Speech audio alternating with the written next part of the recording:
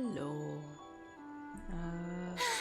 More Being too gambling. popular can be such a hassle. Who knew the people would adore me so Yes. much? Hello.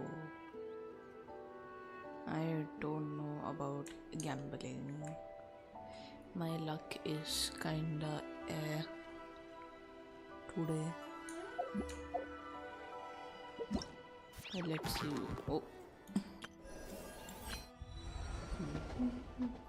Oh, train sounds lovely. All geared up. The hunt begins. Wow. Oh, yeah. Free gems.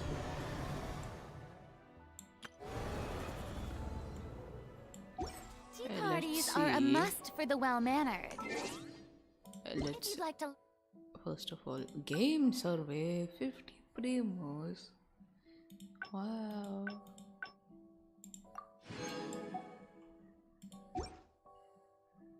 learn the Hee.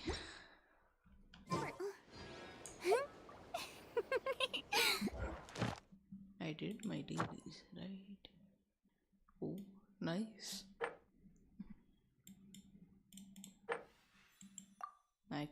Oh, right. These.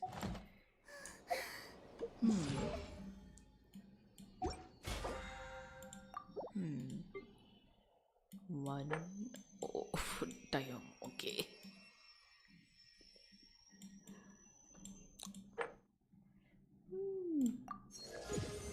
Jump to level 7 straight. Nice. I got the capturing on her. Wow. Damn, nice. 52 on Odette and 14 on Arle. You got both. Nice. Congrats.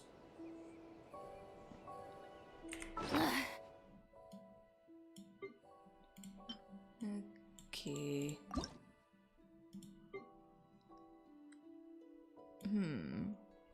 Okay, I don't have anything so far. Boring. Isn't there anything else more interesting to do? You know what? Let's do Odette trial and see how she is. Also, hello everyone that have joined the stream. Stellar conduct and stellar soul.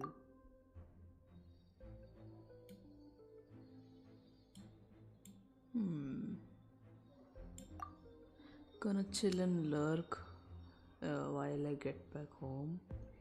Have a good stream. Thank you, Ivy. Have a safe journey home. I'ma come with my another account. Okay, should. Okay.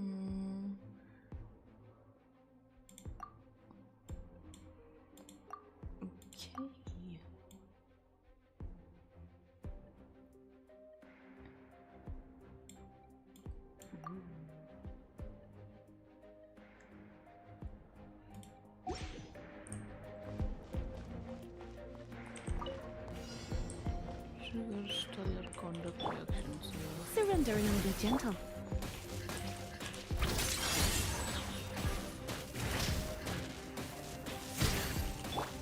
Animal Tech 6308! Alright, only one can stay for fuel.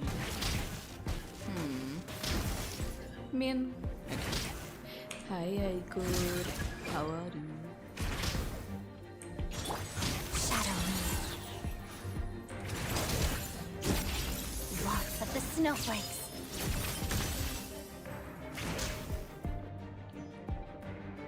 She's so graceful. And also she's very pretty. Also like the the detail on her model in general is so good. Oh, she's eating a salad.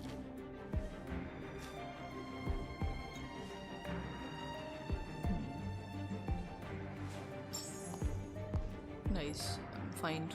What about you? Kinda air right now. Alyosha, we're getting to try Alyosha already. Okay.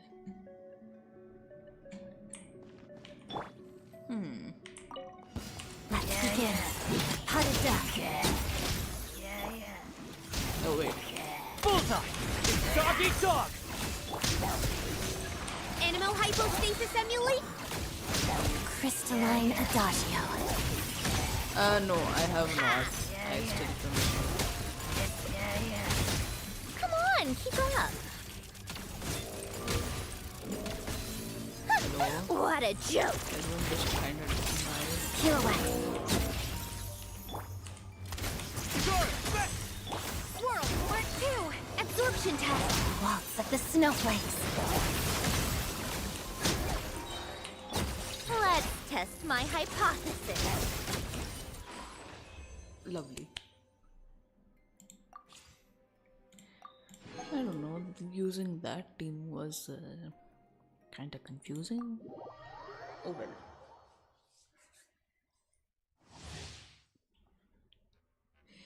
Alyosha's electro character both off-field DPS and healing capabilities.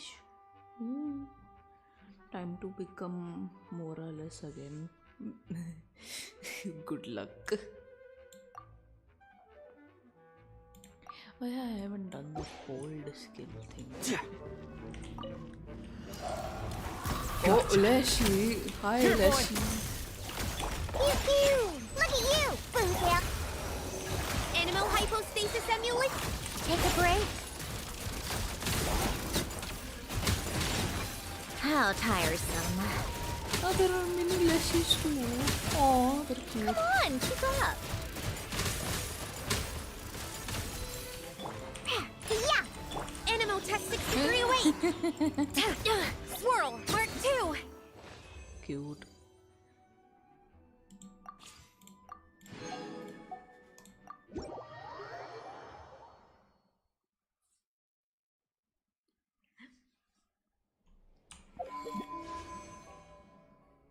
So the thing is with my pulling, I barely have pulls, as you can see. Even with the daily stun, I only have 41 or maybe 42 if you consider that. Pull, damn, Iger is feeding minor demons 6 pity only. Let's hope I get Alyosha at least.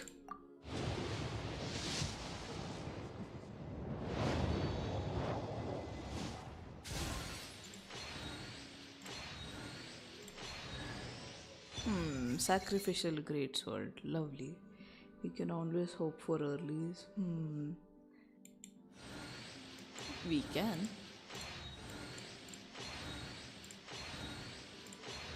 Oh! Hello, I'm Alyosha. Yeah.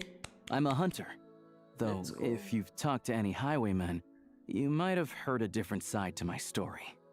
But anyway, let's keep that Feeding between on us that for now. gambling dopamine, of course. Yeah, lovely. We got an Alyosha. And that was, I think, 16, so 26.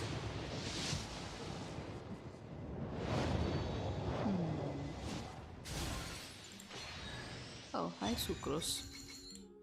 I already have you at C6, I think.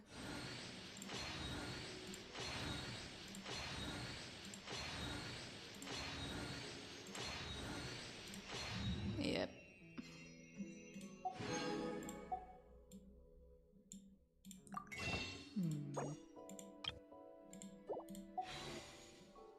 Okay, 26, right? So 36.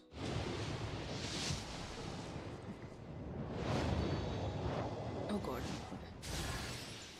Oh wow. Hello. Yeah.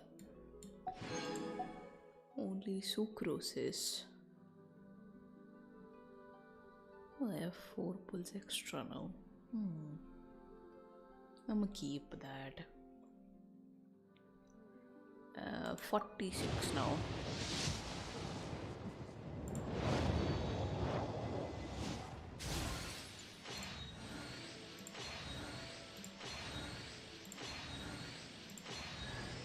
Lynette.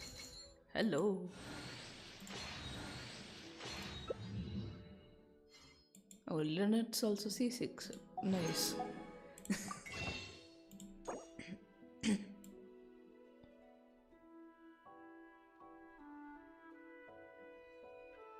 Wait, I think I have 46 PT, right? So let's do a little bit of singles. 47, 48, 49,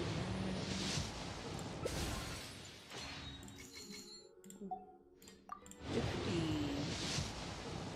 nothing.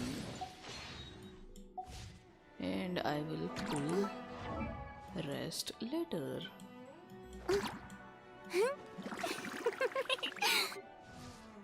Yay, hello. Man, I like that sniper rifle. Lol. It's literally Car 98 look-alike.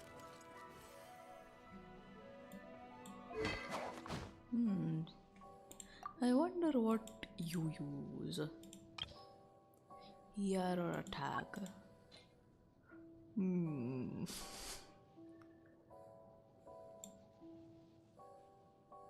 Man, I should really level up these Favonius lances.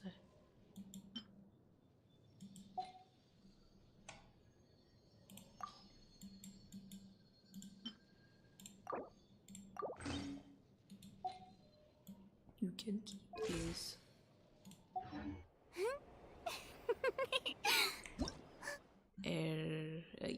Yeah. Leshy, oh.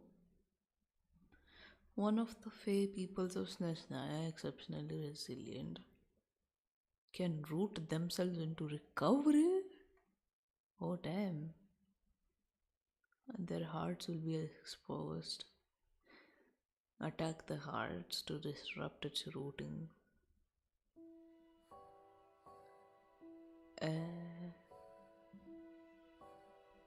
Interesting. Use Favonius. I should cook something. See you later and enjoy. Okay, Iger. See ya.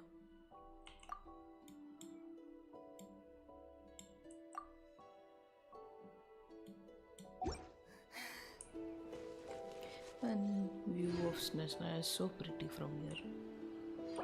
Let me just...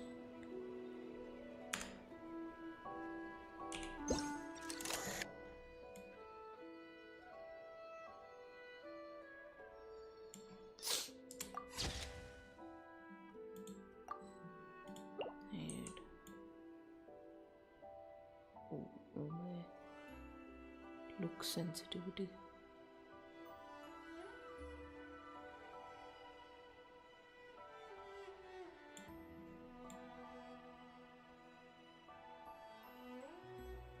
Okay, cool.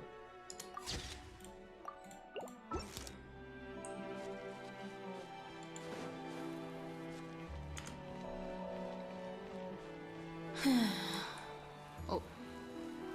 Whee.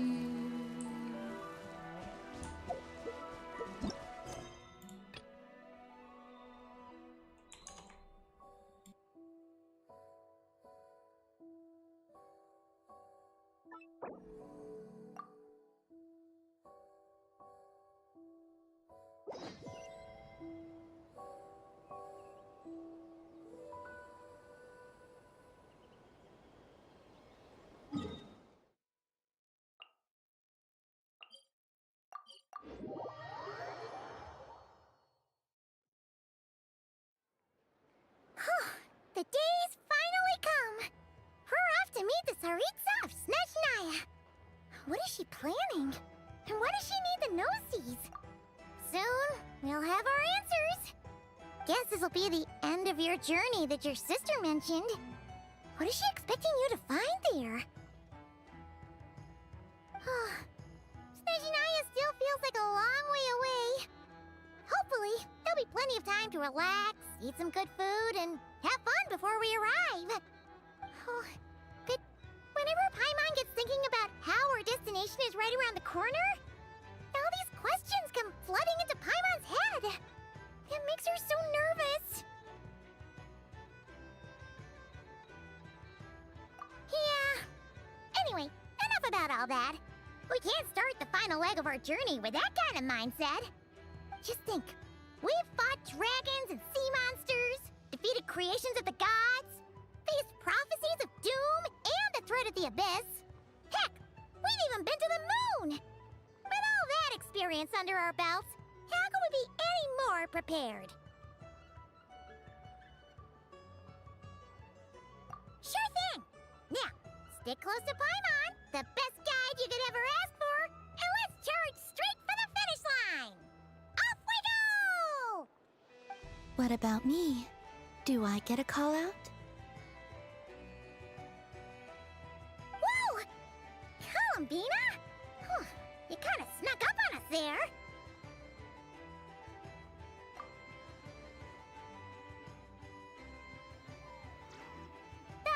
Don't look at Paimon!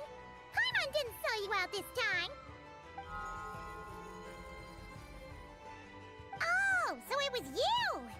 Alright, guess there's no hiding it now. All your friends have gathered at the flagship to see you off. I invited Sandrone too, but she said she had to go back to SNEZHNAYA. She must be busy. She had some nasty things to say about you before leaving. Would you like to hear them? She hasn't changed a bit. Alright, let's hear it. If they're heading to SNEZHNAYA, I'll bet it's to cause trouble for Her Majesty the Tsaritsa. Attending a farewell party for people like that would not be a good look for me right now. Also, please tell them not to count on getting help from a Fatui Harbinger in SNEZHNAYA. Our time working together was not terrible, precisely, but we're on different sides. So when you get there, don't do anything to make life difficult for both of us. Well, that definitely sounds on brand for her. The attitude, the reasoning. Alright, we'll do our best to keep our distance then. No, you've misunderstood. I think she means that she'd like you to go see her. As long as you don't make things difficult for both of you, you'll be fine.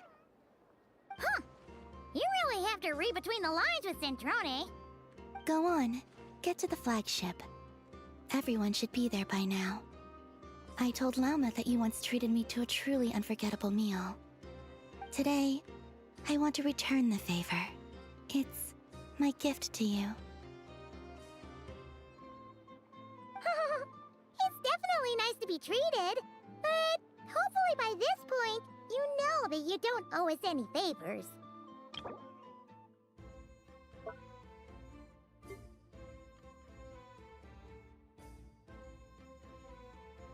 This research looks promising indeed.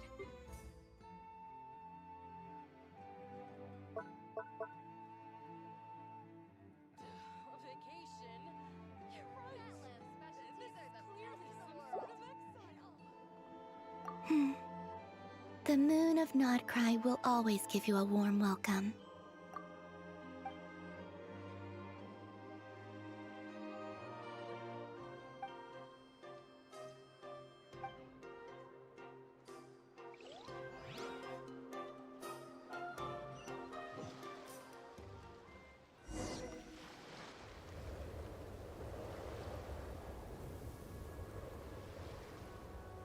Wow! Pure white as far as the eye can see!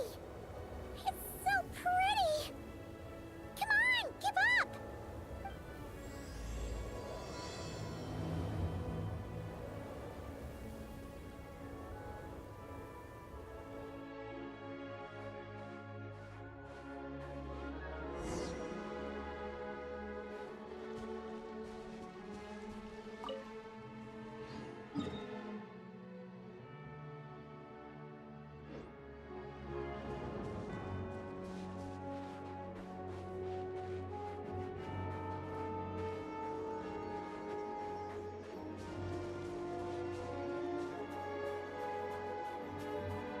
Look! They look similar to the ones in Nodcry! You know, just minus the effects of Kulaki. That's a sure sign that we're officially in SNEZHNAYA now.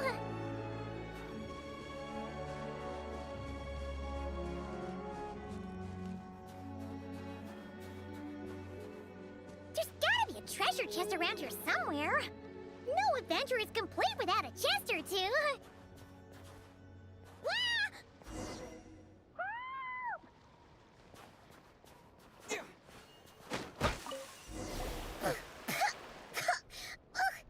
Paimon got a mouthful of snow! Ooh, it's so cold. Paimon's gonna snuggle up to you for a bit to get warm.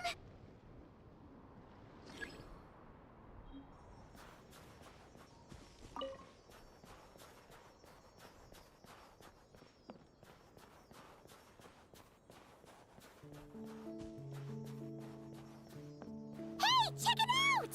Those are bears, right? Oh, look how big and fluffy they are! So cute! Quick, take a picture before the moment passes. Right here. If we get any closer, we might scare them away.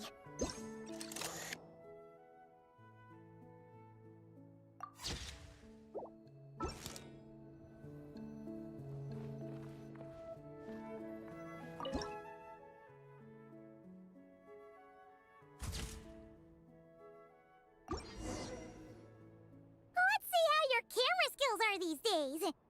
Whoa, wait a sec. Paimon sees something. Come on, quick! It looks like a train carriage!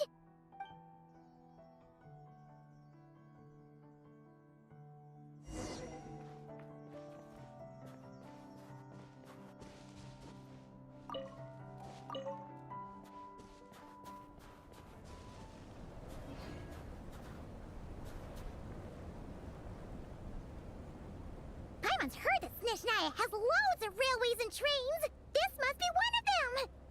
But why is it abandoned?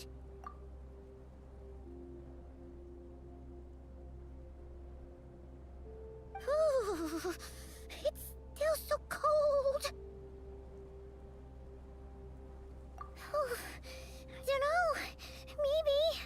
Oh. Also, is it just Paimon or is the snow getting heavier?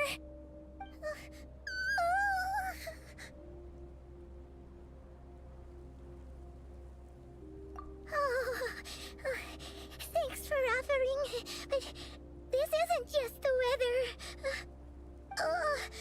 It's hard to describe, but Paimon feels so weird. She's never felt like this before. Everything feels heavy. Getting kinda dizzy, too. Oh, no need.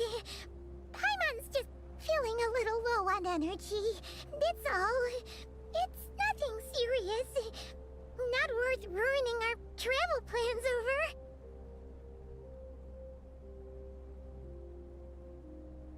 Yep, sure thing. SNEZHNAYA, here we come!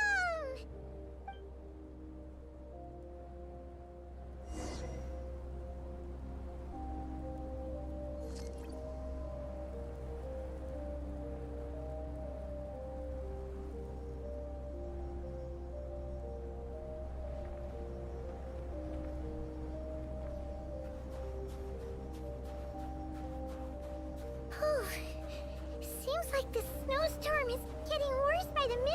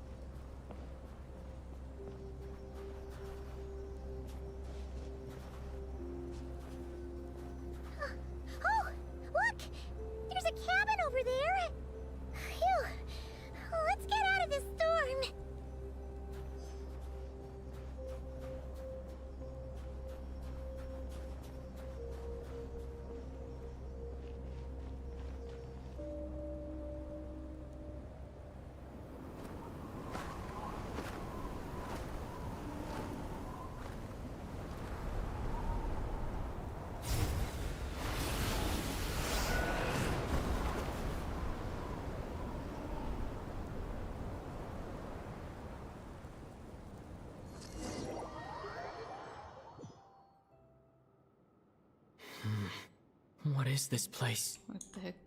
Why were Where's we thrown Paimon? away? I need to find her fast. Why were we thrown away from Paimon? Bruh. Paimon's already not feeling okay. I want to be near her. Paimon! Paimon! I will.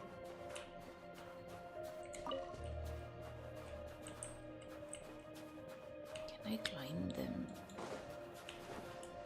I can. Oh, being in contact with them apparently increases that. That's strange. Where could she be? I guess I'll try further ahead. Hang in there, Paimon. Thank God for fireplace.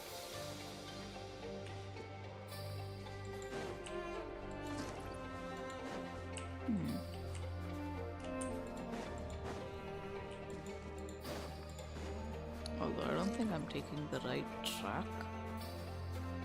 Is that a train carriage? Maybe I can get up from the inside.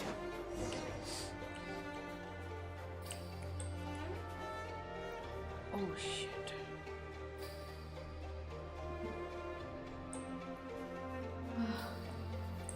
Oh, my head. A reward on the road.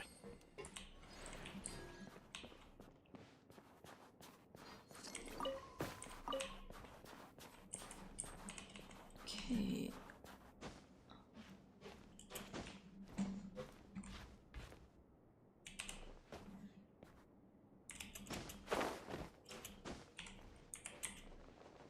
Okay, well. I wanted all that. Wait. Oh.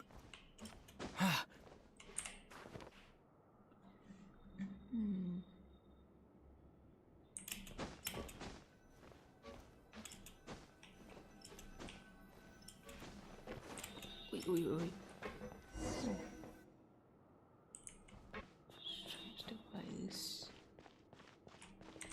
It says here, Kresnik's torch, civilian model. It's definitely getting a little warmer now it's turned on. I really hope Paimon's okay. Yeah, me too.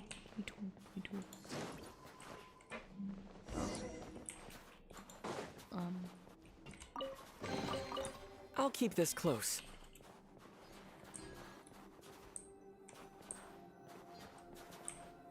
What was that strange sound? I can't tell if... Paimon? Paimon, is that you?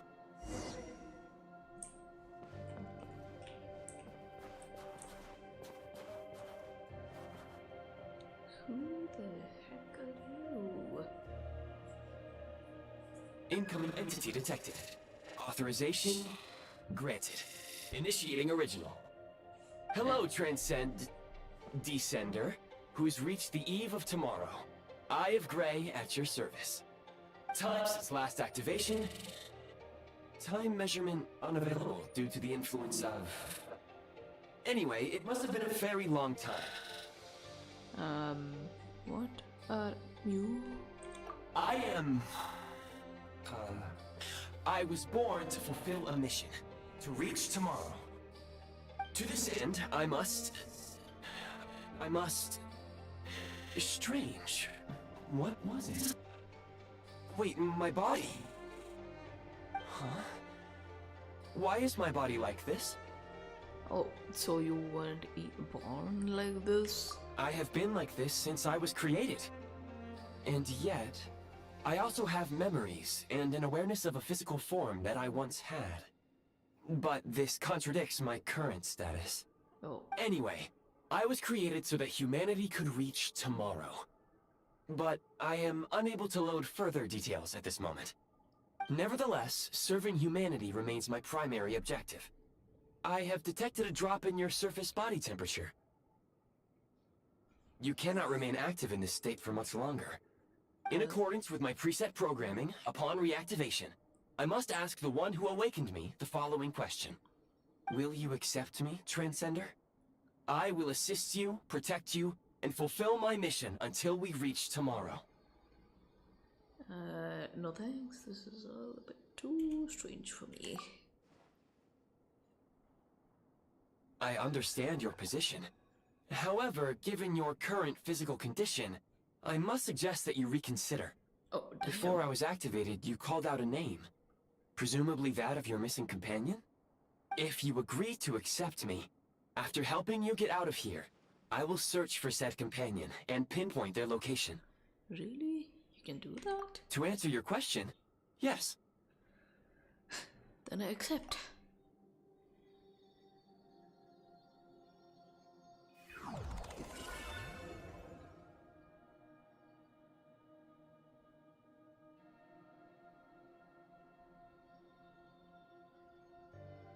You have made a very wise decision. Now that we have reached an accord, you will be my new user. May I ask your name? Traveler? Very well. I will remember this name until the mission is complete. What is your mission exactly? I need to recover my body, retrieve the power to unlock tomorrow, and help the suffering masses to reach the far shores where the empty ark floats. I can sense my power scattered across this ice-covered land. I even have a vague sense of where it might be found. But right now, that is not essential. The key right now is you. You must survive and reunite with your companion. Alright. They live. Tap on a Fab Vision to enter build Prime Ice mode then. Preview. Interesting. You may now execute the command, Demolish. Use it to remove the Prime Ice blocking the path and obtain Prime Ice units. Prime Ice unit count has been updated.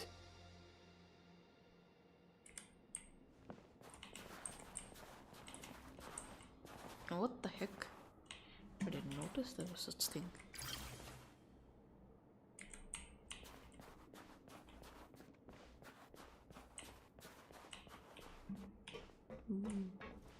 Cool.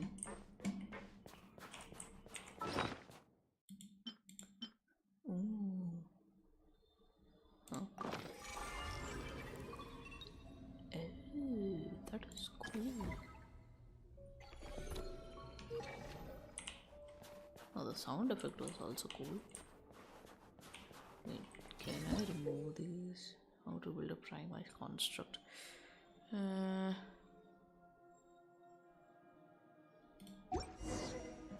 You may now execute the command, Build. Use it to create a Prime Ice construct to prop up the door.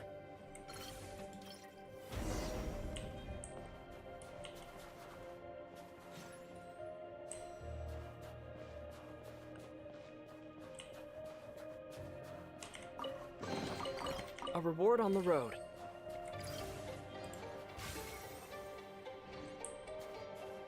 Yeah, how about this? Should I take some of these? I shall take some of these.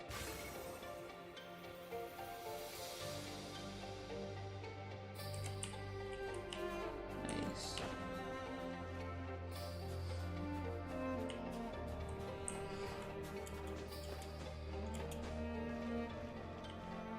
Scanning local environment. Exit has been sealed off with ice.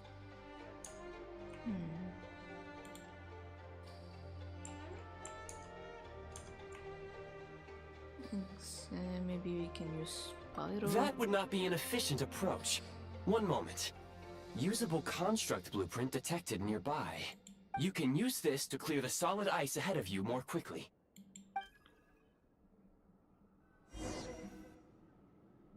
Prime Ice constructs.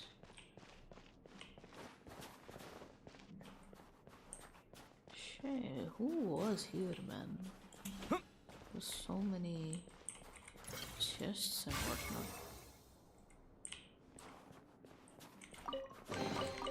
I'll keep this close.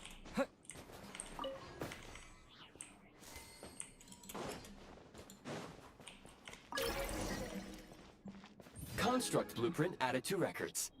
You may now execute the command, Build Heat Source. Generate a temporary heat source to rapidly melt the solid ice. Yeah, nice.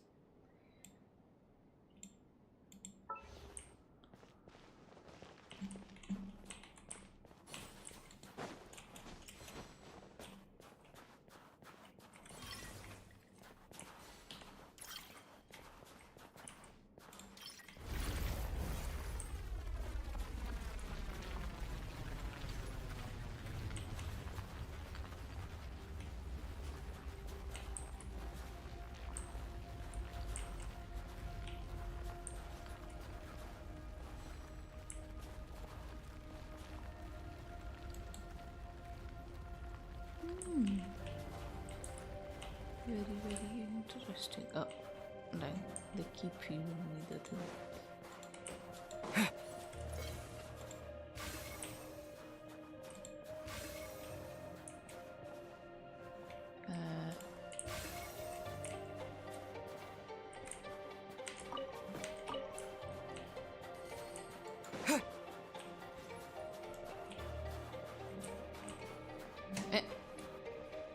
Ice just grows back.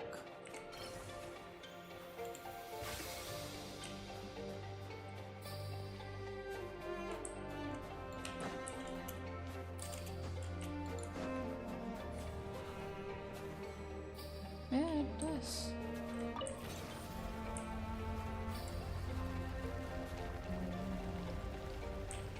Oh, I can totally melt it, huh?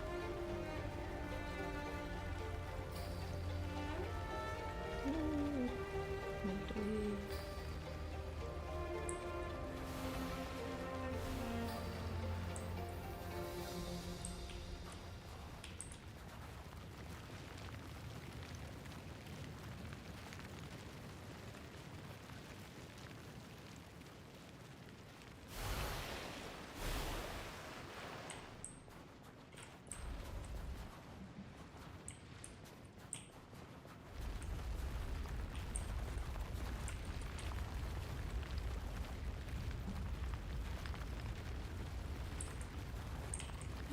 Interesting.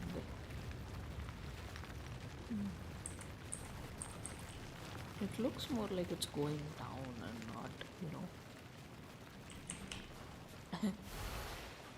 melting. Yeah. Oops.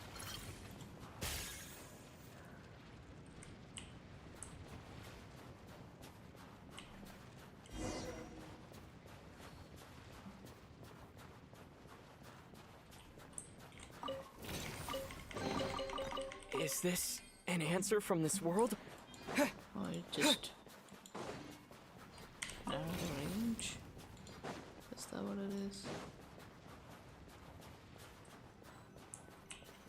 My scan indicates the path is straight ahead. I recommend we proceed.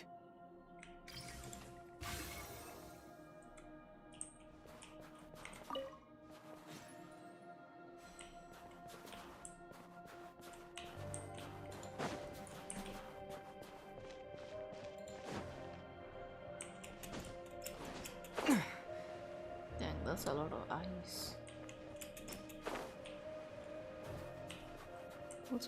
What the heck? These eyes looks like they have bubbles trapped in them. That is so funny. Yeah. Can I melt them? Then I guess I should just build a heat source. Yeah. Holy shit. That helps.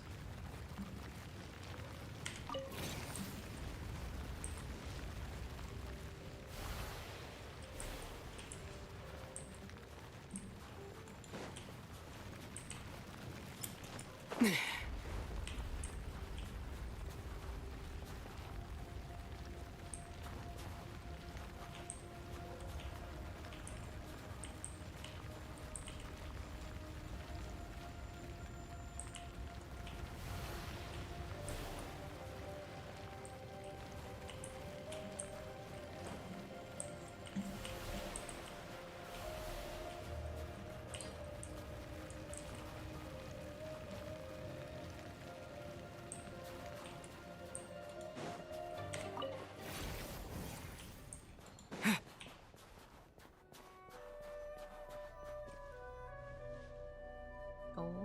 Kresnik Crystal located. Please collect at your earliest convenience.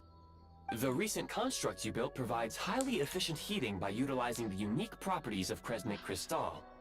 Unfortunately, prime ice constructs have a very short lifespan and cannot be stabilized during the development period. Hence, the authorization to use Kresnik Crystal was granted. That said, I have already forgotten what warmth feels like. Maybe when you get your body back. Yes. Perhaps then, we can warm ourselves by the fireside together. But for now, All you need to remember is this. If you collect Kresnik Crystal, I can extract the energy within and use it to maintain your body's surface temperature. Cool.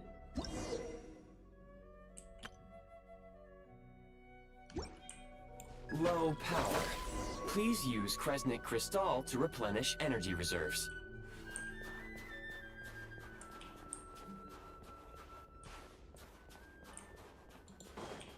Signs of physiological activity detected in the distance. It is highly likely to be your travel companion, Paimon. Go. Go now. Be reunited and sing together. May all the people be united as one. May all of life rejoice in unison. You okay, bud?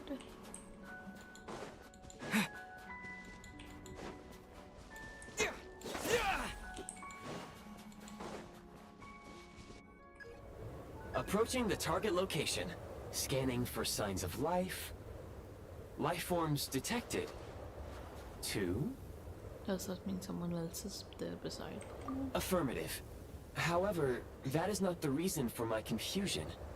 According to my database, this location is a train station, meaning the number of life forms is unusually low. Real-time environmental data suggests that the train station may no longer be in use. But whatever the situation, please exercise caution. Let's head inside and take it from there. Oh wow, doors opening actually. Paimon! Paimon!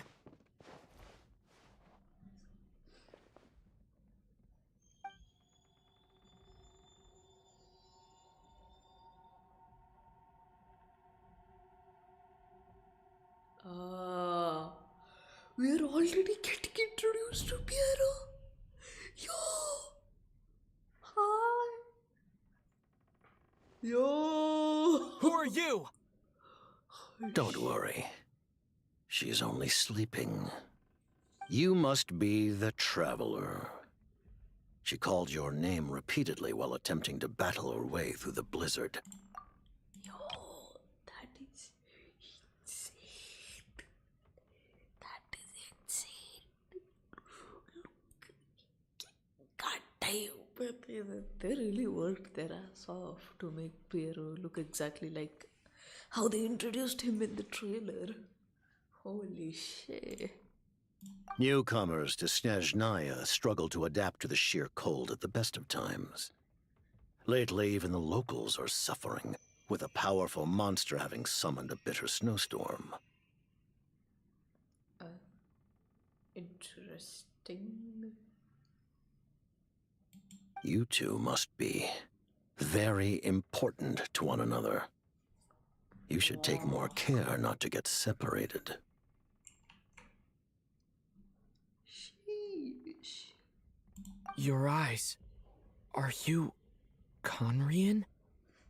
There are indeed some Conrians left in this world who survived the cataclysm. But I doubt that is news to you. Yeah, that mouth It would is be cool. unwise to interrogate my identity here. Focus your attention on your travel companion instead. We will meet again very soon. All right. Sheesh. The unidentified subject has now left the area.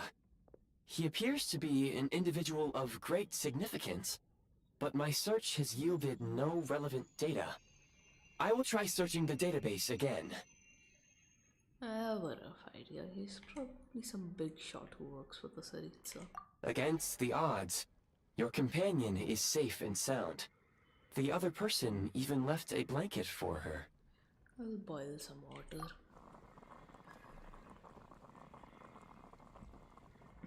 Oh, oh no, Paimon.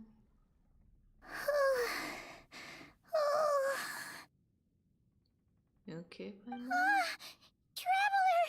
Oh, thank goodness you're okay. Paimon was so worried. She looked everywhere for you.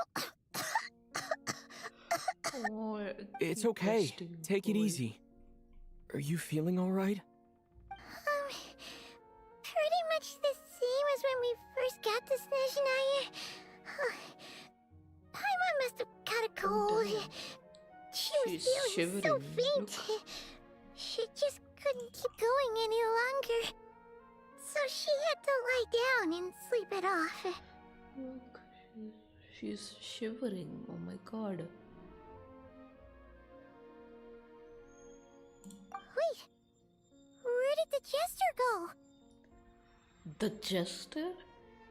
That was the jester? Yep, the director of the Fatui. The Jester Piero.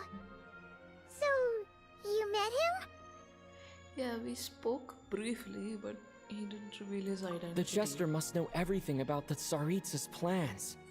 But there's no way he'd tell me just like that. We might well have ended up clashing. Well, he was right about one thing. Right now, the most important thing for me is to take care of Paimon while she's unwell. He had no intention of explaining his motives, and he left in something of a hurry. Hey! What the? Who is that? Right. Oh, I found this in an ice cave. It looks like half a pair of goggles. How amazing! A self-aware, talking pair of goggles. SNEZHNAYA was once the land of the Fae. There are many ancient creations here that I'm sure would broaden your mind further still. Mind you, my database is also expanding as we speak. You must be a rare creature yourself. And the Eye of Cry helped me find you. Oh, wow! Well, thank you so much. You've earned yourself some of Paimon's favorite candy. Oh, but by the looks of it, you probably can't eat that, can you? Goodwill detected. Instead of candy, perhaps I can suggest my preferred strategy. Please clean me regularly to keep me operating at peak efficiency. Oh, that makes sense. Every pair of goggles needs wiping clean once in a while. Sure thing, mister. Aw. Anyway, back to the jester for a second. Paimon's still confused about something. When he first showed up, he already knew Paimon's name. And he acted like he expected Paimon to know who he was, too. Paimon could tell that he was Conrian from his eyes. And he definitely seemed like someone pretty important. But beyond that, Paimon didn't know anything about him. It was only later, after he rescued Paimon from the snow, that he properly introduced himself. That's the only reason Paimon knows he was the jester. So he knows you? Is that why he was here? He came looking for you. Oh, seems unlikely. He ran into the snow following the sound of Paimon's voice, with a really anxious expression on his face. He didn't act like someone who knew she would be here in advance. And after bringing Paimon here, he just stared out at the snow. He didn't do anything to Paimon at all. In fact, he barely said anything. Wouldn't even answer any of Paimon's questions either. Paimon didn't feel unsafe around him, and he didn't seem to have any ulterior motives. For all we know, he might have just ignored Paimon's questions so she'd give up and go to sleep. Please allow me to interrupt. Fatui and director are unfamiliar terms. May I ask for clarification? Wait, you've seriously never heard of the Fatui? Oh, they're like the Tsaritsa's inner circle. Really powerful people. And the director is their boss. Understood. Since they hold elite positions and serve their god directly, it stands to reason that they would conduct themselves with due decorum. I am inclined to agree with your assessment, Miss Paimon. I did not detect any ill will from the gentleman in question. I see what you mean. Sorry, I shouldn't have encouraged you to talk so much. Paimon, new plan. Let's get out of SNEZHNAYA for now. We can come back after the weather clears up and you're all better. The jester mentioned that this snowstorm, being the work of a monster, is worse than most. Even if we made it to Snezhnagrad, we'd still have to wait out the storm before we could do any exploring. Oh, well, it's really nice of you to look out for Paimon, but she doesn't want to hold you back. We were really psyched up for this journey when we first set off. Just think of all the burning questions we have. If we turn back now, who knows how long it'll take before we finally get answers. Further information is required regarding the monster situation. But objectively speaking, there is another, more pressing issue at hand. Oh. At this point, we have traveled a significant distance into the blizzard. Were we to turn back now, the road would be extremely treacherous, especially since we would need to travel on foot. If, however, we continue onward, there may be a better solution. Do you remember what I said as we neared this location? I told you that this is a train station. While it has evidently fallen into disuse for unknown reasons, the tracks remain intact. We can break through the blizzard and forge ahead by driving a train. That is the SNEZHNAYAN way. There is a small town up ahead, which would be the perfect place for Miss Paimon to rest and recover. Paimon thinks Goggles here makes a great point. Let's do that! Are you sure you're up to this? I don't want you to push yourself. Oh, come on. Don't worry. Think of all the traveling we've done so far. When has Paimon ever gotten sick before? Practically never. 'Cause she's in great shape. Sure, she's a little tired right now, but it's sure to clear up on its own.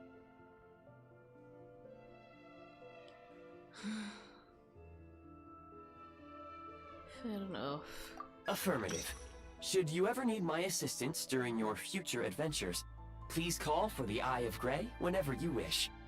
Otherwise, I will remain silent to avoid causing any unnecessary distraction. Now, please follow me to the train tracks. Nope. I'll keep this close.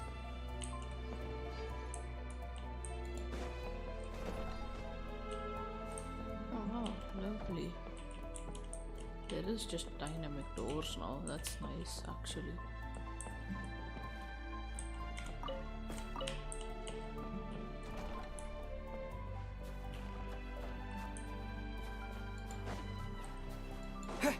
Please confirm when you are ready to depart.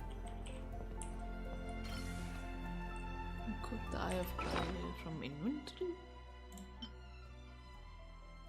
Oh. Okay, we got our fourth gadget finally.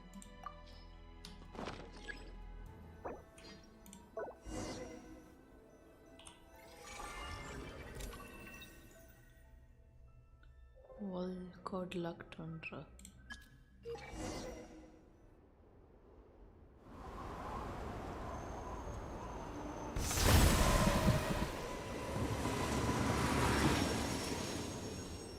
Oh shit.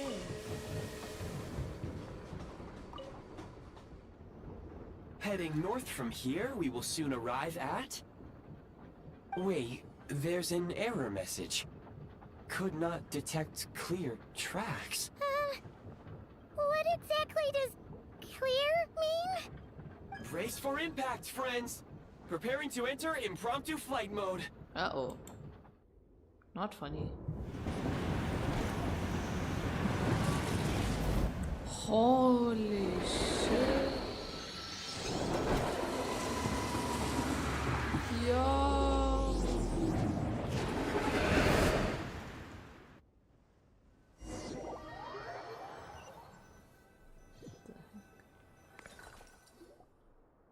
How strange. Not only was the station's status different from my records, but even the railroads and the terrain itself have changed substantially. Paimon, are you okay? Yeah. Thanks to your quick reflexes. My sincere apologies for putting you in danger. Sorry. I'm afraid I'm as confused by all this as you are. You need to find a way to update your data banks. Agreed. This is likely a consequence of outdated railroad data.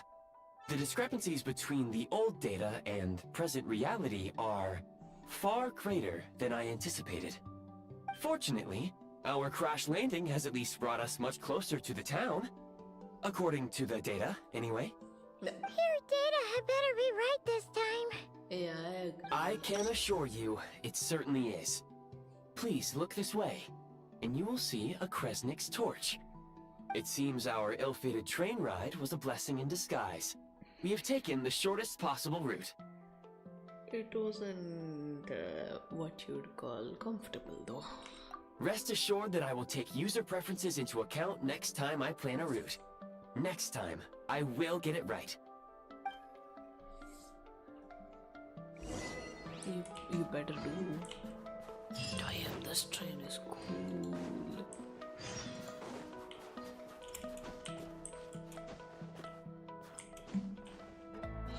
Sheesh. Oh hey. Lovely. I do not want to get in a fight already. Oh, oh, you're chubby and cute.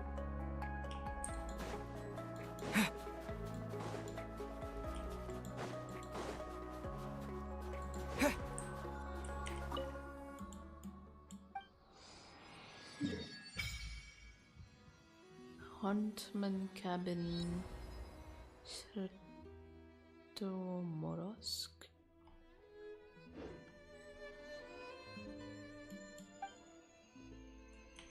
Oh, resonate. Come on. Hell yeah.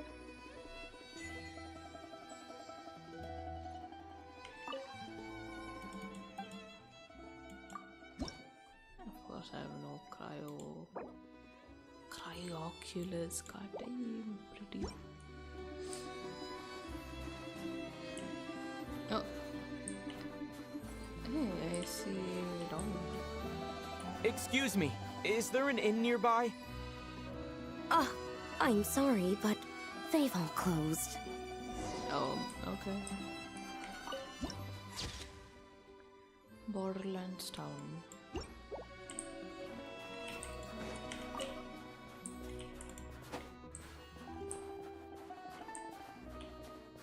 Sorry to interrupt. We're looking for a place to stay. I can't even afford to warm my own house, let alone run a business. Okay, I do no need to be rude. Place your fruit.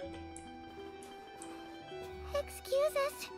Is there anywhere we can stay around these parts? I'm afraid not. You'll have to try your luck somewhere else. Try my luck somewhere else and oh hey there. Hold on, the branches in the sky. Just noticed. Ooh. Cool.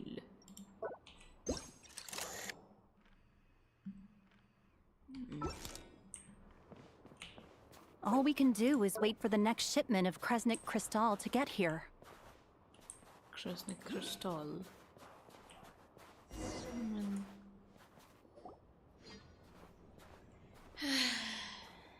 Hi there. Do you know if there are any inns still taking guests in this town? Doubt it. They're probably all closed. No one has enough Kresnik Crystal to heat their own homes, let alone a business. Oh, what a bummer. I clocked you a while back.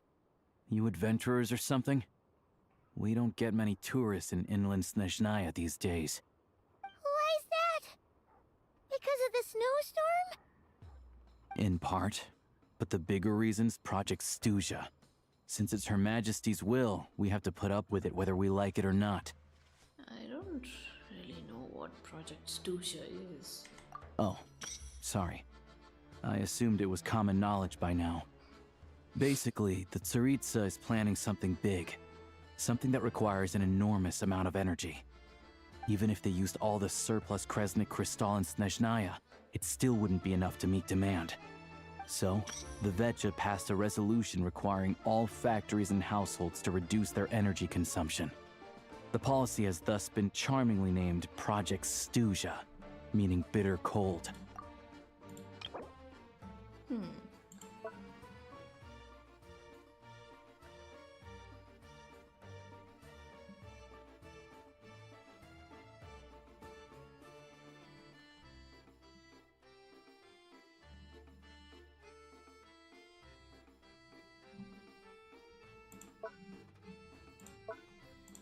Vetja Council, okay.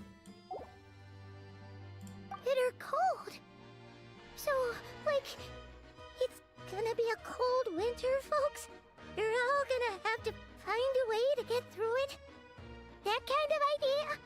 Pretty much. When you're broke, you scrimp and save. When it's cold, you huddle together for warmth. There's always a way to stretch things out to make ends meet. Trouble is, if you stretch someone out like an elastic band for too long, who knows if they can ever bounce back. You know what? Come with me and see for yourself. Oh, dang. Okay.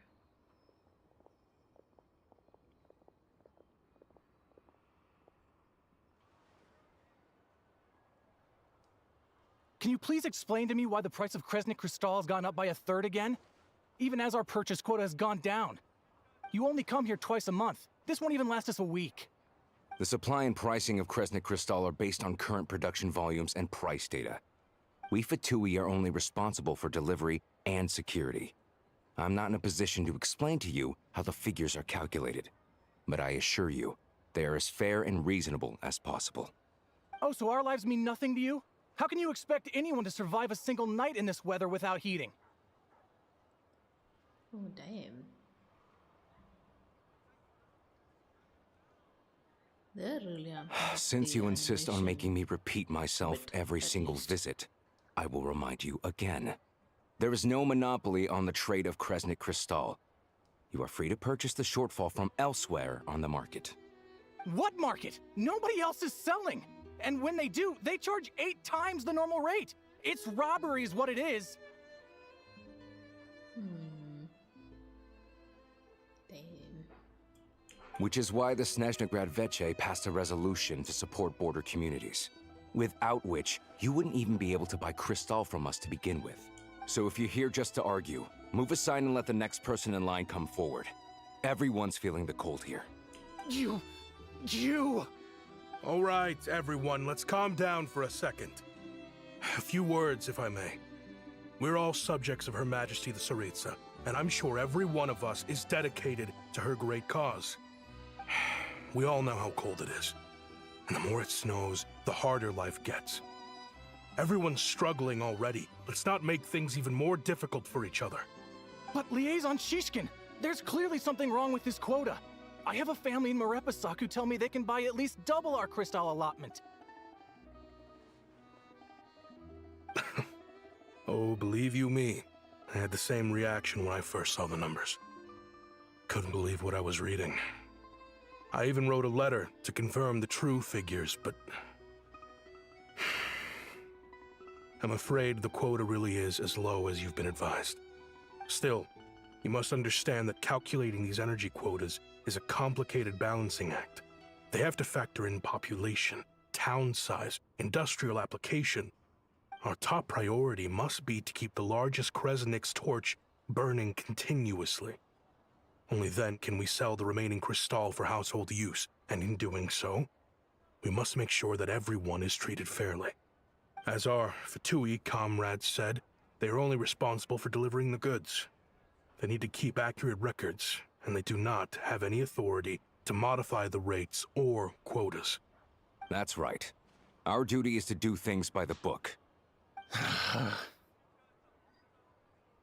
Tell you what, listen, I know how anxious and upset everyone is. As a matter of fact, I was just discussing it with the mayor. What we can do is open the lower combustion chamber of the Kresnik's torch to the public. You can come to me directly to register, and I will allocate time slots accordingly. I can't guarantee there'll be ample energy for household use. We can at least make sure you'll be able to boil water and cook food each day. Let's hang in there and make this work together. All right? Fine. I don't see any alternative.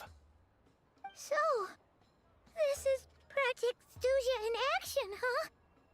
Oh, no wonder nothing's open for business.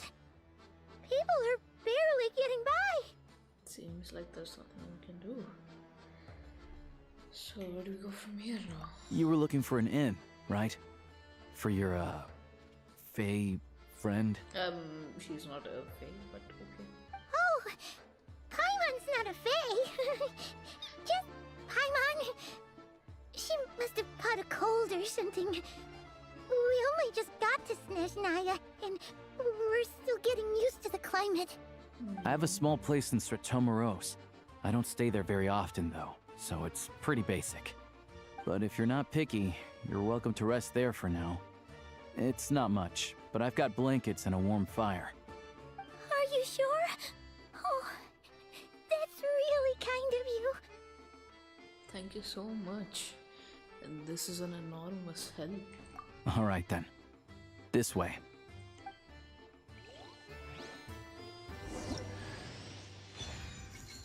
Oh, lovely. I have... All geared up. Yippee. Wait a second, there's a Oculus somewhere though.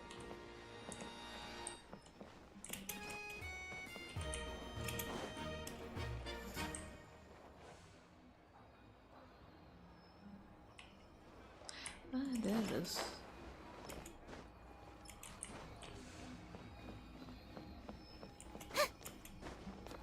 It's on a valve.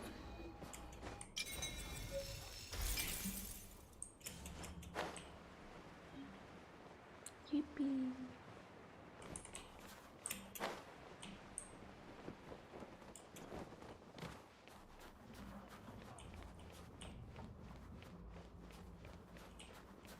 Oh, it's up. Bye.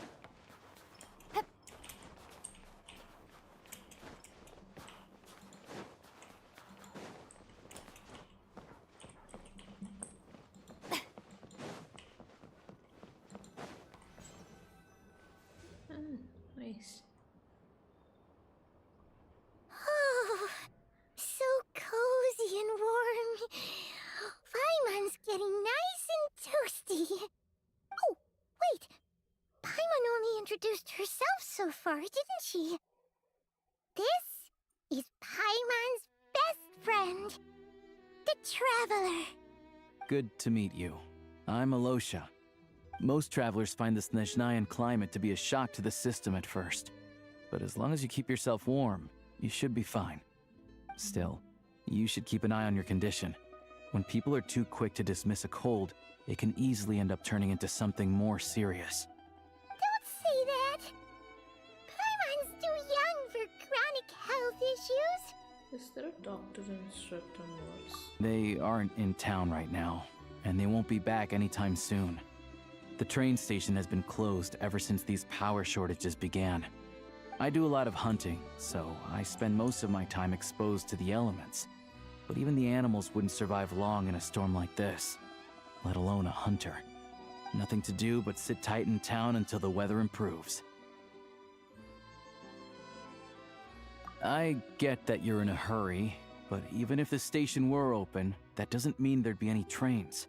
We could end up stuck here for a long time, I'm afraid. What? Your own train? Wait, hold on. That train? The one that suddenly fell out of the sky and crash-landed on the ice? Oh, we got lucky and found it in a cave. Oh, then our luck ran out and we had a little accident. Pretty crazy for a random find in the mountains. Well, As long as your train's good to roll, you might get to Snezhnagrad after all. I've been doing some digging recently. Turns out, the real reason for the current energy crisis in Stratomeros is that some of the supply is being seized for a private stockpile. But to expose what's going on, I need to catch them in the act. So, I'm heading off to catch a rabbit. Huh? Wait, a rabbit stole the crystal? It's a figure of speech. Real rabbits couldn't pull this off. They'd prefer carrots to Kresnik Crystal anyway. Shishkin, Mr. Positive Attitude, let's all get along now, shall we? Him? Really? Paimon never would have guessed. Huh? You're coming with?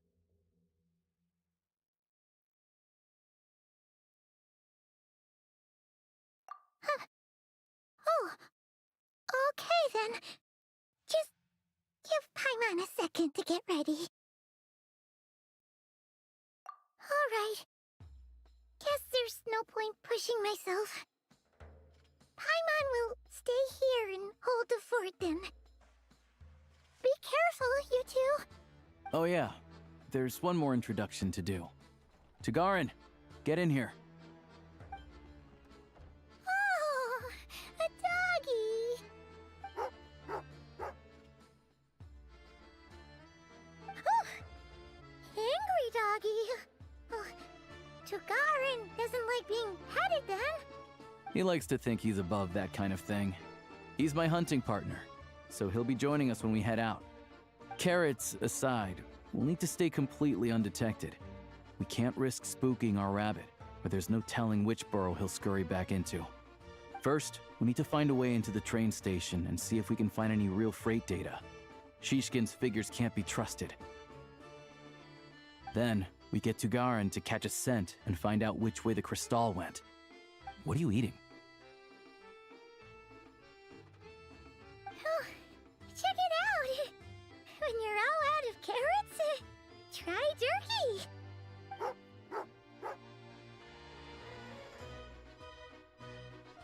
Good doggy. Good doggy. A fellow dog lover, huh? Yup. And rabbit lover. Carrots are great too, you know. Good to know. Eat up, Tagarin. We got a lot of work to do.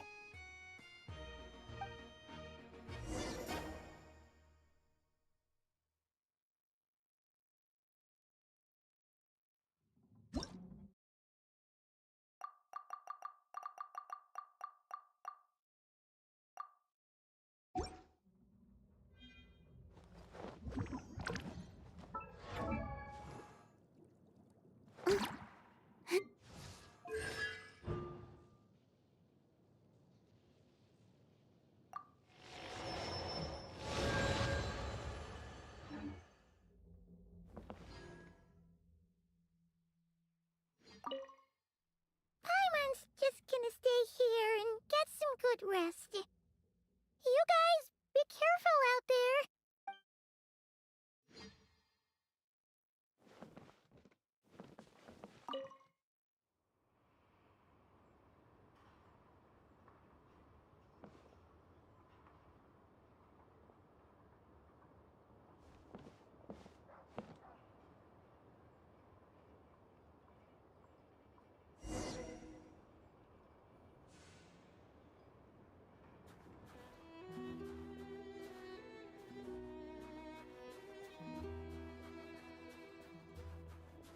Wait.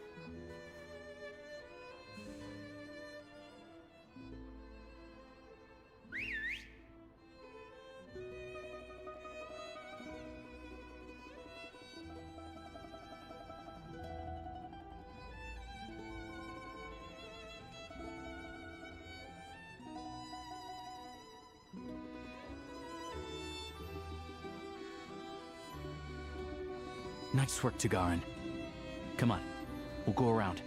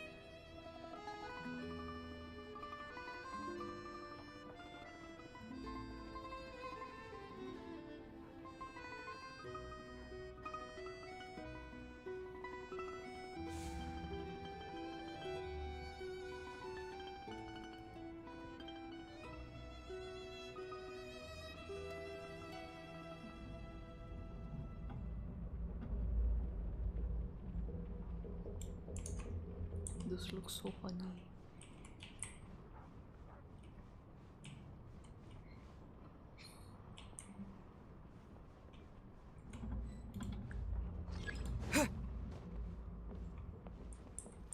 This way. We'll enter from the upper floor. Oh shit, dude.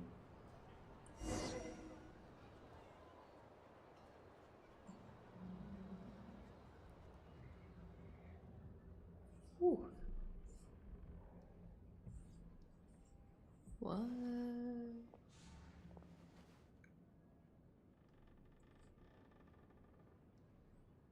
There we go. A freight list. Straight from the Fatui. So Shishkin won't have had the chance to doctor the figures. Looks as new as the day it was printed. I guess no one bothers reading these unless they have ulterior motives. If they did, there'd be no loopholes for him to exploit. Yeah, this is all we need. Come on, let's get out of here. Then go track down the crystal. How do we do that?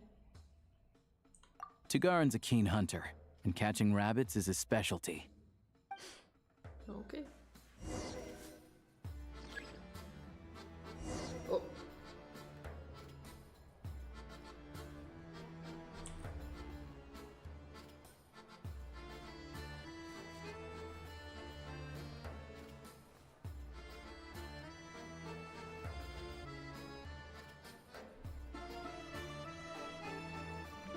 We are playing as Tugarin now. Amazing.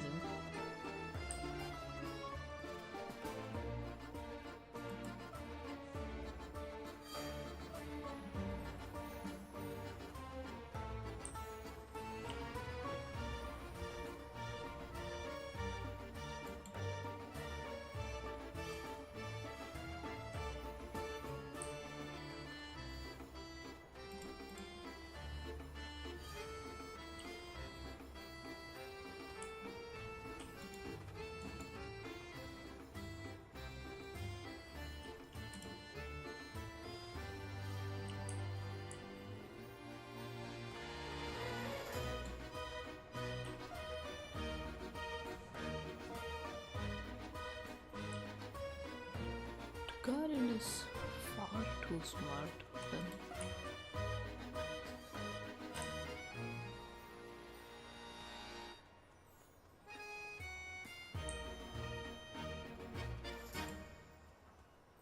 But if he picks up the scent of crystal somewhere and there's no stove around, that's how we know something's up.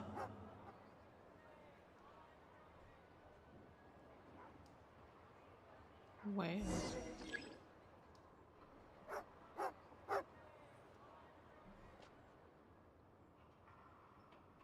This must be the rabbit's warren. Good job, boy. Sure enough, there's a tunnel. You stay here and keep watch. I'm gonna take a look inside.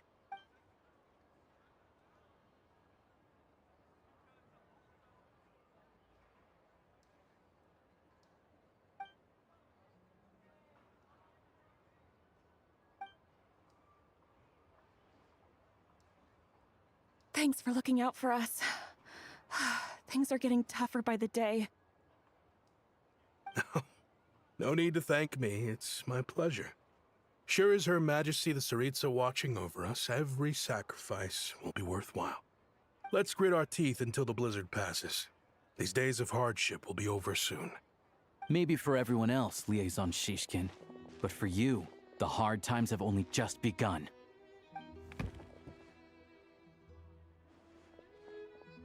Huh? Who are you? What's the matter?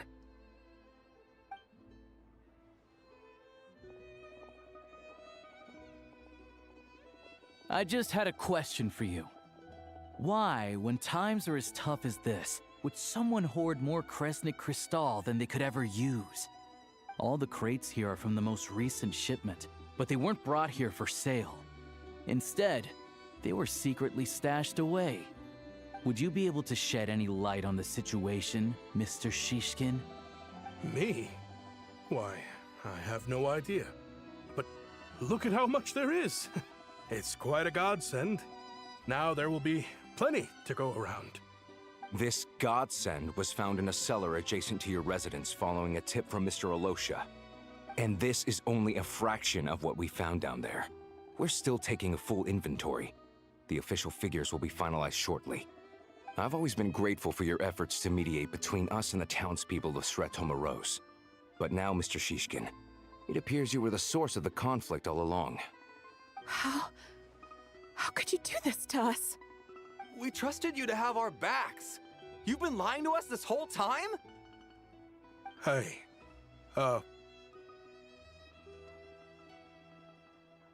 I owe you all an apology. I'm sorry. I'm so very sorry.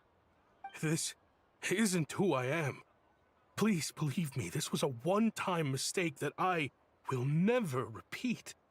We all know how difficult life has been since Project Stuzha came into force. Energy is an increasingly scarce resource. People everywhere are getting desperate. But some places have been hit harder than others. I grew up in Alatir, a small village with no train station. Deliveries of Kresnik Crystal have ceased there entirely.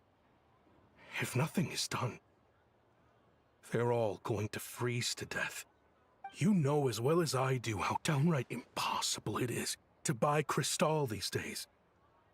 The thought of my poor mother and father, with no one to help them, I felt so afraid. I watched as energy grew scarcer by the week, all the while knowing that their lives were at risk.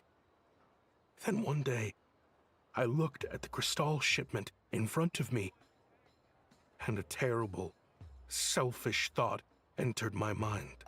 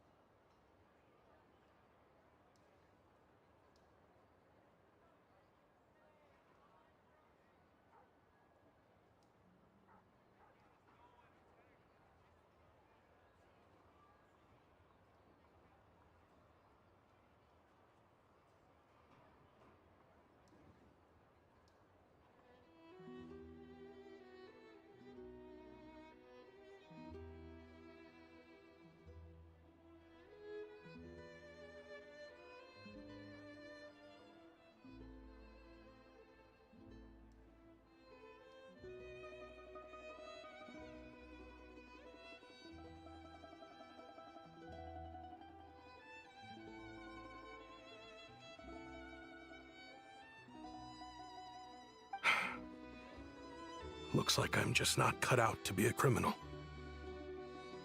I'm so sorry. Once the Fatui have finished their count, you'll see that the numbers match their waybill.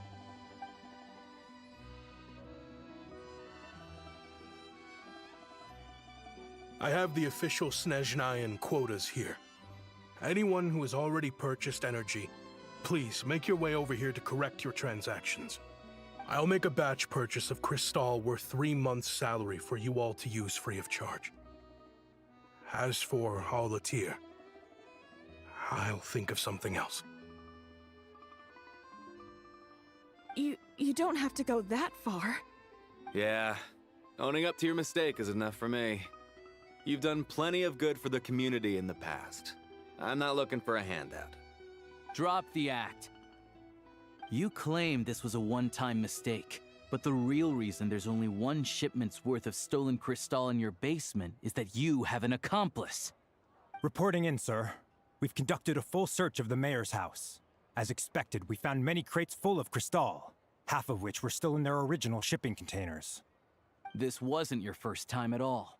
You've been colluding with the mayor of Stratomeros for a long time now. The train station's currently out of service, but it does open for a short window every time there's an energy delivery. And every time a train pulls in, you're there on site to take inventory and oversee the workers unloading the cargo. The mayor handpicks said workers. Per his instructions, they transport the crystal by tunnel at night to the mayor's house, and he sells it out of town. But since he can't get the goods out of town by train, he had to arrange an alternative method of transportation. This meant slower sales, which gave me plenty of opportunity to catch him in the act. Wait, the mayor's involved in this too? Preposterous. What proof do you have of any of this?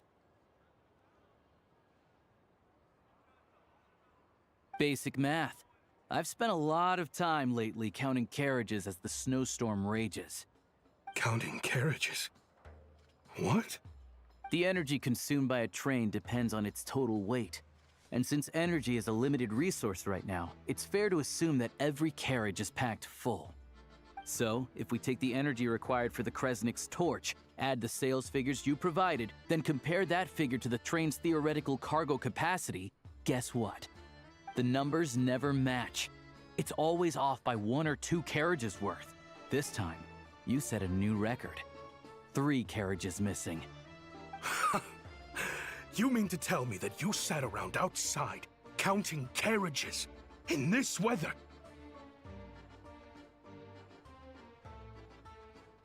I'm a hunter. I have 2 options. Hunt or starve. Well, I've heard enough. The evidence speaks for itself. Take Shishkin and the mayor into custody and escort them back to Snezhnagrad.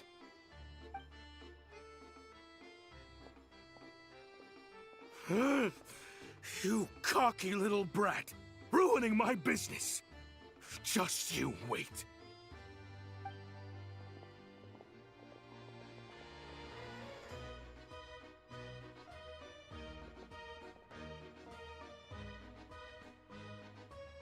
Yeah, something felt off, so I just followed my gut. Math isn't my strong suit, though.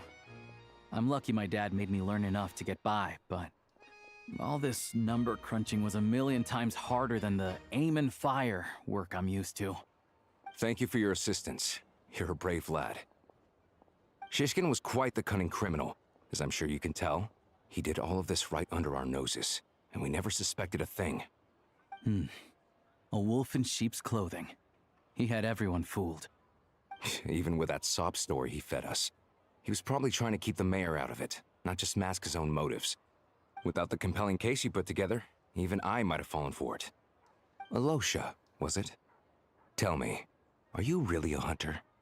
We can go find some wild animals if you want. I'll fire off a couple of shots, and you'll see whether I'm the real deal. I didn't mean to cast suspicion on your identity. It's just... well, I'm sure you've heard of the Rokot. Recently, they've been recruiting people with your kind of talent. They hide in plain sight under false identities, working against Project Stuzha, sometimes directly opposing the Tsaritsa herself. They aren't a violent organization, and their goal is to improve the lives of the common folk, but still, As a member of the Fatui, I wouldn't be doing my job if I didn't keep tabs on them. First I've heard of this. I don't really keep up with what goes on in the city. All I know is, people who don't mind their own business in the city end up paranoid about everything. As for me, I just couldn't stand Shishkin. I'm from Alatir myself, and I can tell you, nobody's lived there in years. Why would an abandoned village need Crystal? Of course, no one really cares about the fate of that place. I'm guessing today is the first you've heard of it. I see. It does sound quite tragic. Really. Well, thanks again for your assistance, and your friend here too. I will report this incident to Snezhnagrad. The Fatui will take over energy distribution until new officials are appointed. We'll also ensure that the train station resumes normal service as soon as possible. Looks like it's my turn to brush up on math now. I never liked it as a kid either.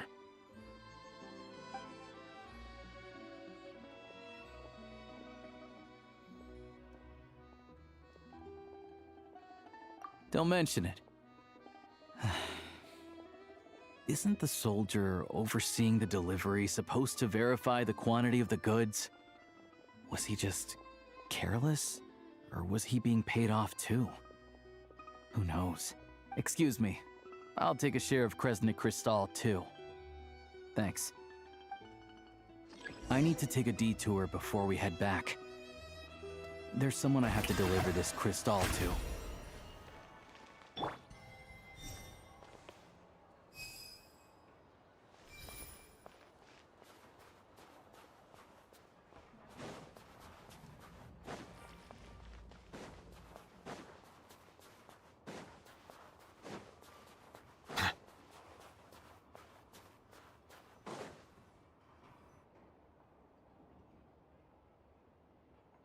Hang tight for a moment. This old lady, she doesn't really know who's who anymore.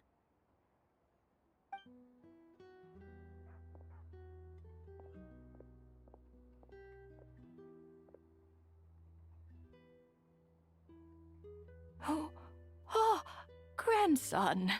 It's so cold today. You must be... Ma'am, it's me, Alosha. Alosha? Alosha who? You know me. I came by earlier today. Cleaned the ashes out of your stove, gave you some warmer bedding, and washed your back.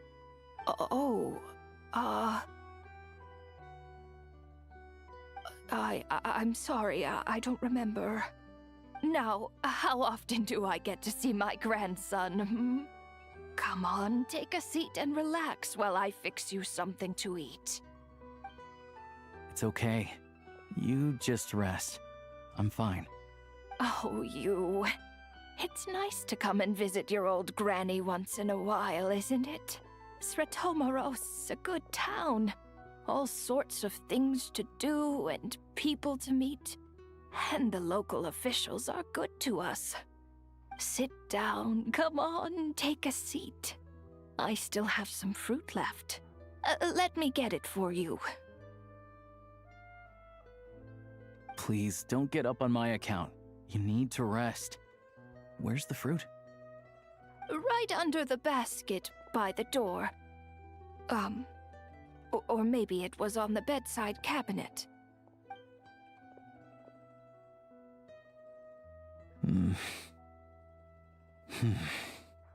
Well, grandson dear, do you like it?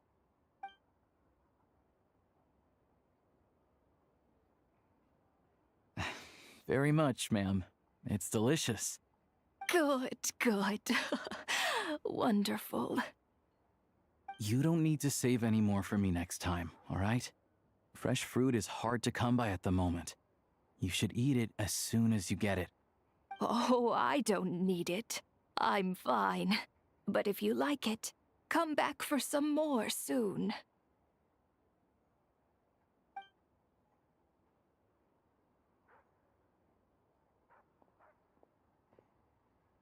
Some kind soul must have given these to her. But she always saves the nicer things for special occasions. I met her at the market back before her health began declining. She was a lovely old lady. We're from the same hometown. Not many people have heard of Alatir. And if they have, it's usually for all the wrong reasons. There's a gang of highwaymen that came from there. Now that it's an abandoned village, it's rare to find anyone who shares fond memories of our hometown. So after we got talking and realized we were from the same place, we decided to keep in touch by letter. I first learned of Stratomoros's energy supply problems from a passing comment in one of her letters. Then, after her health went downhill, I started visiting more often to check in on her. The town's been in decline for a while now, but because of her memory problems, she thinks of it as the bustling, prosperous Stratomoros still in its heyday. That said, I kinda appreciate her optimism. There's not much of it going around in this world of ice and snow. It's fine. Everyone grows old. In Snezhnaya, some people believe that in your final moments, you'll sense a familiar presence by your side. You turn to look at them, but their face is blurry. So you focus hard, trying to make out who it is. And when you finally see their face, the Grim Reaper reaches out and takes your life. She still calls me grandson, though. So at least I'm not a blurry face in her world just yet. Come on, let's get back and see how Paimon's doing.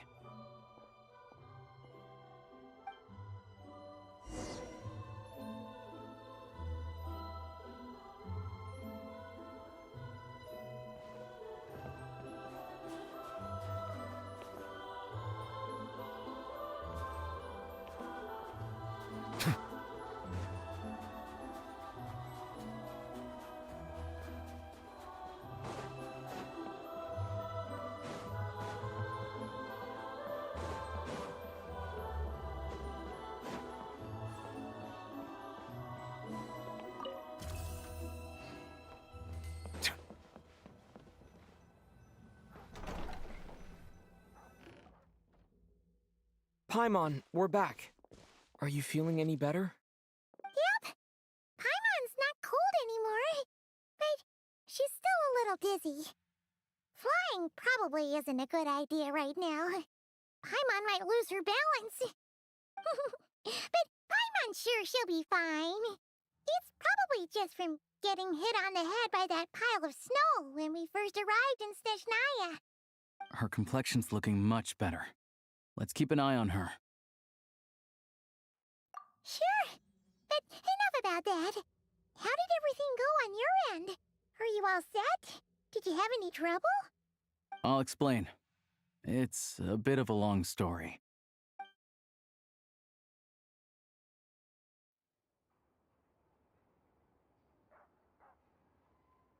Jeez, you guys got pretty busy.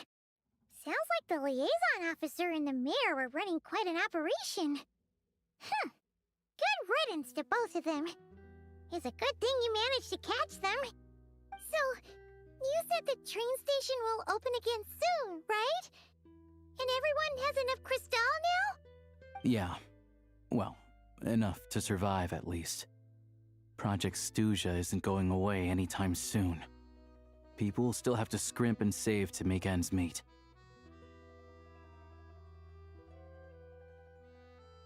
Don't know. The goal of Project SNEZHNAYA is to gather energy for the Tsaritsa, but no one knows where that energy's going. It's never been made public. The thing is, we were told that the project would only last for 6 months, but time and time again, they keep extending it. Extending it? Does that mean the Tsaritsa's plan isn't going very smoothly? That's what everyone suspects. In principle, any proposed extension needs to pass by majority vote in the SNEZHNA Veche. But even though opposition has been growing, any detractors end up caving into political pressure from the rooster, Pulcinella. He's the chair of the SNEZHNA Veche and a key figure in the voting process. He has the backing of many powerful and influential people.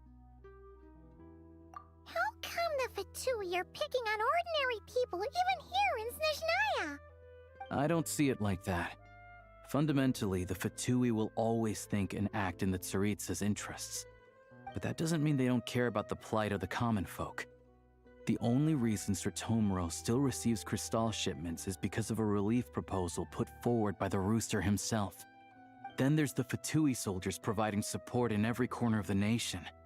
Even the Northland Bank provided some Mora for disaster relief, and they're as conservative and indifferent as they come. It's just that the rich and powerful in their fancy palaces live in a completely different world from us. There's always going to be some conflict when those worlds collide.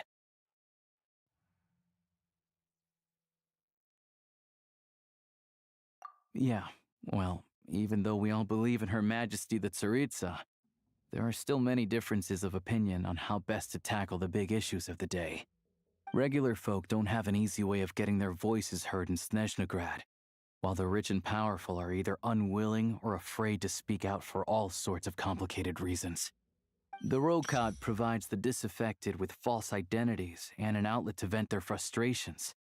Of course, an organization like that exists in a gray area. The moment the Veche think they've crossed a line, there's sure to be a crackdown. But so far, they've been doing their best to help the common folk. Like us, don't you mean? You didn't hesitate to join in. You're not new to this, I can tell. That's 'cause we're adventurers. It's our job to help people out with commissions and get to the bottom of things. Sounds like we're going to get along. So, what's your business in Snezhnagrad? Aside from taking your friend to see a doctor, of course. I want to meet the Tsaritsa. It's complicated. I've had run-ins with many of the Harbingers along the way, and I really need to know what the Tsaritsa is up to. Her ultimate goal? What the no-sees mean in all of this? Since I've made it this far in my journey, I have to find the truth, whatever it takes. Wait, so... no way. Are you who I think you are? Sounds like you've heard of us then. We're getting more famous by the day. I didn't realize I was in the company of giants. Honestly, we're all as curious as you are about what the Tsaritsa's planning, and why it has to involve us freezing to death in the snow. But getting in the same room as her won't be easy. The common folk aren't permitted to meet her at the best of times, and right now, she's probably not even in Snezhnagrad. Word is, she's heading east on a campaign to slay a monster. Yeah, so you've heard of it. A wild, unpredictable monster with the power to summon snowstorms. It also absorbs everything around it into its body, so it's growing constantly. Now, it's so big that the Tsaritsa has deemed it the #1 threat. Luckily, as it grew, it became increasingly less mobile, so it doesn't pose an immediate threat to this town or to Snezhnagrad. I'm sure that Tsaritsa and her personal guard, the Druzhna, won't have any trouble defeating the creature between them. It's just a question of how long it'll take. Suffice to say, you won't be seeing her anytime soon. You'll have to wait until she gets back. Fair. Well, the Fatui will be taking over management of the train station for the time being. Things should be up and running by tomorrow. Once it's open, we can see about getting your train towed to the station. Whoa! That's gotta take a lot of manpower. Are you sure we can talk them into it? The Fatui aren't exactly spotless in this whole mess. Plus, we helped them out. Should be easy enough to negotiate. As far as I know, all the paperwork is dealt with upon manufacture. I've never seen anyone check it, so I wouldn't worry. Having a train makes everything much easier. We'll reach Snezhnagrad in no time. I need to head there myself anyway. Got some game to trade for Mora. I know a good doctor in the city. I'll introduce you when we get there. Oh, thanks so much. Let's get a good night's sleep ahead of our big trip tomorrow.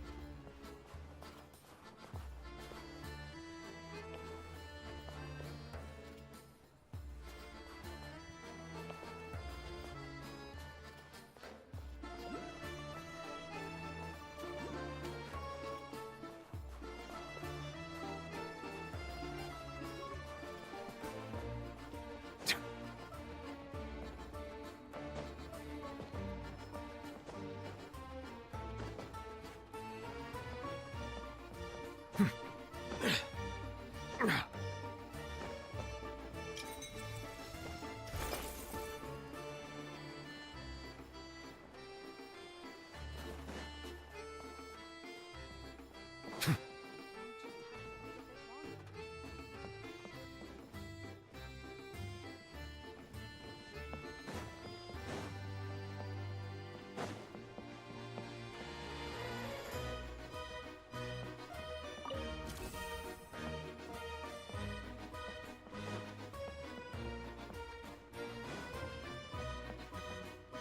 a good season when no one comes to the station.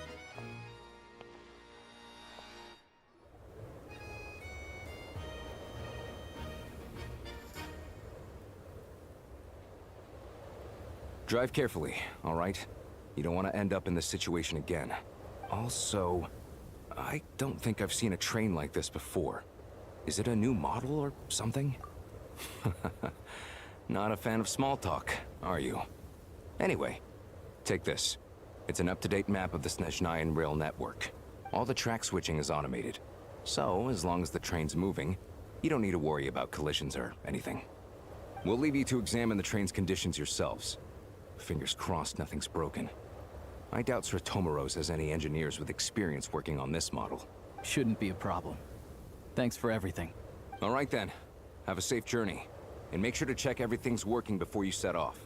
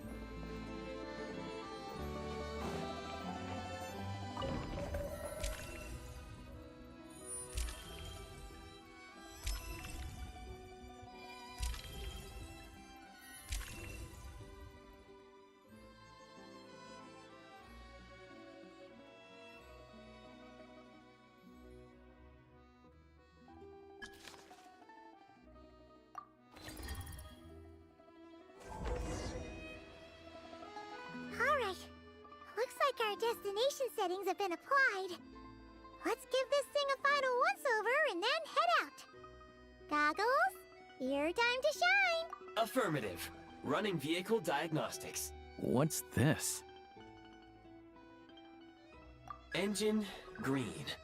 Wheels, green. Frame, minor damage, but no impact on function. Diagnostics complete. All systems nominal. Neat! Huh. Paimon still can't get over the fact that you just found this tech lying around in a random cave. I've lived in SNEZHNAYA my whole life, and I've never heard of an interactive, talking train autopilot. Strictly speaking, I wasn't designed purely to drive trains, though I doubt you have any interest in navigating the practically unreadable operator's manual yourself. All configurations are complete. Should you require any further assistance, please call for the Eye of Grey. Away we go! Oh, nope. Paimon's gonna find a warmer seat.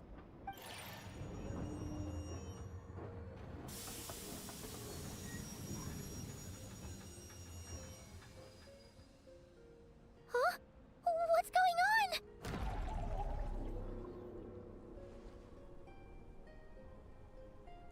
Oh no.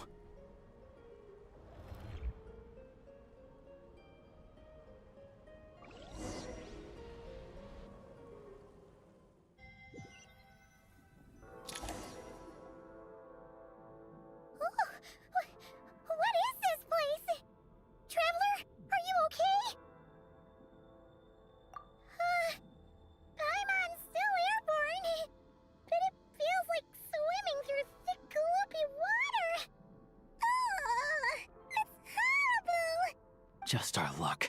Of all the things that could have gone wrong. Halosha, you're SNEZHNAYAN, right?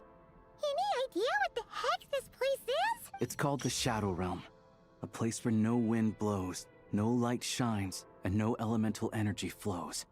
Even time itself doesn't exist here. It's a world where everything seems to come to a standstill. I've only seen it a few times before, and this is my first time inside. It's a dangerous place. Most people who get sucked into the Shadow Realm are never seen again, and the few who do make it back, they're never quite the same. Huh? Then what the heck do we do now? Oh, maybe Goggles knows something. Goggles? Great! Now we're done for! Hold it together. Let's not get ahead of ourselves. I heard a story once about the world of shadows. If it's true, there's a way to escape. We just need to find the exit. Come on, let's explore.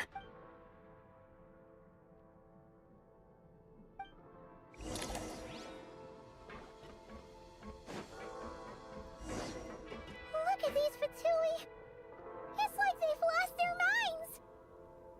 Their shadows have been devoured. They're no longer amongst the living.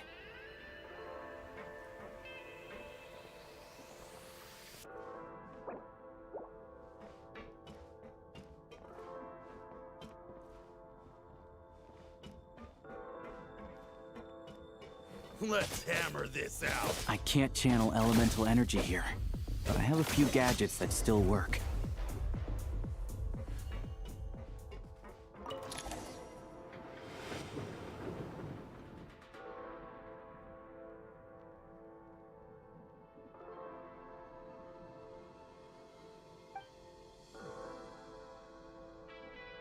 Wait!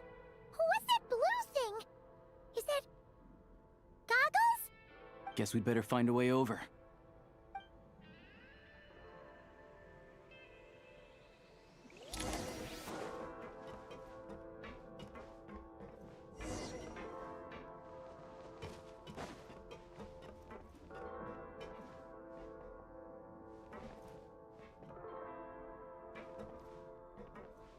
Ready to draw blood. This is the last one. What do we do next? Play it by ear.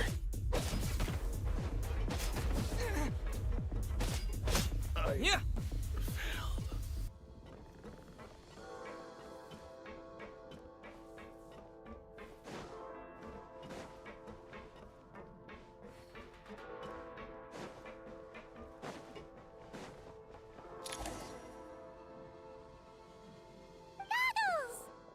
Hello.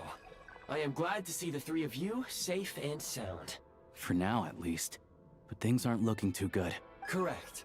We are now inside what is known as the Shadow Realm, the darkest space in the shell, where even the Most High is loath to cast its gaze. Time and space hold no meaning here. It intersects with the world of the Light Realm only rarely, like an air bubble that rises to the water's surface. We must leave this place before it sinks back down into the depths once more. Sounds like you have a plan. Yes. In fact, the very purpose of my creation was likely to... From the Shadow Realm.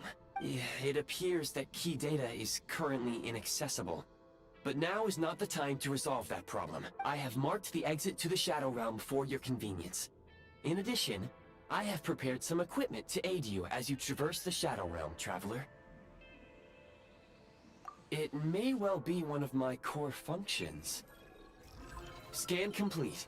Construction in progress. Activation code? We once peered into the past from the ruins of the shadows. This is what remains of the Golden City, Hyperborea.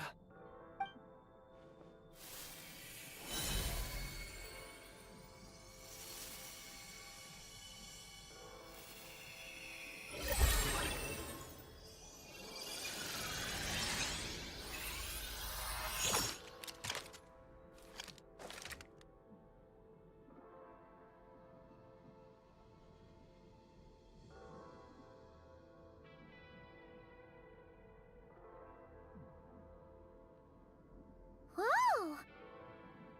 Now go. Arm yourselves with weapons of the spirit.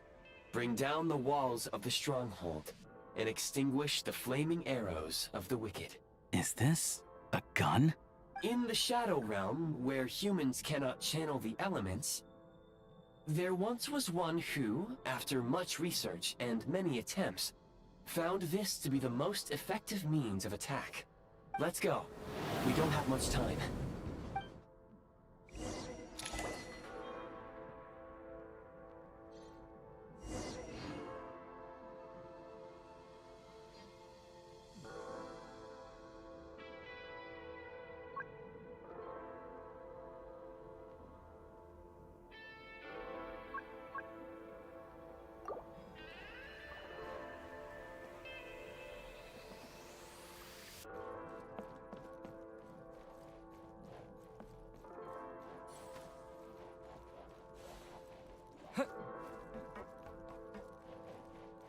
When you encounter small obstacles, you can simply clamber over them.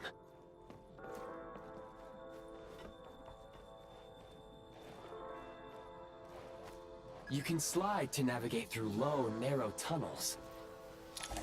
Obstruction ahead. You may be able to use the explosives nearby. Shoot the explosives to detonate them and clear the path.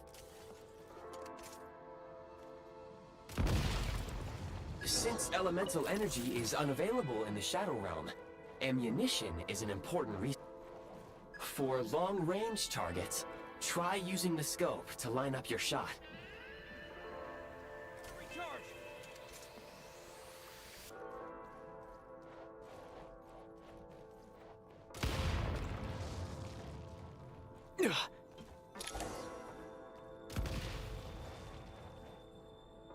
Many hostile units approaching. I suggest a new strategy. Take cover, and pick them off one by one.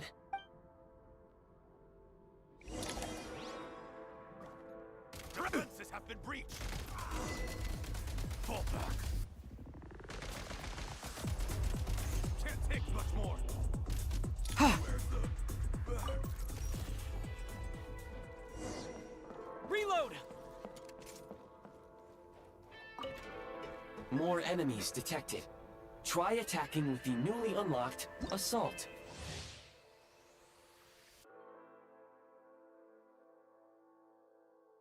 Function.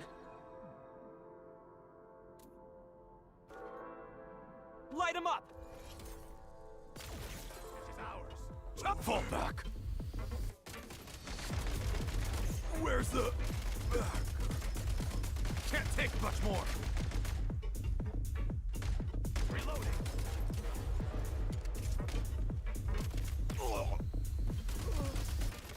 It's over.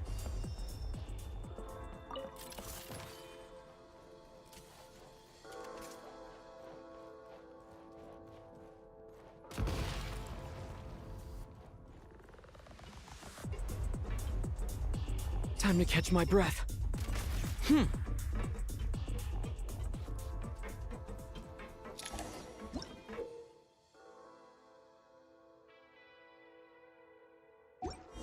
Aim at the freeze mark and pull the trigger to move using the rope.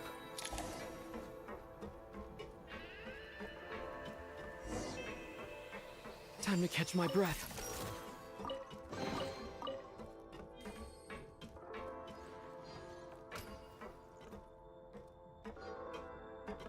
Change of tactics. Mind the rhythm.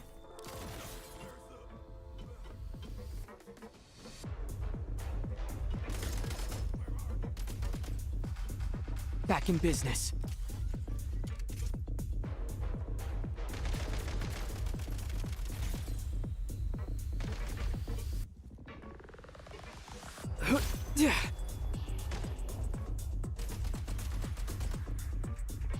Change of tactics. Light him up! Can't take much more. Some supply points can restore a small amount of stamina. Press on.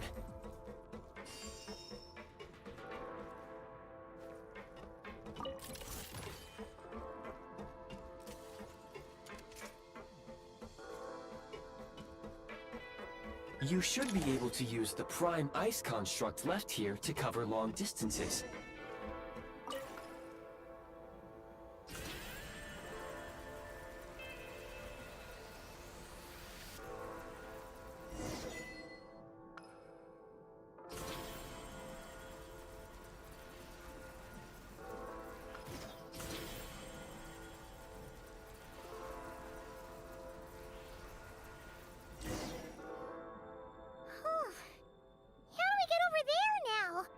I recommend using this grappling gun.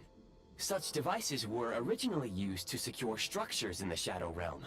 If you detach the connected hook, the grappling gun will automatically fire a rope to another nearby hook. Okay? So, we just remove this hook, right?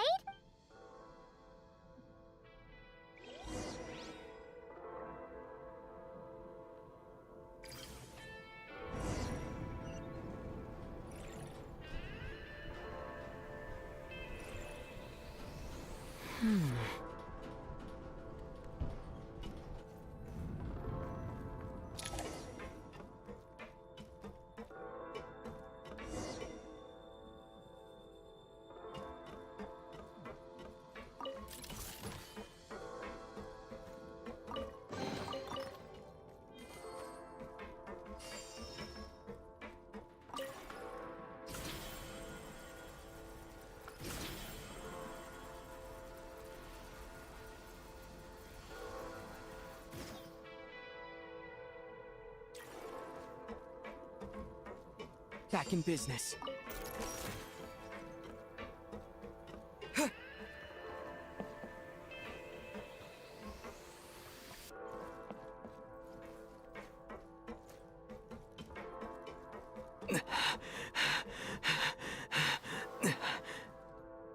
Sprint at the prime ice launcher to reach high places with ease.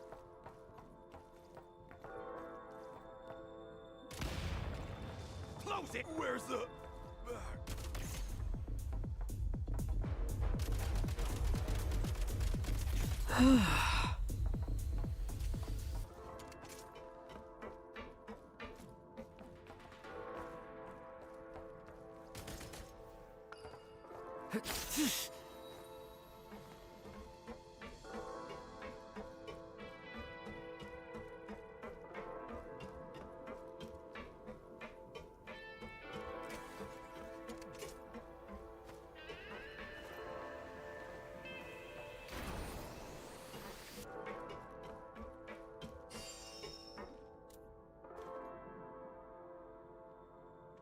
Light him up!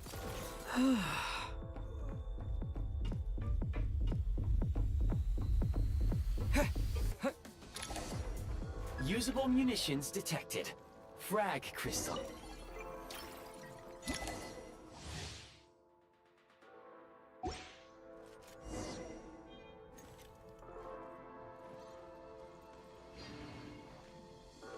Frag out!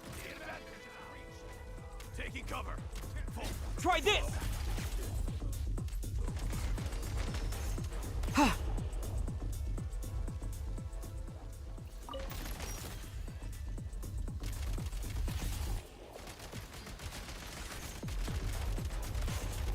Time to catch my breath. Fall back.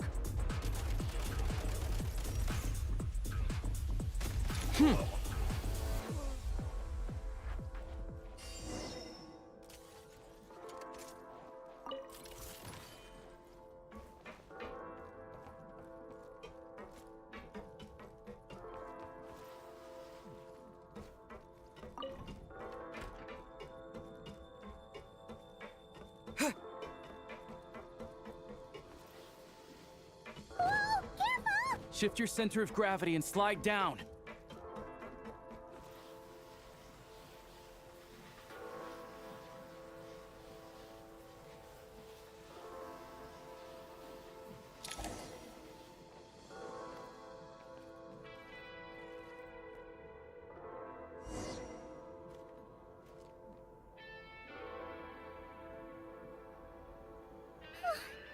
How much longer is this gonna take? The exit is right ahead. We are very close now. However... It's like they're trying to keep us trapped here. That platform and the carriages are swarming with undead Fatui. Guess we gotta storm through.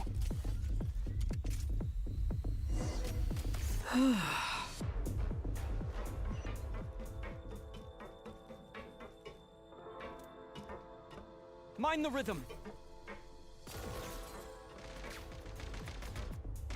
Try this!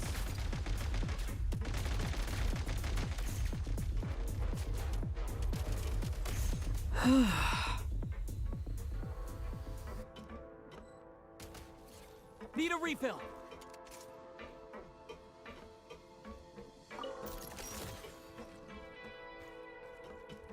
Back in business.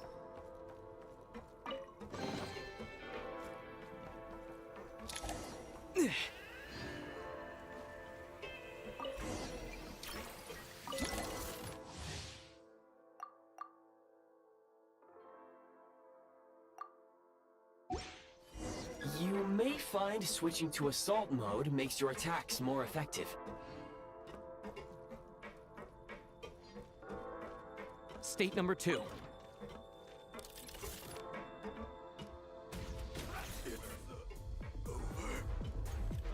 Demolition time!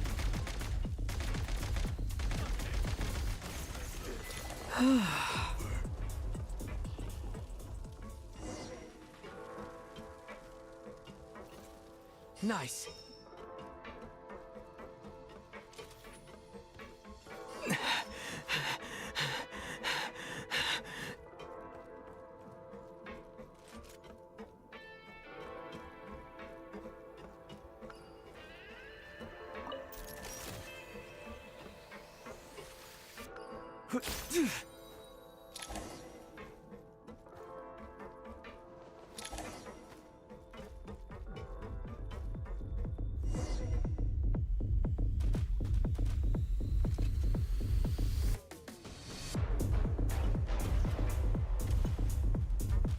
Demolition time! Demolition time!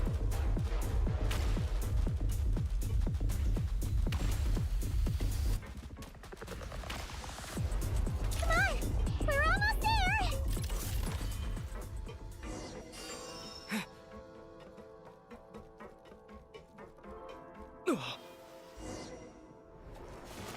Huh? Why is everything shaking so much? Looks like the Shadow Realm is about to sink back down into the depths.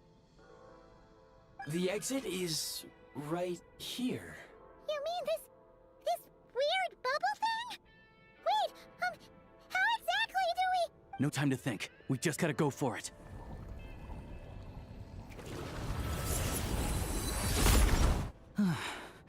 Looks like I was right.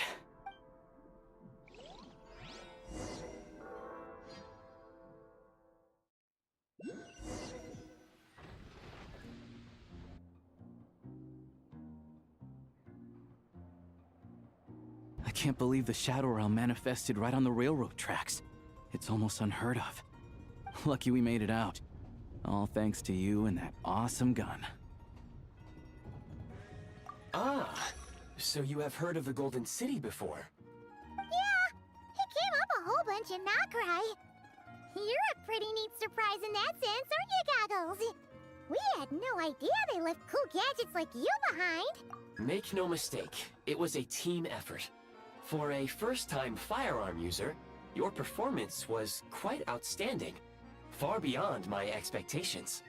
As Alosha said, it is highly unusual for the Shadow Realm to manifest in a place like this, but we should still watch out for similar dangers ahead.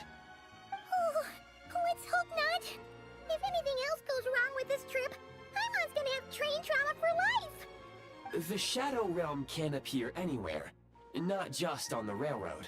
I am simply advising that we take sensible precautions. Now, if you wish to further calibrate and upgrade your firearm, you may do so over there, provided you have the necessary components. Please take a moment to catch your breath while I repair the body of the train. Amongst other things, this will ensure Paimon is a little warmer while on board. Oh, thanks, Goggles. You're a trusty train conductor. Well, maybe trusty isn't quite the right word, considering. Anyway, at least you get the job done. Yes, of course. And just like the Eye of Grey, I am sure it will be a great asset to you in your future adventures. If not the trustiest, then it will at least get the job done. Let's get some fresh air while the Eye of Grey fixes the train. Yeah, sure. Paimon wants to forget all about the Shadow Realm. It was so creepy in there. Stretching our legs might help take our mind off things.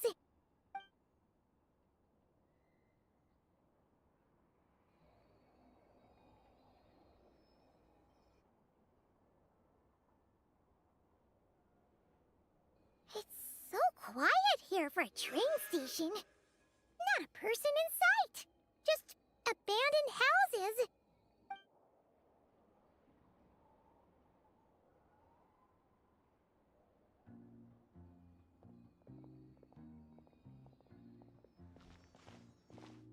Huh? So much for repair? You've swapped our train out for a whole new model! My plan was to restore the train to its original appearance per my records as quickly as possible. Now that the repairs are complete, the train offers optimized performance and a significantly improved trendiness level. Huh. Didn't know trendiness was a parameter. According to my calculations, parameterization is the most effective way for the Eye of Grey to understand trendiness. Hyperborea, huh? I'm sure I've heard of that in a story somewhere. What an incredible little gadget you are.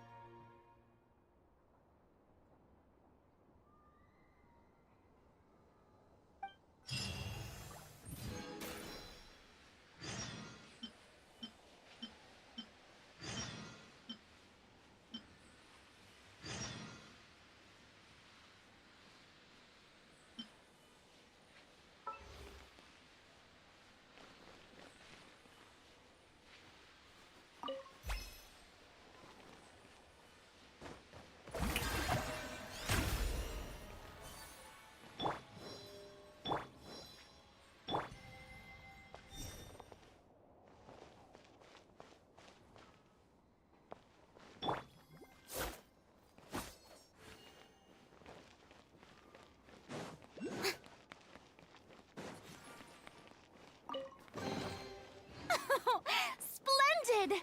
More interesting trinkets for me.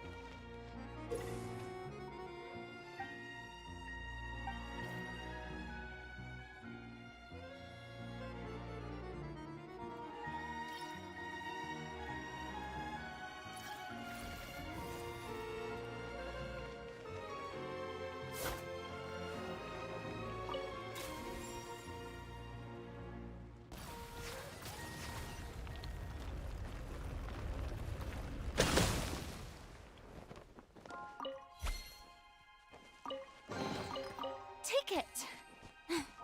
Go on. You have my approval.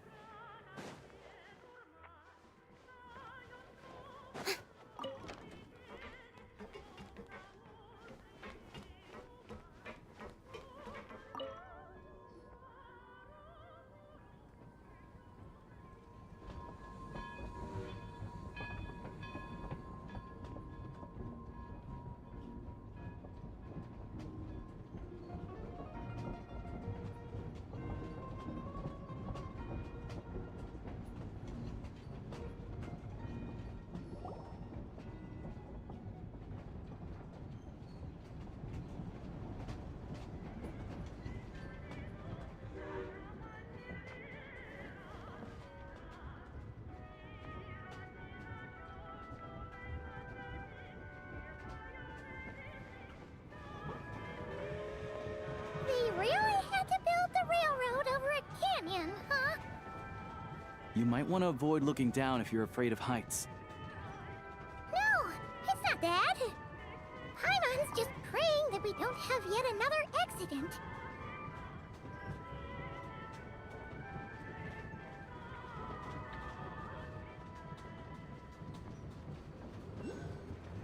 That mountain is breathtaking.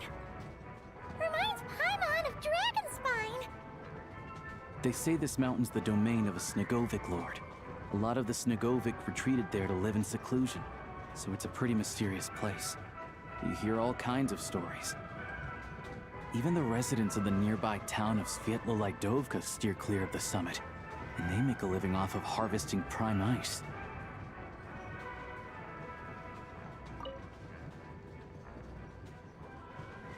Look, Snezhnagrad's just up ahead.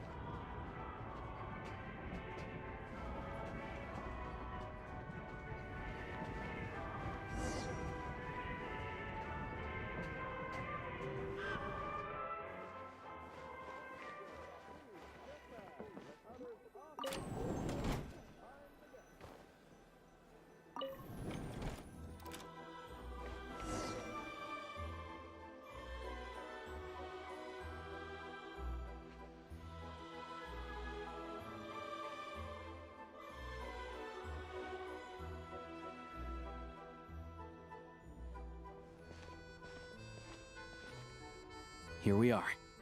Welcome to Snezhnagrad train station, the biggest transport hub in the nation. Wow! It's so majestic! Just flying from one side to the other would probably leave Paimon out of breath! It's built for maximum efficiency, but yes, transferring trains here can be a little tiring. In the future, you can use this train station to travel anywhere you want in Snezhnaya. For now, though, come with me. Let's get Paimon checked out. This way. There's a lift car that goes straight to Sapoliarny.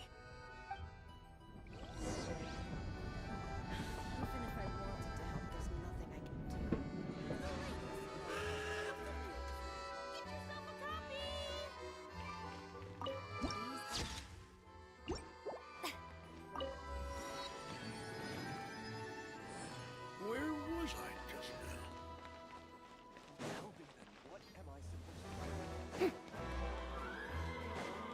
Look! Look!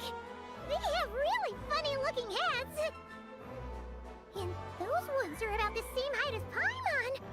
But it looks like they can't fly! Those would be Volkerblock and Domovoy. You'll also see the winged Vila and the snowborn Snegovic amongst others. No wonder! We'd heard that Snezhnaya used to be the realm of the Fae. Paimon can really see it now.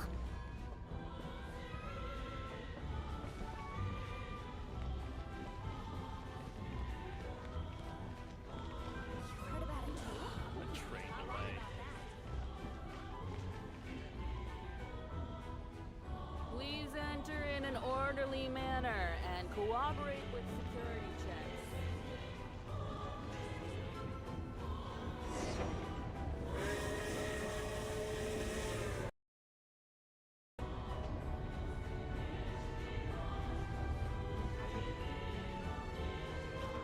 Wow, this To the left is the market of Zolny. They sell everything there. You can often find some nifty little trinkets.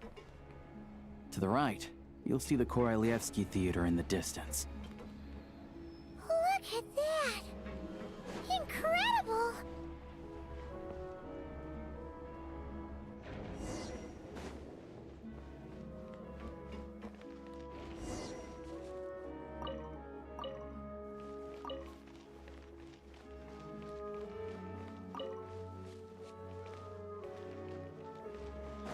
Should I really come with you?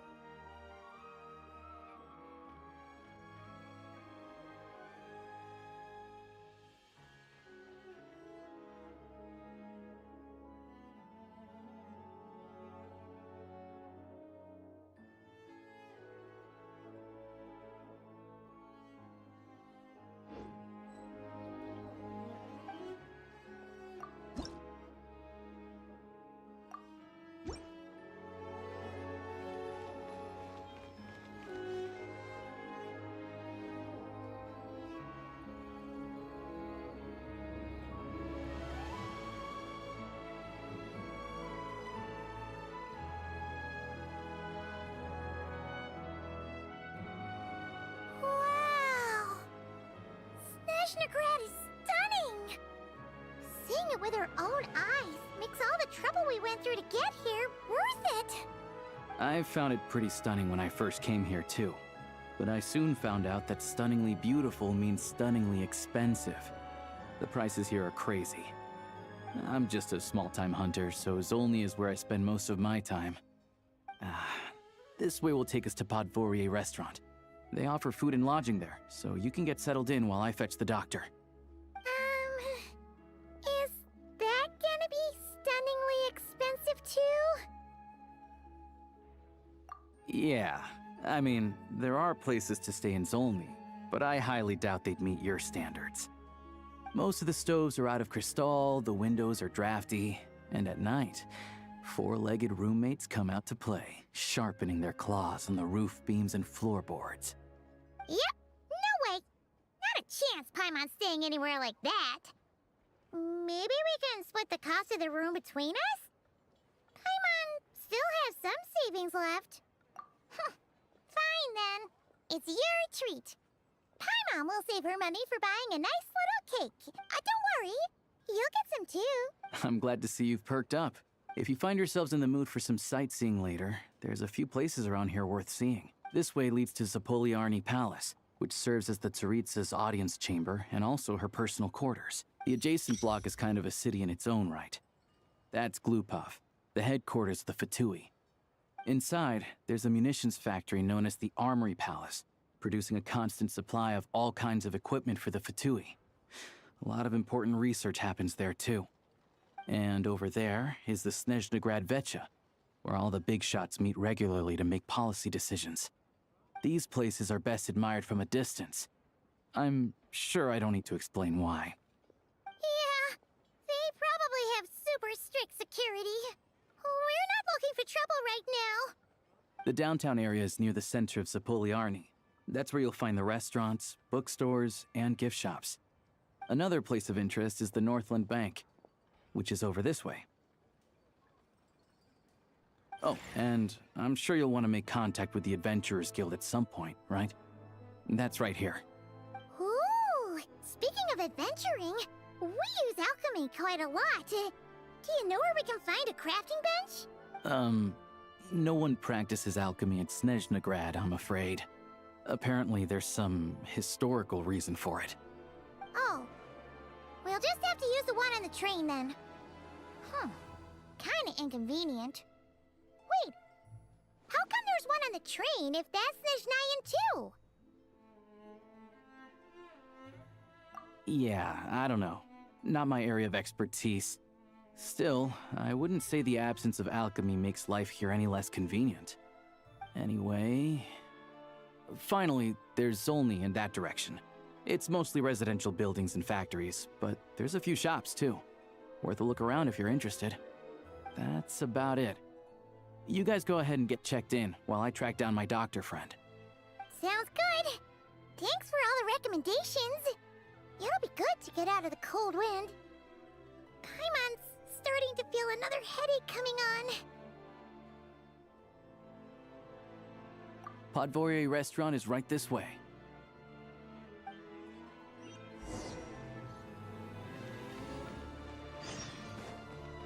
Ad Astra Abyssosque. Welcome to the Adventurers Guild.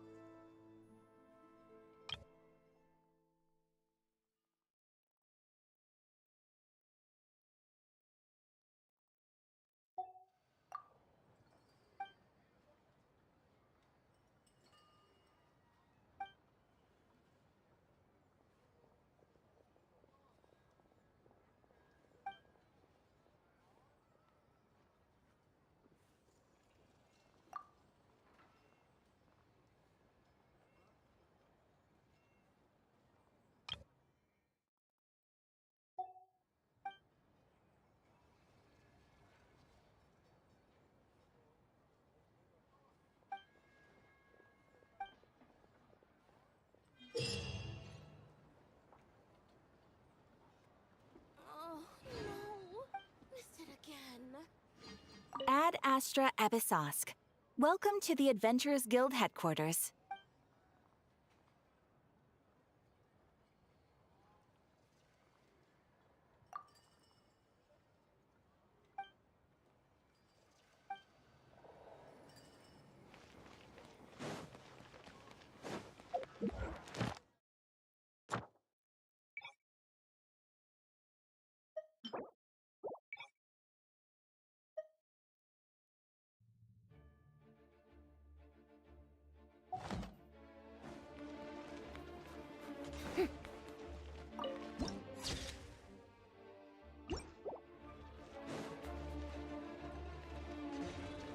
Get the temperature wrong and the details suffer.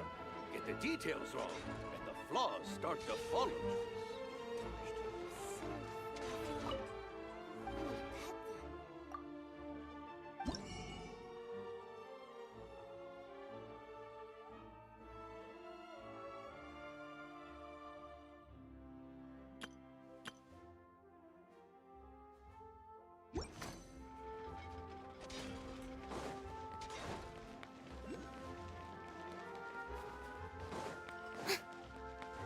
Ad Astra Abyssosque.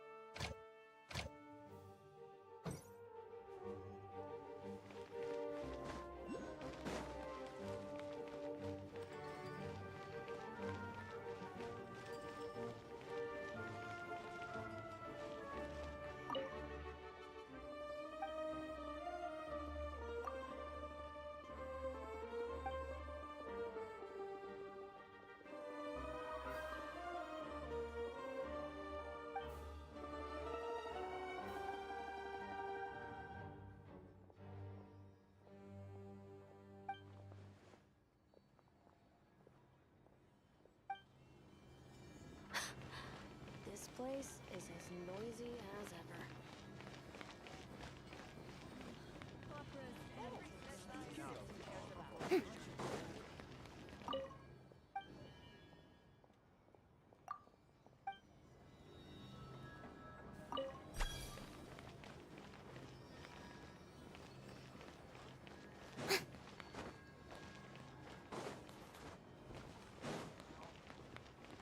Can I get you anything?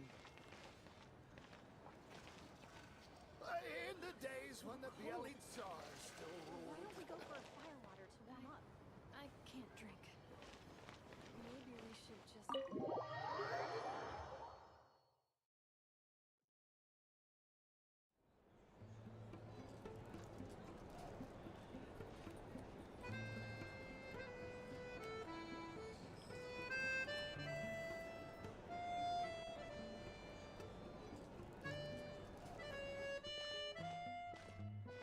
Looks like you get what you pay for, huh?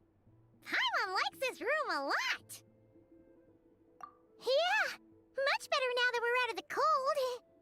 Oh, thanks for taking such good care of Paimon. Honestly, she feels kind of bad for throwing a wrench in the works. If this were anywhere else, we'd be out investigating and adventuring by now. But instead, we're stuck here waiting for a doctor. You're right. No need to push ourselves too hard for no reason. A lot happened on our way into the city. Let's review what we've learned so far and try to figure out what to do next. Obviously, the million more question is, what is this Aritza planning? Everything else leads back to that. Sure was. And so far, we've learned that in addition to the 7 Gnosis, her plan also requires a ton of energy. But we won't get to see her anytime soon. Aloysia said that she went east to fight that big monster. It must be a pretty powerful one if it can blanket the whole of SNEZHNAYA in a snowstorm this awful. To be honest, what we're really lacking right now is information. The kind of information that only the higher-ups in the government would know. Not word-on-the-street type of info. Paimon can think of a few people who might be able to help us. But... Right! And when we left Nogcry, Zandroni specifically left a message reminding us which side we're on. So... it's unlikely they'd tell us anything confidential about the Tsaritsa's grand plan. Yeah, fair point. Besides, that Gloop-Off place is right nearby. We've got nothing to lose, so it'd be a waste not to go. There's gotta be someone there willing to talk to us, right? Maybe Arlecchino or Zandroni? Or possibly Tartaglia. But it's unlikely we could sweet-talk Arlecchino, let alone Zandroni. She basically told us to stay in her lane already. Yeah, the last time was all the way back in Fontaine, right? Too bad we missed him in Nogcry. Apparently, he came to help out. Hello. Is there a traveler in Paimon in there? That's Alosha! Come in! Hello, I'm Dr. Luneva. Alosha mentioned that one of you is feeling a little under the weather. I see. So you're my patient today, yes? And you're, Faye, I presume? Good question. Paimon's not too sure either, but she's definitely not the same kind of Faye as the ones we saw at the train station. Not exactly. It's just, I'm used to treating human patients. Fae tend to be far more resilient than even the healthiest and most long-lived of humans. But don't worry, I do have some experience treating Fae. I've even diagnosed plenty of cats and dogs in my time. Safe to say, I have a fairly eclectic range of expertise. It'll be fine. Paimon's basically the same as a human, right? We're no different when it comes down to it, are we? That's just because Paimon knows how to eat. Now, please take a seat.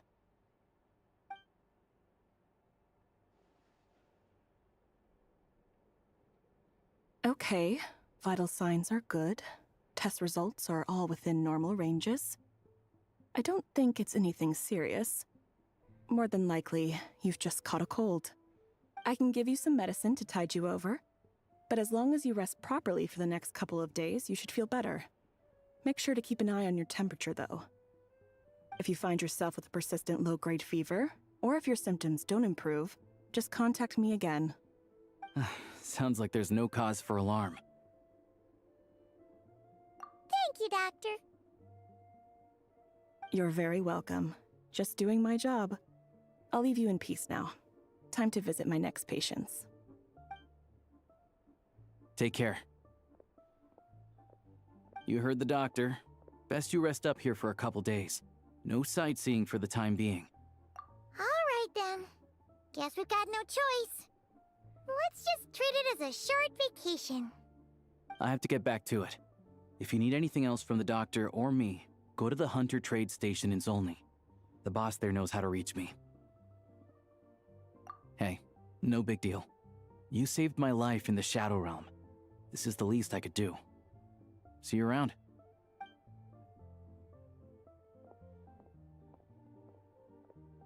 All right, time to find Child and see what he can tell me.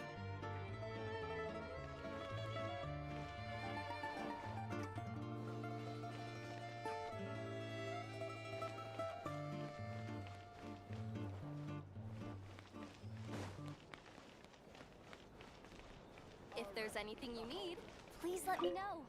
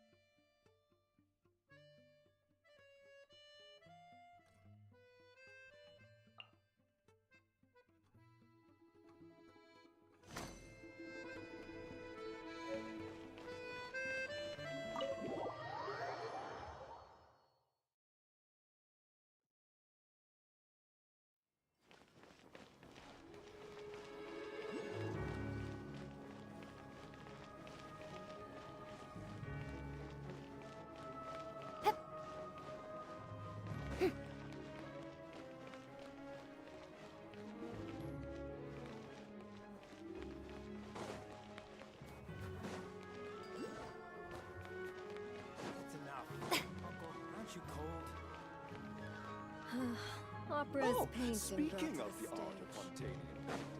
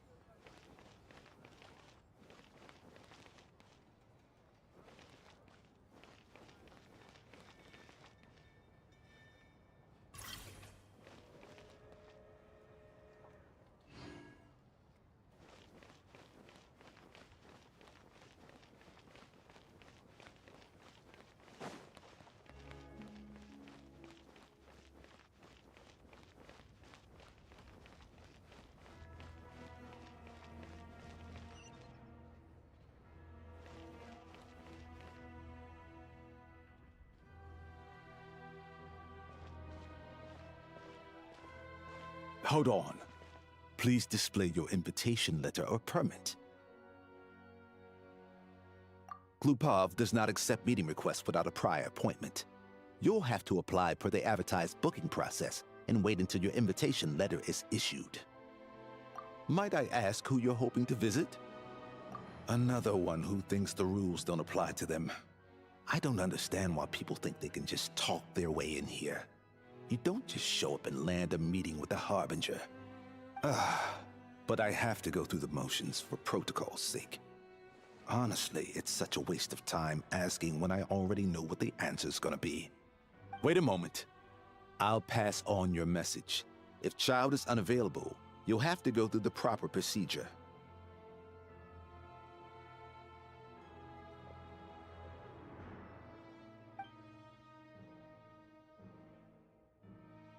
Lord Child is a busy man. He's probably not in Glupov at the present. If I were you, I'd cut your losses. No point waiting any longer. Even if you two are old friends as you claim, please understand that the Fatui Harbingers are often busy with their official duties. They tend not to stay in Glupov for extended periods. Next time, stick to the rules. You'll make life easier for both of us, Greetings, Lady Marionette. I'll take care of our guest here. It's his first time in Snezhnaya, so it's no surprise that he doesn't know the rules yet. I trust no choice words have been exchanged. No misunderstandings I should be aware of. No, Lady Marionette. No incidents to report. Whew, that was a close call. Good thing I played it cool. Is that right? Good to know. Wait, where's Paimon? Under the weather? That's hard to imagine. She's always buzzing with energy. I take it she's still adapting to the climate. Happens to a lot of people. It's even colder here than in Nodcry. Has she seen a doctor? I can get you one if you need.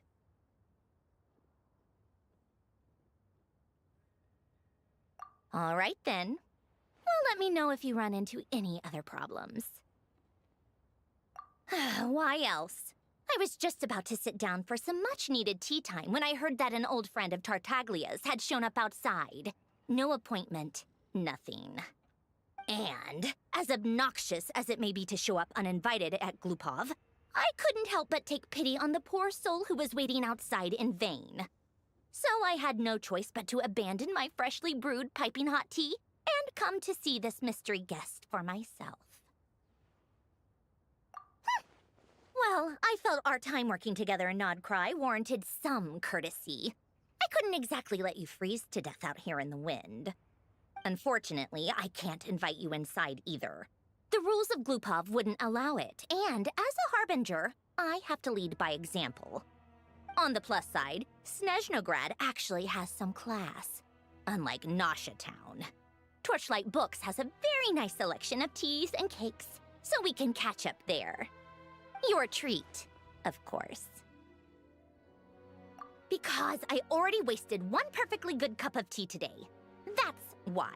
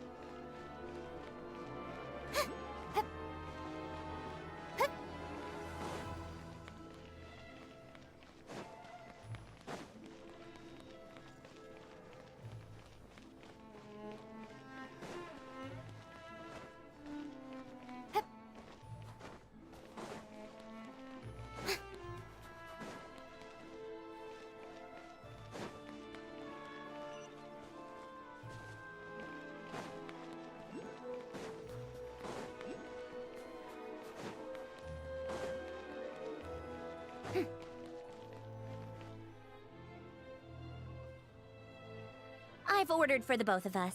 No objections, I assume. I'm sure you trust my taste. Okay, let's get down to business. I'm guessing you don't actually have any urgent business with Tartaglia, per se. You just want information, right?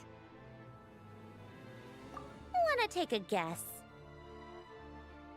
Of course you'd say that. You shouldn't underestimate Counselor Tartaglia, you know. That's right. I'm sure you've heard of the Snezhnograd Vecha by now. Well, he's busy preparing some paperwork for their next meeting. They'll be discussing yet another extension to Project Stuzha. It's basically all anyone cares about in the Vecha these days.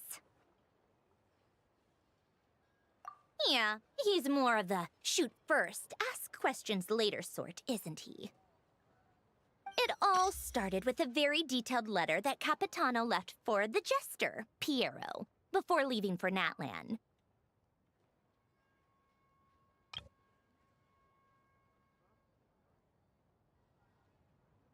In that letter, he detailed the future arrangements for his subordinates. All of his key people were reassigned to Tartaglia.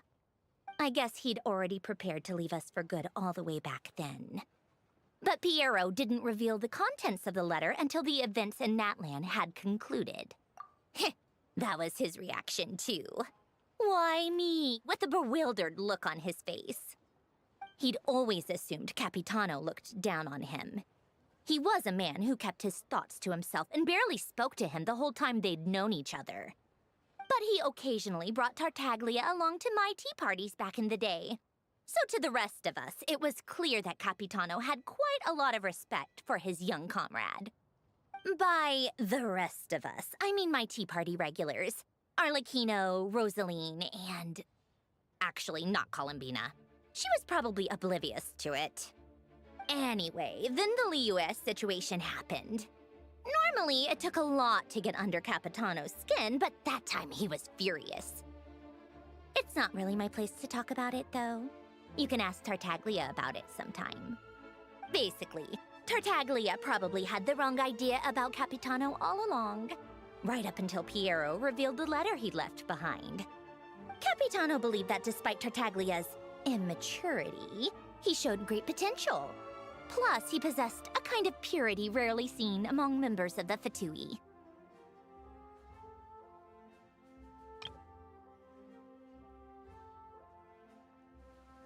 Yeah, it's one of the few things that I'd agree those two have in common. But there's one other reason why Capitano chose Tartaglia to assume command of his troops.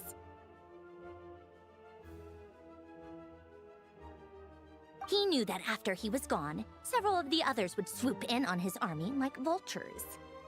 With the ones who stood to benefit the most being the rooster Pulcinella and regrader Pantalone.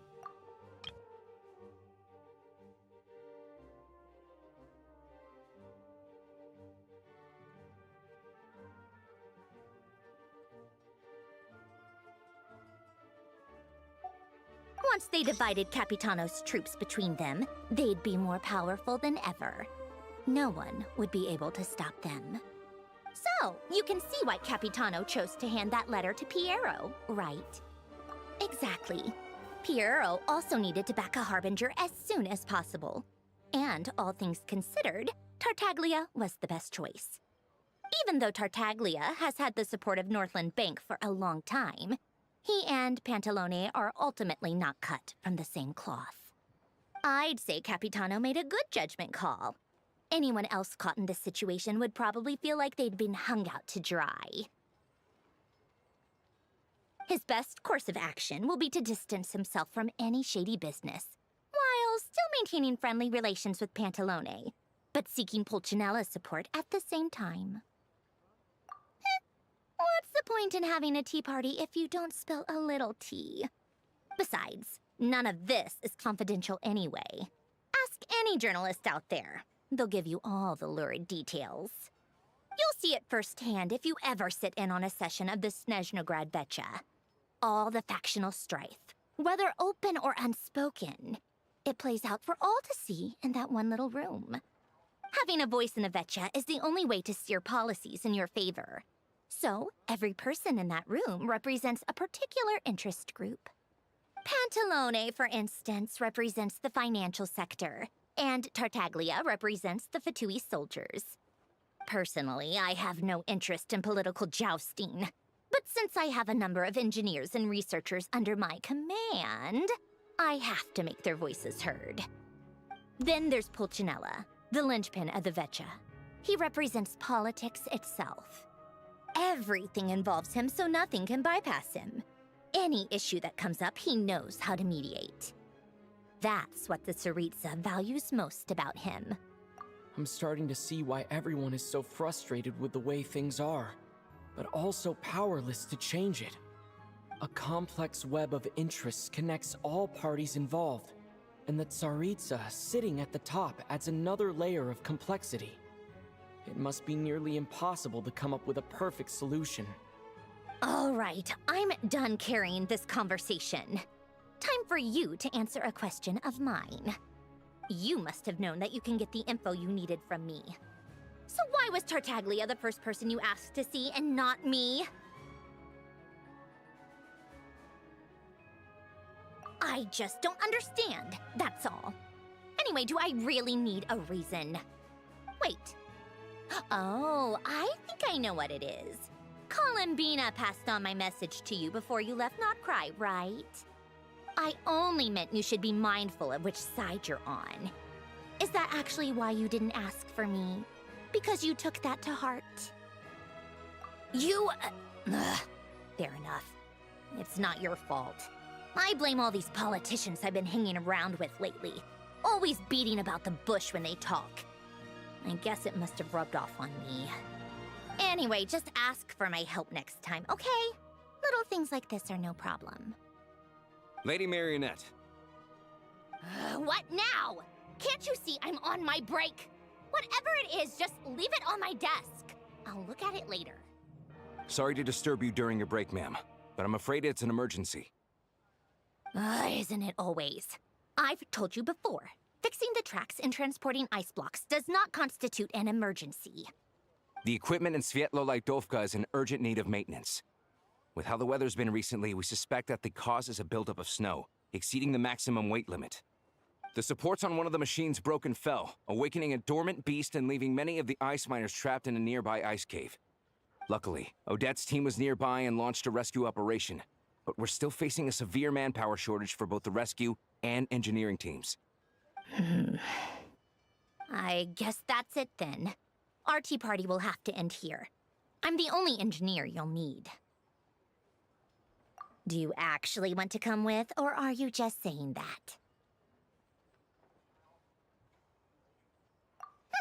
Nice of you to return the favor.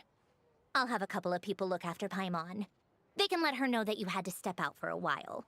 Given how urgent this is, I'm sure she'll understand. And honestly, I'd rather have your help than anyone else's. Between your skills and experience, you'd be reliable help. Then let's go. You, take 2 people to Pavoye restaurant. Find his room and watch it like a hawk until we get back. If anything happens to Paimon, you'll be answering to me. Yes, Lady Marionette.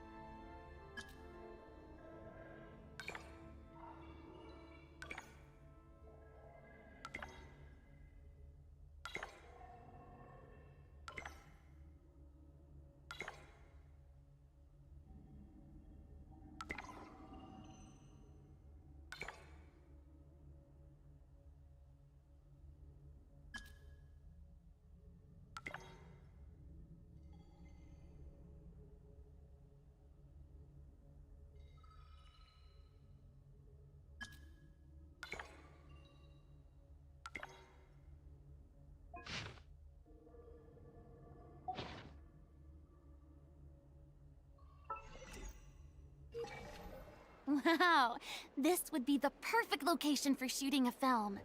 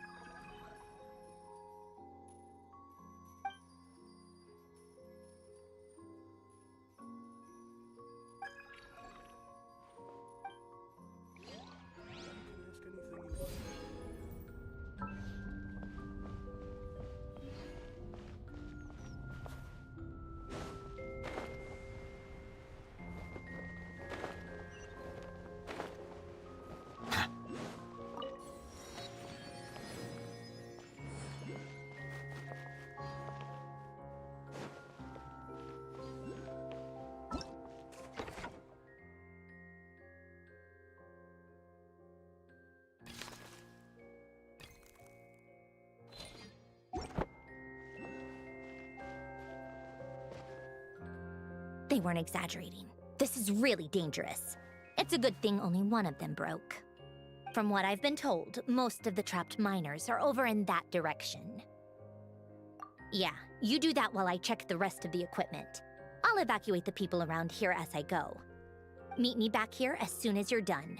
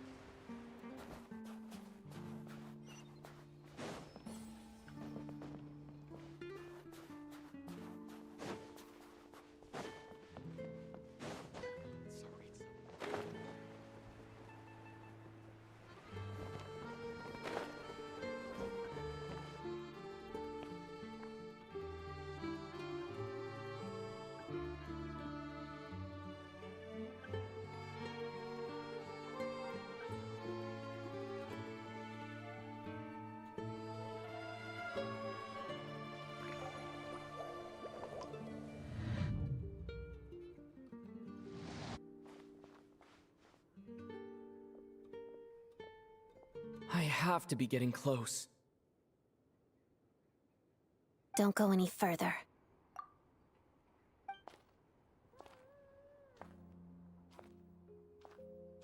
It's too dangerous here. There's a highly aggressive monster on the prowl. You need to leave, now. Ah, I see. You're the backup from SNEZHNAgrad. Well, I'm Odette. Good to meet you. Ah, so this is Odette. She was the first member of the Fatui on the scene. There are 5 people trapped in the cave. Monster type is unknown, and so is its location. Let's go. Every second counts.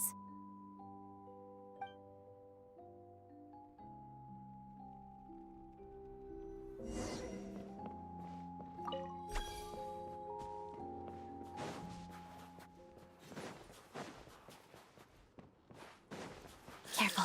Something's moving.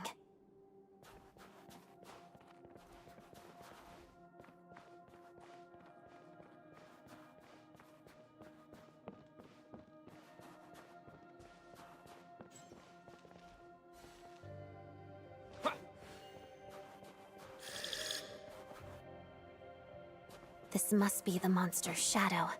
Looks like a tough opponent.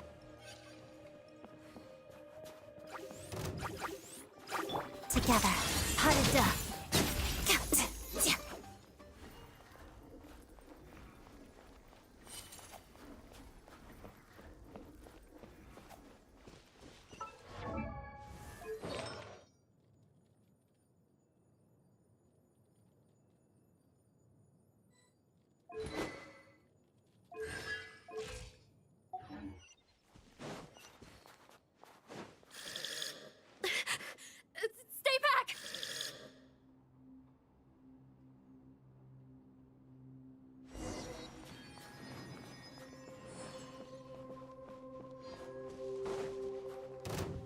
begin.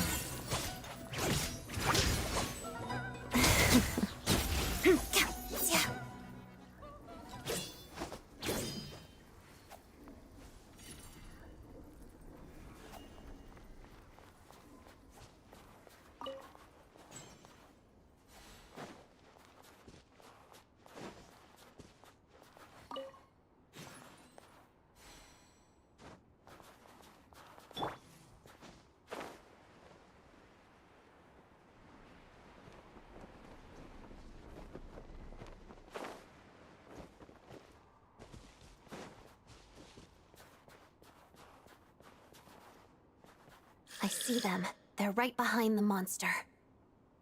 The monster seems very agitated. It could attack at any moment. Let's make the first move. Take this! Thunderclap! Together. Pirouette. Crystalline Adagio.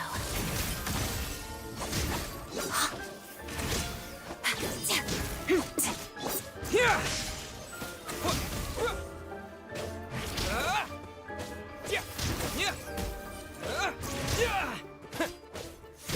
Let's begin.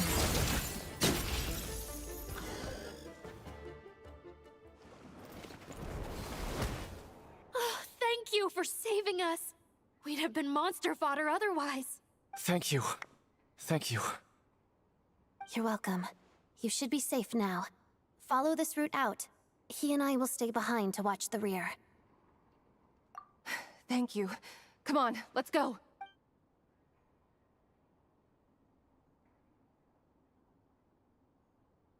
I've searched the area.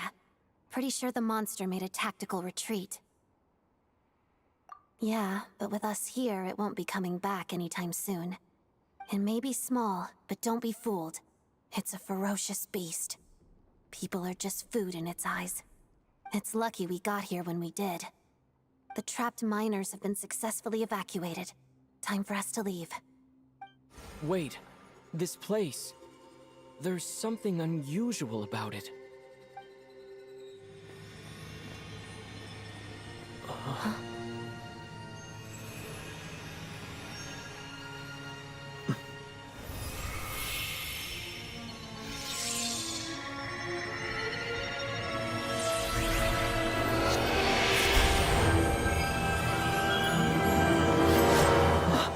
What is that? I don't know. It's back? Guess it has family.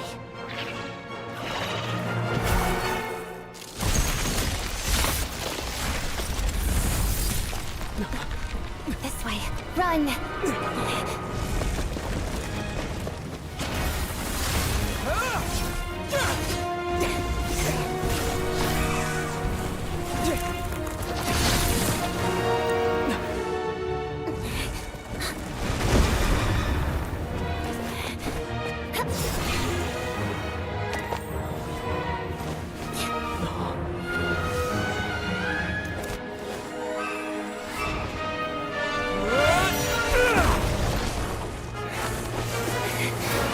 Thanks.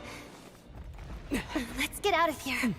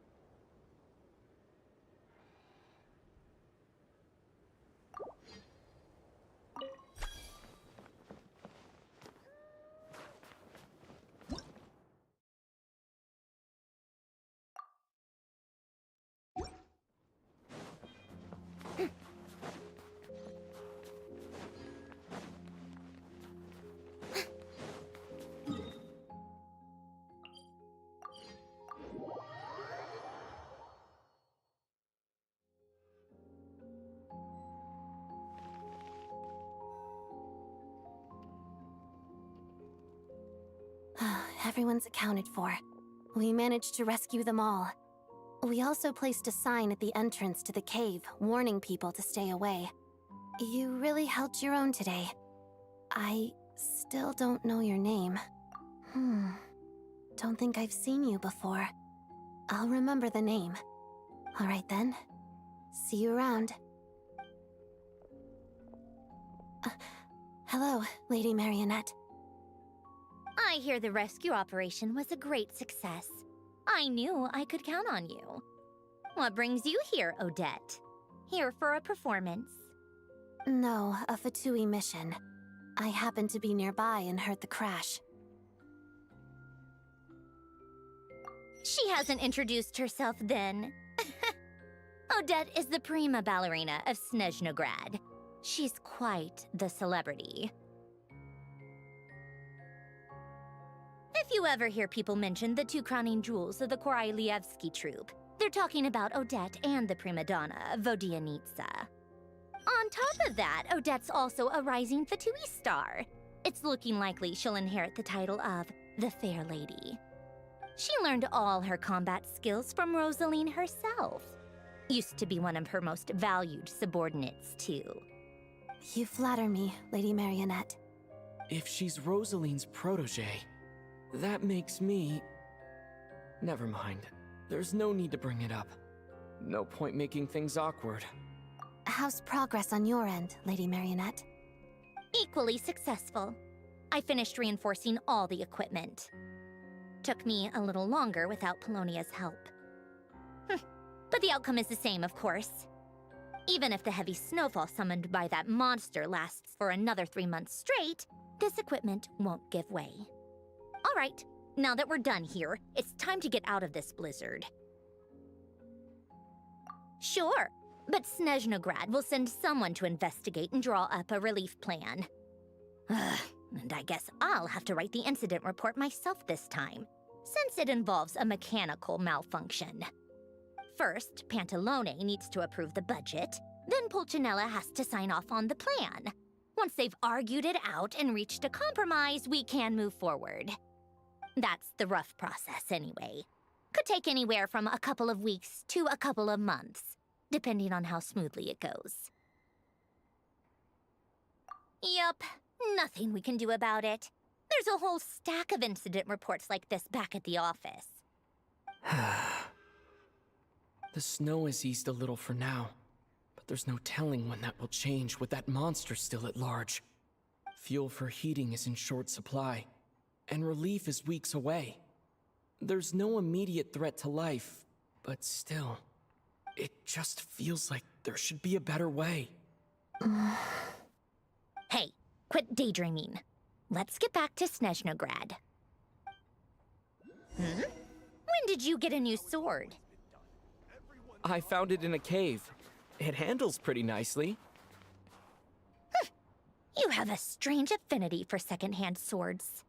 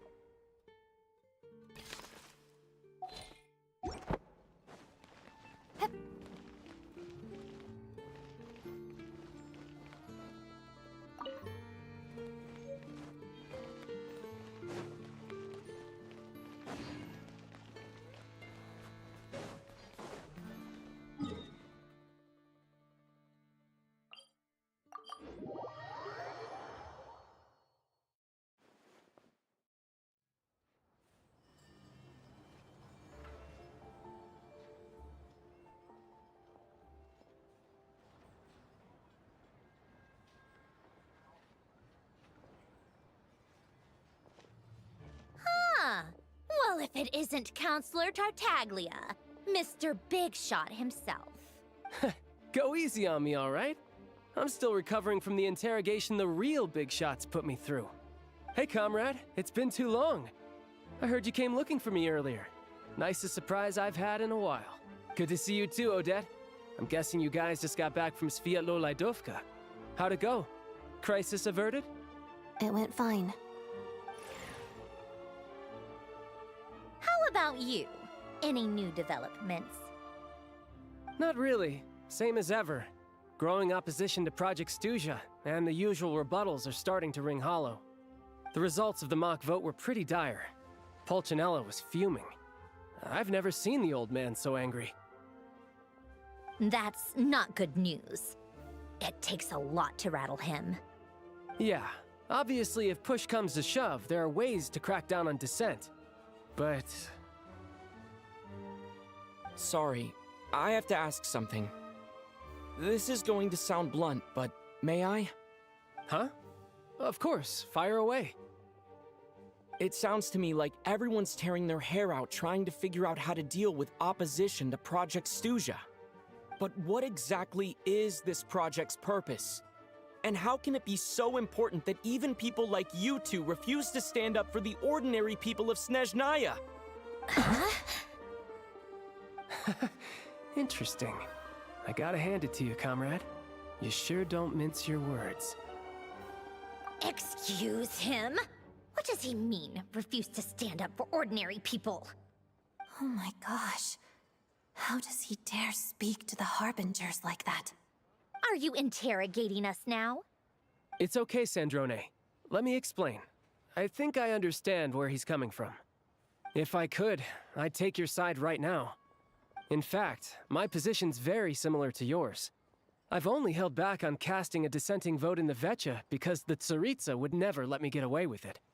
Still, I have a responsibility to the Fatui armed forces, so I do what I can to make their voices heard. Most of them are just regular folks from small towns far from the capital.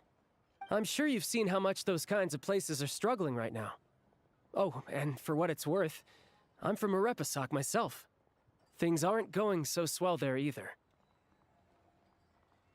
The Tsaritsa wants to create a better, safer future for the people of SNEZHNAYA, but she's thinking long-term. I don't doubt that from where you're standing, Project Stuzha seems to be creating all sorts of issues for everyone. But considering the Tsaritsa's vision for the future, these are sacrifices worth making. Sounds cold, I know, but I promise it's not as black and white as it seems. Maybe Sandrone and I can't oppose Project Stuzha outright, but we're constantly raising our concerns in Vecha meetings. And even though we can't put an end to it, there are plenty of other ways to make a difference. We're trying everything we can think of, and so is Pulcinella. I respect Her Majesty, the Tsaritsa, and trust her decisions. But at the end of the day, I'm still just a normal guy who cares deeply about my homeland. And my family, who all live here. There's no way I would ever abandon them. As contentious as things can get within the Vecha, there's no selfishness or malice behind it. Everyone wants to get through this period as smoothly as possible.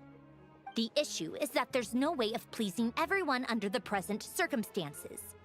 Most of the time, we're trying to decide on the lesser of two evils, which obviously isn't a great look. But that is not the same thing as being blindly loyal to the Tsaritsa. No one's got their head in the sand here. We're all well aware of the way things are. We're just doing our best to make it work. In fairness to Sandrone, she rushed to Sviatlo-Lajdovka's aid the moment she heard that people were in danger, and even Tartaglia, who used to only care about the thrill of the fight, is clearly doing his best to rise to the demand. Hey, come on. There's only so much we can say. Position looks if you don't understand her motives. Maybe you've heard already, but she's currently leading her army on a campaign to the east to defeat the monster that's been causing these brutal blizzards. Striking that monster down will be a significant step in dealing with the present energy crisis. As laser-focused as she is on realizing her lifelong ambitions, she's still putting time and energy into taking down this powerful monster. To me, that says a lot. If she thought SNEZHNAYA and its people didn't matter in the grand scheme of things, Why would she waste her time on something like this? Thanks. I meant every word I said, though. I wasn't just trying to placate you. I've already done more than enough diplomacy for one day. I still think this adventurer raises a very important point. Our two harbingers have made their positions very clear. But there are many others in the Vetcha who must feel trapped and forced to vote against their conscience. I think it's a very valuable quality to be willing to speak one's mind, despite the risk of offending powerful figures. You can say that again. I highly doubt we'd feel the need to explain ourselves so much if we didn't know you so well. Forgive me, adventurer, but might I be so bold as to ask about your background? How is it that you can converse so openly with two harbingers? Oh, haven't you been properly introduced? Easier said than done. I like to think I'm not the kind of person who goes around busting open people's old wounds. I've only learned his name so far, and no details of his experiences. Is something wrong? Uh-oh. Is there no avoiding the subject of Rosaline? No, it's just... all right, I guess there's no getting around it. This is the world-renowned traveler, who helped resolve the storm terror threat in Mondstadt, cleaned up after the mess I made in Liyue, and then went to Inazuma, where there was a duel before the throne, in which the traveler defeated Rosaline. Oh. I'm sorry. I didn't think you two would be seeing much of each other, so I figured it wasn't worth bringing up. It's fine. It was a long time ago. It's fine. Sorry. I just remembered that we have a rehearsal coming up. Please excuse me. I should get going.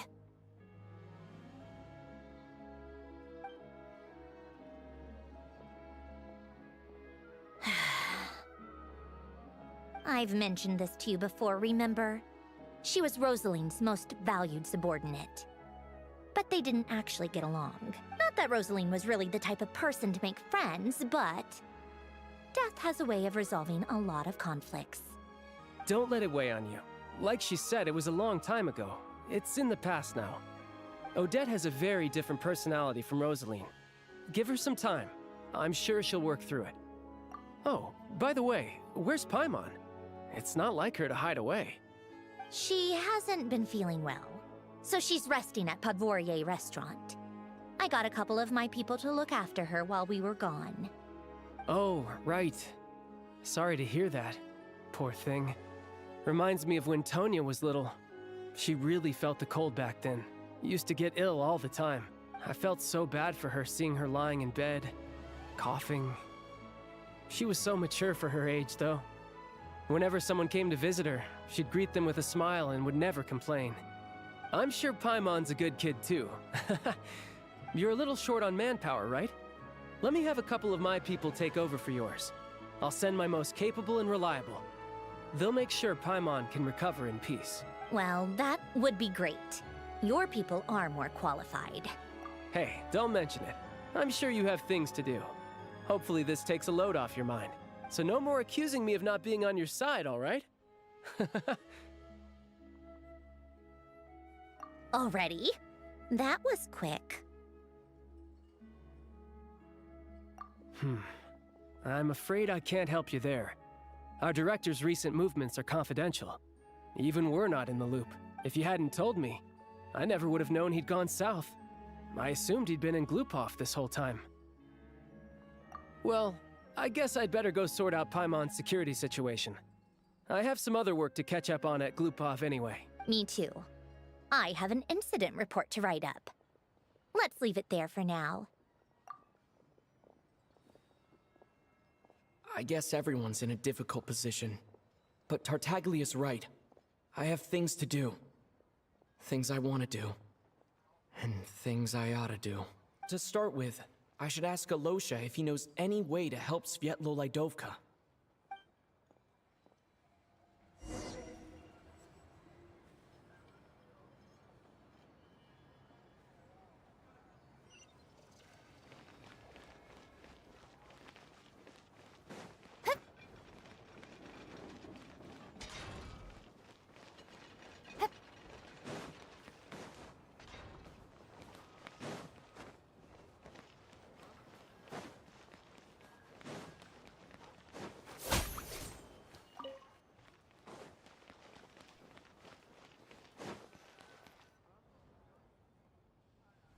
How strange.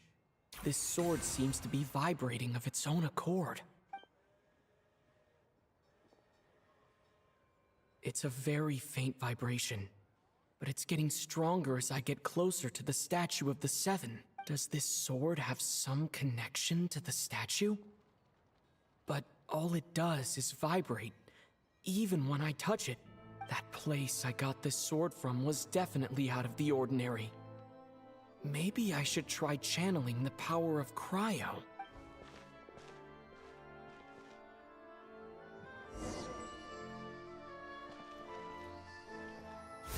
It worked. There really is something special about this sword.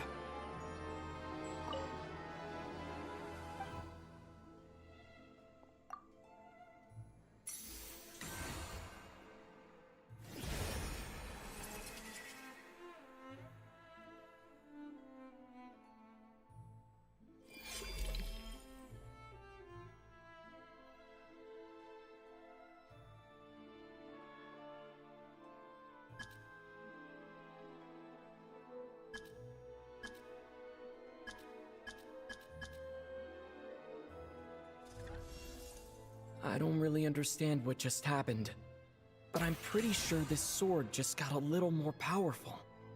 I'll have to try the same thing again when I come across another statue of the Seven. In the meantime, I'd better go find Alosha.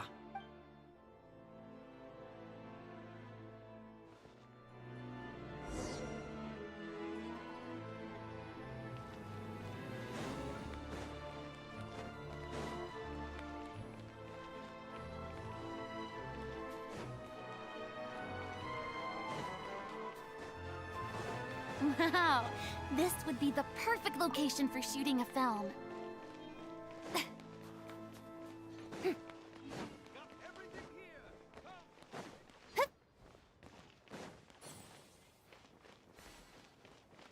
want to see the Seven Princes save the fugitive Donovoy prince.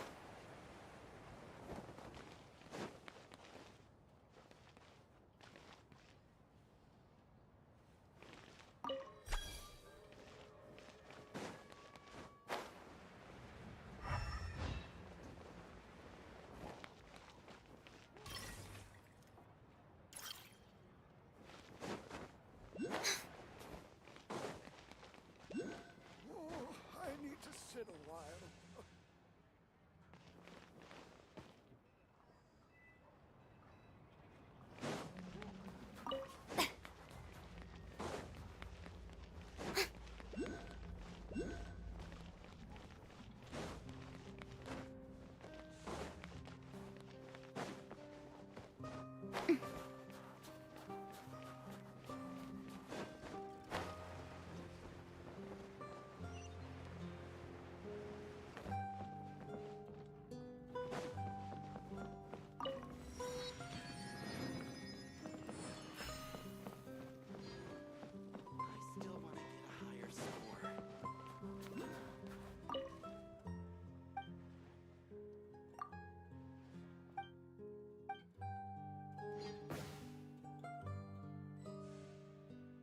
New stock just in.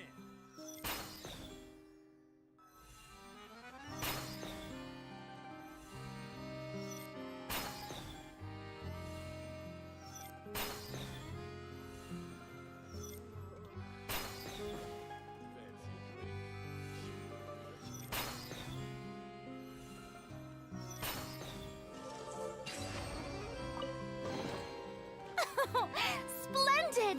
More interesting drink.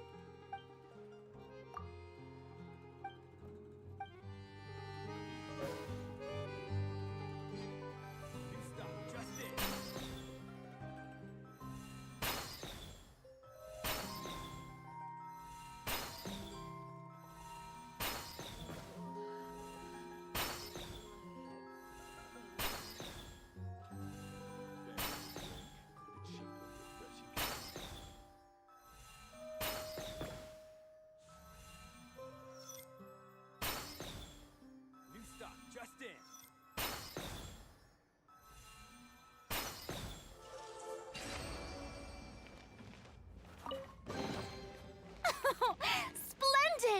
More interesting trinkets for me.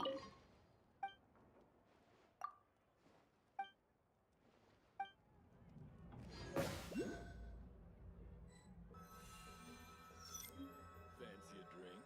Refreshing kind.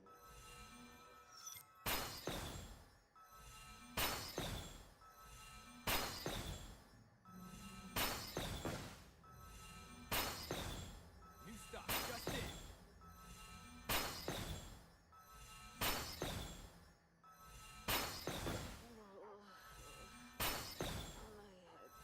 Fancy a drink? It's cheap and refreshing.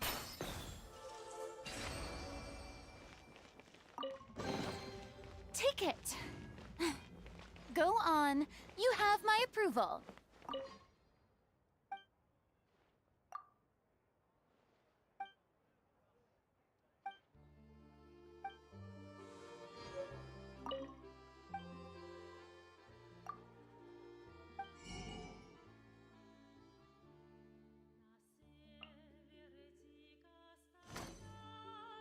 New stock, just in.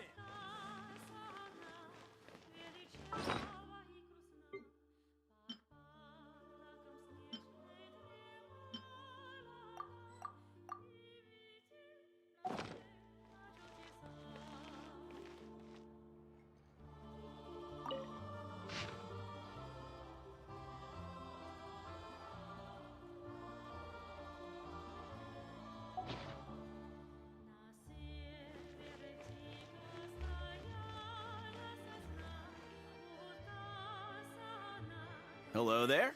How can I help? Ah, sure thing. Give me a second. I'll go fetch them for you.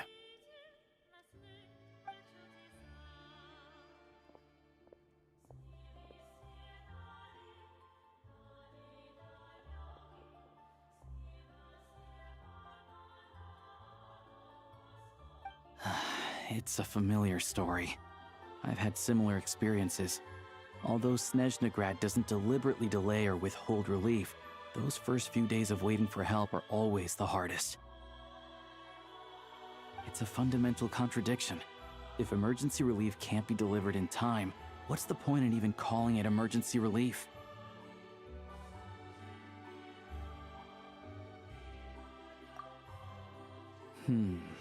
Not necessarily. I think there's a good chance that Kresnik Kristall from Stratomoros will start flowing into the market. When we resolve Stratomoros' energy issue, it's like we open the floodgates. A huge backlog of Kristall is now available to the townspeople. There's no way they can use it up at once. A lot of them will probably stockpile it and slowly work their way through. Probably a good idea, since energy prices are only going to keep rising. But there will always be people who urgently need Mora. Exactly. At the current prices, selling Kristall is an easy way for an ordinary person to make a fortune. Hey boss, how much do I have left in my account? 1 second, let me check. So, you're planning on buying the Kristall out of your own pocket? Yeah. I don't know if I have enough, so I'll chip in a little extra and buy as much as I can afford. No, it's fine. You're new to SNEZHNAYA, and you have your own living expenses to worry about. Besides, you're already providing the train. Here's your Mora. See what you can find at the market, but I doubt there'll be much Kristall left. Yeah, well, can't hurt to take a look. Let's see. Huh?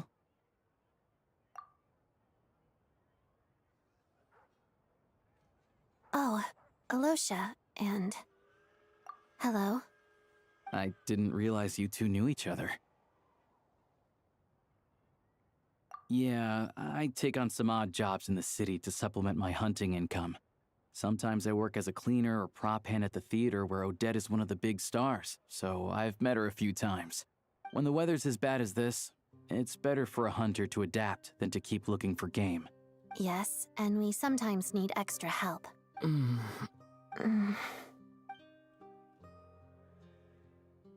Wait, why is the atmosphere so awkward? I thought things went pretty smoothly in Svietla Lidovka. So, what brings you here, Miss Odette? Looking for some new props? No. After I got back to the theater, I couldn't stop thinking about the situation in Svietlolaidovka. It bothered me so much I couldn't focus on my dancing. So I decided I'd come here and see if there's anything I can do. You too, I presume. I suppose that's why you're here. I didn't feel comfortable expressing my true opinions in front of the Harbingers. Not least because ordinary Fatui like me don't even know what Project Stuzha is all about. Without knowing the full picture, I can't make sense of it. And at some point, if things aren't making sense to me, I can't just keep going along with it. So many people feel the same way. They wish they could do something, but all kinds of reservations hold them back. Explains why groups like the Rokot are springing up to fill the gap. Yes. Well, that's one option. But there are risks to consider with organizations like that. The Fatui does not encourage their activities. Right, because things can get out of hand, and it's hard to hold the right people accountable when they do. I've heard about a few cases like that.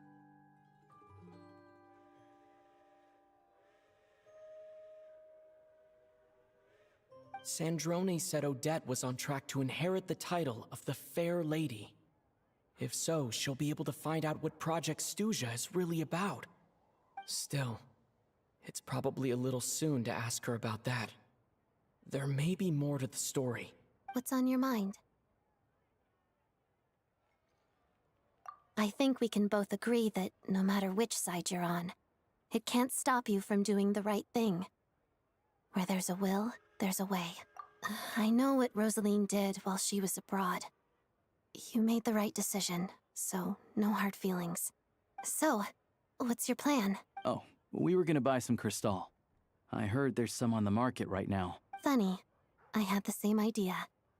In that case, let me pay. I can claim it back as mission expenses. The real issue here is that government relief is behind schedule. Surely it makes more sense for the state to cover these costs than for us to pay out of our own pockets. True. It's a huge expense after all.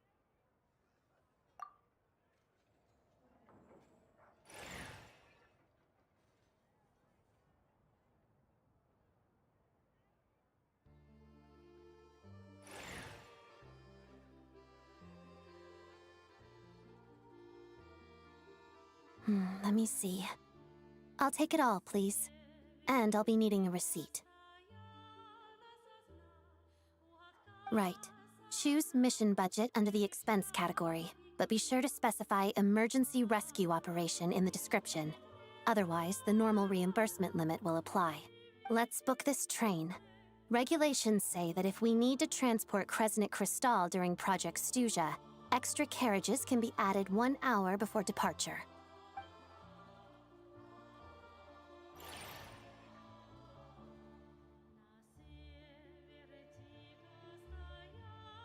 That should do it.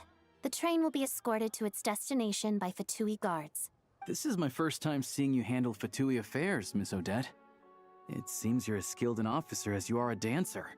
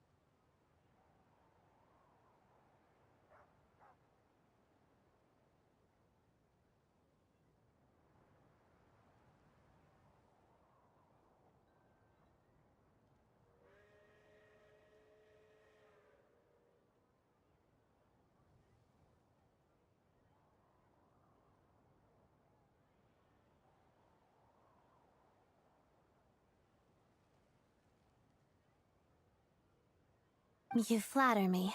It's only because I've been doing both my whole life.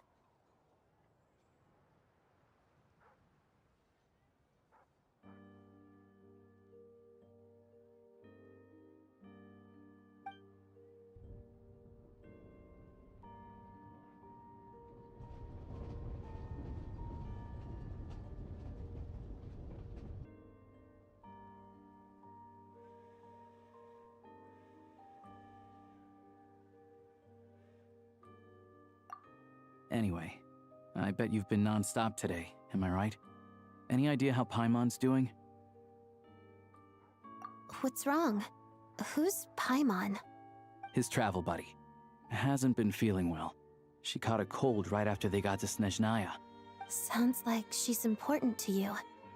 I can't believe you've been dealing with this on top of everything you've been doing to help the people of Snezhnaya.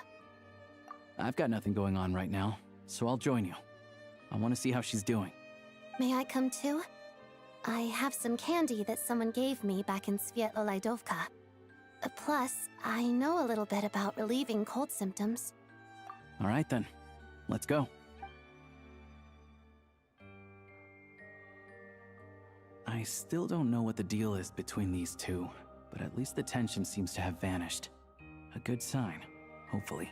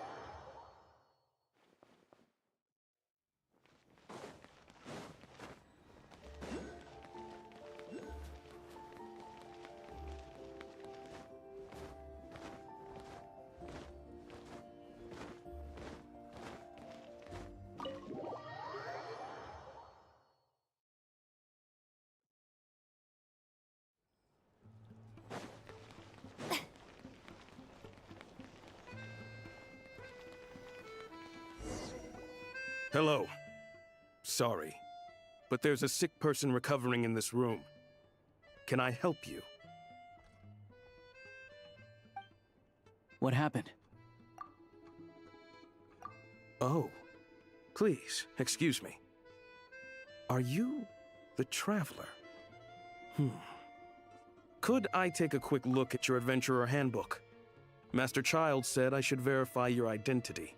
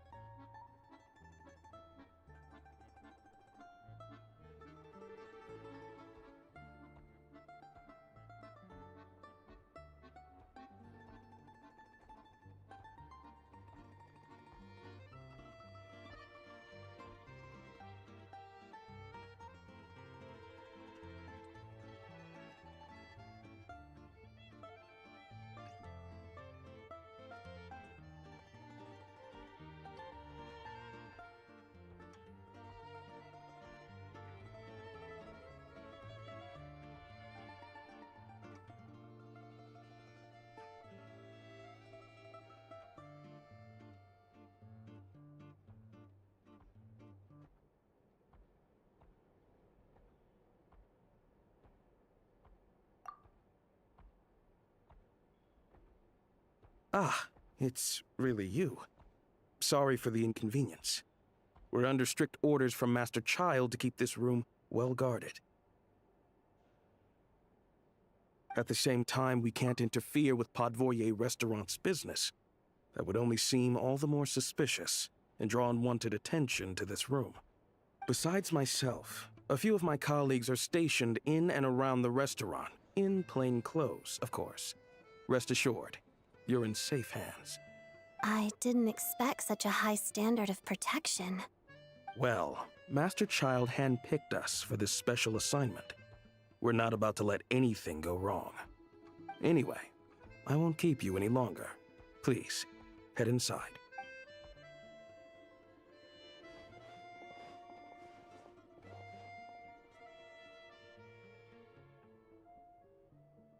Traveler! Alosha, you're back! Oh, hey! Who's our new friend? Hi, I'm Odette. The Traveler and I crossed paths a few times. Another friend from the Fatui, huh? You're practically a member yourself by this point. Paimon's definitely on the mend. We should be back to our usual travels in a few days' time. Seems like that doctor was right. It's just... Paimon's limbs are still feeling a little chilly. I have just the thing. Whoa! What's this? Is that... a flame inside an ice cube? Wait, is this real ice? How's it not melting? And how does the fire keep on burning? All keen observations. You're right. This is called core ignis. Whenever I've caught a cold in the past, I found I recover much more quickly if I place this by my bed. You're welcome to borrow it. Awesome! Wow! It's so nice and warm! Oh, it's like magic. Your name was Odette, right? How did you two meet again? Looks like she's in pretty good spirits. That's a relief. Any progress with your investigation yet? No surprises there, I'm sure. They're not likely to let anything slip.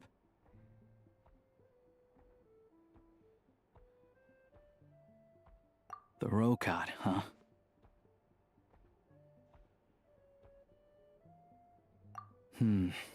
Let me think. Members of the Rokad keep their true identities hidden, but I think there might be someone I can introduce you to. Leave it with me. Meet me at the Korolyevsky troupe tomorrow, and I'll tell you how it goes. Would anyone like a drink? I'm gonna head to the bar. Paimon will have... maybe some hot milk? Yeah. Paimon's in the mood for something warm. Enough with the secret chat, you two. Let's catch up properly in a minute. Paimon wants to know everything that's happened today. It'll be kinda like tabletop troupe. No reason why listening to a story can't be an adventure.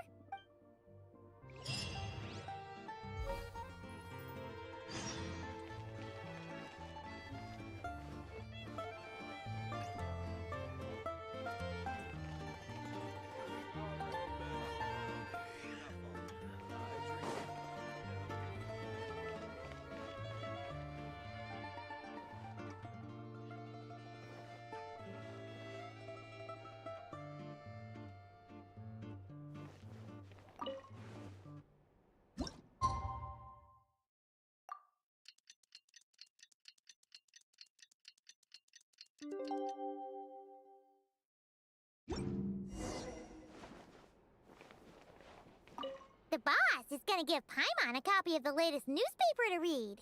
That should keep Paimon entertained.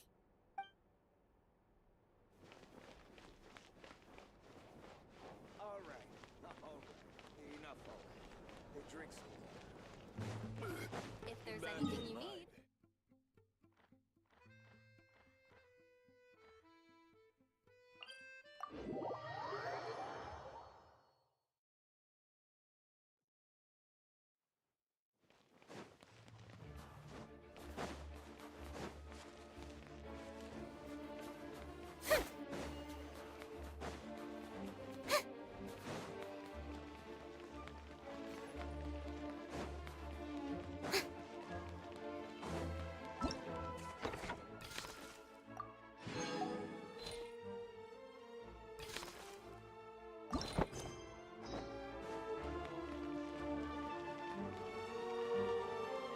Wow, this would be the perfect location for shooting a film.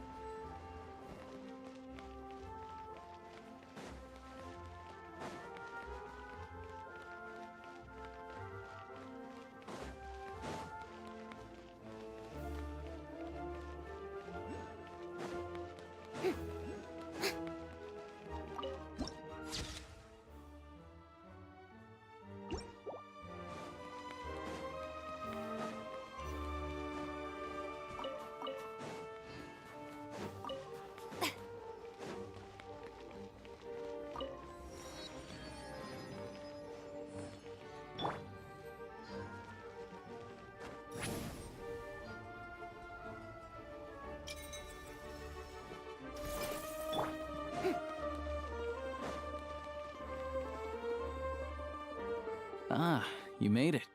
I've got some tickets, and I managed to set something up with the Rokot.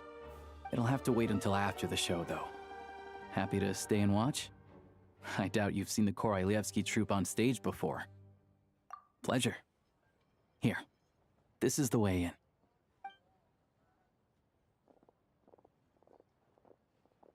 Please present yourself for a routine inspection in accordance with theater regulations. Thank you.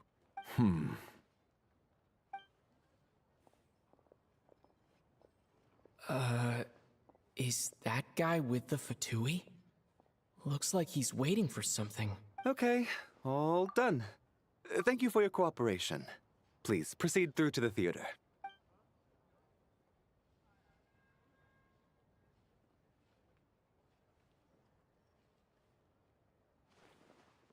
What's up? Everything okay? Snezhnaya's business and political leaders are always passing through here, so it makes sense that security's tight. Still, it's a little unusual to see the Fatui's Armory Palace guard here. You saw him, right? The guy right at the back. Strong, silent type. His name's Valeri. He's part of the Special Assignments Battalion, but I only ever see him here for one thing: to look for a guy named Mitya.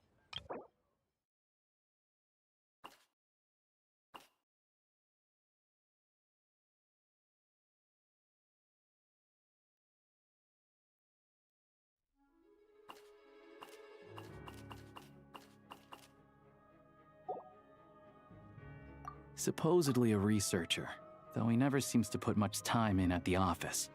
The theater is one of his favorite places to hang out when he's playing hooky from work. But that's not for us to worry about. Let's go. The show's about to start.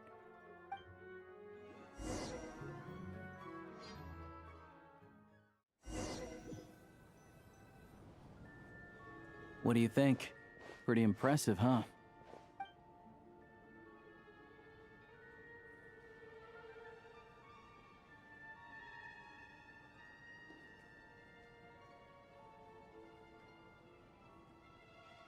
Oh, the one in Fontaine? I hear it's iconic. Never seen it for myself, though. Here we are, just in time. Sorry, coming through.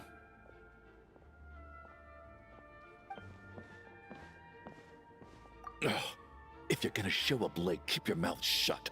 What's his problem? Whatever. No point arguing with people like that. Look, there she is. That's who I'm introducing you to later.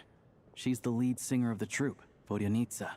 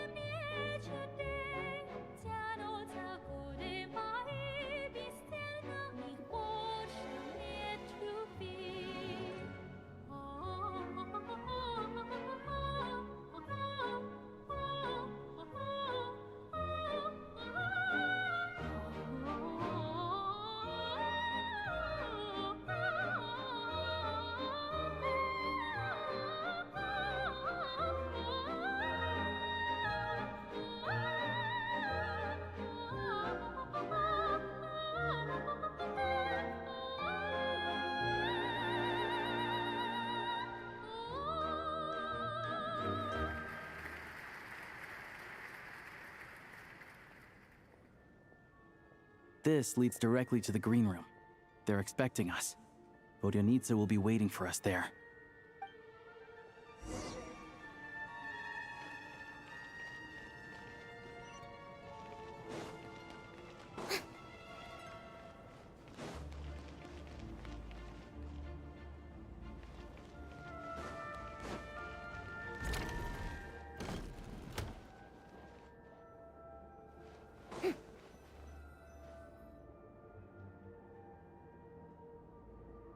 Hey there.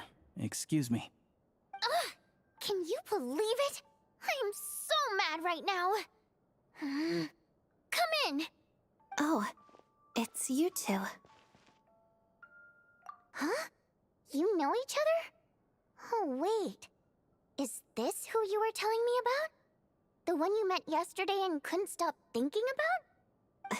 I never said that. Yes, you did. Why are you denying it? It was right before I went on that rant about the moody factory owner. Oh, I remember it so clearly. Might I ask what brings you two here?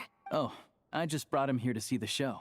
And when it finished, he was full of praise for Vodyanitsa's performance. So I thought I'd try my luck, see if we could get the chance to chat for a bit. Maybe get an autograph? You work here. You of all people ought to know that's against the rules. It's not what the green room is there for. Oh, what's the big deal? Come on, don't be shy. I can give you an autograph. You can take a picture too if you want. Do as you please. I finished all my shows for the day. I'll leave you to chat.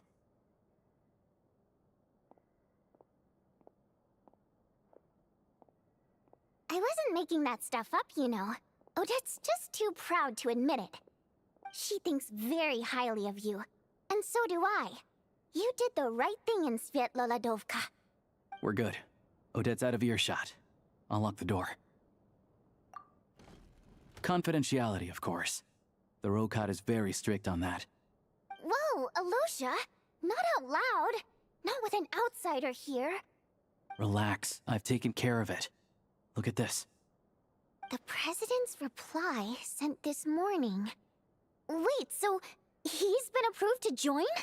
You told me last night that you wanted to get intel from the Rokat. Unfortunately, Rokot intel is only available to members. But ever since you set foot in Snezhnaya, we've been working together. I've seen the way you work, your character, and your motives. Everything about you is perfectly in alignment with what we're trying to achieve in the Rokot. So I figured I might as well cut to the chase. I wrote a letter to the president explaining your situation, including just the right amount of detail. His approval came very quickly. Of course, it's still your decision whether you want to join or not. We'll respect your choice. Well, assuming Odette was telling the truth and she didn't misjudge you, I guess we don't need to worry about you blowing our cover. Still, you gave me a real fright. I didn't know that's why you came looking for me. So, that stuff you said about admiring my performance, was that just because Odette was here? Did you actually mean it? Now you're talking. That's what I like to hear. Anyway, let me give you a quick rundown of how things work. Like I said, the Rokot is a covert organization, and we hide our identities. Members typically don't meet in person or even know each other's identities. This helps us maintain a high level of independence and secrecy. Because of this, members are basically free to decide their methods without constraints, so long as the outcome of any activity doesn't violate the organization's principles. After all, we don't have any ostensible contact with each other. This way, if anything goes wrong, no one else will be implicated. Beyond the freedom to choose how you operate, it's also your choice whether to act at all. We have plenty of members who have yet to take any action. In short, joining the Rokot in and of itself won't place any restrictions on your activity in Snezhnaya. There's a code of conduct you can read if it interests you. But basically, as long as you don't plan on using your anonymity to go around doing evil, you'll be fine. I tried reading it 5 or 6 times. Never made it all the way through. Even the most lackluster script makes for more interesting reading. Great. Then I'll go grab an official application form. Be right back.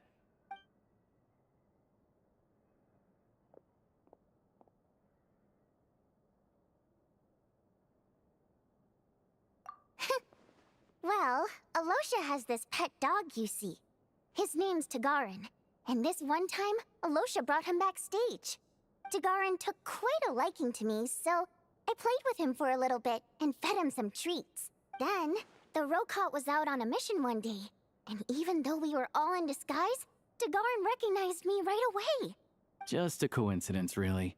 We didn't report it to the higher-ups, though, to avoid dealing with the fallout.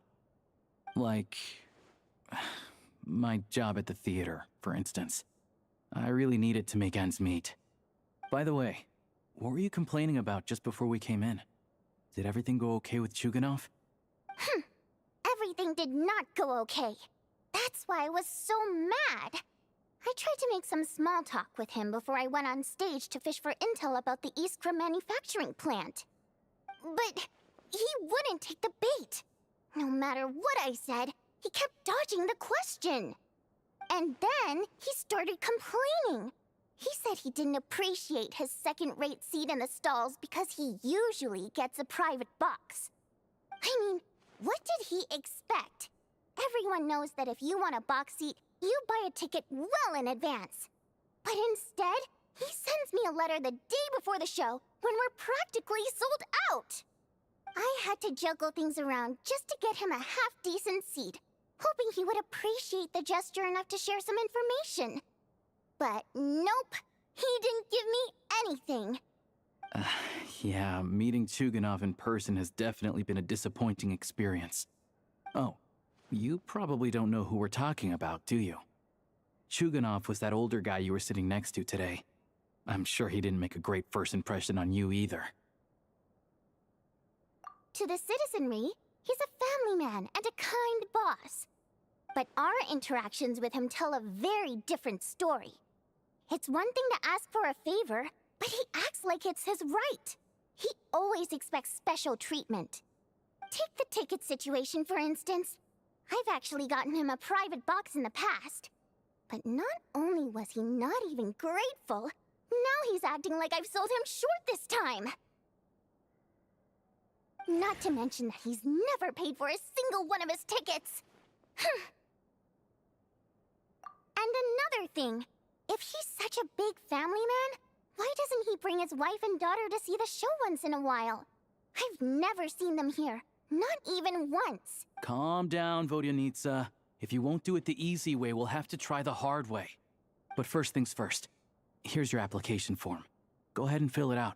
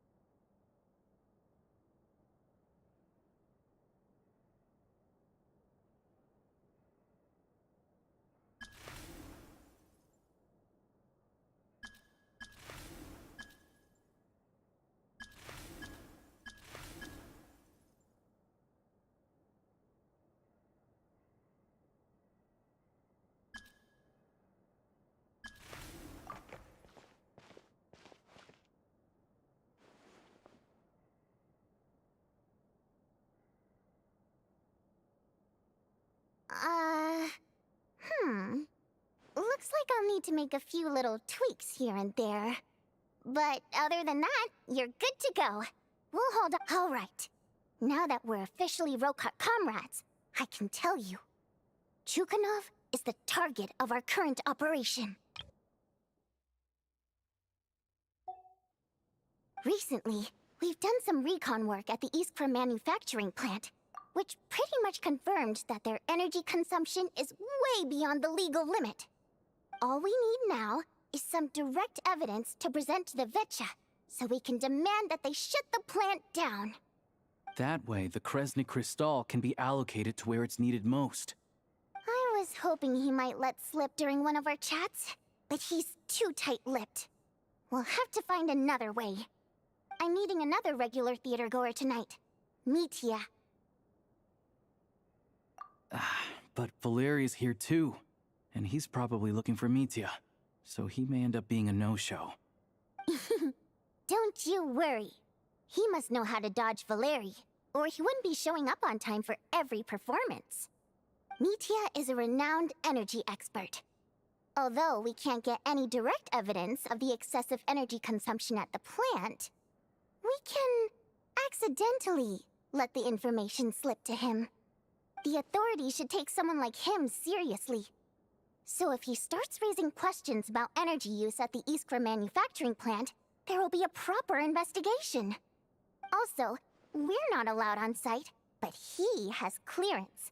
So all we need is his cooperation.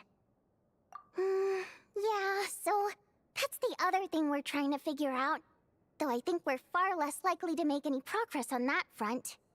Still, I hear that Mitya is a bit of a chatterbox. So, who knows? Maybe if we catch him in the right mood, he'll let something slip. What do you think? Sound like something worth your time? Okay, in that case, you guys find a seat somewhere nearby. Pretend you're a couple of buddies there to eat, and keep your ears peeled for useful information. He's a huge fan, so I doubt he'll have his guard up around me. But you two need to be convincing. If he suspects anything at all, he might stop talking. Sure. Don't worry. We'll make a believable pair of buddies. Perfect! You've sold me already. Now, help me tidy this room up a bit before we head out. Okay. What needs tidying? everything.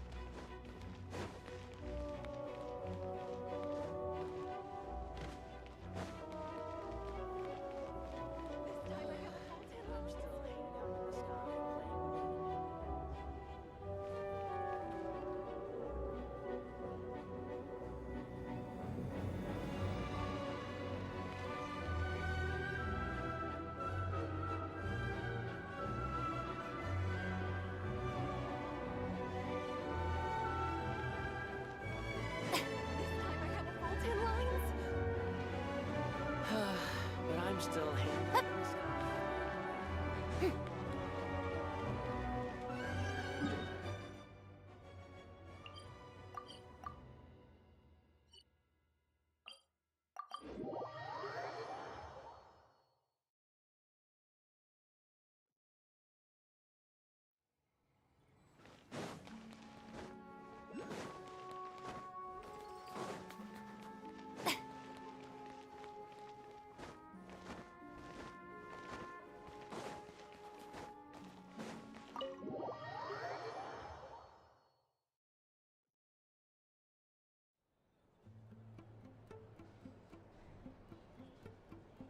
We come here often, so we shouldn't stand out. Let's sit here. Now, it's up to Vodyanitsa. Let's see how the conversation goes.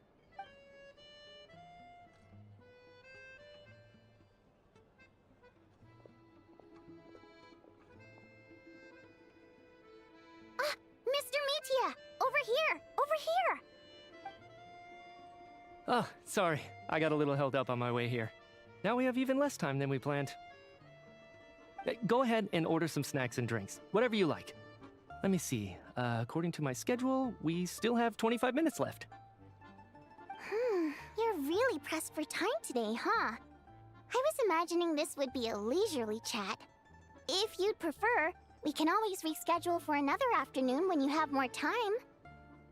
No need. Getting to meet the lead singer is a very precious opportunity for me. I'm not about to pass it up. I've already had to decline your invitation several times because our schedules rarely align. If I don't grab this chance while it's here, who knows when the next one will come around? Well, it's very kind of you to make time just for me. I'm not too sure, to be honest. But Snezhnaya is full of weird and wonderful things like that, so people tend not to bat an eye. I'm sure the same will go for the Eye of Grey and Paimon. The reason I invited you out for tea and a chat today was to get some feedback from a true fan of the theater. Well, I genuinely have nothing bad to say. No matter how many times I hear you sing, it never gets old. It always seems fresh and new somehow. Maybe it's because the more times I listen, the more details I notice. Or maybe you simply improve with every performance, delivering it better each time. Thank you! I'm delighted to hear that. Could you give me any specific examples? Oh, yeah. The piece you sang today, for example. Beneath the Frozen River? Hey, what's with you? I'm just praising a good performance. I always used to find that such a bleak and lonely song. But the more you listen, the more you realize that it's not as cold and nihilistic as it appears.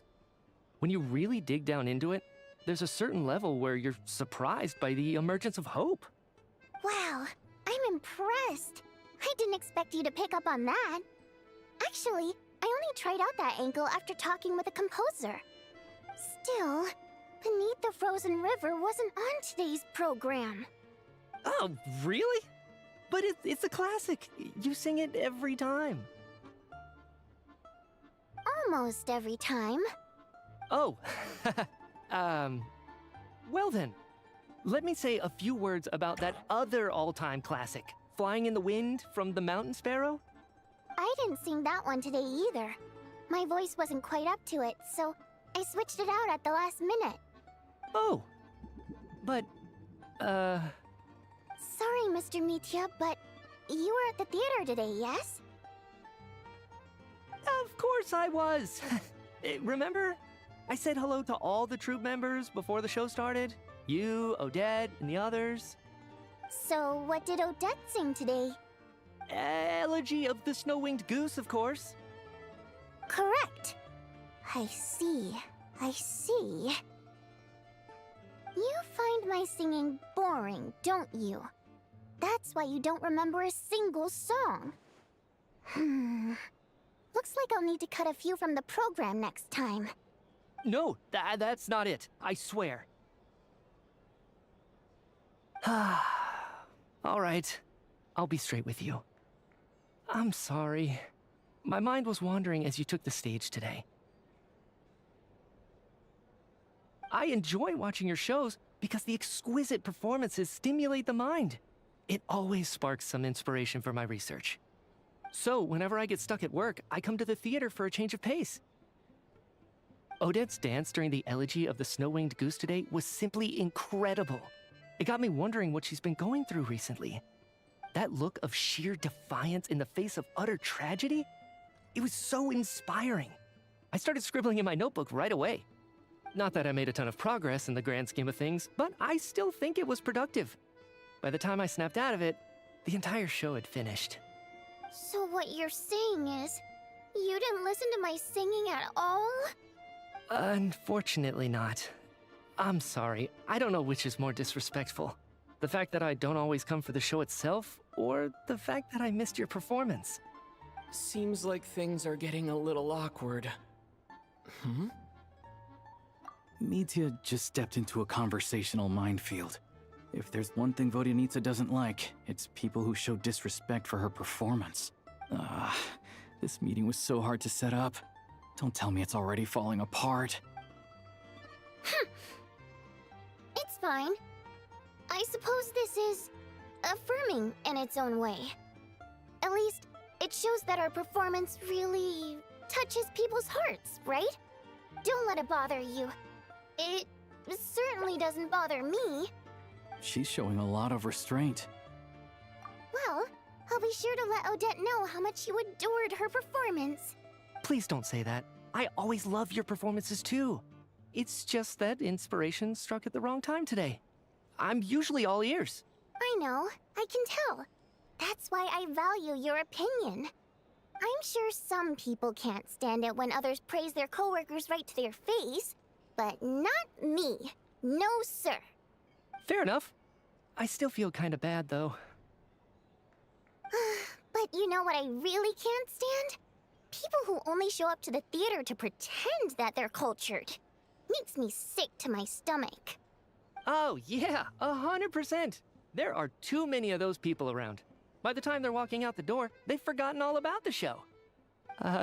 What's wrong? You look furious. I don't know if you've heard about the boss of the Eastborough manufacturing plant. He isn't even a theater investor, but he always demands the same privileges as actual investors. Box tickets only, premium drinks, even the right to request specific songs. Well played, Vodyanitsa. Seems like she's harnessing her rage to steer the conversation back on track. Now that you mention it, I've interacted with that guy before. I gotta say, everyone holds him up as an example of a benevolent businessman, but I don't know. I don't see it. Yeah, he couldn't care less about what's happening on stage. He's just there to flaunt his social status. I hate that I have to prepare programs for guys like that. What's the big deal with that factory he runs anyway? I asked around a bit and heard some pretty shocking stories. Sounds like he's just another greedy capitalist. Oh, really? Yep, the things people are saying are pretty damning. Low wages, insanely long working hours, equipment running around the clock. And as if that's not bad enough, he also strictly forbids his employees from giving any kind of interview.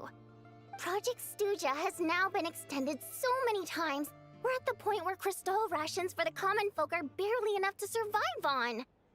Yet he even wants to get his greedy hands on them just to boost his own profits. If the rumors are true, he's in serious violation of the law. Interesting. So you've heard about it too. What? So it's really true? Who knows? I've only heard the same rumors you have. But there's no smoke without fire. The Rooster's been coming down on us hard lately, demanding that we track and trace every single batch of Crystal. My coworkers in the Department of Energy have been tearing their hair out over it. The Rooster? I didn't realize he cared that much. Yeah. Even though there are no restrictions on Crystal trading, the poor will wind up freezing to death if we let the rich buy as much as they want. That's clearly unfair.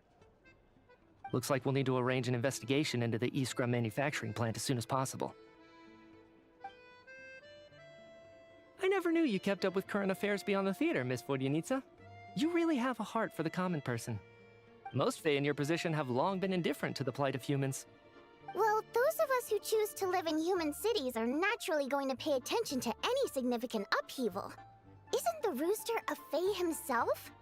I'm just surprised to learn that even someone with as much experience as him is getting so stressed out over Project Stuja. What is the end goal of this project anyway? This is it. We're finally going there. I'm sure Mitya can sense on some level that she's fishing for information.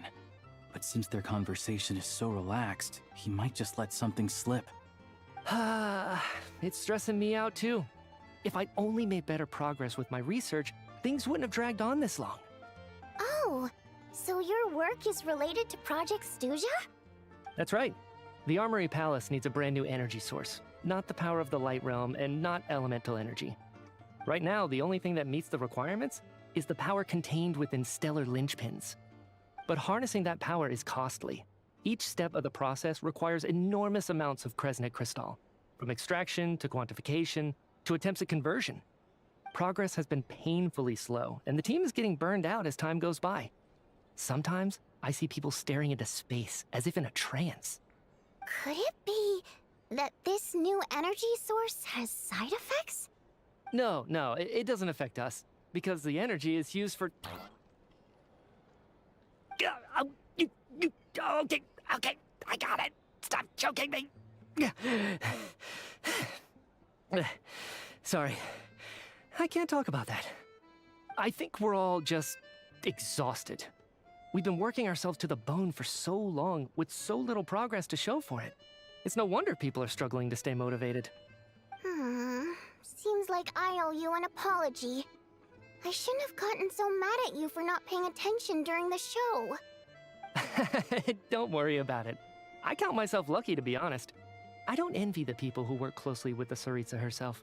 I'd much rather be in my current position.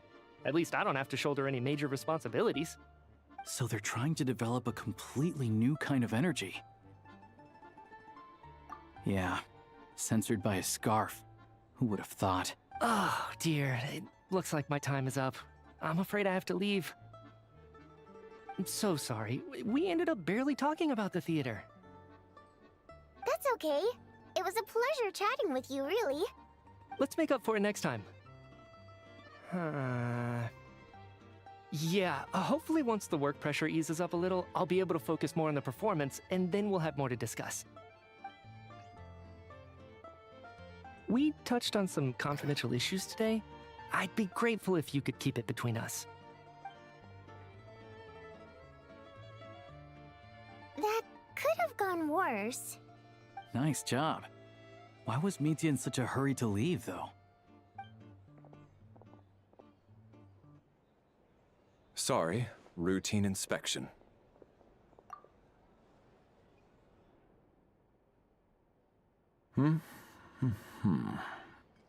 Okay, let's go.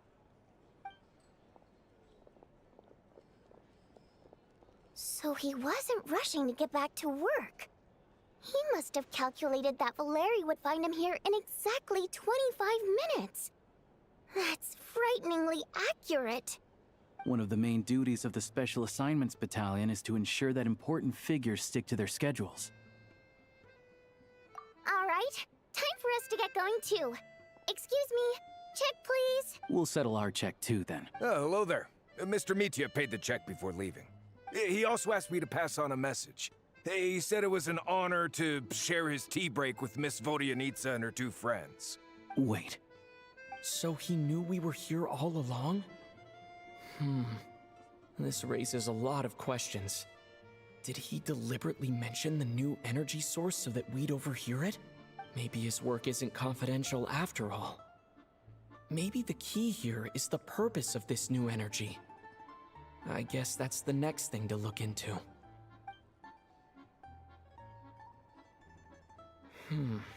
Vodyanitsa and Alosha have left. Time to head back and call it a day.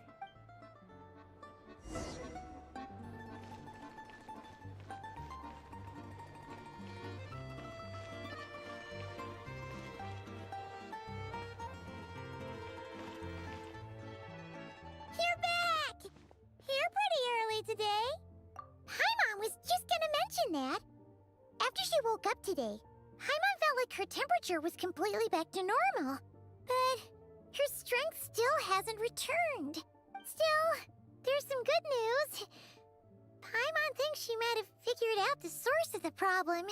It's like there's some kind of mysterious power affecting Paimon. Paimon's never felt this way before during any of her travels. She only started feeling this way since we arrived in Snezhnaya. That's right. The Armory Palace needs a brand new energy source. Could that have something to do with this? What is it? You're making that face again. You know, the one you get whenever you have a light bulb moment?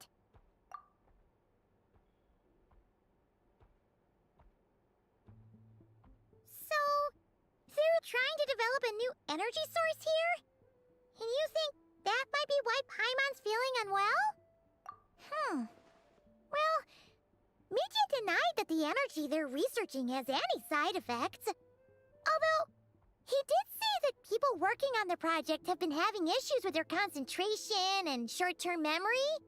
But even so, those are completely different symptoms from Paimon's. It's pretty faint, so it's kind of hard to tell.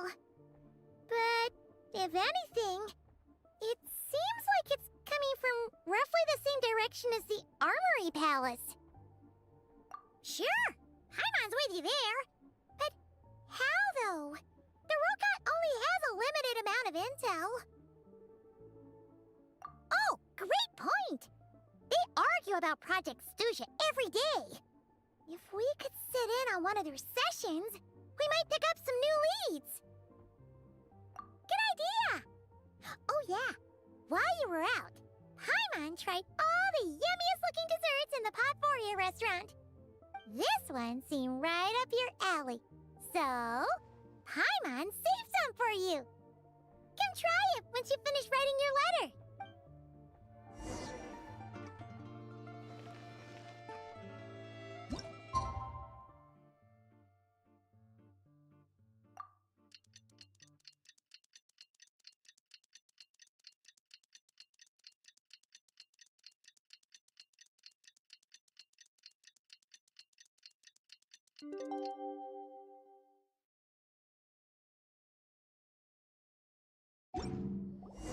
Alosha replied. He says that we won't be able to speak at the Vetcha, but he can arrange for us to attend as visitors. Time to get ready. Then head to the SNEZHNAGRAD Vetcha. You're back! Paimon's been working on the crossword puzzle in the newspaper. It's actually pretty fun. Oh, shoot! Paimon forgot the next word. Oh, she had it a moment ago. Think, Paimon, think.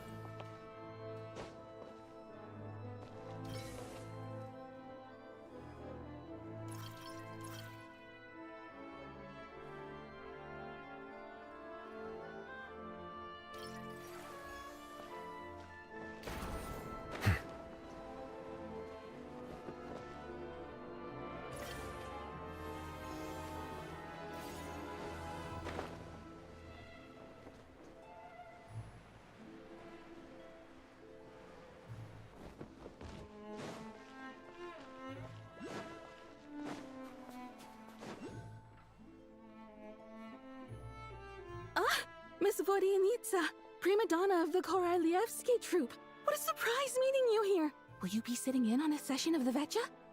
Sorry, I'm not taking interviews today. Oh good, you're here. The session's about to begin. Let's get inside. Please wait, Miss Vodyanitsa. Could you introduce me to your new friend?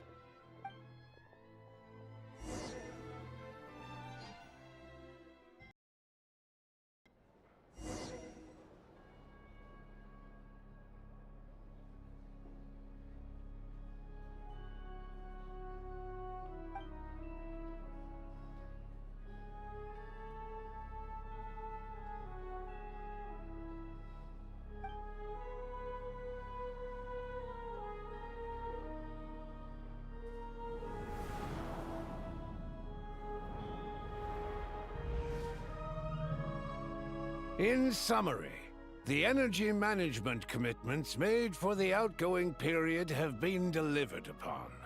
Furthermore, both the production and consumption of Kresnik Crystal show clear signs of stabilizing. The relevant agencies have assessed the present circumstances and determined that the status quo can be sustained until the next period. For detailed statistics, I would refer you to the industry reports that have been distributed to all persons present. It should also be noted that while the recent blizzards have led to a significant increase in people's energy expenses, this is strictly a short-term phenomenon associated with a remotely located monster. Her Majesty the Tsaritsa is giving her full attention to this matter. We should have every confidence that it will be dealt with swiftly and conclusively. A financial report on disaster relief is also present in this report, courtesy of Pantalone. They cover the same old ground every single time. The rooster never seems to mind, but everyone else is getting tired of it. There's a general lack of trust. People aren't seeing any tangible benefits that affect them directly. Of course, none of that will be reflected in any of the reports on the table. Yeah, if it weren't for these hard copy documents, I could have at least made something up.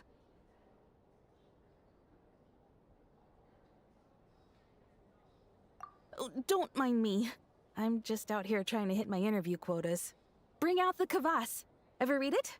Best-selling newspaper in town.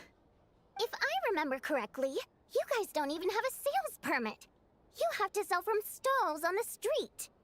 Okay then, best-selling street stall newspaper in town. Still counts. Order! We will now open the floor to the representatives. If there are no further substantive issues to discuss, we will then proceed to a vote on this motion. SNEZHNAYA has a long tradition of treating members of the Fatui armed forces and their dependents favorably. But recent surveys shows that Fatui families in remote areas have access to 15% less crystal than the average civilian family in Snezhnograd. It's been said many times before, but it bears repeating now. There needs to be a clear and consistent rationale behind how crystal is allocated, or we will soon face immense public backlash. Perhaps you wouldn't need to keep repeating yourself if you would hear me out for once. I say again, true consistency exists only in principle. In the real world, fairness is relative. You appear to treat resource allocation as a simple function of production and population. So what about when the equipment used in production breaks down? Have you factored that into your equation? And do you even know how long it's been since SNEZHNAYA last conducted a census? If I knew the answers to questions like that, I'm sure I'd be a very wealthy man. And I doubt I'd be going by child. I'd like to bring the focus back to the specific issue I raised. Or do you wish to deny that favorable treatment for Fatui dependents is our long-standing policy? It's easy to be a critic when there's no accountability. That seems to be a running theme in the anti-Project SNEZHNAYA cohort. Defeat the ringleader and all other problems will magically resolve themselves. That's what they seem to think. But in case you aren't aware, not one jot in my report would change whether Project SNEZHNAYA continues or not. So you have no intention whatsoever of finding a solution to this problem? On the contrary, I'm the only one here who ever brings solutions. Child opened by speaking up for the armed forces. Regrator struck back with style and a war of words ensued.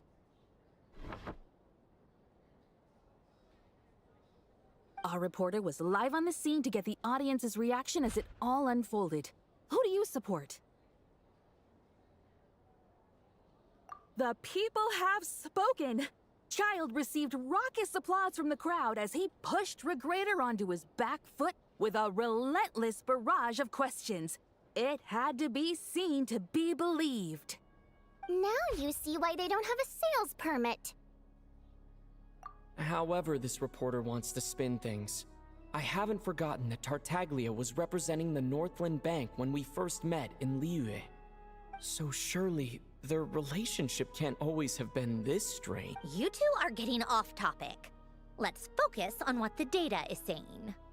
Mr. Pantalone, may I speak on your behalf? Oh, please do. I'm more than happy to save my breath. Crystal distribution policy undergoes modifications with each new period. The ultimate goal being to find the most reasonable method of allocation, which I believe is what Mr. Tartaglia also seeks. But I fear many may have been misled on this topic by extremist activists. To clarify, Project SNEZHNAYA is not the root cause of the problem. It is merely a framework for resource distribution. The most recent reports all point to SNEZHNAYA's resilience and adaptability during this period of fine-tuning, and give clear indications that a distribution framework is improving with each iteration. To make drastic adjustments without first considering the risks would likely do more harm than good.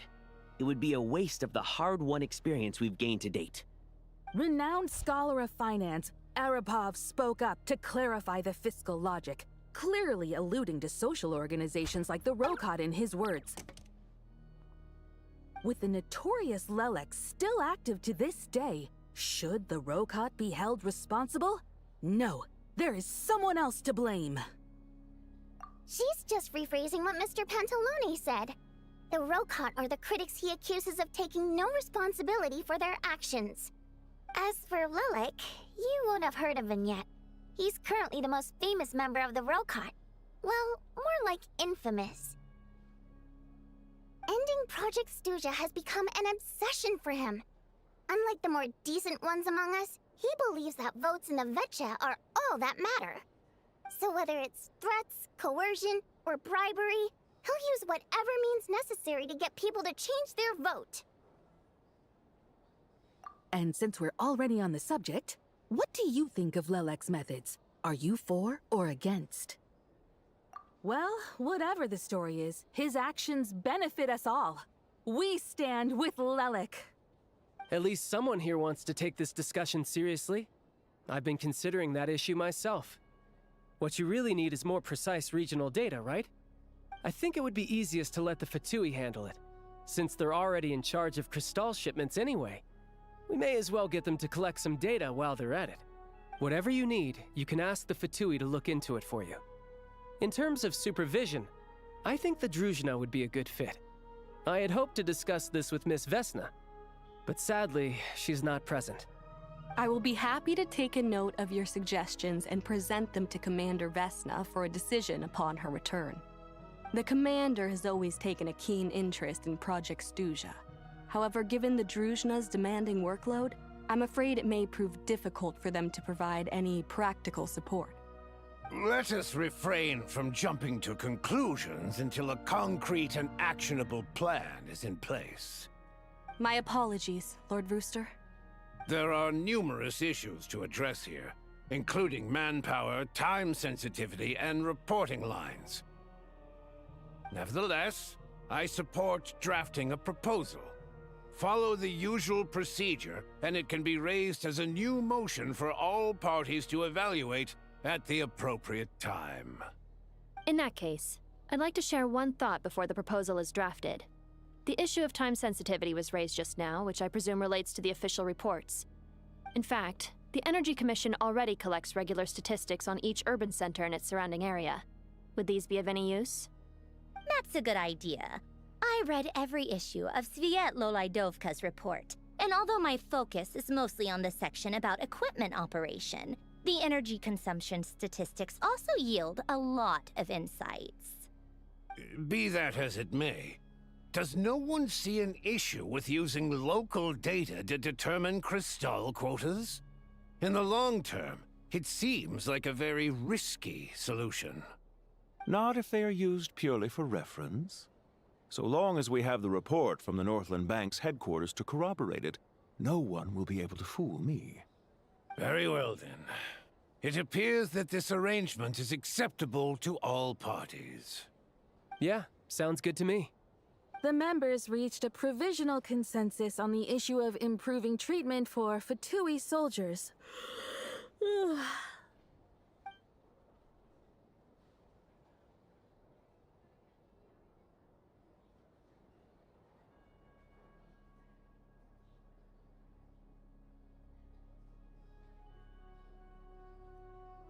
Today, the prima donna of the Korailievsky troupe attended a session of the SNEZHNAYA Vecha in the company of a dashing young man.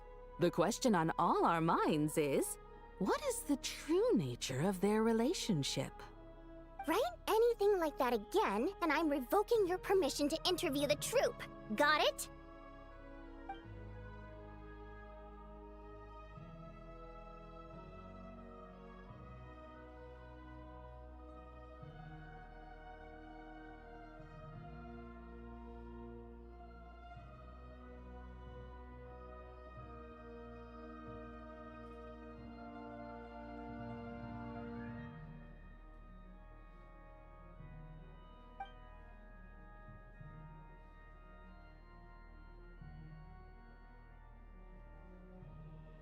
Now then, if there are no further contributions from those present, we shall proceed to the final vote. Hey, check it out! What made him vote against? Why now?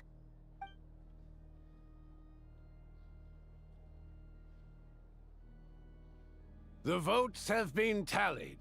Those in favor of continuing Project SNEZHNAYA total 61%, securing a clear majority. That was too close. The margin has shrunk yet again. Chuganov was a huge loss. I'll bet Lelek is behind this. I wonder how Pulcinella will respond this time. Chuganov. I see. Lelek strikes again. Yes, go, Lelek.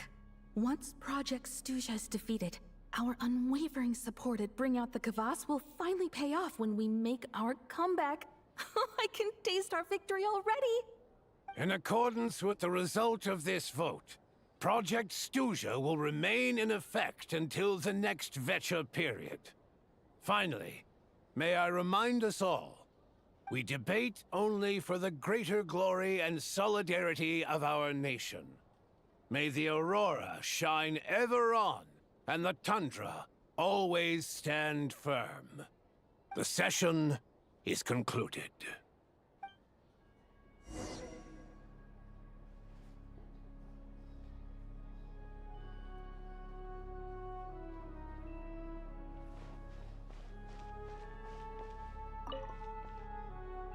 I have to say, I really wasn't expecting Chuganov to vote against Project SNEZHNAYA. Well, in principle, SNEZHNAYA's business and political elites ought to be the ones least likely to oppose it. As we heard, Project SNEZHNAYA is basically just a resource distribution framework that requires everyone to cut back during the winter. But even if the policy got cancelled, the Tsaritsa's energy needs wouldn't suddenly go down. The extra demand from the public would have to be filled from somewhere. So logically, the factories would have to take the hit. I got a letter from Mr. Mitya just before today's session. He said he's confirmed that there are issues around overtime and excessive energy consumption at the Iskra manufacturing plant. In a situation like this, once the Rooster receives the report, he'll order the factory to halt production and submit to an investigation before issuing a penalty.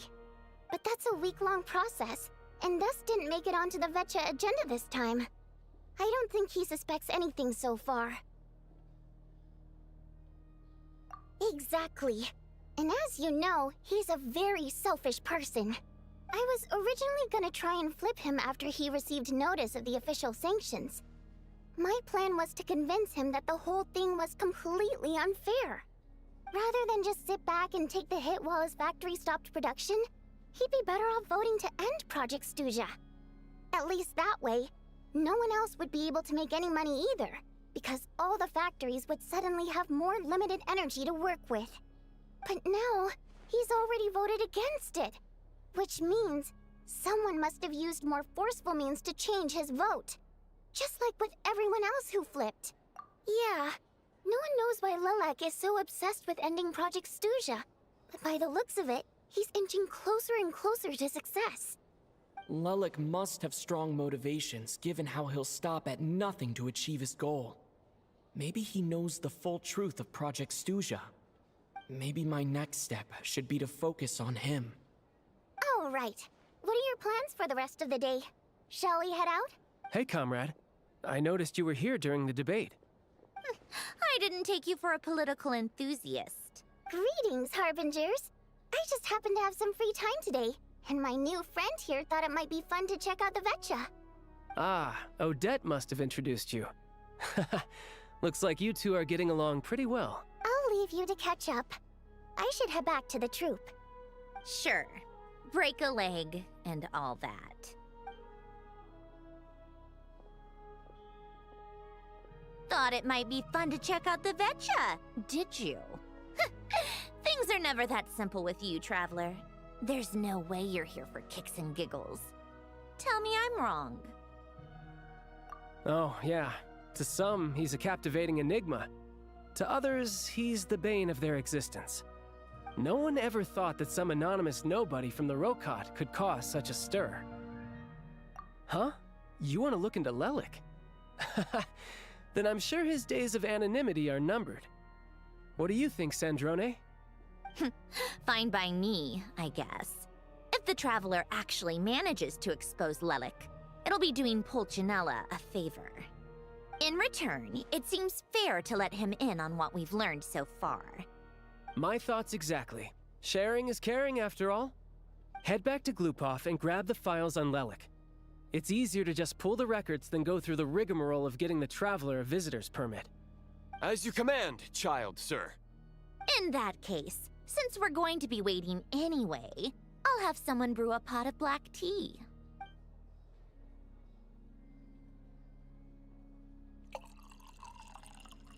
One common thread among the many incidents Lelik has been involved in is that the victims are all too scared to share any real information about him. Clearly, he must have threatened them in some way. His modus operandi is to silently infiltrate the scene and leave a threatening letter behind. But neither the letters nor the crime scenes ever yield any clues to his identity. So all these files have to offer are short statements by the people affected. They don't give us a lot to go on. If nothing else, it shows we're dealing with a trained professional who's versed in counter-surveillance. Yes, and to that point, he often strikes in highly secure locations. The victims are high-ranking and influential people who take their personal security very seriously. Somehow, Lelik slips right into their rooms without making a sound. There's never any eyewitnesses, nor the slightest trace of a break-in. If he can get in and out undetected, it means he can strike without warning. Not that that's ever happened so far, but the thought is enough to scare these people sleepless. It's hard to believe that a human being could pull this off flawlessly every time, so they switched the focus of the investigation to Faye. Unfortunately, no one's found anything yet. Careful, don't underestimate me. Although truth be told, I'd probably find it hard not to blow my cover. Direct confrontation is more my style. We haven't ruled out the possibility of Lelik being human. It's just, there can only be a handful of people in all of Teyvat who'd fit the profile. Faye, on the other hand, plenty would have the ability, but few would have the motive. No, not as strong as me. You'll never find the culprit with criteria like that. Let's go with a little weaker than me. you hit me right where it hurts. I'll admit, he's strong and meticulous. But can we at least limit this to candidates who have something to do with Snezhnaya? He's just trying to find a reference point. Stop getting fixated on who's stronger than who. But that's the most important thing. In my opinion, anyway.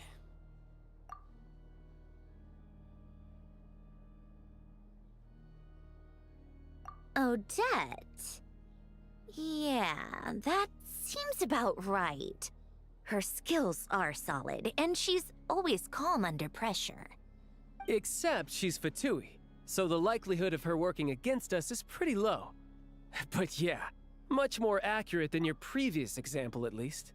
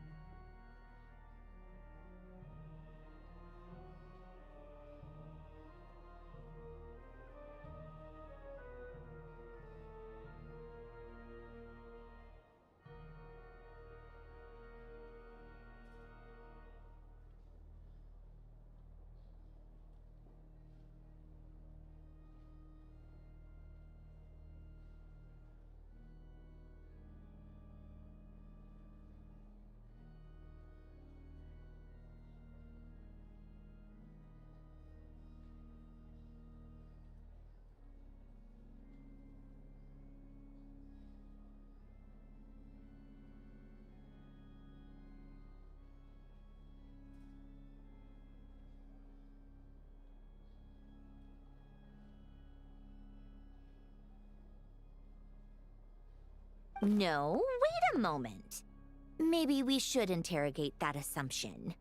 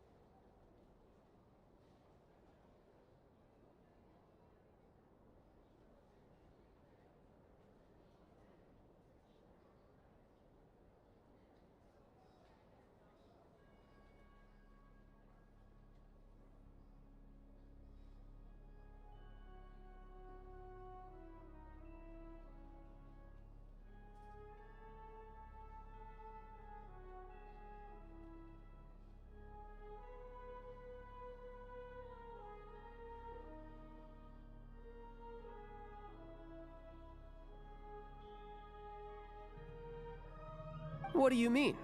Which assumption? Her Fatui identity doesn't necessarily exonerate her. And when you think about it, the Rokot would be precisely what she needs to conceal her identity.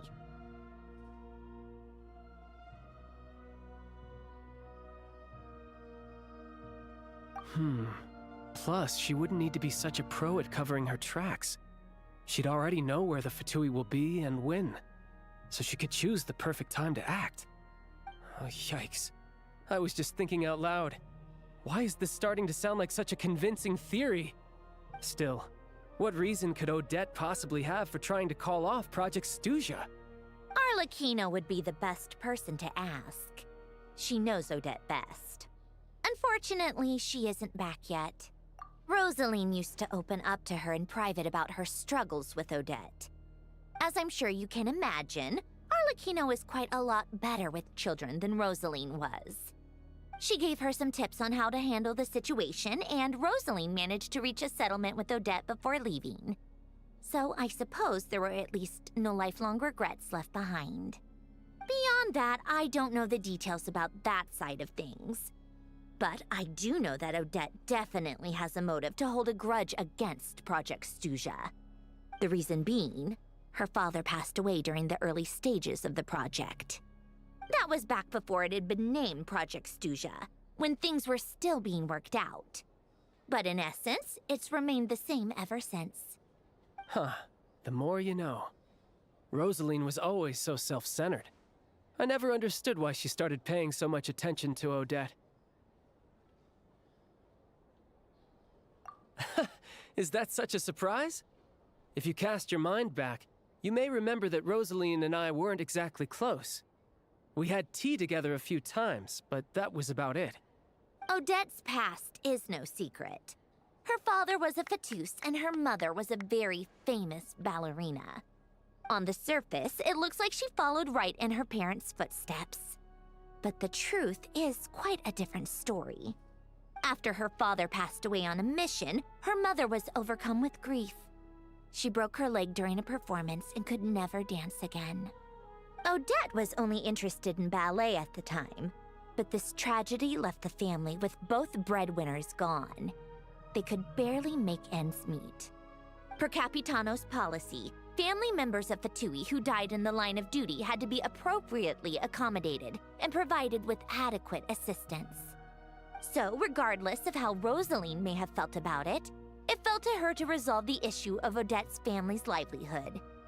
In the end, the solution they agreed upon was to have Odette join the Fatui.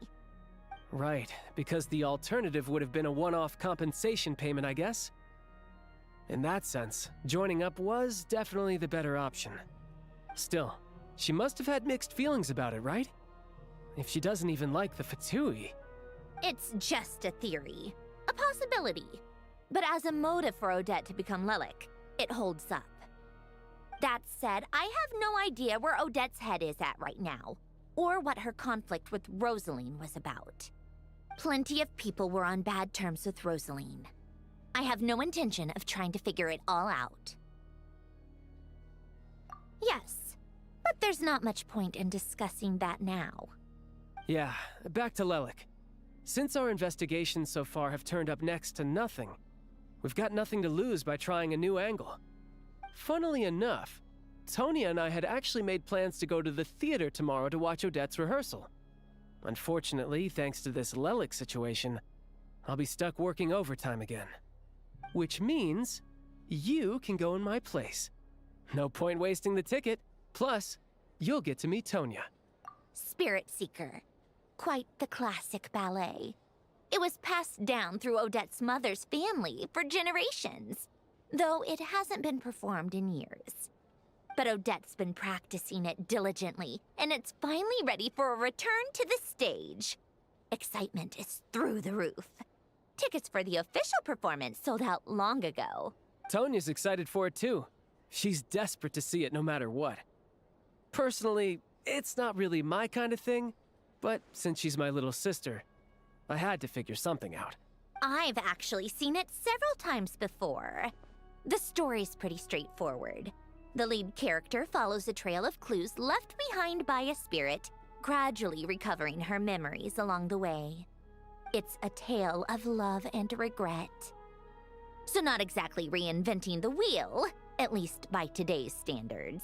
But when that classic melody kicks in and the lead character begins to dance, it always gets me. It really is beautiful. Not an easy dance to do justice to, though. I know it's always been Odette's dream to perform this piece, but I'm not sure she's really ready.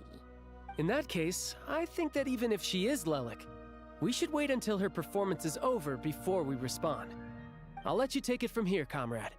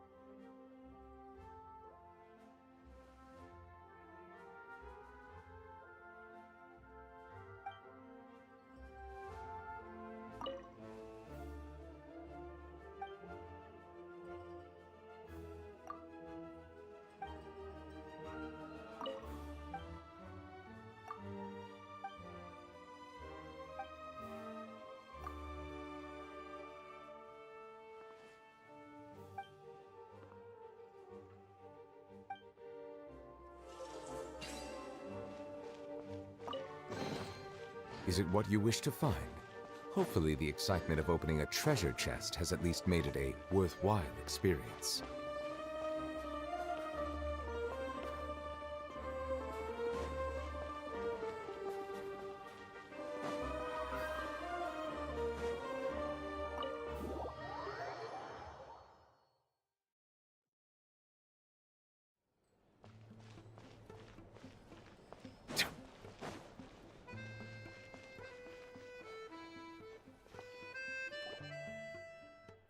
You've made a ton of progress today. It's good that everything's going so smoothly. Next step is to head back to the theater and get a clear answer from Odette. Either way, Paimon doesn't get the sense that she's a bad person. Sure, she might have done some pretty extreme things, but Paimon bets she has her reasons. Maybe this is going too far, but like, with everything she's managed to do so far, wouldn't it make more sense in theory to be even more, you know, heavy-handed? Why leave a letter when she could, well, we know there are plenty of other ways to keep people in line, right? The point is, she could have gone further, but she didn't. So, if it is her, she's got some principles at least. Yeah! Well, all you can do is follow the facts wherever they lead. No change, really. But that thing Paimon told you about yesterday? Paimon feels like she can sense it more clearly now. Hearing you talk about your day makes Paimon itch for an adventure. If only she could be there with you so we could experience it all together. Yeah, I wish you could be there too. I'm not used to adventuring alone. But don't worry, we'll get to the bottom of this. Guess it's just one of those things. Never mind. Paimon will behave herself and keep resting.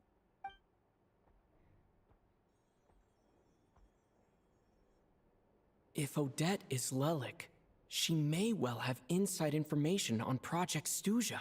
Her father was involved with the project's early implementation and tragically died in the process.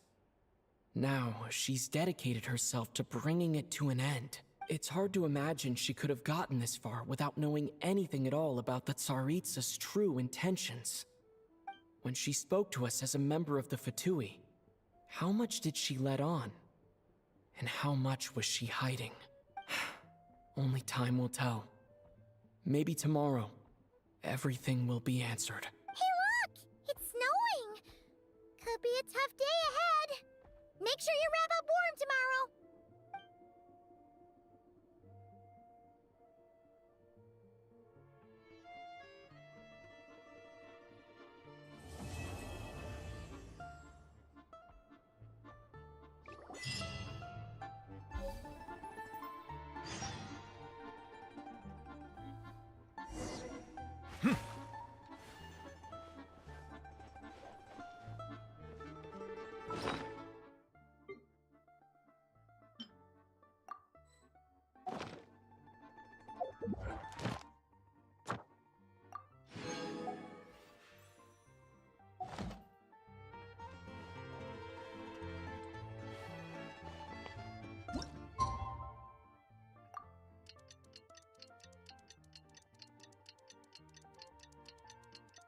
You're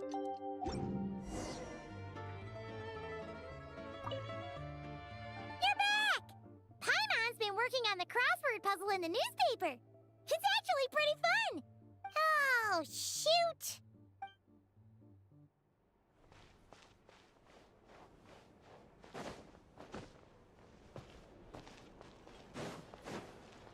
If there's anything you need.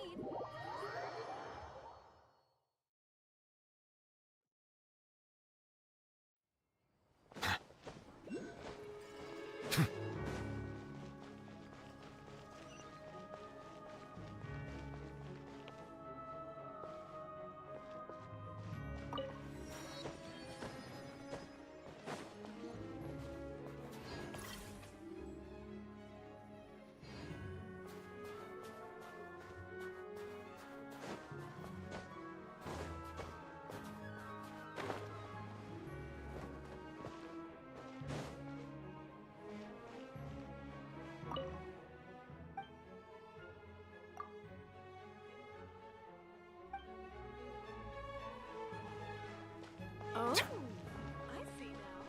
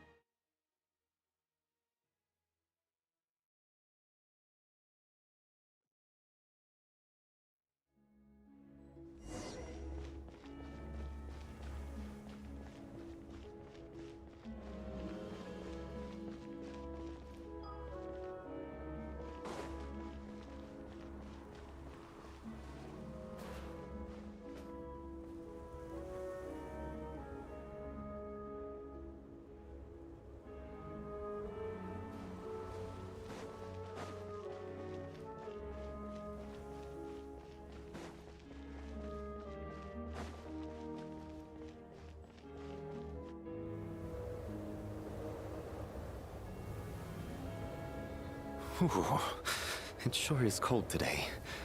I wonder how much heavier the snow's gonna get. Here to see Odette? I just need to see your tickets for the preview. Perfect. Thank you. I'll hold on to your tickets. Come on in. It's freezing outside.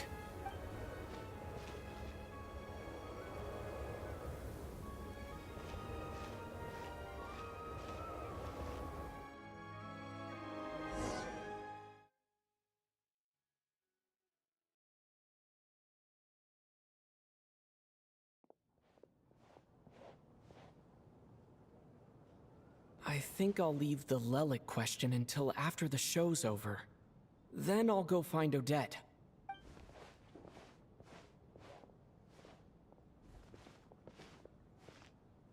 Child said he was originally going to come with Tonya. So I'm guessing Tonya's already here somewhere. Is there anyone here who looks like a Tonya? Let's see. It's a small audience. Makes sense for a preview. But wait. I do see some familiar faces. Mr. Chuganov's back again by the looks of it. Oh, and is that Mitya? And that Fatui officer, Valeri. Guess he must be playing cat and mouse with Mitya again. Oh no, it looks like the show's starting and I still haven't found Tonya. Never mind. I'll just have to take a seat for now and see if I can catch her afterwards.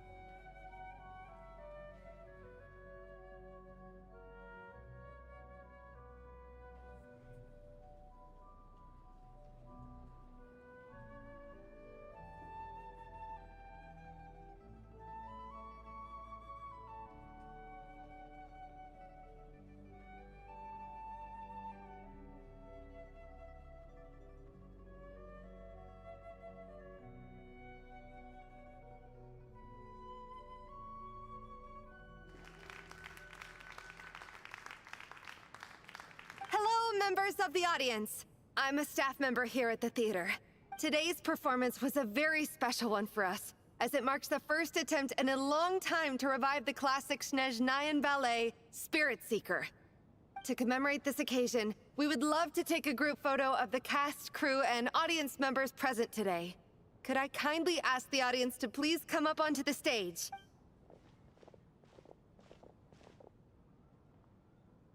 All right, everyone, huddle in a little more. Now, look at the camera.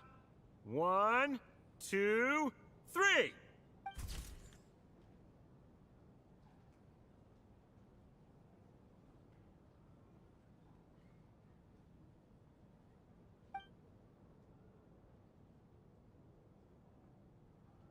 Are you quite satisfied, Mr. Energy Scientist? I rather hope you don't have any other escape plans to add to my workload today. What are you talking about, Sarge? This was simply my way of inviting you to watch Miss Odette's new show with me. And wasn't the performance spectacular? In the future, I heartily encourage you to take a leaf out of my book. Find some soul-nourishing pastimes to enrich your time outside of work. It was indeed a fine performance, but I must correct you on one point. This is not time outside of work. These are working hours. Working hours and non-working hours are just a social construct. Human technology can never advance if we're too rigid in our thinking, Sarge. May we leave now? Already? I mean, I was kinda hoping to soak up the atmosphere for a little longer, but... No? Okay, guess I'm pushing my luck. Didn't seem like too much to ask, but fair enough. Off we go then, Sarge. Back to the land of working hours. Lead the way. That has to be her. She's the only person in the audience around Tonya's age. Excuse me. Are you Tonya? Huh? Your brother's busy today, so I took his ticket. Don't worry about him, he's fine. Oh, okay. Sorry for the trouble. What's wrong? Are you sick? No, I'm fine. It's nothing. Maybe she caught a cold on the way here because of the weather.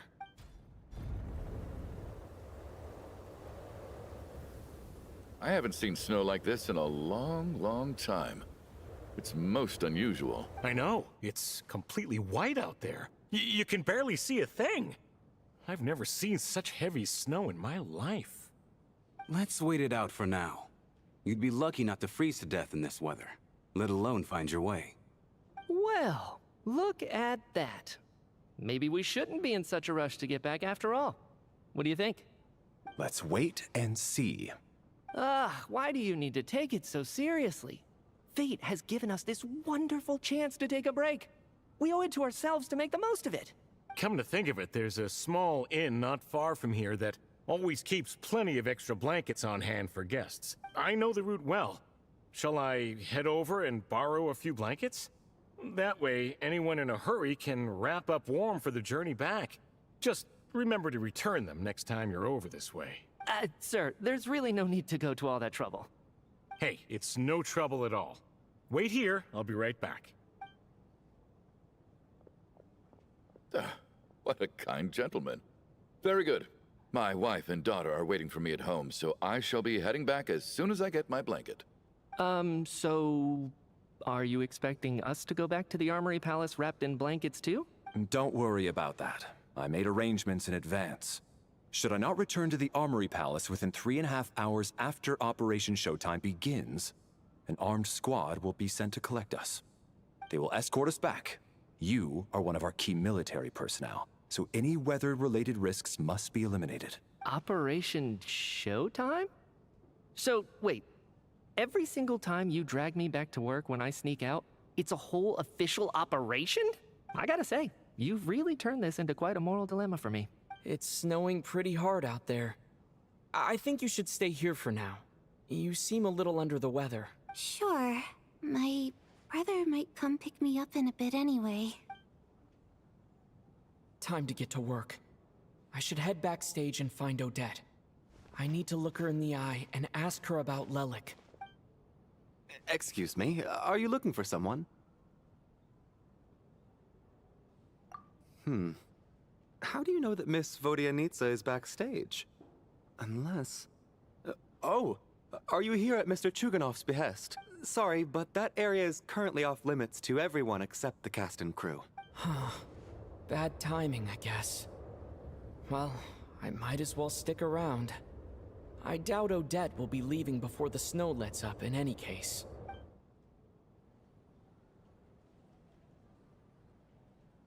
What happened to the gentleman who went to fetch the blankets? How has he still not returned? I was thinking the same thing. It's still snowing very hard. Do you think something might have happened to him? Whatever the reason for his delay, I must say I hate nothing more than people who make empty promises and fail to deliver. Well, I have to treat my employees like that on occasion, but that's different.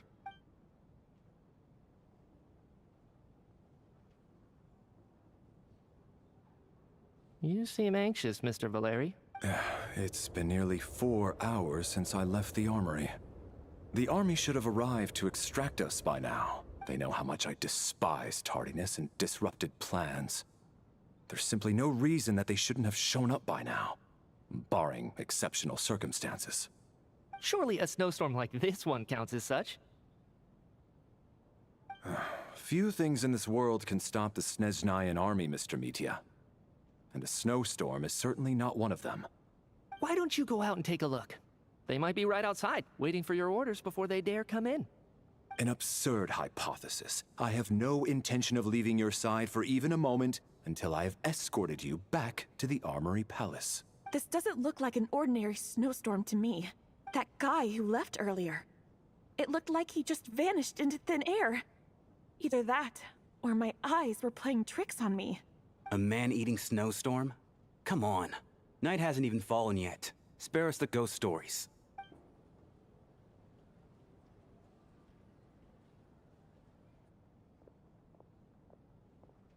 Traveler, didn't know you were coming today. How come you didn't say anything? Oh, right. I assumed you were looking for me and Vodyanitsa. Odette's still backstage. Whoa, that's quite a snowstorm out there. I've been working backstage this whole time, so I didn't even notice. No wonder the audience hasn't left yet. Is weather like this rare, even in SNEZHNAYA? Yeah, snow like this. I'm sure I've seen it out in the wild before, but never in the city. Actually, I take that back. I don't think I've seen snow this bad even in the wild. This is something else. It's not normal. If even Alosha thinks snow like this isn't normal, could it have anything to do with that monster people have been talking about? We can't stay cooped up here forever. Someone needs to go out and take a look. No need. I have plenty of experience with snowstorms.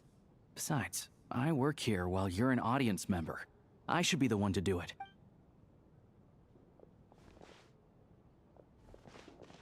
Everyone by the door. careful not to let the snow soak into your shoes. In a snowstorm, you gotta look after your toes above all else. Heading out, my man? Be careful. I've been told the snowstorm eats people alive. Thanks for the advice. I am planning to be careful. I just want to take a quick look at the situation out there.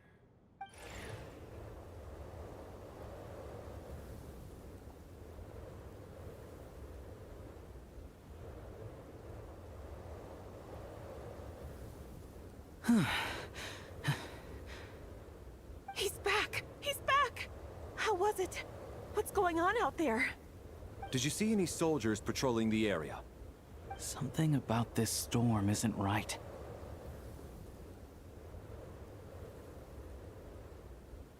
There's no one out there. I didn't see a single soul. And something in the air gives me the creeps. This isn't your average snowstorm.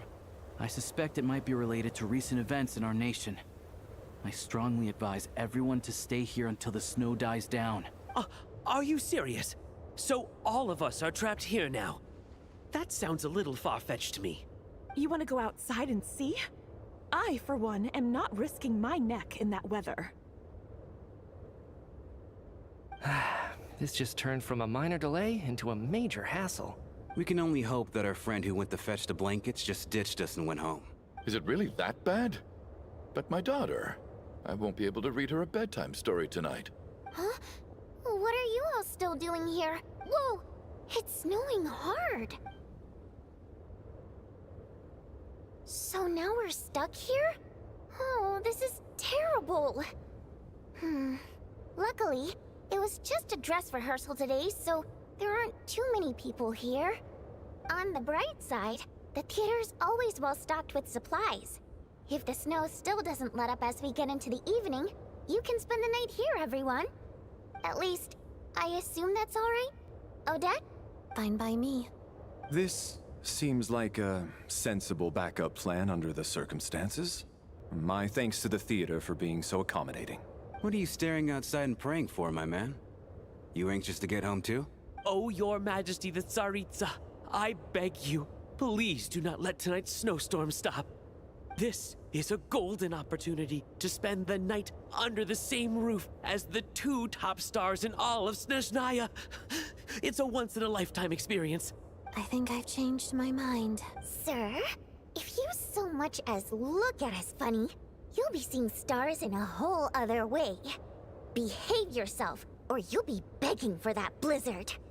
It's getting colder. We need to keep the indoor temperature up. Close the door and lock it tight. Let's head somewhere warmer.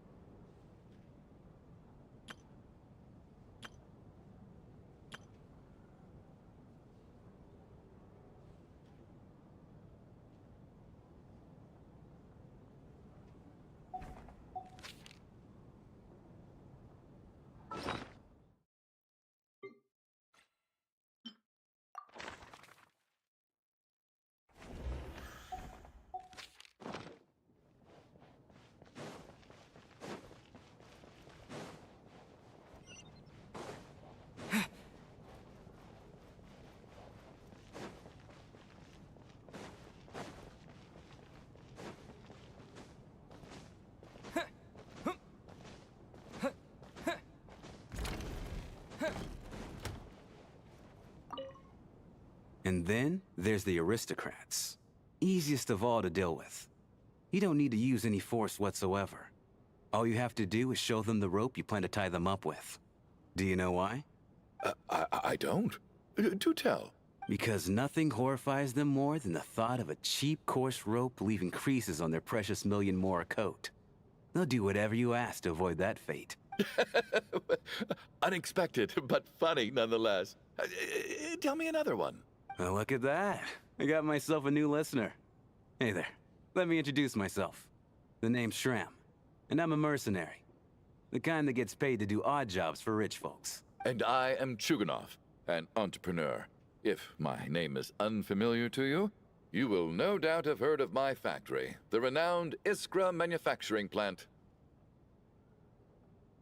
Are you really that famous, Mr. Chuganov? How come I've never heard your name before? Excuse me? Is that a joke? Or are you being serious? Oh, I'll have to ask my rope later. He's probably tied up more entrepreneurs than I've ever heard of.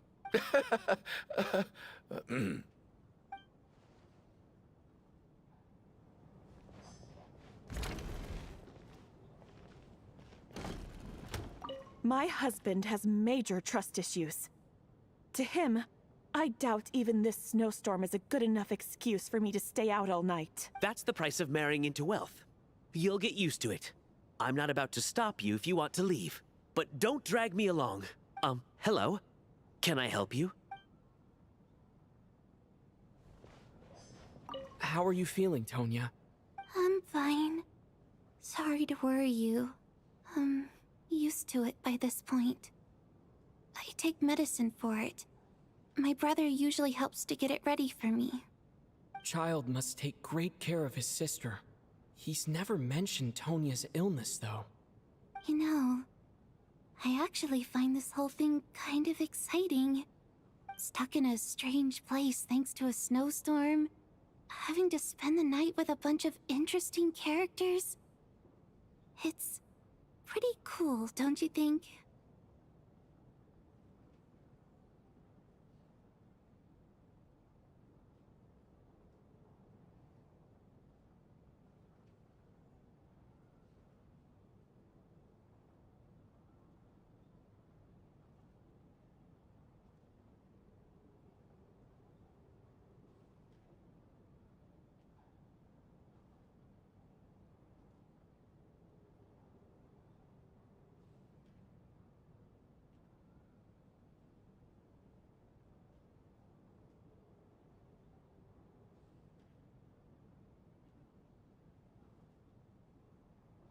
Kids, huh?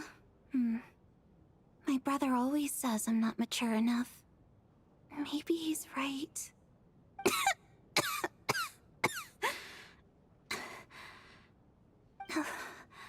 I'm fine, really.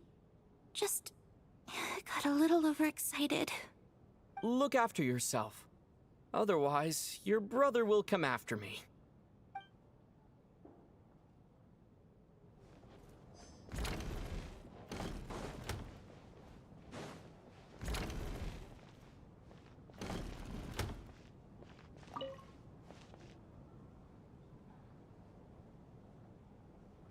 I don't think it's ever been this lively backstage before.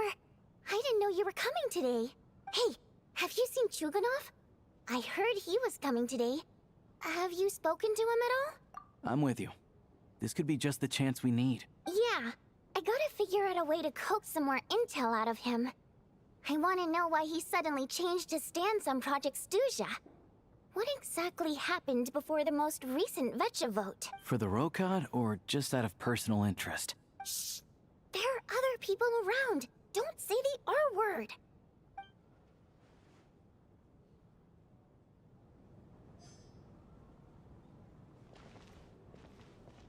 This is highly irregular. A delay of over an hour during an operation like this theoretically warrants a Harbinger-level response. I wonder what the issue is. The storm, or something else. Sarge, the day you learn to let go and just enjoy moments like this is the day you'll finally understand the meaning of life. Ah, why, hello, sir. I believe you were the one sitting at a nearby table back at Podvorye Restaurant. Any friend of the theater's star performers is a friend of mine. It's a pleasure to meet you. I'm Mitya from the Energy Commission. Greetings. Major Valeri, head of the Special Assignments Battalion. Armory Palace Royal Grenadier Guards, 1st Regiment. I am here to ensure Mr. Mitya's personal safety. Please let me know if I can be of any assistance. Mr. Traveler, I cannot help but notice that Miss Odette is stealing glances at me. Any idea what that could be about? I've racked my brains, but I can't think of anything I might have done to offend her. Perhaps she noticed me spacing out during her performance? What? You mean I really did do something to upset her? Well, thanks for letting me know. So, Mr. Mitya, is your work related to Project SNEZHNAYA? Yes, that's right. The higher-ups in the Fatui transferred me from the Energy Commission to the Armory Palace because they wanted me to... Really? I can't even talk about that? Pretty sure it counts as part of my private life. All right, I won't say anything. Sorry, Traveler. As you can see, I'm afraid this pleasant chat will have to end here.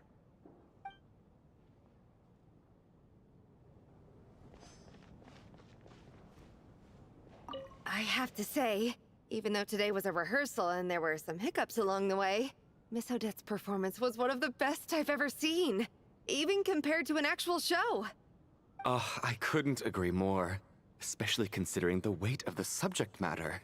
It takes a truly seasoned professional to do justice to a theme like love and regret. Do you think we were coming on too strong? Odette's ignoring us again. What about you?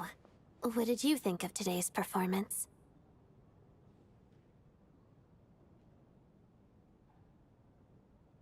Oh my, that's very flattering of you. Thank you. I'll make sure to save a ticket for you when the show's performance ready. This doesn't seem like the time or place to bring up the subject of Lelik. I need a chance to speak with her in private. So unfair. Talk about double standards. And now it looks like I've been spotted. You know Mitya too? No, I don't. I just have a feeling that he might be dangerous.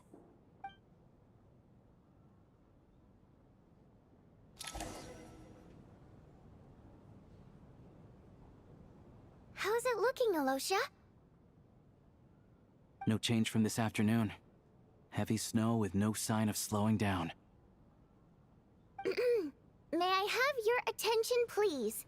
The storm is unlikely to stop tonight, and it'll be even more dangerous outside at night than it was during the day.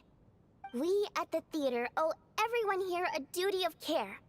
Therefore, we strongly suggest that you stay on site overnight and avoid going outside unless absolutely necessary.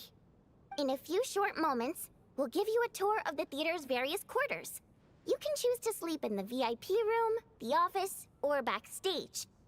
Or on the stage if you'd prefer. We won't mind. I'll pass on sleeping on the stage. What if the snow is stopped by tomorrow morning? The early birds in the audience might think we're part of some experimental new show. A drama about sleeping? That could be fun. Maybe we could come up with a title for the production.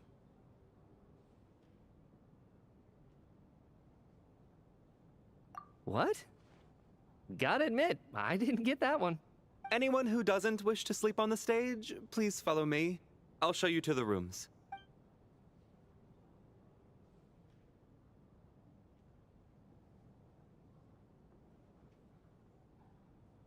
I guess I'll call it a night. Though I feel like I won't sleep very well without Paimon here. I'm sure she'll be worried that I haven't made it back yet. But as long as she looks out the window, she'll probably realize what's holding me up. I wonder if she's feeling any better yet. At least she hasn't been getting any worse. Still, I should try and get back first thing tomorrow morning.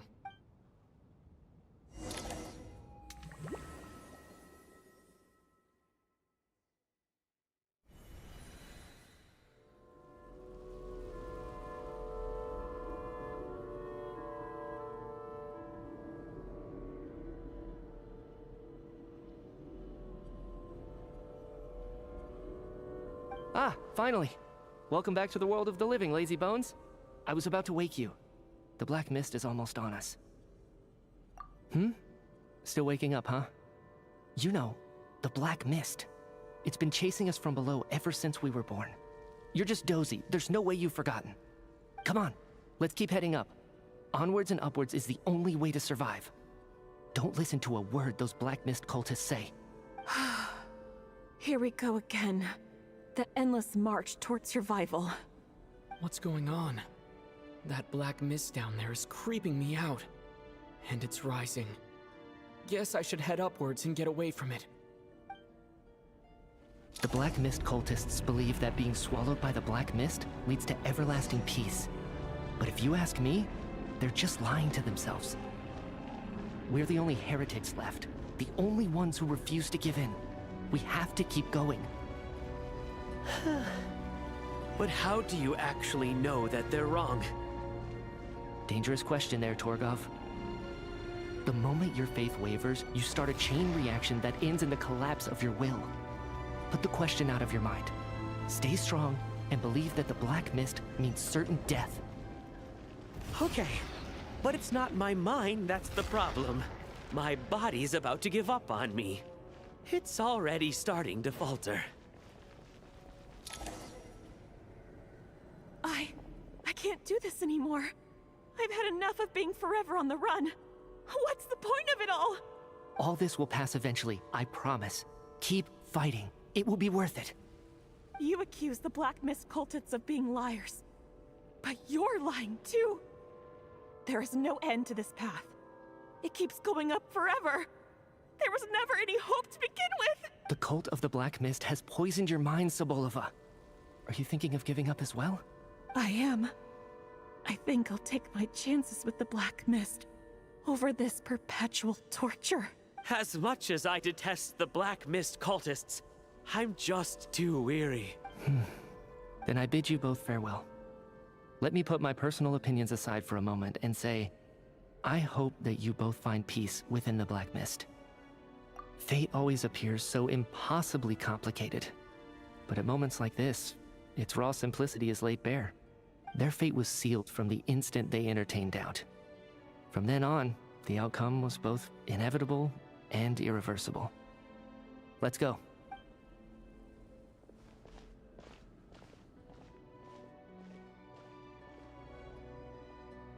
Torgov and Sobolova are gone. I never thought the day would come when even they would be swallowed by the Black Mist. It's just you and me now. Yes, it looks like it's satisfied. For now. This happens from time to time. But it won't be long before the Black Mist starts chasing survivors once again. No one knows how to stop its advance for good.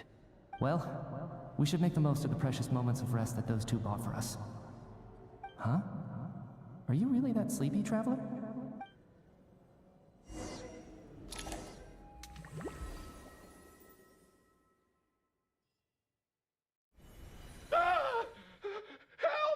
Somebody, come quick! What is it, Chuganov? What's wrong? Huh? Is it morning already? What's all the commotion? Sounds like it's coming from next door. I should check and see what's going on.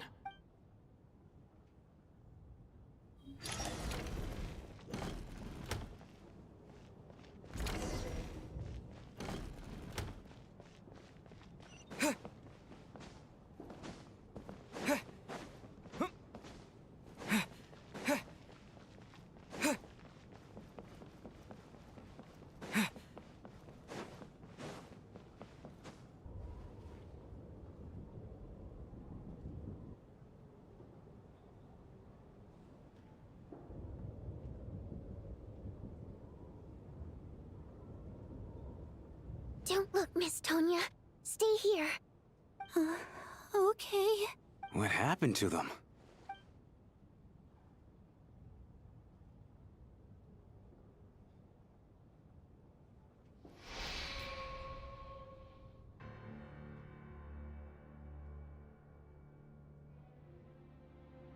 These two people have passed away. And the strange thing is that somehow, I knew this was going to happen. I knew that they would be the ones to die. Have I seen this moment before? Or Did I have some kind of premonition? I can't remember what it was. Let me take a look.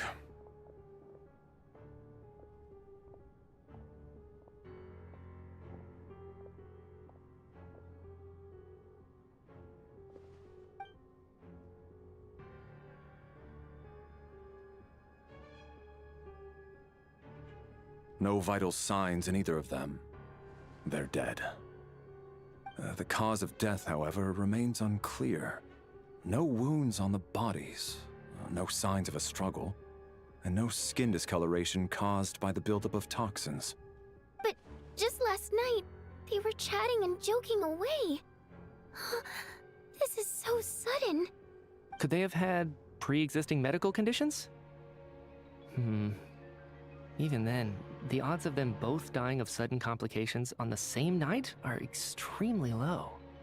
It's hard to believe that they died of natural causes, nor does this appear to be a suicide. Who was the first to discover the bodies? It was me. But these deaths have nothing to do with me, officer. I got up early because I wanted to see if the snow had stopped. Then I noticed that the door to this room was open, and it looked like there was a man and woman inside. I just went over to see what was going on. I had no idea they were... I can corroborate this. I was doing my morning exercises near the stage. When I saw Mr. Chuganov heading this way, I followed him. I can also confirm that I didn't see a single person approach that room before him. The snowstorm was raging all night, and it's still going now. There's no way someone could have come in from outside, correct? You mean an intruder? No, not possible. I slept by the door last night as a precaution. There's no way I wouldn't have noticed if anyone had tried to open it. Everyone, split into pairs and search the theater for anyone in hiding, or any signs of suspicious activity. I'll follow up with a full search of my own shortly. Go, there is no time to waste.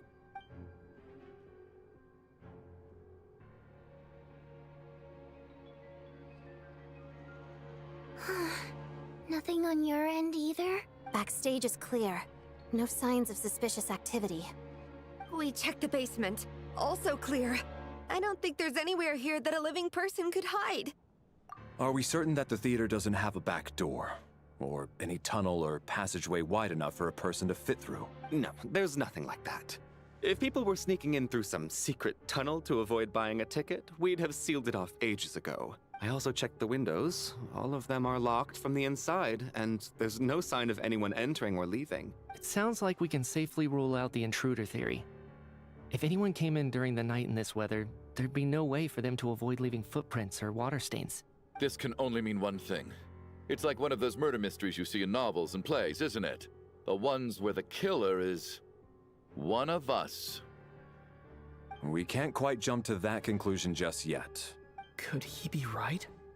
It's hard to imagine something like that happening in real life. Set in a theater during a snowstorm, a murder takes place, and the killer is among us. It's such a classic trope that it seems unbelievable. Looking at who the killer targeted, and the clean entry and exit? It all adds up. I know what this is. It's obvious now that I think about it. What is? What have you figured out? Both victims were wealthy, well-known local merchants. And the door was deliberately left open, so I would discover the bodies and witness the crime scene first thing in the morning. Such ruthless methods. This was your doing, wasn't it? Lelik. Lelik?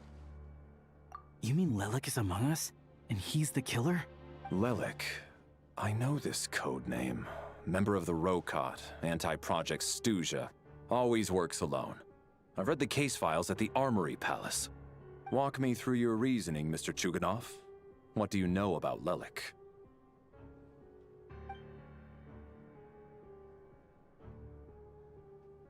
What now, huh? What now, Lelik? What more do you want from me? I already voted against Project SNEZHNAYA at the SNEZHNOGRAD. You snuck into my house the other day while I was asleep. Left a threatening letter. And I did all that you asked. But Project SNEZHNAYA cannot be so easily shaken. Not with the rooster in charge.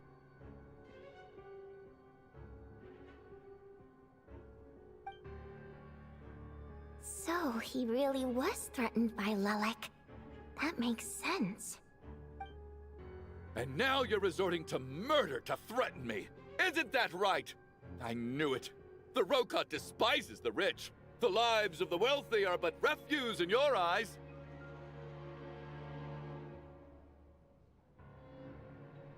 Show yourself! Which one of you is Lelek, Tell me! I'll do whatever you want! Just stop playing these mind games! Was this really Lelek's doing? Would Odette really do something like this? If Odette really is Lelek, this seems out of character. But then again, how well do I really know her? I'm probably the only one here with a compelling theory about Lelek's true identity.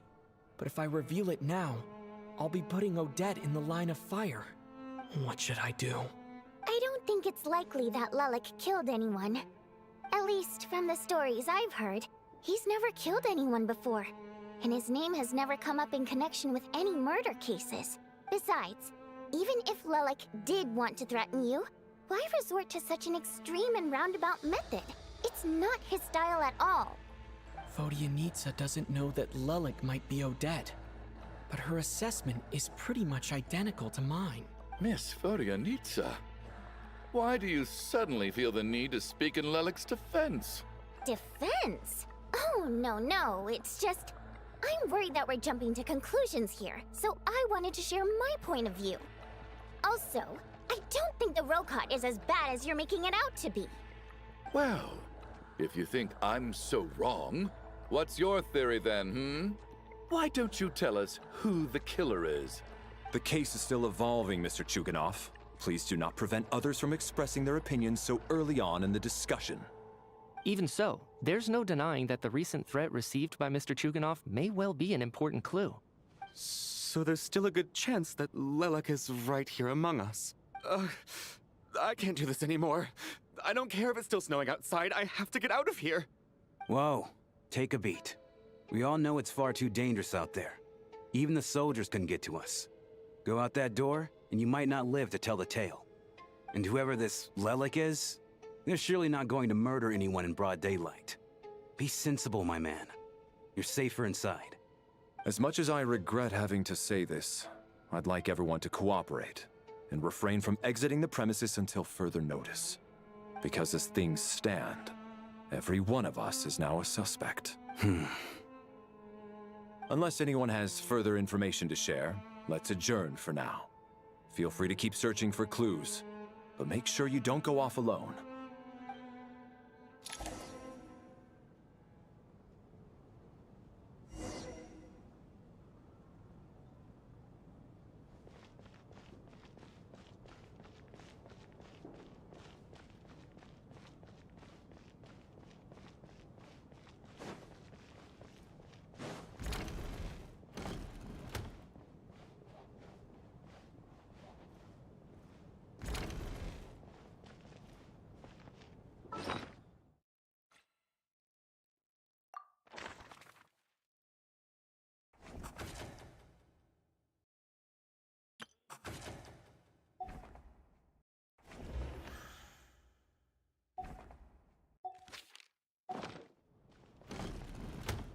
You're right, that was my bad.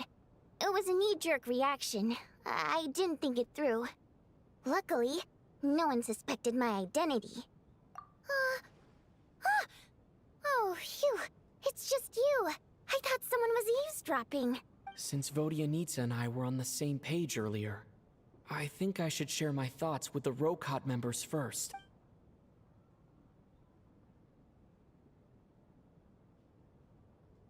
Whoa. Are you serious? I don't know if this counts as gossip, but it's definitely on track to be the juiciest this whole year. Odette? Really? Odette? Oh god, how dumb does this make me look? Lelek has been right under my nose this whole time, and I didn't notice a thing. Actually, it's exactly what you'd expect. Sometimes, hiding in plain sight is the best strategy. And now that you mention it, the more I think about it, the more sense it seems to make. It all adds up. What are we up to now? 1, 2, 3, 4... Odette's identities. She's my coworker, specifically a ballerina, and also a Fatous, a member of the Rokot. Now, Lelek. It must be so exhausting. I just want to give her a hug. I guess since I've always known her as a member of the Fatui, it never even crossed my mind that she could be involved with the Rokot, let alone be Lelek. I don't understand. If she's with the Fatui, what reason could she have for being so opposed to Project SNEZHNAYA? Probably best if you ask her that in person. Well, since you waited until now to bring this up instead of announcing it to everyone earlier, does that mean we're all on the same page here? Yeah. Lelek may not follow orders from the Rokot leadership, but as far as I'm concerned, she's never crossed the line. If anything, her actions benefit the poor. We need to confront her face to face. Do you think she'd really admit to being Lelek? I don't know. We'll have to see how it goes. For now, we'll work on the assumption that she didn't kill anyone, and see how much she's willing to tell us.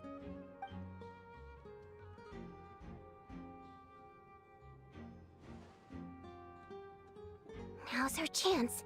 Odette's alone. Let's go. Hey, Odette. What is it, you guys? Shh. Keep your voice down.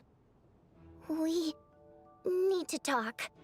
So, you're Lelek, aren't you?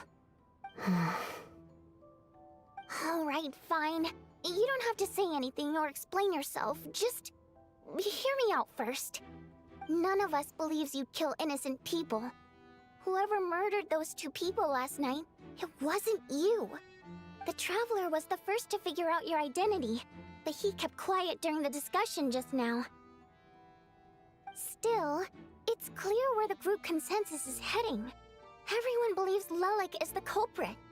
If your identity is exposed, you'll be in a really bad spot. We're your colleagues, and we know what kind of person you are.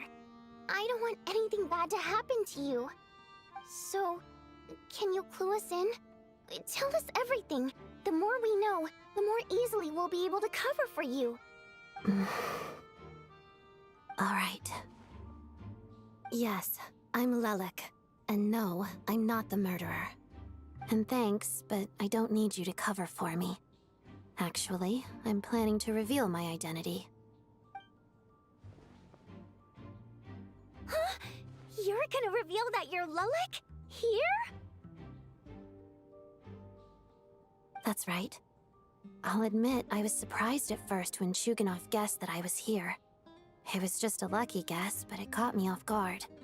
But after taking some time to assess the situation and confirm where everyone stands, I don't believe I have anything to worry about.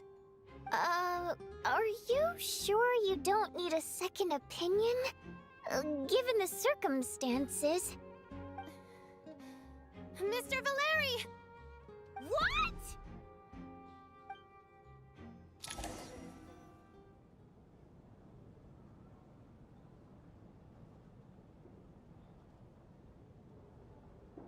So... Odette is Lelek? I don't know what game you're playing, but you've got a lot of nerve. It's just one identity. So what if it's exposed? I can disappear and adopt a new identity anytime I please. I made my peace with this when I chose to become Lelek. But more importantly, I promise I am not the murderer, which means that someone else is. So, if anyone still insists that I did this, you'd best produce the evidence now. Otherwise, I suggest that you bite your tongue. Because if you really believe I killed 2 people without making a sound or leaving a trace, pointing fingers at me would surely only make you my next target. Is this really the truth, Miss Odette? That's confidence, all right. I believe you. A real no-nonsense attitude. I can see why Marionette said that she's on track to inherit the title of the Fair Lady. Are you seriously buying this? Hey, officer! She just admitted to being Lelek. Aren't you going to do something about this? I do have one question, Miss Odette. Why have you chosen this moment to come forward and reveal your identity? If I didn't say anything, everyone would be focusing all their efforts on finding Lelik. And that is exactly what the real culprit wants. I don't want to be the scapegoat who lets the murderer get away with this crime. Despite all the accusations, she made the smart choice. A remarkable display of rational thinking under pressure. Clearly, Odette's talent extends far beyond the art of dance. She thought so far ahead. Ugh, why do I always feel like I'm one step behind her in everything? You've convinced me. Dealing with the murder case remains the top priority right now. Let's put the name Lelik and all related incidents aside until further notice. Nevertheless, the group still considers you the prime suspect. I assume you have no quarrel with that, Miss Odette? I understand. You're welcome to keep an eye on me around the clock. I have no objections. Mr. Chuganov? For my wife and daughter's sake, I'll let you off the hook for now. But don't think you're forgiven for breaking into my house and threatening me. Just wait till we get out of here, Lelik. We'll settle the score then.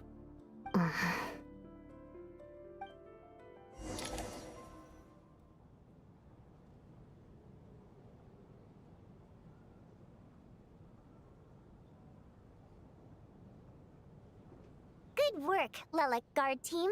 And Lelik, too. Here, have some hot water. Turns out Valeri knew about my exploits. So now I've been told I have to guard Lelik with him. Shouldn't you be facing my way if you're guarding me? At the moment, it looks more like you're my bodyguards. If the true culprit is indeed still at large, as you have claimed, we must keep our guard up against them also. Don't worry, Tonya. We'll get through this. Once the snow stops, the officials will step in. The investigation will get easier, and then we'll be safe. But once the snow stops, won't everyone just leave? You're gonna miss us, huh? Well, some of us work at the theaters, so we'll still be here. I'll even give you a special backstage pass. Really, Miss Vodyanitsa? That's awesome! You've made a fan for life. Aw, you're so cute, Tonya. All right, let's swear to it. I promise to give you the pass, and you promise to never change your mind about being my fan. Promise. Don't indulge her, Tonya. You don't have to swear an oath over things like that. You really do get carried away sometimes, don't you, Miss Vodyanitsa? Hey, mind your own business.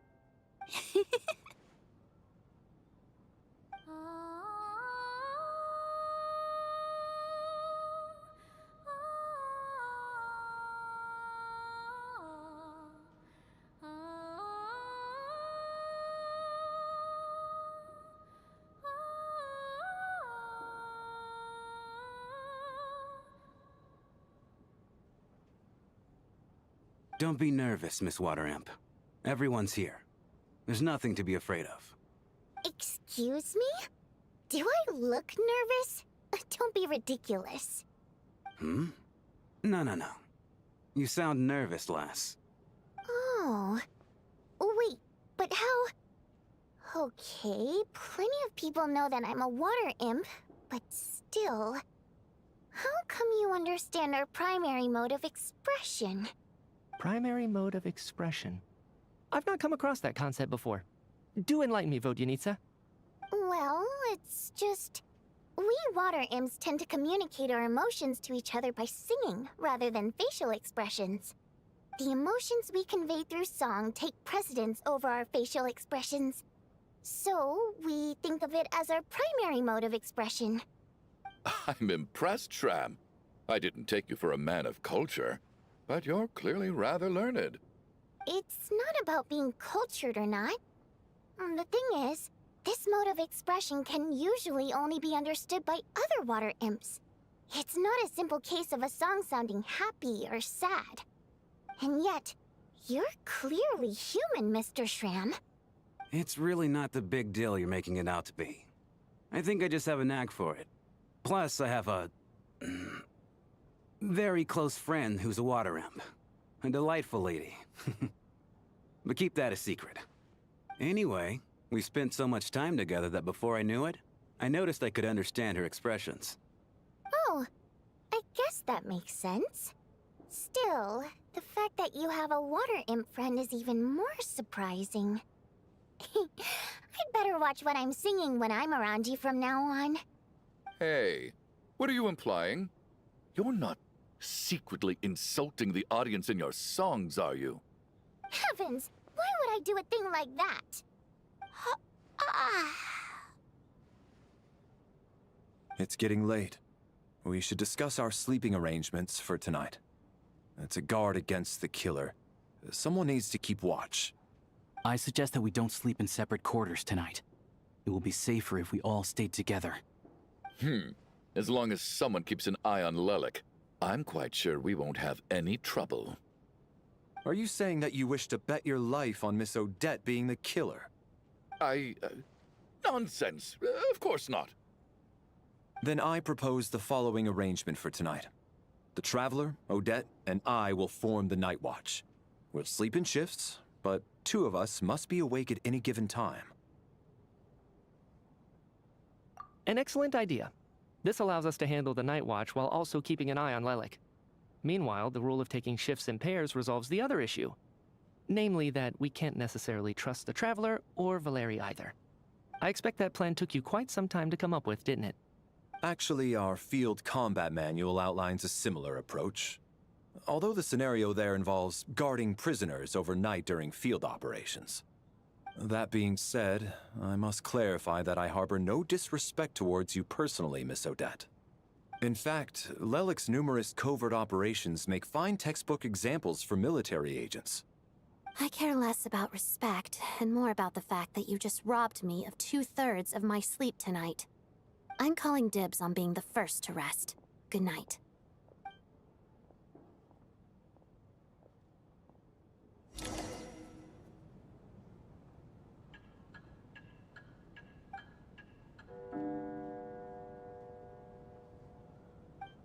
It's almost time. We should wake Odette. How are you faring? Oh, not going to argue with that. I'll take a quick nap. If you start to feel sleepy, wake me up anytime. It's finally time for Odette and I to share the Night Watch. I should wake her up.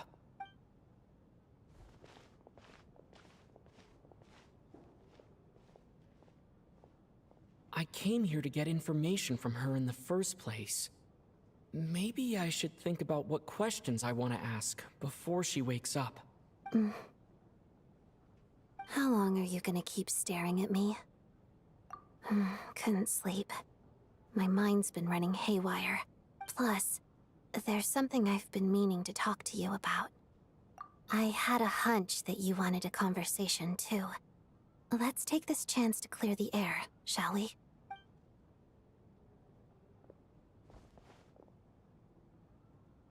I just had a simple question for you, really. It's, Rosaline. In her final moments, did she have any last words or anything? I see. Well, that was all. I have no other questions. No. She was utterly ruthless in pursuing her goals. That kind of person should be hard to miss.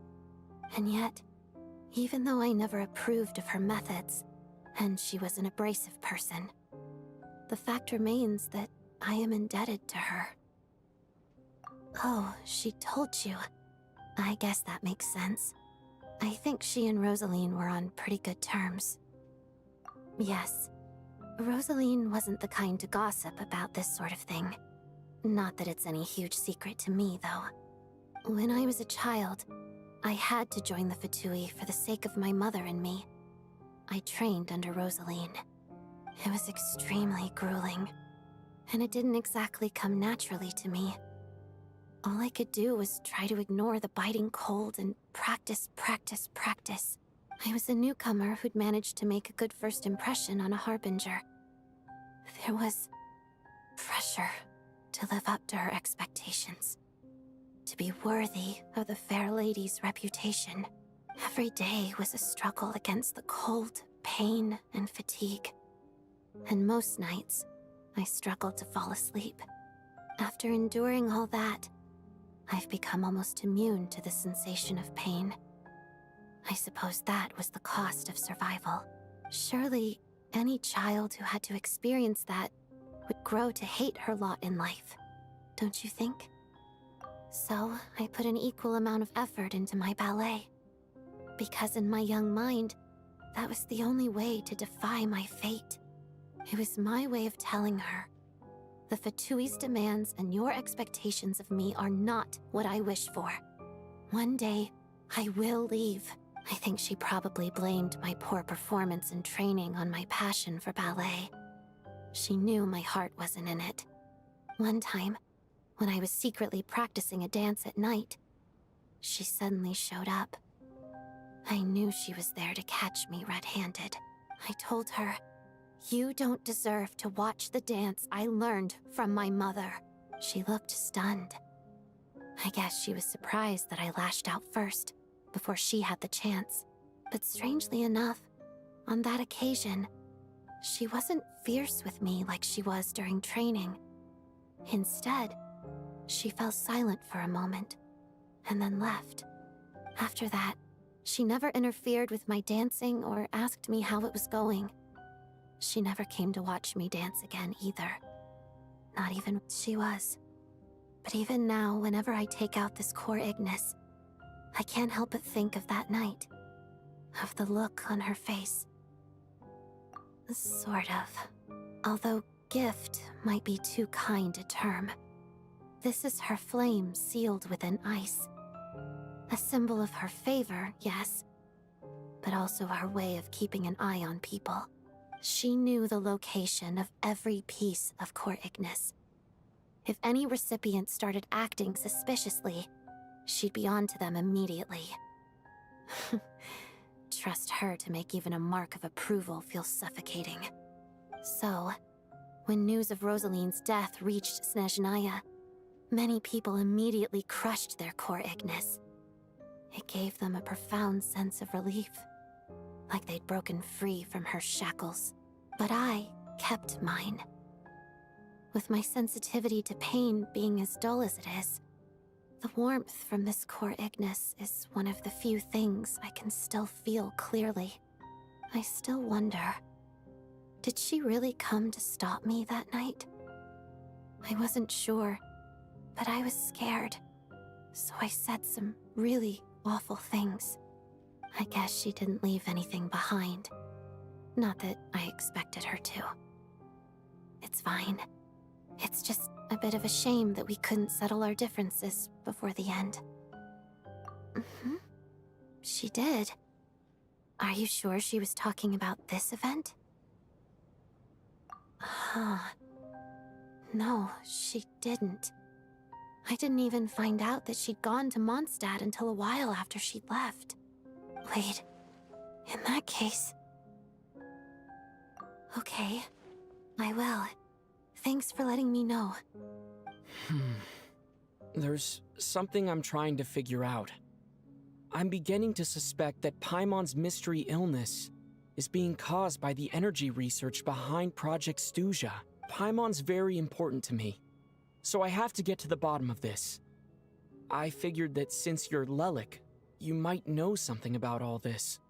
The ultimate goal of this energy experiment is to create a weapon for the final battle. The weapon's construction was completed in Nodcry. Now, all that remains is to arm it with a sufficiently powerful energy. Yes, the weapon's development and all the related experiments are overseen by Lord Piero, the Jester, and the lab is located deep within the Armory Palace. I'm not sure why this experiment would be making Paimon feel unwell, though. The best way to get to the bottom of it would be to go there in person. Once we get out of here, I'll help you apply for an entry permit. And I'm hardly the organization's proudest member, as you know. You answered my question about Rosaline. I want to do you a favor in return. It's that simple.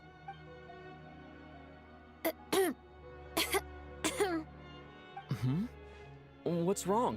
Are you not feeling well? You two seem to be hitting it off. I thought you were sleeping. Of course I was. In the military, one learns to fall asleep quickly, even in the most inhospitable environments. It's vital to staying alert and energized. Why? Is something wrong? Even if he was awake, he can't have overheard us, right? Well, thank you both for keeping watch. Traveler, I'll take over for now. It's your turn to get some sleep. Sure.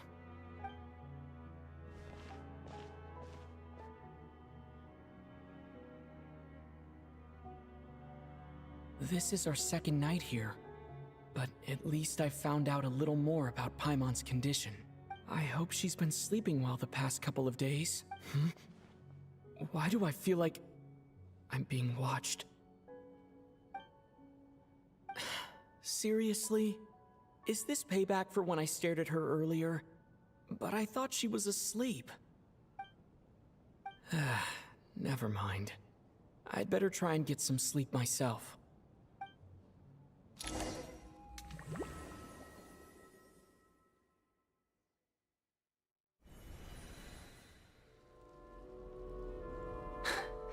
Hey, what are you spacing out for? Are you reaching your limit too? How long have we been walking for? Do you remember? Time's lost all meaning.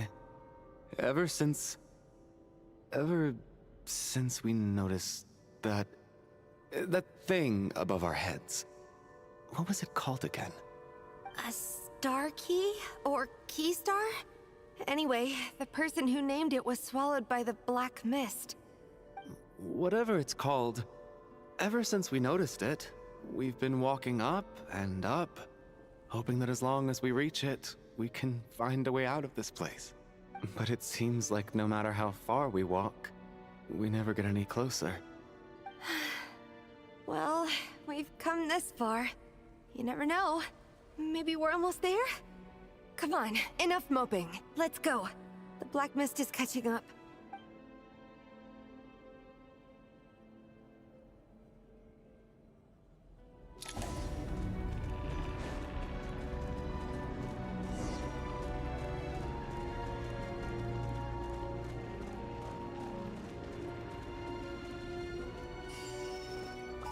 Monsters! Watch out! Not again! I've lost count of how many times we run into them. Be careful.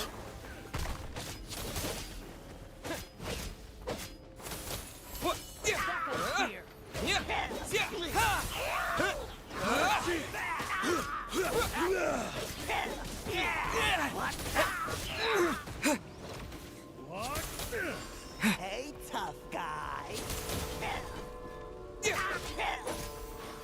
Cryostorm! Fighting frog!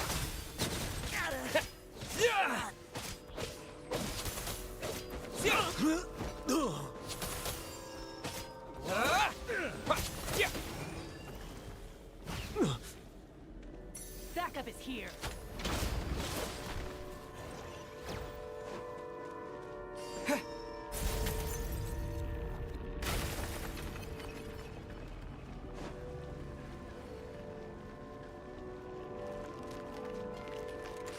Here they come again! Get ready!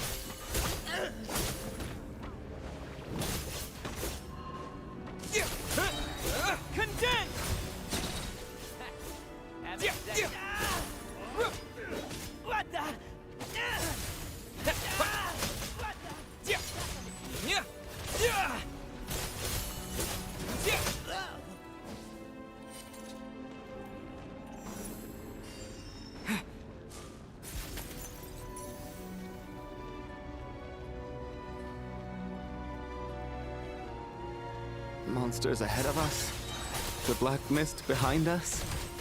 It feels like there's no escape. Fine.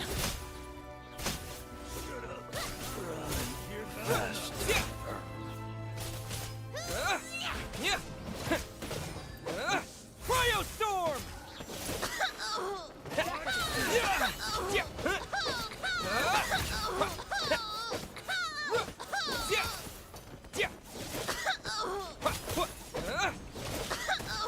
Learned.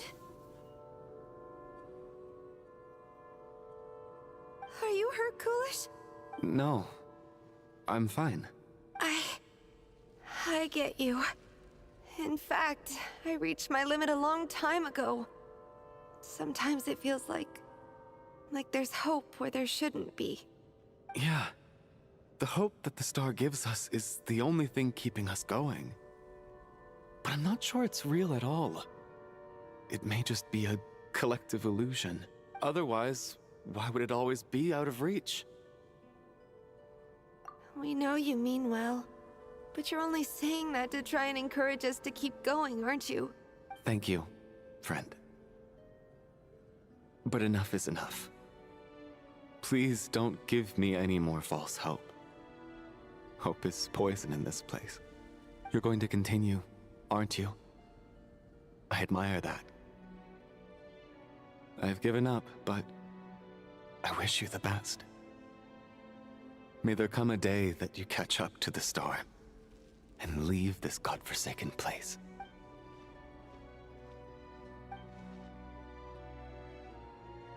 It's not an illusion. We really are getting closer to the star.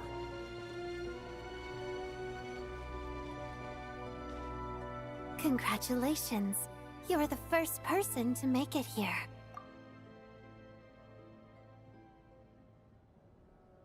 I'm the star's envoy. The black mist has stopped rising.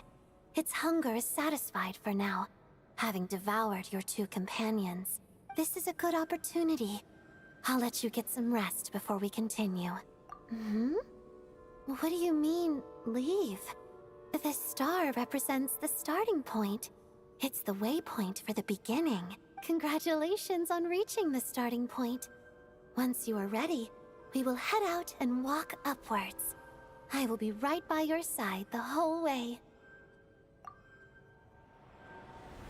Huh? What's wrong? Hey, don't give up before the journey's even begun.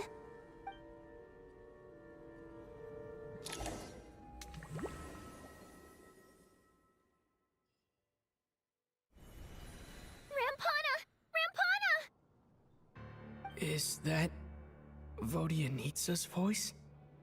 What happened? Coolish, wake up! Please wake up!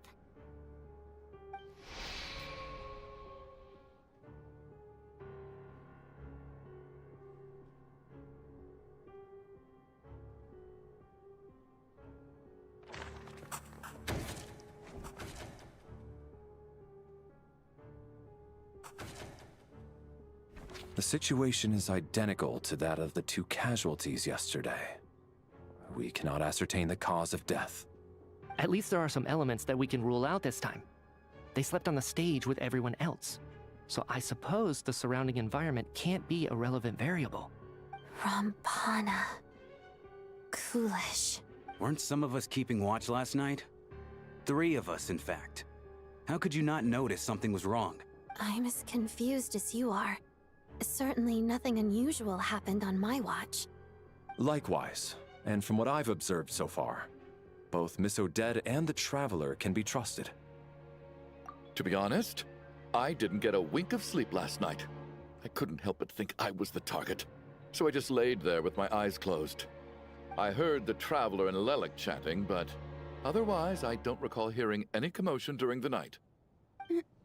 Me too.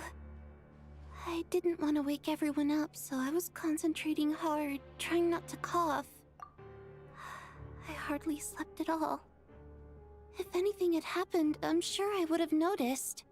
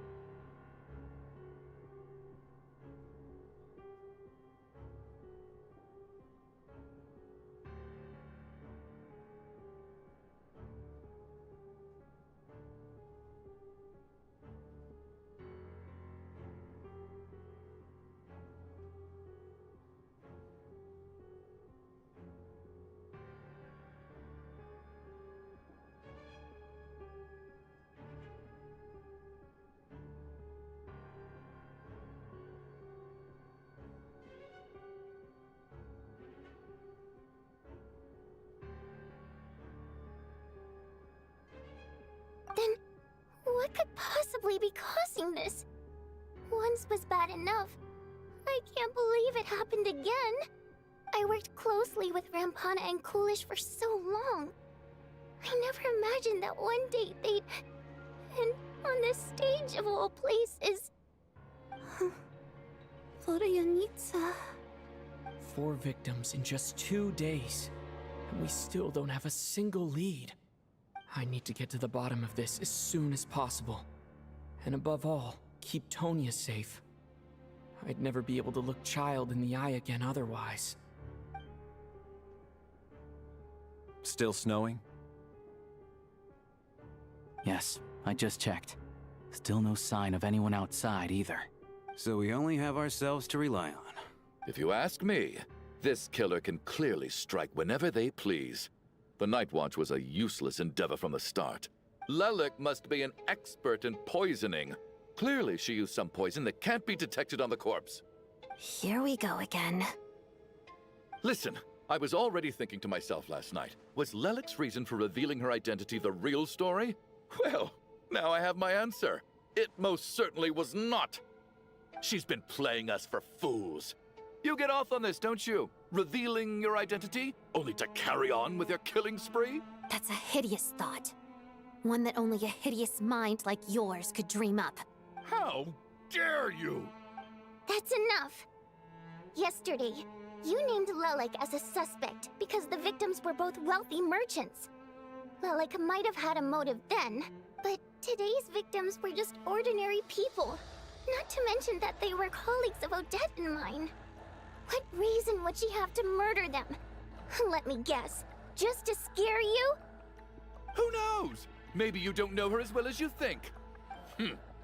I implore you all to ask yourselves, how many people are there really in this world that have what it takes to kill another person? Not many, I'd wager. Lelik is well known to be a ruthless operator, and now she has revealed her identity. How could it be any more obvious? Everything you've said so far is still just conjecture, which doesn't constitute a concrete lead. You need to back up your claims with some evidence. How can you defend her, officer? What did she say to you while you were on Night Watch? Maybe I shouldn't be so surprised. You military types are always colluding with criminals to target the rich. All so you can get your grubby paws on our hard-earned fortunes, then tell us to fall in line. The Fatui, the Druzhna, and the Rokot. Thugs, the lot of you. Don't you dare! Sir, but... You were the one who told us not to stop other people from expressing their opinions yesterday. 4 people have already died. Only yesterday I was chatting with Mr. Coolish. Then we woke up in the morning and he's... Turning against one another is the last thing we should be doing right now. Little girl. Even if Mr. Chuganov is a puffed-up, pig-headed windbag who doesn't have a clue what he's talking about, he's still one of the victims here, isn't he? Quite. I had no intention of resorting to violence. But you're right, Miss Tonya. I ought not prevent him from speaking his mind. In any case, I believe Mr. Chuganov has calmed down a little now. We may resume our discussion. I don't think there's any need for that. What is there to discuss? Nothing about this situation is normal. Did you have an idea, Mitya? You're the brainiac here, right? Come on, clue us in. I've been mulling something over. All the leads we have so far concern things from outside the theater. Miss Odette's alter ego, the threats Mr. Chuganov received. But then there's the 2 double murder crime scenes themselves, which have given us absolutely nothing to go on whatsoever. That's highly unusual. Even with the most careful killers, there's always some evidence left behind. So what are you suggesting? I think this could be a supernatural event. It isn't characteristic of human-on-human homicide at all.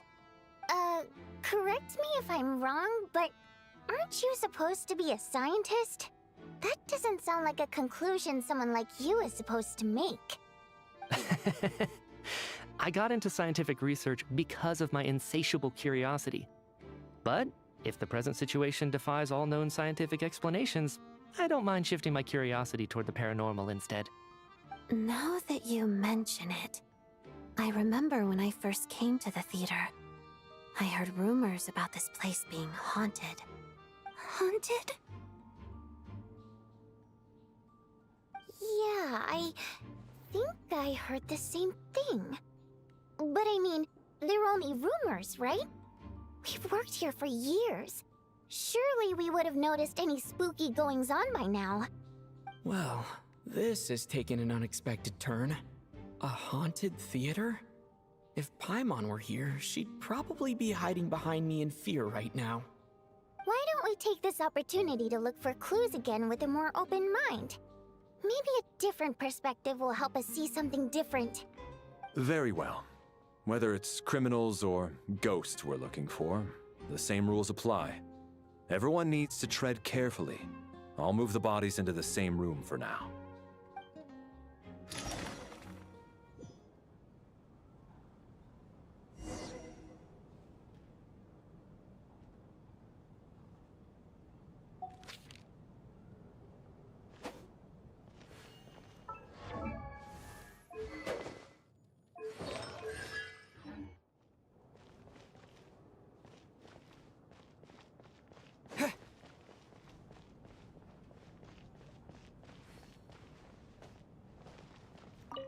I need to think very hard about whether there's anything that ever needed hiding. After all these years, there must be some things even I've forgotten about.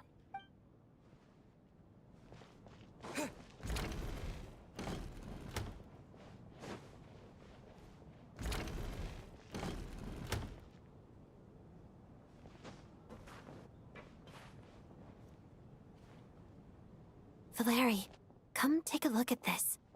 You too, Traveler. Some sort of notebook. What is it for? It's the on-duty logbook for the theater. Kulish was the main person to use it. He mostly used it to record any unusual incidents during a show, audience numbers, exit times, and so on. Yes, he'd always have this logbook with him when he checked tickets at the entrance. This should confirm a lot of key details about the recent show. So, you find anything unusual? Yes. The number of people. I've checked and double-checked, but the numbers just don't match what's recorded in the logbook. Apparently, we have an extra person among us. Are we certain that logbook is accurate? Could someone have sneaked in without buying a ticket or something? Unlikely. Kulish took his duties very seriously. I've rarely seen any errors in his work. Not to mention that this was a dress rehearsal, meaning smaller audience numbers and tighter ticket restrictions than usual. Everything would have been well within his control. We no longer have our tickets with us, do we? They got collected on entry. I assume there's no way we can check them again. Unfortunately not. The theater recycles tickets. Once people are in the door, they don't tend to leave until the show ends, so we collect the tickets at the point of entry. Still, I'm inclined to believe that this discrepancy in the head count is significant somehow. Did an extra person just materialize out of thin air?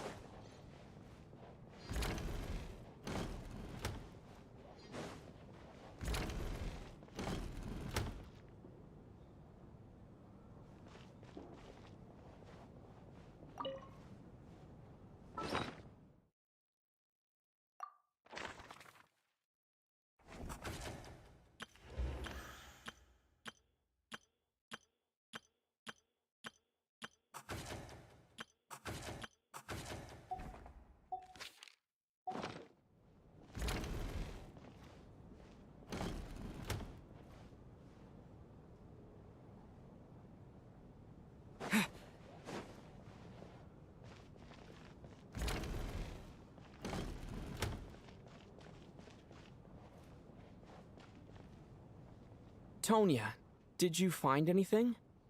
Not yet. Still looking. So... Are we supposed to be looking for something paranormal? I think I'd prefer teaming up with you than looking around on my own. This looks like somebody's notebook. Shall we read it together? Well, it doesn't look scary or anything, so I guess it should be fine. All right, let's read it together.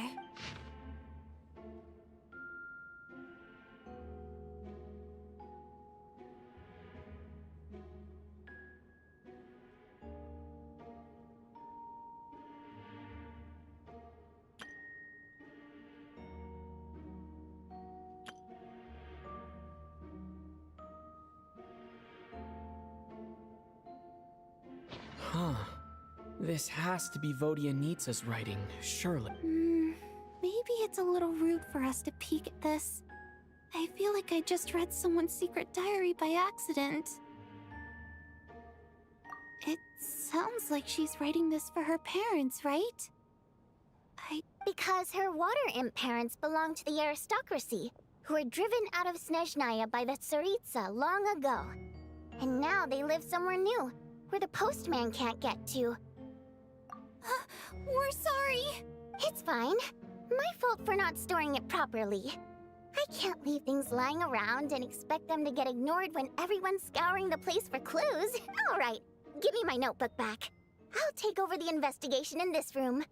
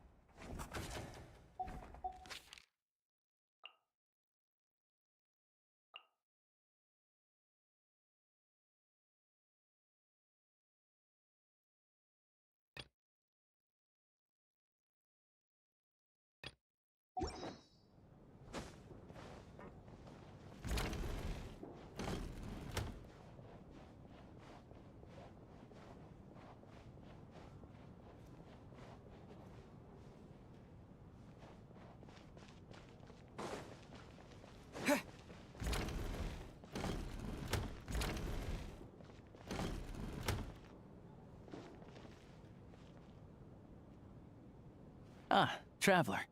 Since you're here, come take a look at this. Alosha found it. We're both curious to hear your perspective. It appears to be well, an investigation report. And the focus of the investigation was the rumors of haunting we heard about earlier.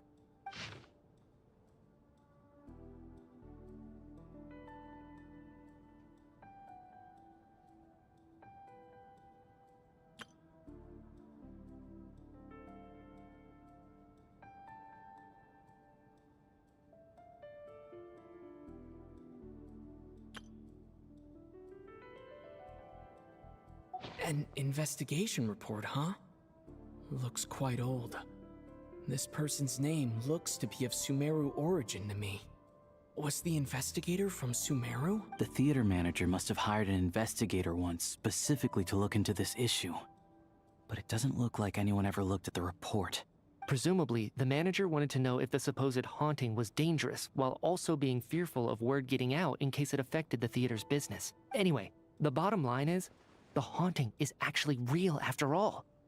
It's caused by an obstruction in the ley lines. Is there any chance this is the key to finally making some progress with the murder cases? Ley line problems are pretty unexceptional to me by this point. And while it certainly offers an explanation for the ghost, it's hard to imagine what connection it could have to these two murder cases. Some of the language that appears at the very end of the report caught my eye. Angel civilization, ley line renovation? My area of research doesn't touch on any of that, so it's completely outside of my wheelhouse. Huh? A piece of paper just fell out from the report. It landed right by your feet.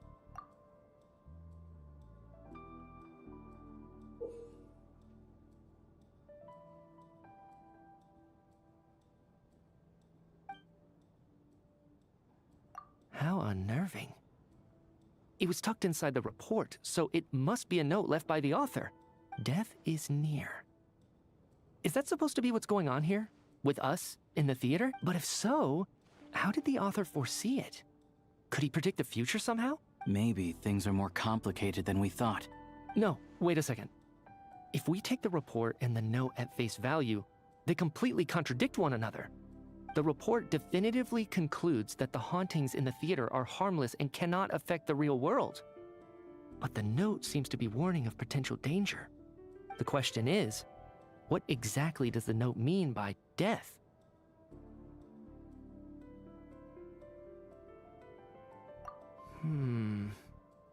The various ways we could interpret this keyword lead in completely different directions.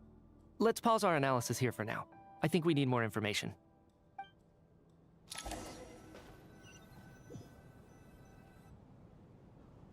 If we take all this together, it's not impossible, is it? If anything, it's the natural conclusion. Oh, I beg to differ. This sounds to me like a product of a researcher's vivid imagination. And perhaps it's because I'm still viewing this through the lens of a typical murder investigation. But still, I'm struggling to be persuaded by your theory. Does it really sound that far-fetched? All right, well, let's treat that as speculation for now. I do agree with what you've said, so let's go with your idea for now. Good.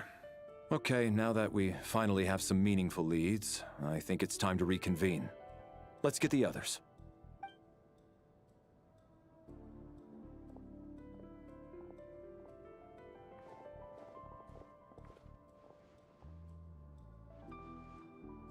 So, that's about everything we've discovered so far.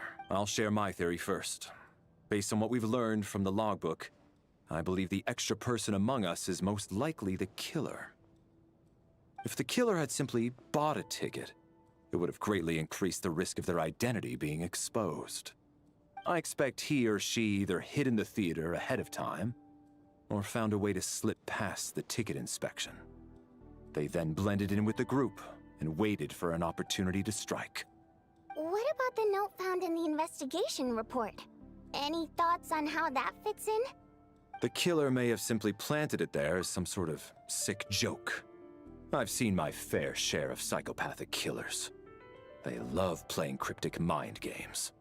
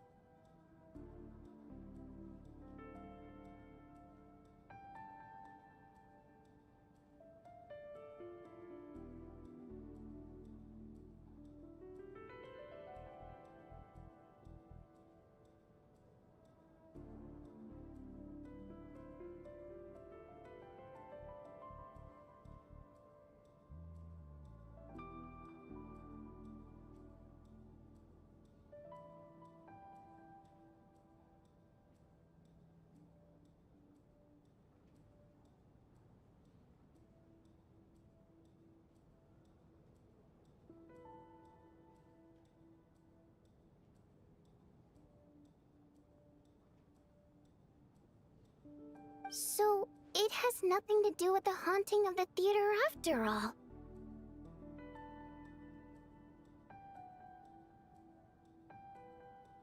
This theory makes sense to me. If we have an audience member unaccounted for, chances are they didn't come here to watch the show. Could it really be that simple? So, in other words, all we have to do is find out who got in here without a ticket, and all our problems will be solved? Then let me make one thing clear. All the theater staff should be well aware that I came here for the rehearsal legitimately, yes? There's no way I'm the one who didn't have a ticket. It's true. I hear you used every trick in the book to get a hold of that ticket, too. Everything short of throwing a temper tantrum and rolling around on the floor at the entrance. I most certainly did not degrade myself in such a way. Probably a stupid question, but I might as well ask. Did anyone here get in without having their ticket checked? Hmm? Guess it was naive of me to expect them to just admit to it. Especially after the unprompted Lelic reveal. Once was already a miracle. Twice would be unfathomable.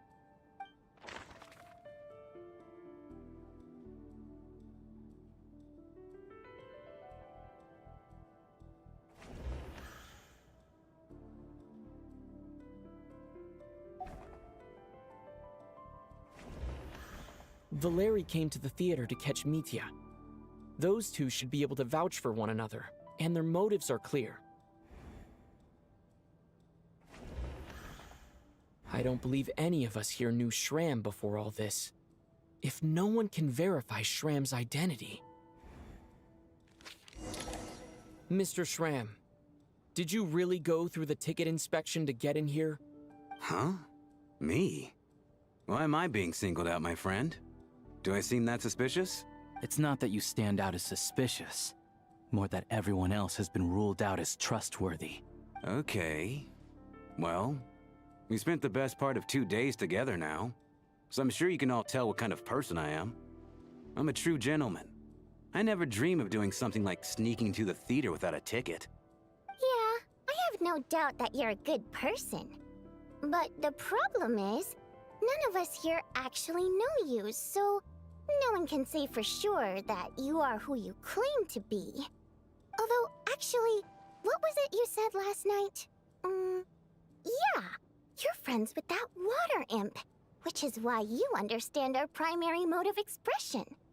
Last time I checked, there were barely any of us remaining in SNEZHNAYA, since most of the water imps left. Could you tell me a little bit more about your friend? There's a good chance I actually know her. And I suppose it's also kind of a way for everyone else to get to know you a little better.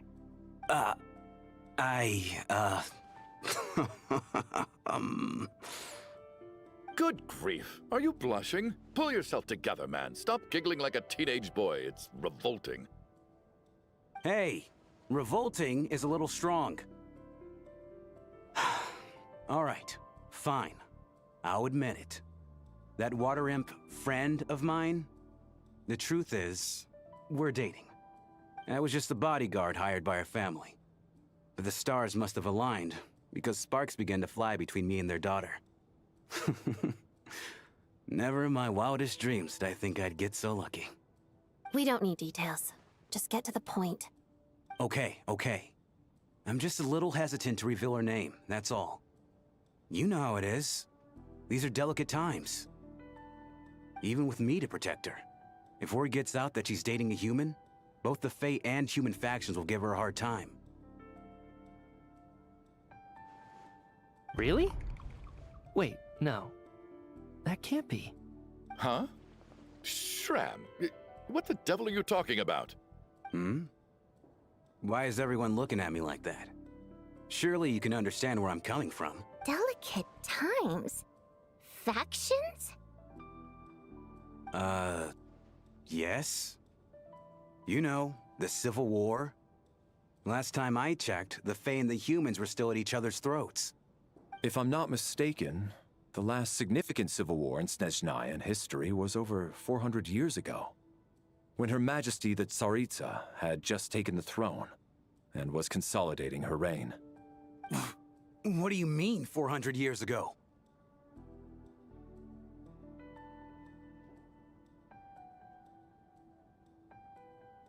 What's going on here? Is Shram from the past? All right, Mr. Mitya, you win this round. As far-fetched as it is, it appears that your theory may be correct. I'm just as amazed as you are.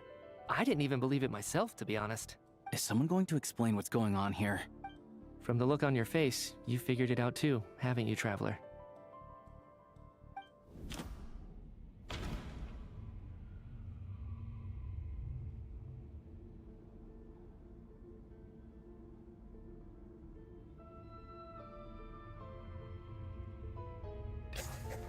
The theater's ley lines have been modified to block souls within its grounds from returning to them. Some souls can even wander this place forever.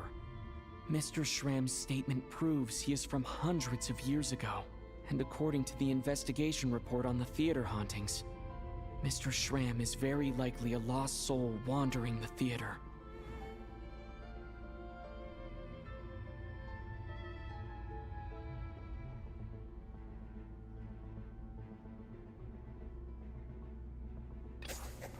For some unknown reason, the soul that has been wandering the theater due to the ley line issues has joined our group and blended in. Yeah, that must be the immediate reason why the ticket count doesn't match the number of people present.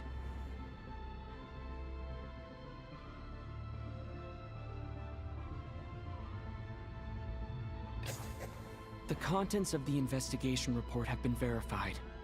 There are indeed ley line issues and wandering souls in the theater. Death likely symbolizes the deceased. Mr. Shram, for instance, death is near.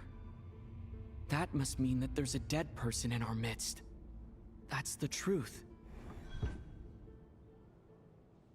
Yeah, the logic is clear now. The investigation report said that there would be souls stuck wandering around the theater because the ley lines were cut off. Mr. Shram must be one such soul who died in the theater a long time ago. In which case, that also makes him our extra person. So when the note said death is near, it must have been referring to death as in the deceased, people who died a long time ago. Someone who died a long time ago. In short, there's a dead person among us. The extra person we've been searching for is a ghost from the past. You mean I'm a ghost? No. Don't make jokes like that. Must be some mistake. But even if I was dead, I know for a fact I didn't kill anyone these past 2 nights. Yeah, even if all that's true, the report also said the souls inside the theater can't affect reality, right? They're harmless.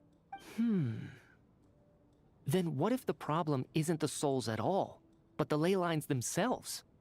The ley lines have a powerful ability to attract and devour souls. Let's say that the ley lines are like a black hole, constantly seeking to engulf souls. But the souls that don't want to return are trying to avoid being sucked in. Huh. Why does this analogy sound so familiar? What happens when the black hole can't achieve its goal? I'm only speculating here, but what if it ended up swallowing innocent souls by mistake? Or intentionally taking other souls to compensate? That could explain why we weren't able to determine a cause of death. If you're right, and their souls were devoured by the ley lines, it does make some sense.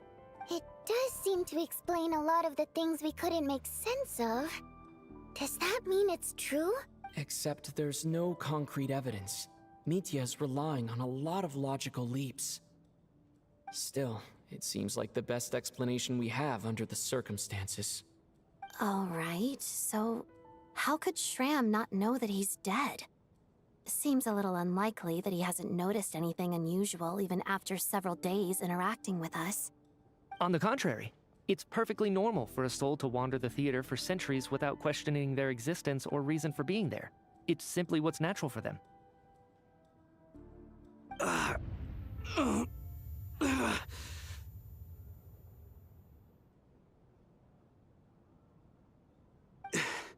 You know what, Mr. Brainiac?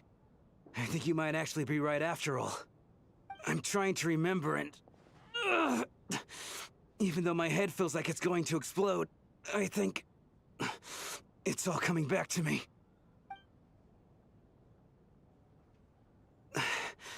I was the one who didn't want to remember my own death, so I forced myself to forget. Well, I'm sure those are painful memories. My lady and I snuck out to go on a date one day. We bought tickets for the theater. It wasn't really my thing, but I was just happy to be together. All of a sudden, a group of people burst into the theater, shouting for all the water imps to get out, performers and audience members included. It was clear the conflict between humans and Fae had reached a boiling point. This time, the extremists were even coming after the water imps who had nothing to do with the war. I thought I could pull one over on them, so I took off my jacket, draped it over my lady, and tried to sneak out amid the chaos. But I got caught. They started shouting, calling me a traitor to humanity. But I was going to do whatever it took to buy her a chance to escape, no matter how many people stood in my way. I had to, both as her bodyguard and out of love.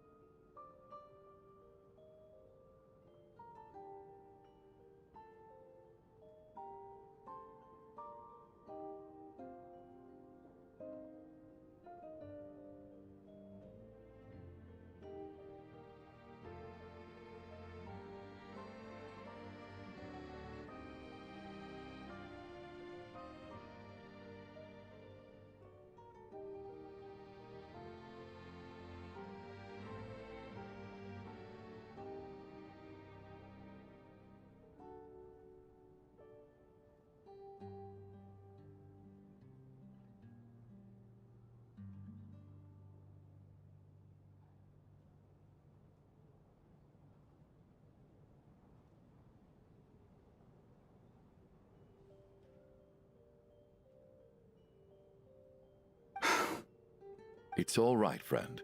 You can stop there if you want. You don't need to dig all that up again. It's just... Even now, I'm still struggling to accept the truth. How could I be dead? I'm sorry, everyone. If I'd known I was a dead man walking, I wouldn't have dragged you down with me. If I'm the cause of all this death, then punish me however you see fit. But, Mr. Shroom... No. I refuse to be a burden. I know what I have to do.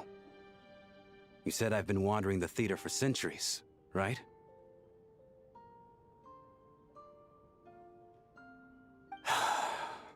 I guess it's high time I got a breath of fresh air.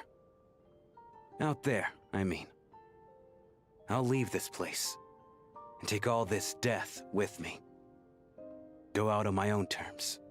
Mr. Shram, I'm sure we can figure out a different course of action. My good sir, we both know I'm not supposed to be here. I should have accepted my death long ago. One way or another, this has to end. Unless you're saying this goes against another one of your military principles somehow. No. I'm speaking on a personal level this time. Let it go, man. Oh, wait. One last thing. Miss Water Imp. My lover. Her name was Litia. Litia Ozarova. Do you know what happened to her? Ozarova. Oh, Auntie Ozarova. That's what we all called her. I remember her as a very kind elder. She had a bunch of kids, too. I'm so glad she survived. And she had lots of kids? Good. That's... good. I could hardly expect her to stay single just because of what happened to me, right? As long as she went on to be happy, that's all that matters. Besides, I'm dead. My soul's been wandering around here for so long because I was worried about her. But now, I can go without regret.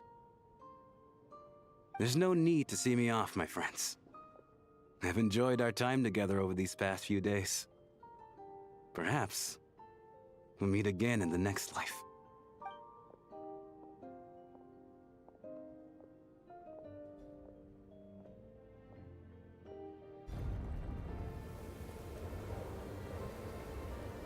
Take care, my man.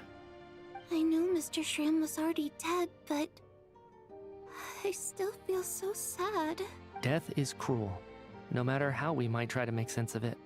So, was the conflict between Fae and humans really that bad back then?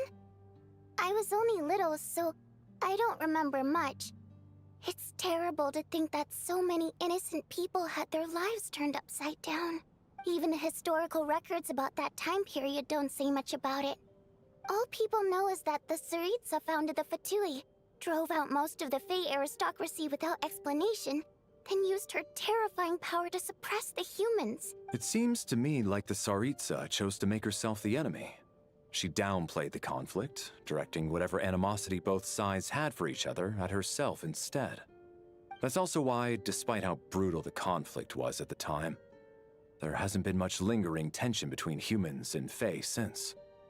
Things have been fairly harmonious for the past few centuries. So, the Tsaritsa banished the Fae to protect the Fae living in the city?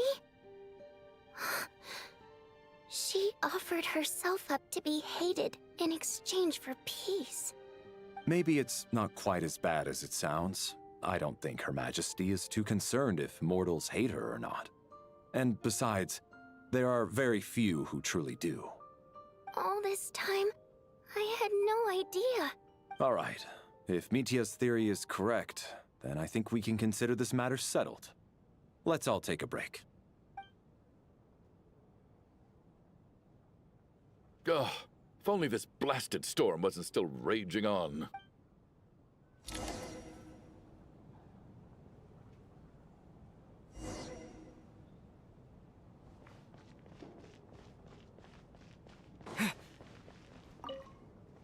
Even though Shram was already deceased, his decision to walk into the snowstorm was still a sacrifice, and a very brave one. This is one of the few times I don't feel at all happy to have my theory proven true.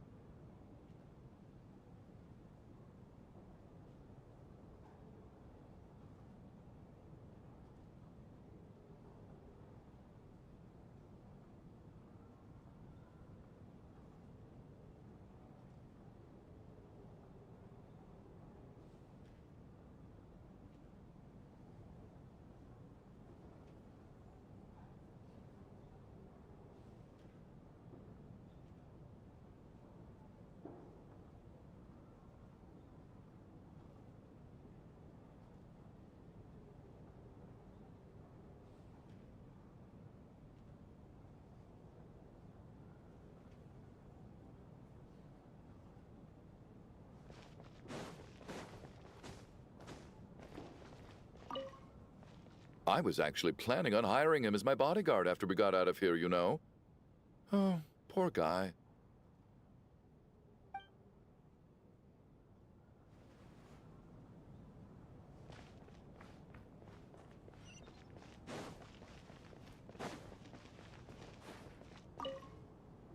Well, at least it seems like Mr. Shram stayed optimistic until the end. The information he revealed, it's given me a lot to think about.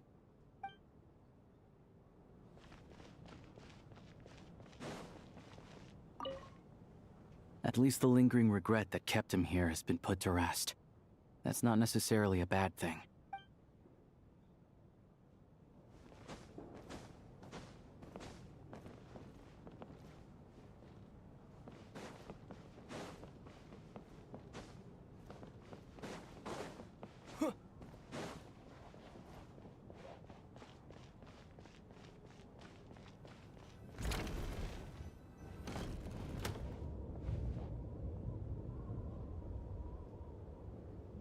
Looks like now we can just rest until the snowstorm stops.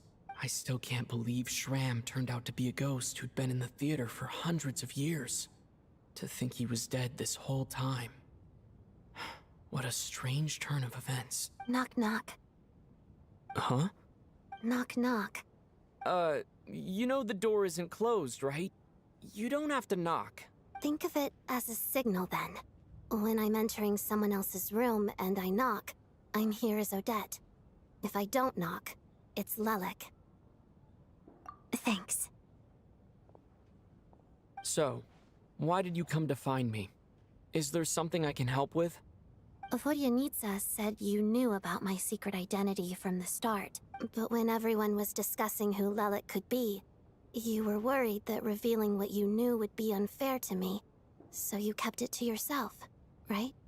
Yes. I'm extremely grateful for that. It's nothing. I mean, you didn't hold what happened with Signora against me, so I should thank you for that as well. Actually, there's something else as well.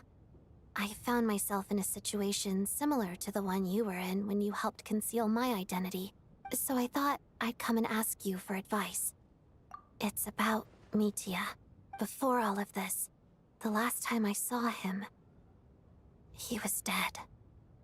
As I'm sure you know, my goal as Lelik was to stop Project SNEZHNAYA.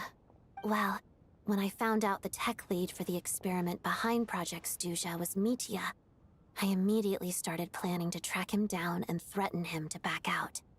I often saw him around the theater, but I soon concluded that making my move there would risk exposing my identity. So I decided to infiltrate the Armory Palace and go directly to his lab.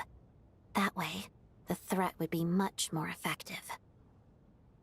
Well, I suppose there was a bit of luck involved, but I am a Fatus, so I already had some familiarity with the building's layout. But when I finally made it to his lab, Mitya seemed to be dead. I checked his breathing and his pulse. He had no vital signs whatsoever. I'm certain of that. I thought maybe another anti-Project SNEZHNAYA activist had beaten me to it, and chosen a much more brutal method, so I made myself scarce. That's why you were so on guard around Mitya that first night here. Yes. When I saw him sitting in the audience during the performance, I could barely contain the shock. To me, it was a miracle. Somehow, he'd come back from the dead. But then, the murders started happening and things got so complicated that it wasn't really at the front of my mind. That is, until Mitya himself said there must be a dead person among us. Then, I couldn't ignore it any longer. And yet, you thought that bringing it up right away would single Mitya out. Just like when everyone was suspecting Lelik. Exactly.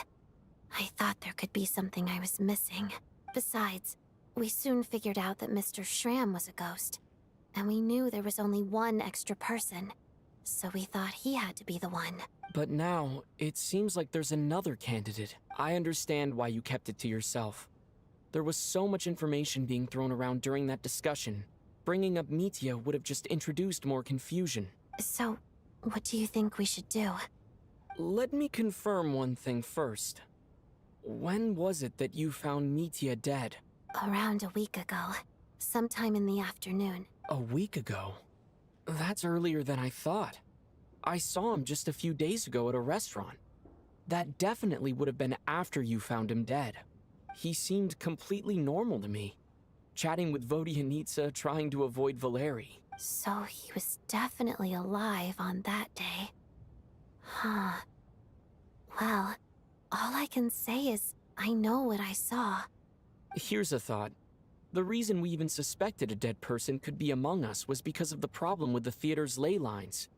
But Mitya's death happened inside the Armory Palace. The ley lines affecting the theater shouldn't reach that far. You're right. I guess he doesn't fit the profile of the person we were searching for. I think the chances of it being him are very low. Surely he can't have died for real in the Armory Palace. Unless... Unless what? Unless he really did come back from the dead. You're right. Do you think we need to disclose this to the others? Huh, what's this? A private meet and greet? Where do I line up? That's not what's going on here. Well, I was just making the rounds. Thought I'd try to lighten the mood a bit. Vodyanitsa's handing out food if you're hungry.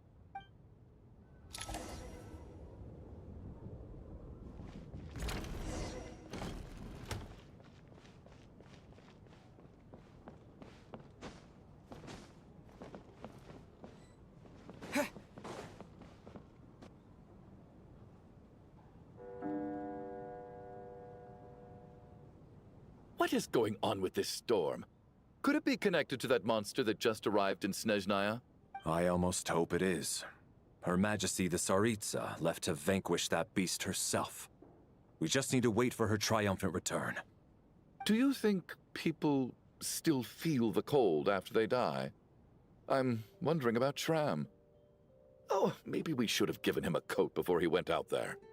Death itself is cold, isn't it? I'm sure the storm will embrace him. Well, I hope he has a safe journey. I'm going to miss him, I think. It's not like we can blame him for Rampana and Kulish's deaths. Thinking back on it, we barely made it out alive ourselves. Once we get out of here, how are we going to explain what happened to their families?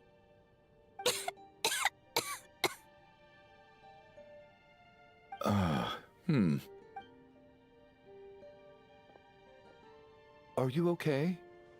Here, take this. I've never used it. Thanks. Look who's Mr. Nice Guy all of a sudden. Is it because Tonya stood up for you this morning? At least you know how to return a favor. Yeah, without Tonya, who knows how badly he would have been hurt.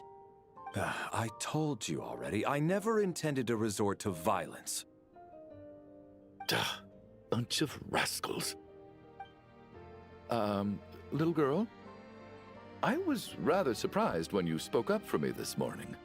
I didn't think I had many admirers here, so,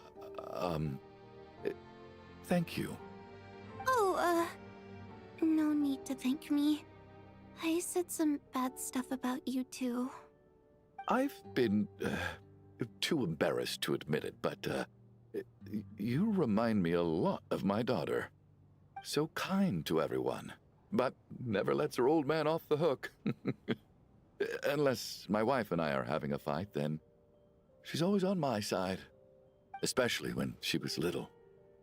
Every time I took her out...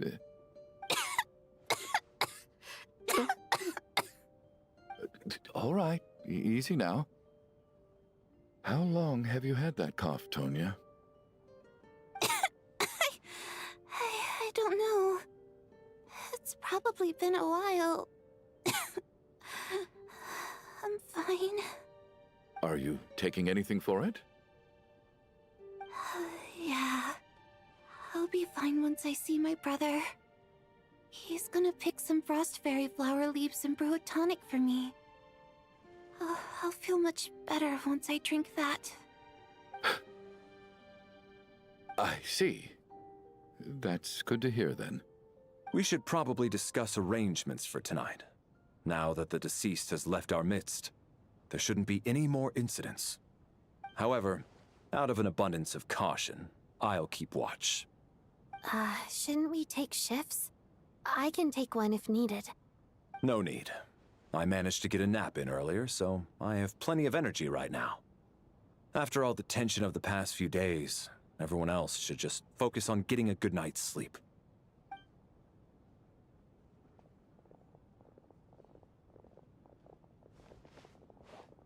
What a long day. This whole situation turned out to be way more complicated than I expected. But Valeri's right. I should just try to calm down and get some rest. The last thing I want is to give myself nightmares.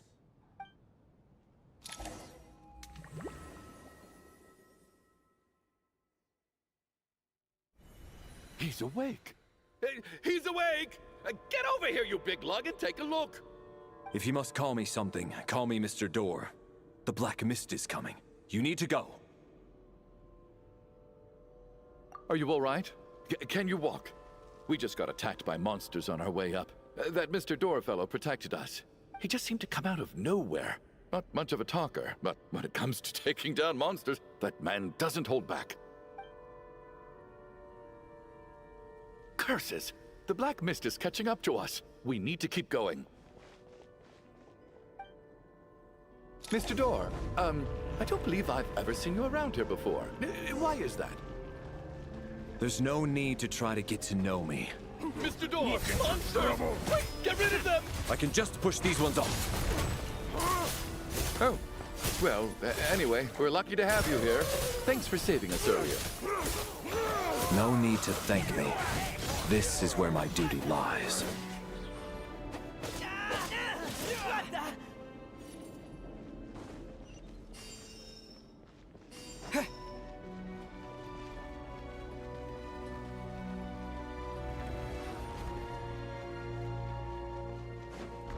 So we're doing this the hard Storm! Ready to...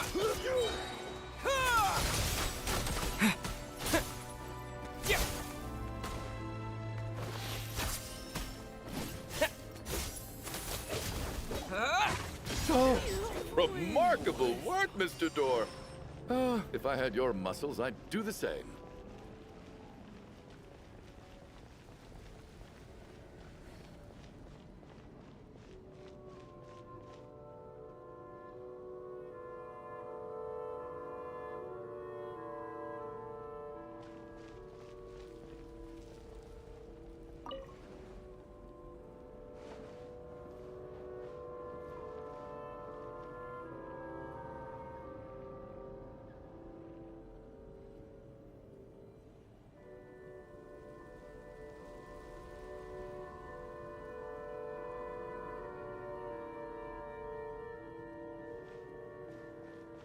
Are none of these doors the one you're looking for?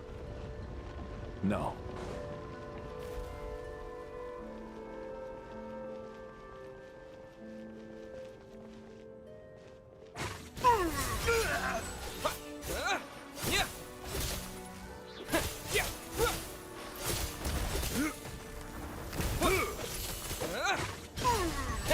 Come a little closer. Condense! I'm so exhausted. And the black mist is still rising. Oh. Wait, look! There's more monsters down there. Are they coming from within the black mist? No, no! They're gaining on us! Quick, keep going, or they'll be at our heels any second!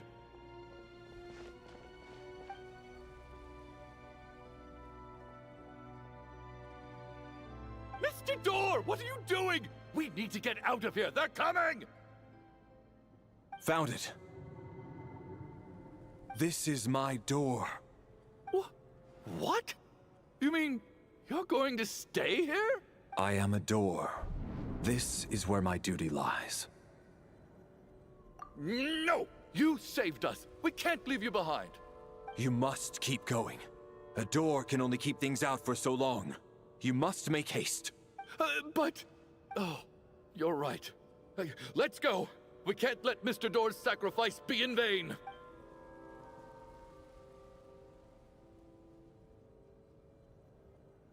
The black mist isn't moving anymore.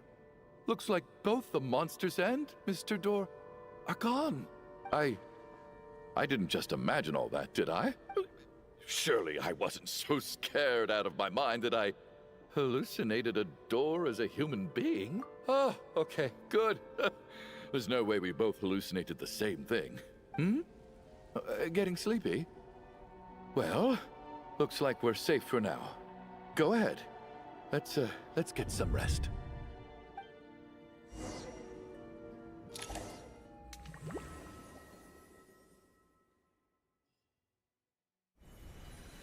What time is it?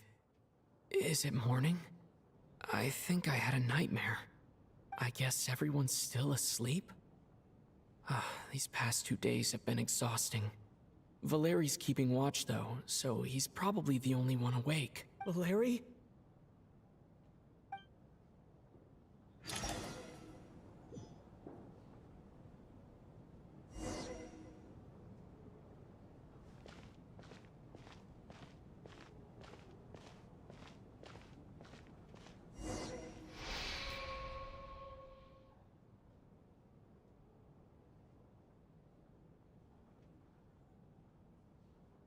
Wake up! Everyone needs to wake up!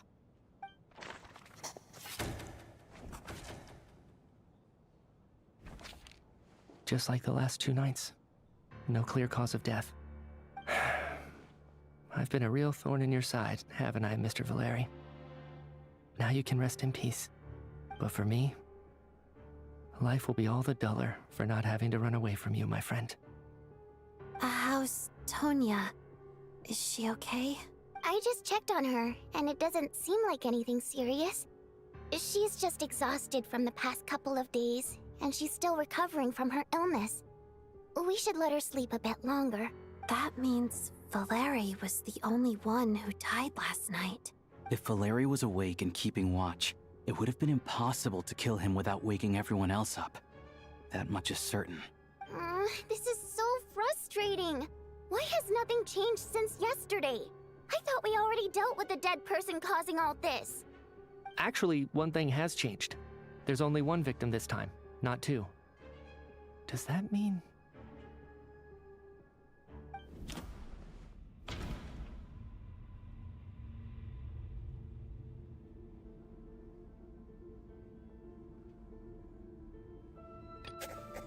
No similar cases have ever been confirmed.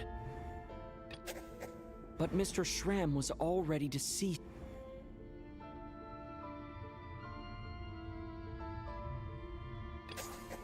After the deceased Schramm left, there was 1 less victim last night. That more or less tracks. It's a reasonable conclusion, considering the only variable that changed. The number of people who die each night is equivalent to the number of dead among us. That's your theory, right? Exactly. We identified Mr. Schramm, and the night after he left, the death toll dropped from 2 to 1. By that logic, there must be 1 more dead person left among us. Another one? But there was only 1 person unaccounted for in the ticket checks, right? The head count should match up now. Having an extra person was definitely a cause for alarm, but being 1 person short isn't nearly as unusual. Someone could have left in the middle of the show, or made it out before the storm hit. 1 more dead person among us. If Mitya's theory is right, then what Odette told me seems a lot more relevant. It's just, at the time, we had no reason to think there was more than 1 dead person. If only we'd taken it more seriously as a possibility. Maybe this could have been avoided. I'm sorry. This is my fault. I had information that could have been helpful, but I held back. I should have brought it up right away. I'm partly to blame as well. I was too quick to dismiss Odette's concerns. What is this about? What have you 2 been getting up to behind my back? Sounds like there's some big news you've been keeping from the rest of us. Well, we're all ears.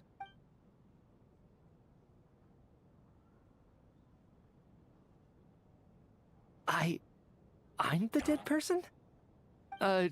Wow, that's certainly news to me. Odette and I talked about it yesterday, but we thought it just wasn't possible, so we left it at that. Yeah, I don't blame you. If I'd been there, I probably would have reached the same conclusion. It just sounds too unbelievable. Let me just try and verify this. I just scoured my memories trying to think back to the afternoon Miss Odette mentioned, but I honestly have no recollection of dying. That's where I'm different than Mr. Schramm.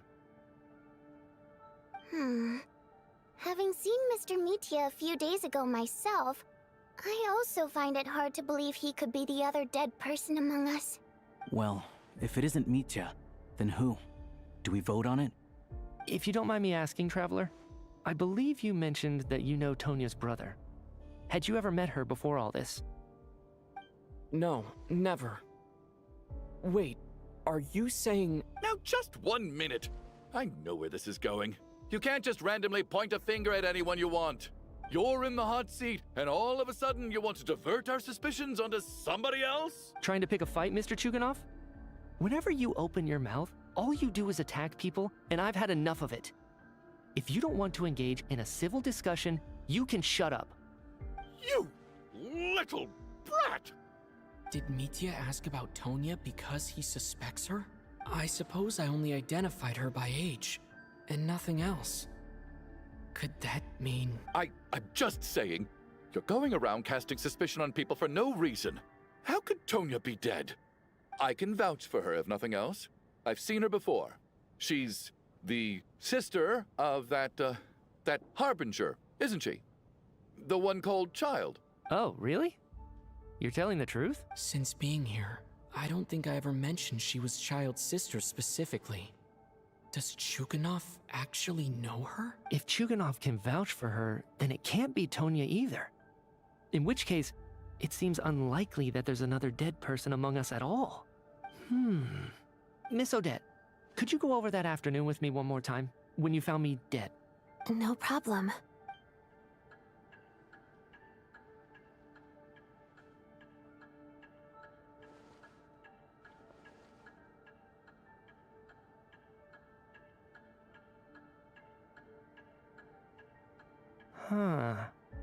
No matter how hard I try, I just can't remember anything about dying. But I do remember something else. Miss Vodyanitsa, during our last meal together, I told you how some of the researchers were suffering from temporary memory loss. Do you remember that? Oh, yeah. You said it was hindering the progress of your experiments. You thought they were just under too much stress or something. Right. And even though I don't remember dying that day, I'm pretty sure I experienced something like amnesia. Some of my memories from that afternoon are missing. Are you suggesting you're missing the memory of your... Of course. How am I only just realizing this? Humans aren't necessarily aware of their own death. You mean being silently assassinated, or dying in your sleep? Situations like that? The researcher's amnesia. Suddenly it all makes sense. I must thank you, Odette. I think your perspective just helped me reach a breakthrough on a series of issues that have been troubling me for quite some time. All right. It's decided then. I'll be the one to leave today. Oh, leave? Hey, wait a minute. Aren't you rushing into this? What if you're wrong? You'll pay with your life. Come on, kid. Aren't you gonna fight for your life? This seems like a rash decision. I have other reasons beyond what's been discussed. In fact, thinking back, I remember during Miss Odette's performance, while I was sitting in the audience stalls, a brilliant new idea for my research popped into my mind. But then, my train of thought suddenly cut off. I can't remember it now at all, and I didn't take any notes. I guess that must be another instance of temporary amnesia. No. Hold on. I see where you're going with this. You're suggesting that each instance of temporary amnesia is a death, right? There's a glaringly obvious flaw in that idea, no? How can one person die so many times? I believe Miss Odette's account. During the period where my memory is blank, I must have been either dead or in a similar state. All it would take is for the same thing to happen in the theater, and I would come under the effect of the ley lines in this vicinity. This increases the likelihood of me being the deceased, does it not? But... There's no evidence to suggest that anyone other than me is a candidate for the deceased. So allow me, as a scientist, to treat this as an experiment. Please relax, everyone. I don't think things are as bad as they may seem. If I really am the deceased, then to leave the theater will be a relief for me. If, on the other hand, I'm still alive right now, well, apparently you've all witnessed my resurrection recently anyway. Who's to say I won't return from the dead again this time? Mitya's right. This is the only thing we can try right now. I think he's deliberately downplaying the gravity of the situation, though. He probably doesn't want to burden everyone. What is a scientist if not someone who gambles on experiment after experiment in an attempt to obtain the truth? With this snowstorm, the ley line phenomenon, ghosts of the dead, and my amnesia, we've been paralyzed by not knowing and powerless to do anything about it. It's a terrible feeling. But if I do get resurrected, you can be sure that I'll come back with the truth of all this. Just you wait.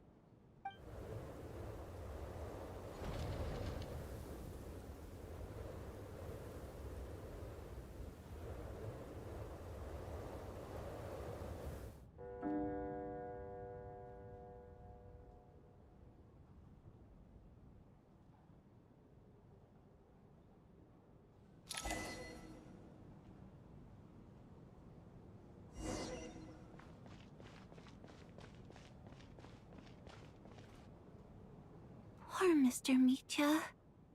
I didn't even get to see him one last time. Maybe it's a good thing that you weren't there to see it. It was a hard thing to watch. I hate goodbyes. Why does it feel like everyone around me is slowly disappearing? Not just in here, I mean. In the outside world, too. Maybe it's the realization that, at the end of life, everyone has to face it alone. Come to think of it, the main reason we're still alive right now is pure luck. Each morning here, for every one of us, there's the chance that we might not wake up. You could take it a step further and say that the same is true outside, too. Who can never be 100% sure when they drift off to sleep that they'll open their eyes again in the morning?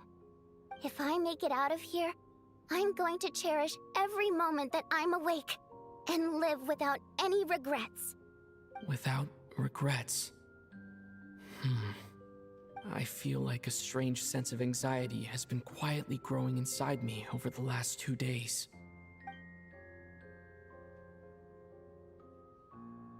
Are you okay? You look really glum. If something's bugging you, let's talk about it. There's only a few of us left here now.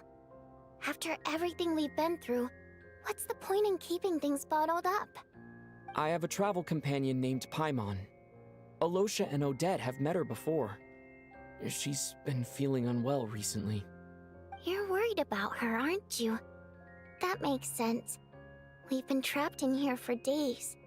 To be honest, I used to feel like I was just a spectator in this world, watching everything that happens from the sidelines. Maybe it's because I'm a descender. A descender? But with Paimon by my side, over time, I slowly felt my connection to this world growing stronger. She loves eating, sleeping, and having fun, but she's also a great guide. It's her authenticity that makes this whole world feel more real for me. Over the last few days that we've been apart, I've often caught myself wondering, what would Paimon say if she were here right now?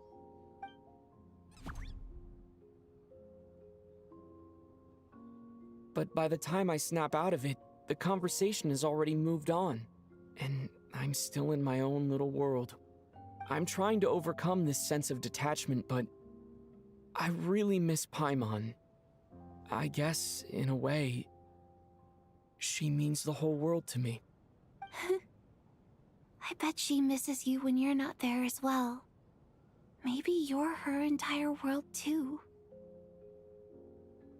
I don't know if this will make you feel any better, but back when the water imps left Snezhnagrad in droves, I also felt like the whole world was suddenly empty.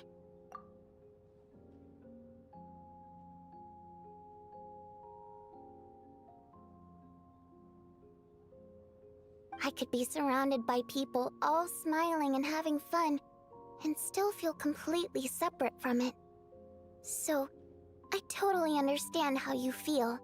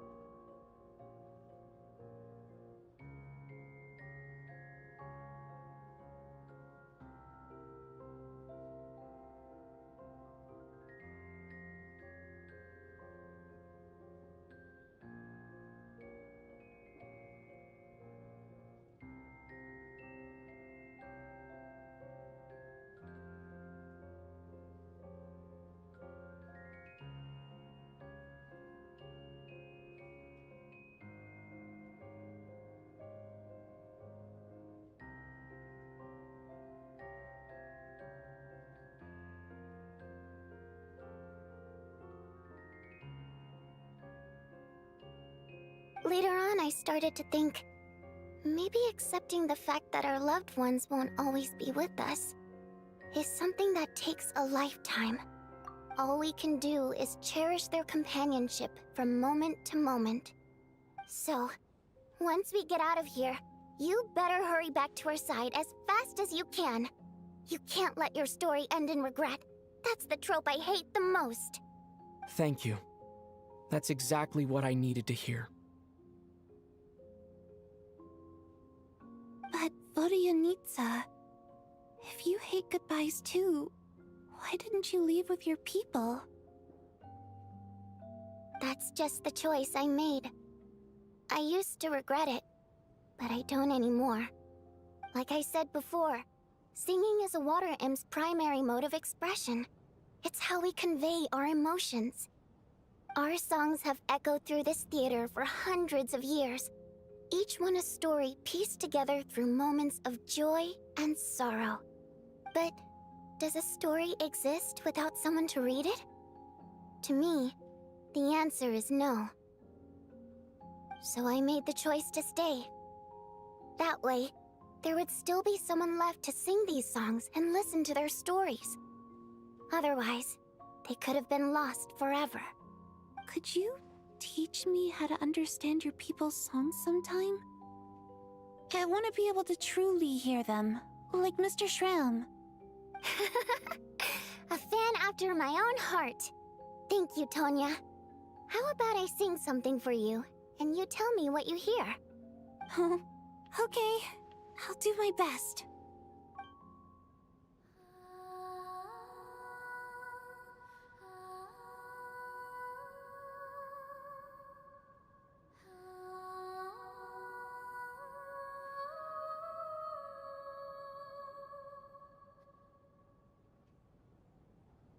I've never heard that one before. I feel like I can hear a sense of longing somehow.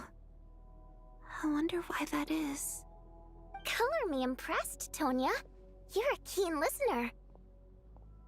Most people can only tell if a song is happy or sad. I didn't think you'd be able to pick up on such specific details.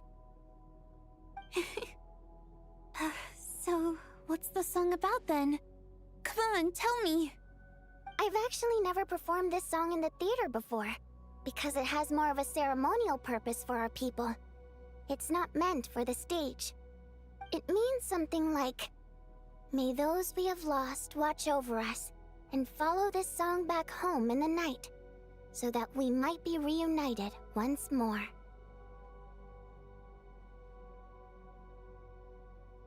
No wonder I could hear that sense of longing. You sing it for loved ones who have passed away. I hope it reaches them. It's getting late, Tonya, and you're not well. We should all turn in early. I suppose there's no reason to keep watch tonight.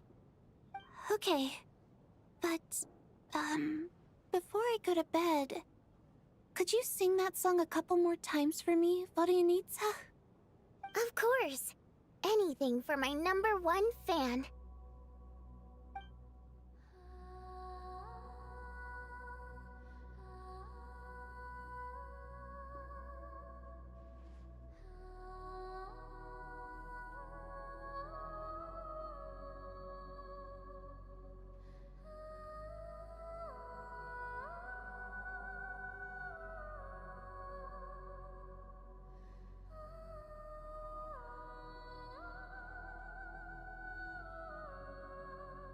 Once I get out of here, I definitely don't plan on ever coming back. But I guess that means I'll never get to hear Vodyanitsa sing again. That's a sad thought. Before I fall asleep, I should cherish this moment of companionship while it lasts.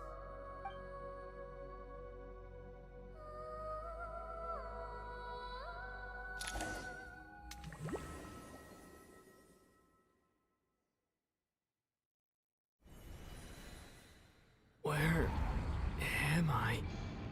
It's so dark in here, and I feel kind of dizzy.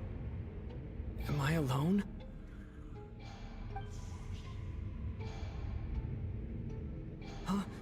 What was that noise?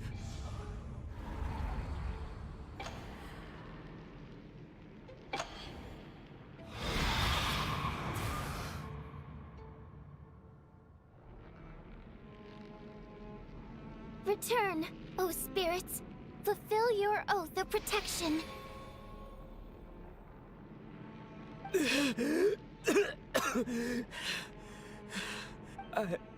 I'm alive? What just happened? No time for questions. Quick, over here. Turn on the switch. We need to bring back the light.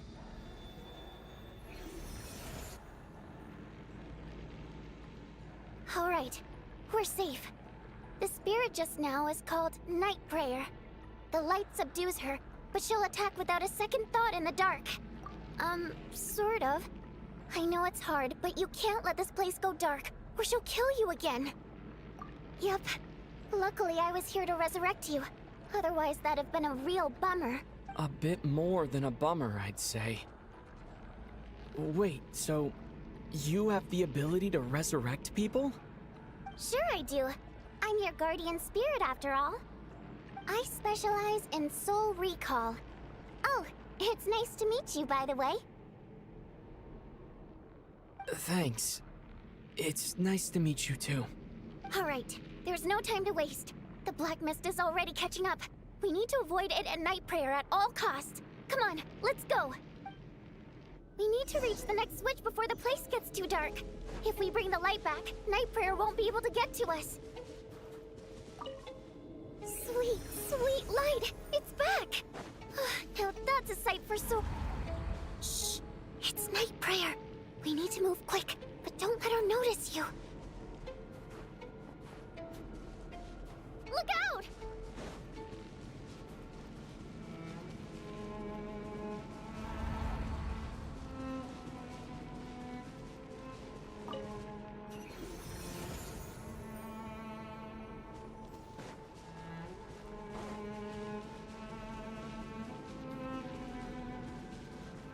The next switch is... over there!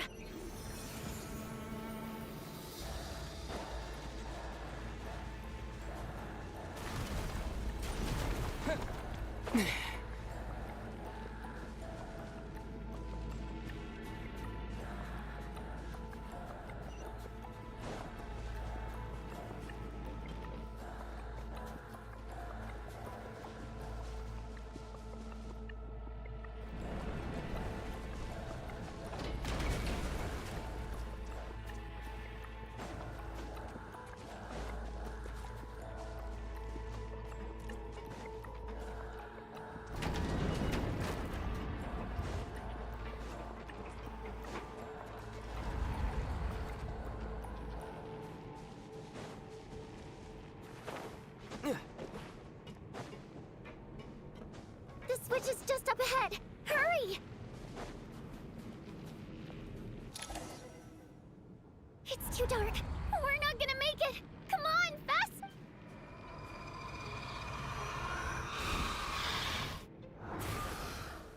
Traveler! I won't let you die like this. Not on my watch.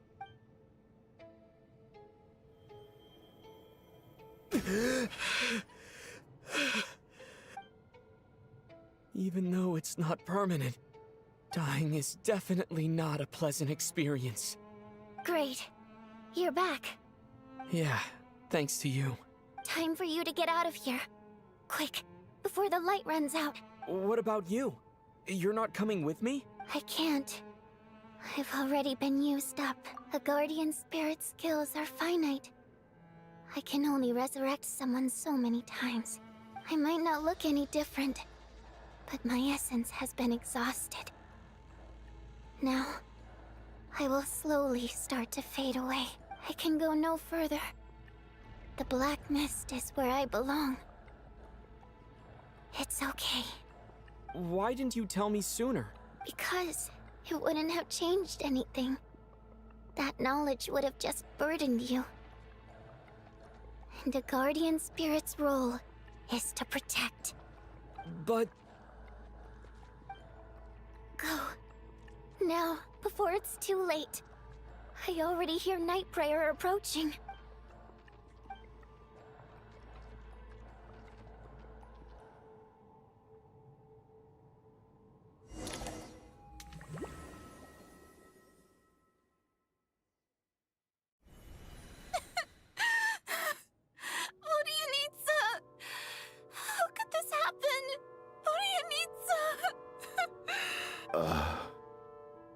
Well, I guess there's no need to inspect the body.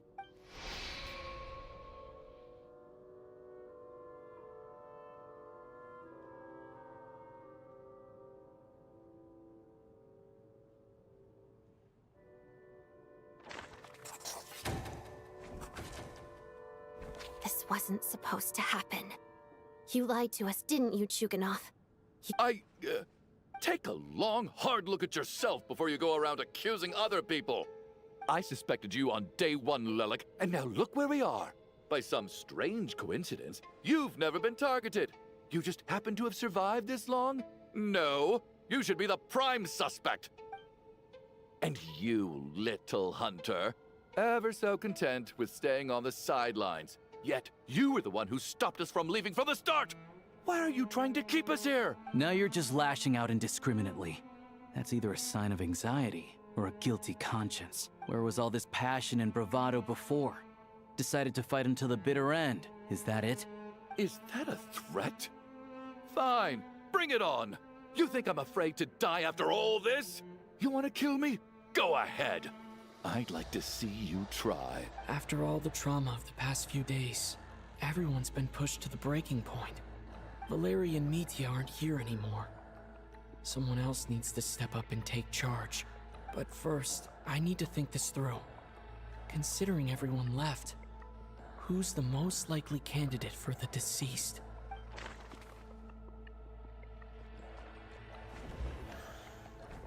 My memories are perfectly coherent, even after racking my I clearly remember Mr. Chuganov from the first time I visited the theater. Of those who remain, the only person we've never met before is people are easily misled by first impressions. Now that I think about it, but Mr. Chuganov.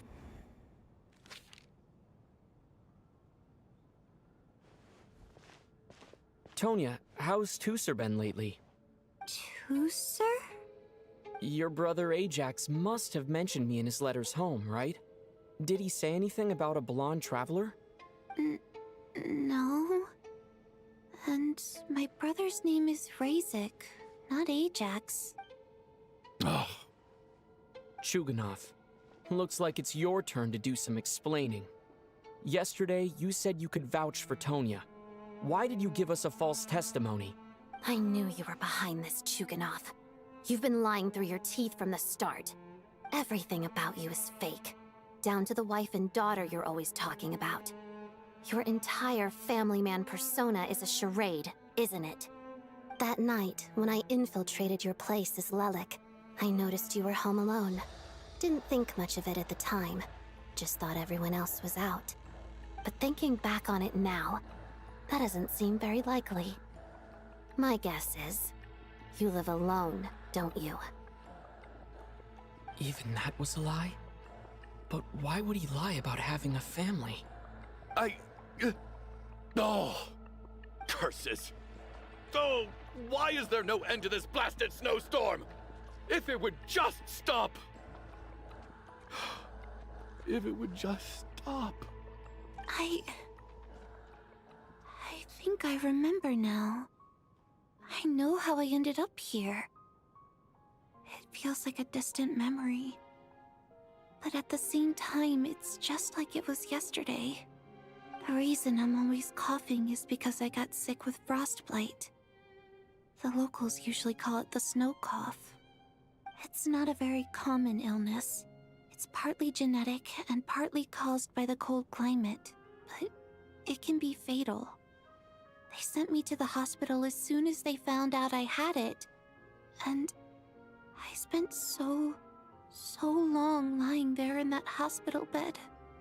After a while, I felt myself growing weaker and weaker. Nothing seemed to be working anymore. Neither the treatment that the doctors were giving me, nor the medicine my brother was brewing from frost fairy flower leaves.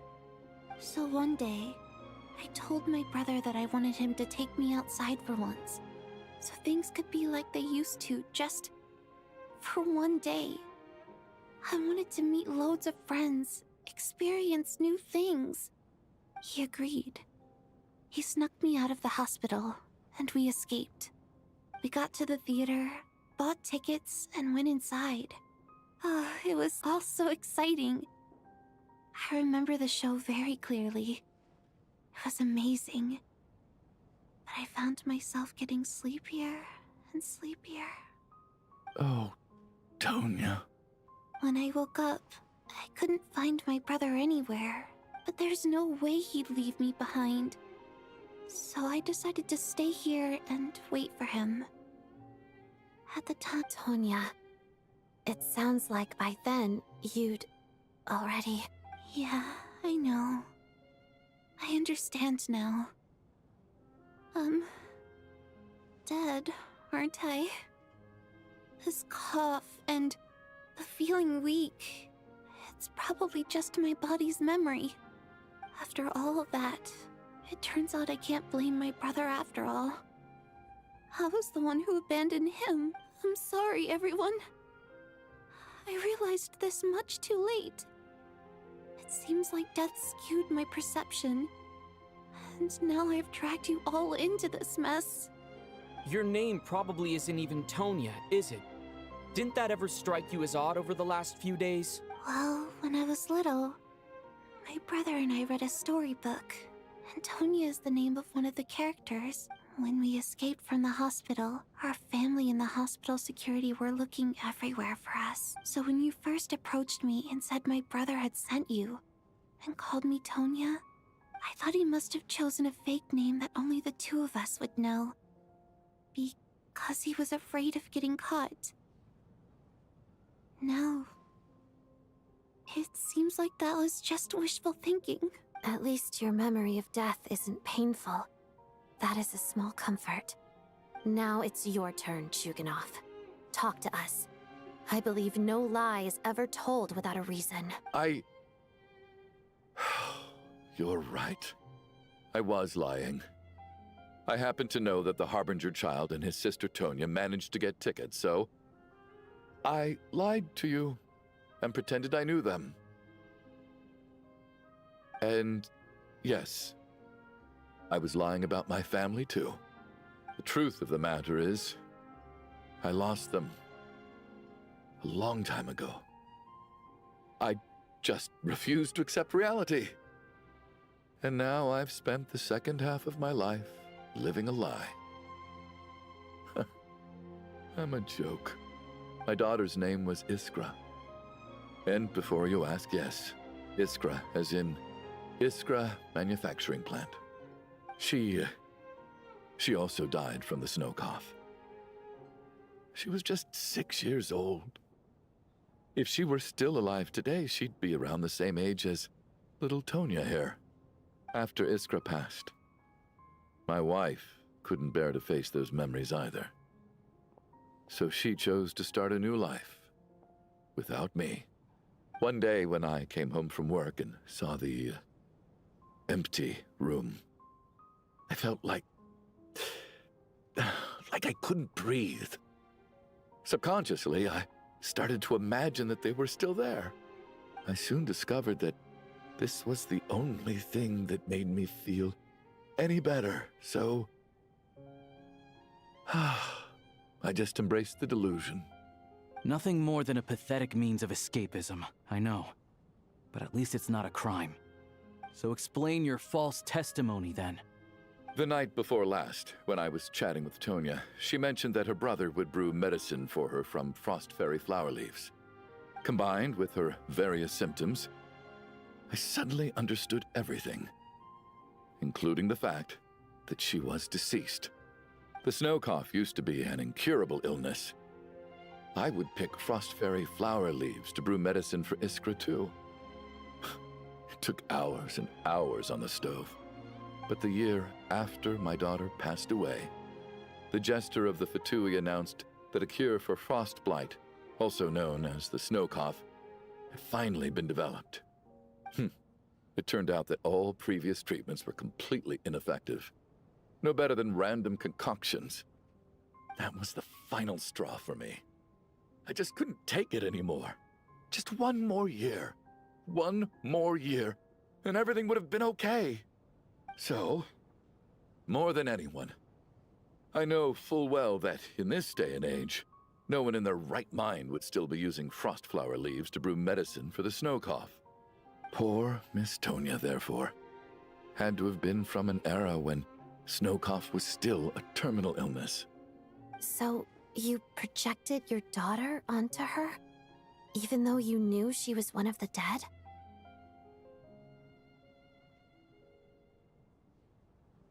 That doesn't make any sense. You knew she was already dead. What did you hope to achieve by protecting her? I just don't believe in your crackpot theories, nor do I approve of your actions. How can you just declare a living person dead and throw them out into that snowstorm? Nitya's gone. My good buddy Shram's gone. And now it's Tonya's turn, isn't it? The others I can make my peace with. But little Miss Tonya, here she is, standing right in front of us, alive and breathing, and fighting her own battles. Yet you're quite happy to say she's dead? I just want her to live. Once this snowstorm is over, the very moment it stops, I'm going to march out that door and find someone who can fetch the very best medicine for her snow cough. I'll be damned if I'm gonna let you cast her out into the snowstorm before I have the chance to cure her. Not again. Not this time. Not when the cure is right within our grasp. I'd never be able to forgive myself. Mr. Chuganov, stop. I can't let you do this. Tonya. By the sounds of it, you've known I was dead since the night before last, right? I really liked Mr. Valeri, Mr. Mitya, and Miss Vodyanitsa. And now they're all dead because of me. I'm not happy about that. The reality is, you've been trying to fight your own demons through me. But all you've really done is trap me inside your delusion along with you. No. Listen to me. I want to save you. I do. Well, at this point, I'm quite sure that I'm dead. I don't need to be saved. The time I got to spend with all of you is more than enough for me, despite all the bad things that kept happening. I got to meet so many interesting people and spend so many days and nights by your side. Since the day I escaped that hospital until now, this has been an adventure I never even dared to dream of. I'm very fond of you all. If it were only possible, I'd trade my soul to bring back the ones who died. If it meant things didn't have to end like this. And that's why I'm not fond of you at all, Mr. Chuganov. I'm sorry. It's them that you owe an apology to, sir. Not me. Well then, I suppose this is it. It's time for my adventure to end. I've caused enough trouble. You're leaving already? It's still early. Don't you want to stay a little longer? No thank you. Oh, and by the way, my name is Patashka. It was nice meeting you all. Feels strange that we're only being properly introduced now that it's time to say goodbye. Patashka.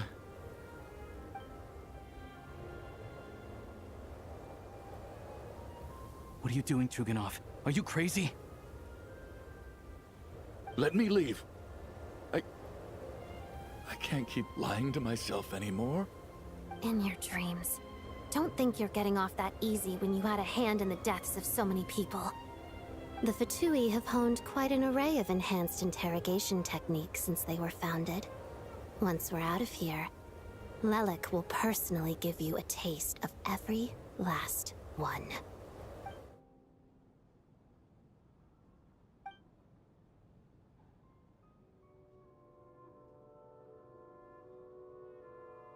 I think we should leave.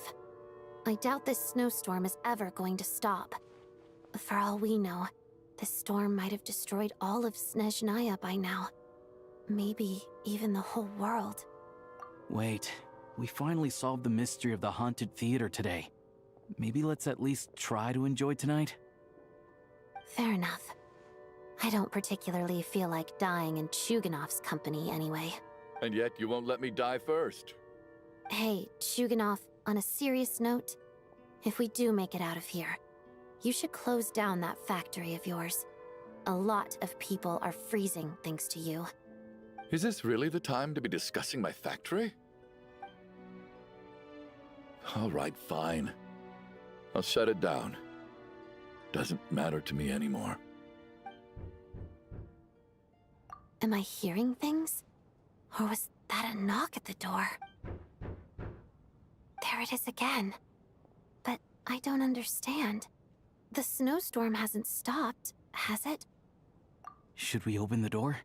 Is this it? Is this nightmare finally over? If the last few days are anything to go by, I probably shouldn't be getting my hopes up. Whatever lies beyond that door at this moment. It could be something even more terrifying than everything we've been through so far.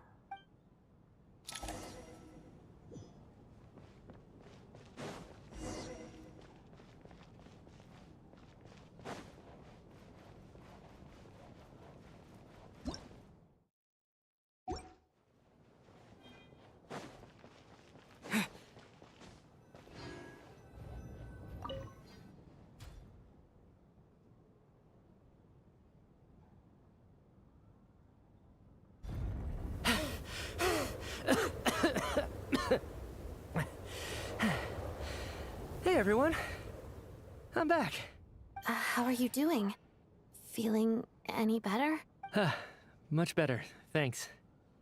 Whew, it is so good to have you guys here. I was a little worried that the theater would be empty by the time I got back. Let me see. Tonya and Vodyanitsa are missing, which means Vodyanitsa died last night. And then you discovered that Tonya was the other dead person. Am I right? Not Tonya. Pitashka. First, tell us how you made it back here. Given the conditions outside, no one should be able to return alive. You're right. The thing that got me back safely was a song. I heard someone singing. After walking into the snowstorm, my mind grew hazy. I don't know how long I walked through the storm before my mind completely slipped away. Then, suddenly, I heard the sound of singing. The voice instantly brought me back to my senses, and I regained consciousness.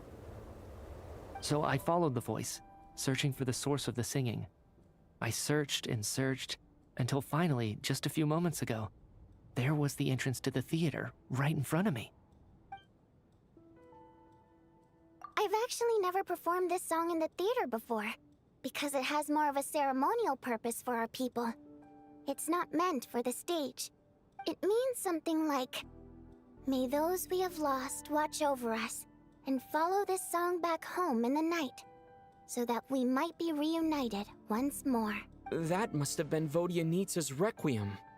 Who knew it actually worked? That song is meant to guide the souls of the dead. Mitya, that must mean that you... Huh. No kidding. Huh, seemed like I guessed right then. This is what I've been so desperate to tell you about. When I first stepped out of the theater, I was still quite lucid. My memory of it is still pretty intact. I remember the outside world being completely different than what I'd expected. It was like this was a world where only the snowstorm existed. There wasn't a trace of any humans or buildings ever having been there. I don't know how else to describe it, except to say that it just didn't seem like the real world. And as for the Requiem, if I was guided here by Vodyanitsa's song, it can only mean that I must already be dead. And this is my soul, not my body. But I didn't experience a clear moment of death while I was out there. Nor do I feel any different now than before I walked into the snowstorm. You don't seem any different to me either. In fact, this is something I've been wondering about for a while now. If souls aren't physical, shouldn't they lack tangible form? They were visible, tangible, no different than you or me. This raises a truly terrible thought. Is that really what Mitya is suggesting?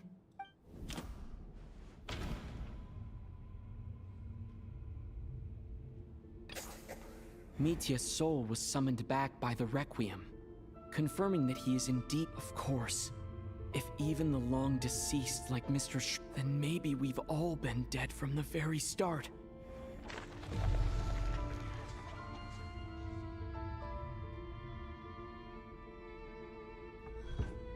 Yes.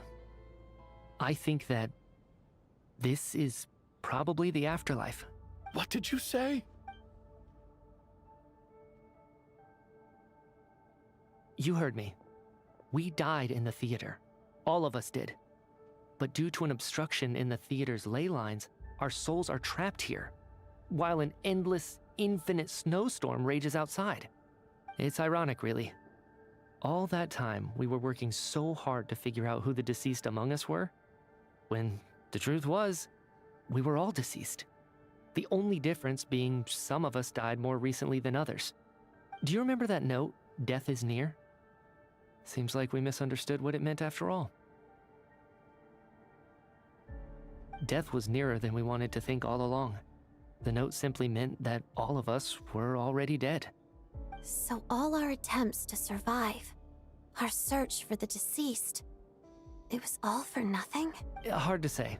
At the very least, we hope 2 lost souls find clarity and go to where they belong. The presence of those 2 is probably what caused our souls to be drawn in by the ley lines. In which case, the deaths we've awoken to over the past few days were just souls returning to the ley lines for good. If what you're saying is true, doesn't that make us the lost souls now? Huh, no wonder. This afternoon, when I was moving Vodyanitsa's body, I noticed that the other bodies in the room hadn't decayed one bit after all these days. That's further proof that those aren't physical bodies at all, but merely our shells here in the afterlife. Am I really dead? This doesn't feel real to me at all. No, that's impossible. This cannot be how it all ends. I still find it hard to believe that all of us are dead. How exactly did we die in the real world? None of us have any memories of dying, right? Not even knowing how we died is preposterous. Good grief! Surely there has to be some reason. Exactly. It's hard to rest in peace when you don't even know how you died. It gave me lots to think about as I strode out into the snowstorm. I racked my brains trying to remember the cause of my death, the exact moment I died, the root of all of this, right up until my consciousness faded. Wait. Hold on. Right before I lost consciousness, I think I saw something. I can't remember. And I think I lost my notebook and pen. Mitya, your hand. Is that blood on your fingers? Huh?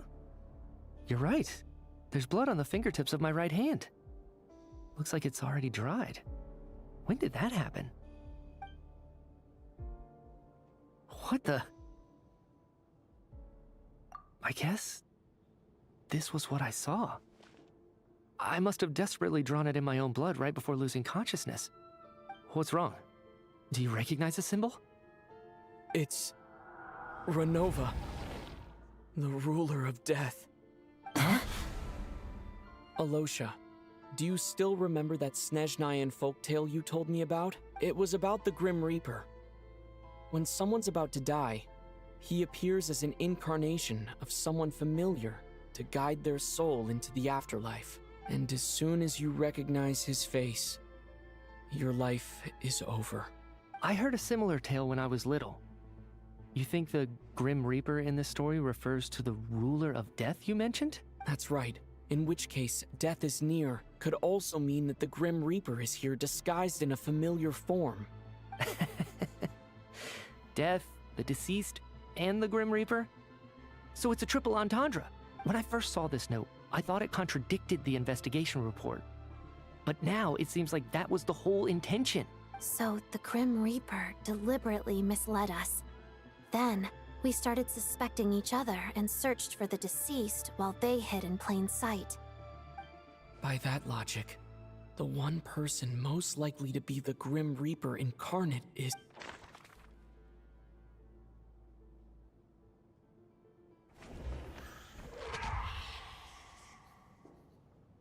No doubt about it.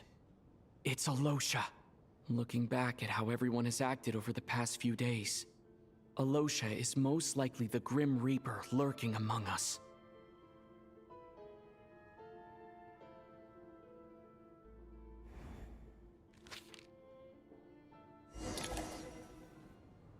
Is it you, Alosha?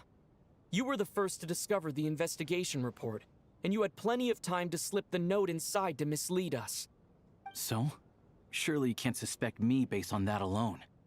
What if someone else found the investigation report first, slipped the note inside, and then put it back without telling anyone? There's no denying it.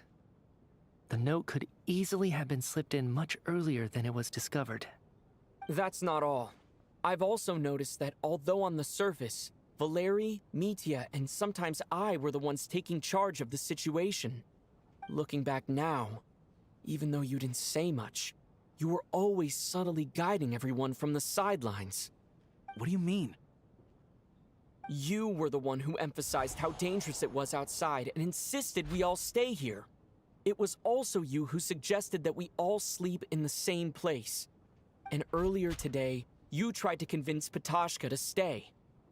I don't understand why, but it was out of character. So, you didn't understand my intentions, and now you're assuming the worst.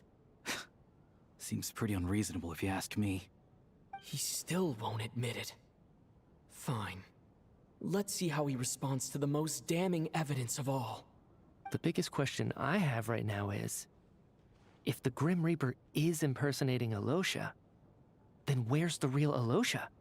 When did they switch?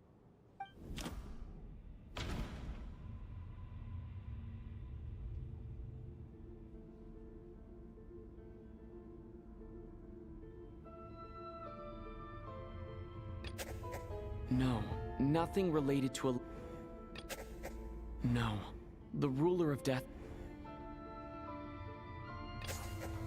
That's right. This was the moment, right at the start.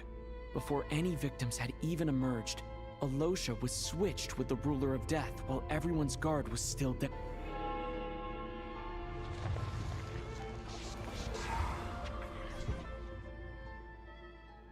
When all this began, right after the performance ended and the snowstorm began to pick up, no one suspected anything unusual.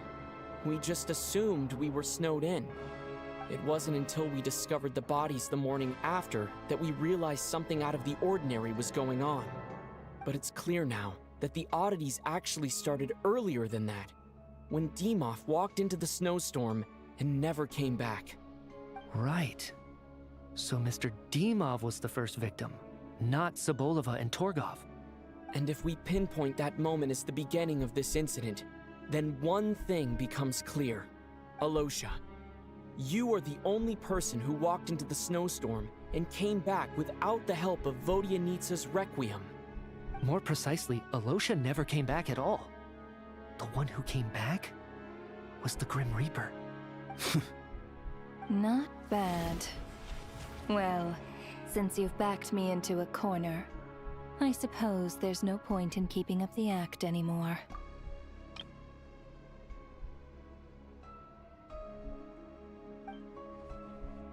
Alosha?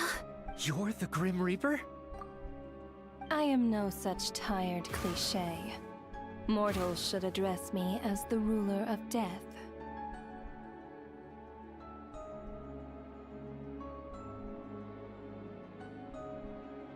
Before being wiped out for good, you identified the two deceased, and even sensed my presence. A commendable achievement. Far beyond what I expected. I heard you can ferry souls. Those deaths each night. Were they your doing? Your initial conclusion was correct. Due to the existence of the two deceased, the ley lines yearned to reclaim those long-lost souls. Every night they devoured an equal number of souls to fill the void. This required no intervention from me. Though, of course, ferrying souls is indeed my authority. Here, take a look.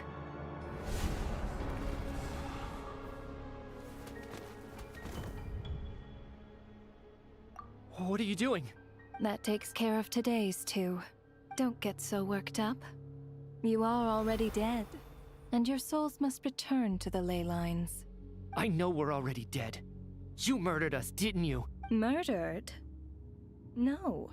Murder is when mortals usurp my authority. Death is my jurisdiction. If I require someone to die, I need not resort to such laborious methods as murder. You simply met the criteria to trigger my curse of death. I know about the curse of immortality.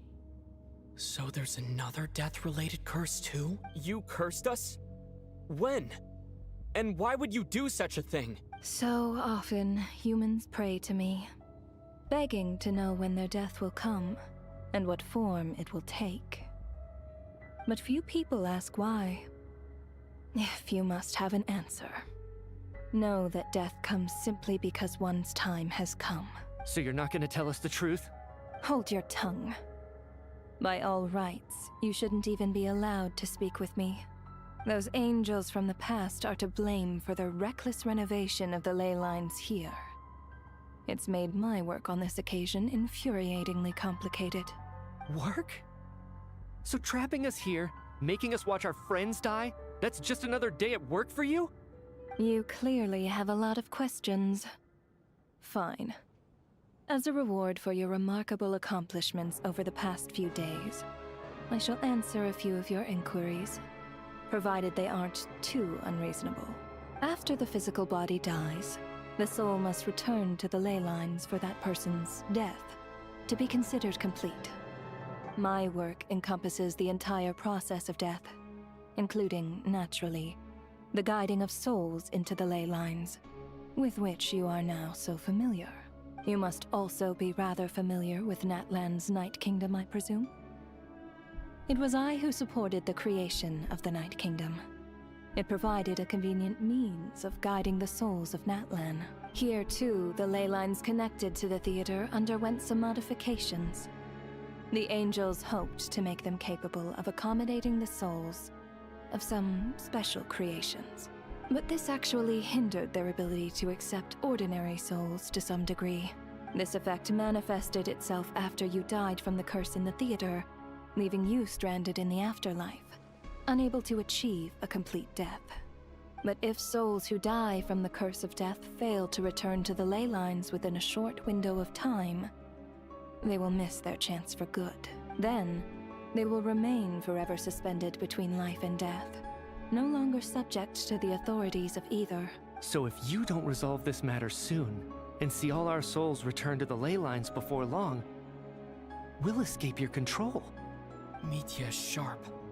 This must be what Renova was worried might happen, and the reason she got involved to begin. But if you have the authority to guide souls, why didn't you just show yourself and get it over with? Why hide among us in the form of Alosia? You seek to understand the mind of a god. Very well. I'll tell you. This is a theater, and I decided I wanted to watch a show about death. That's why I encouraged you to take the events to the stage. I found myself getting quite immersed. I suppose the entertainment you provided makes up for all the trouble you've caused me by being so defiant in the face of death. There. Are you happy with my answer? Can't say I am. Really? But it fits the stereotypes you humans have about gods. Just moments ago, you were complaining about how infuriatingly complicated your work here has been. Work is work, I get it. There are times when it's a huge pain, but you just have to get it done, right? That's a rather unique perspective for a human. You are in fact correct. There is a pain point in this case. Due to the obstruction in the theater's ley lines, there is a hard limit on the number of souls they can receive each day, making it impossible for me to ferry all your souls at once.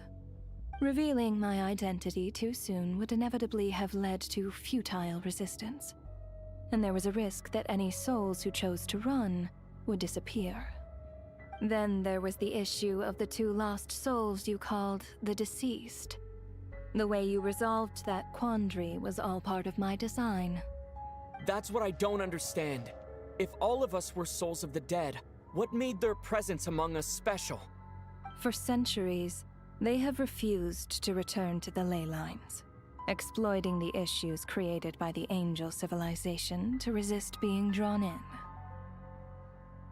Centuries of obsession accumulated during this process.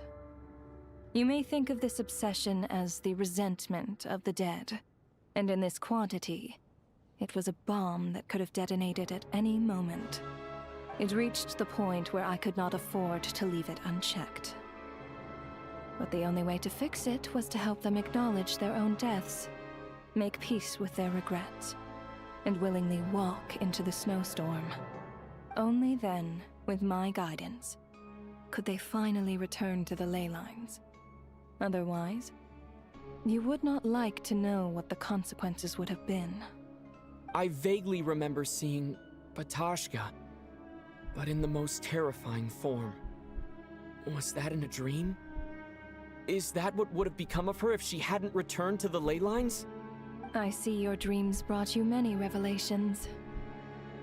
So you see, death in fact grants wisdom to mortals. Souls connect to all things in the world and see the chain of cause and effect between them. It's nothing unusual. Anyway, giving psychological counseling to lost souls is not my strong suit. That is more of an angel's role. It was something I could not resolve directly using my authority, so I decided it was easier to leave the bomb defusal to you. Meanwhile, of course, their presence caused the souls of other members of your party to return to the ley lines each night. From where I stand, that was killing two birds with one stone. As both issues slowly resolved one another without me having to lift a finger, all I had to do was stay close by and keep the situation under control. Then use my authority to wrap things up at the end. And, of course, while I was at it, I thoroughly enjoyed watching this drama, dealing with death from a mortal perspective, play out on the stage. Sounds like you had it all figured out, Grim Reaper. I just did the math. You said there's a hard limit to the number of souls the ley lines here can receive each day. It's 2, isn't it? That much is obvious, even to a fool. It's time to review this whole affair. If the ley lines can only take in 2 people per day, I need to go over the deaths from these past few days again.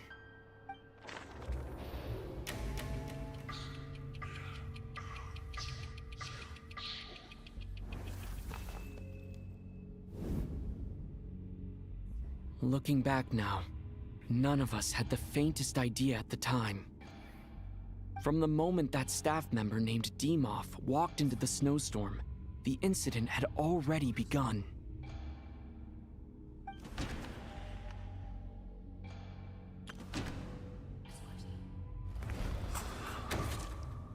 Alosha was the second to walk into the snowstorm after Demoff to investigate. During this process, the ruler of death assumed his identity, making him one of the victims.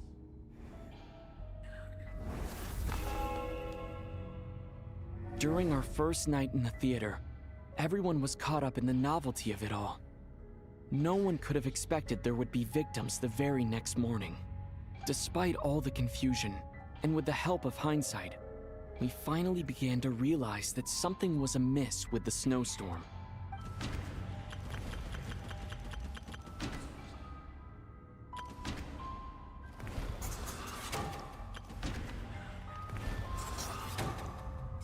The ley lines devoured Torgov and Sobolova on the first night. At the time, we thought this might be a murder case connected to Lelik.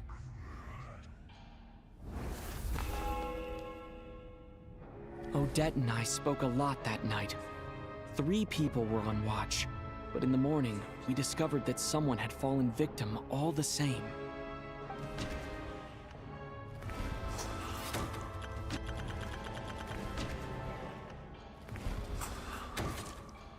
The deaths of Kulish and Rampana caused everyone to stop suspecting Lelik. Unexplainable phenomena occurred one after another, leading Mitya to suspect that we were caught up in a supernatural event.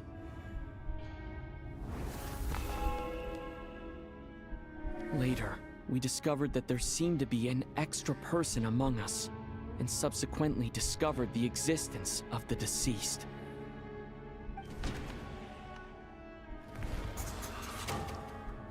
Mr. Schramm realized he was the deceased and walked into the snowstorm to return to the ley lines of his own accord.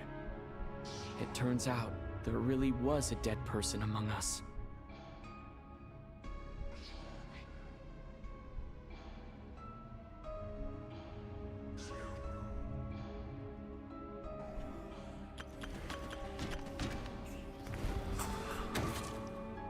He thought it was all over, but Mr. Valeri's death was a rude awakening for everyone.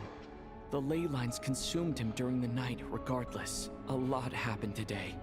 Mr. Valeri's death led us to discover the connection between the number of deceased and the number of victims during the night.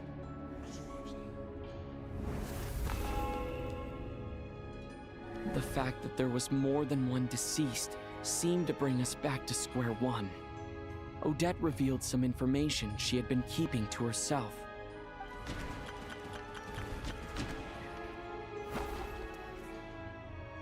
Although Mitya did indeed walk into the snowstorm that day, the void in the ley lines hasn't been filled.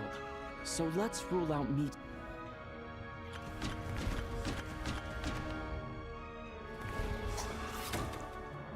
As it happened, Patoshka filled the void left by Mitya's return from the ley lines by walking into the snowstorm this morning. The girl I thought was child sister Tonya turned out to be another of the theater's deceased.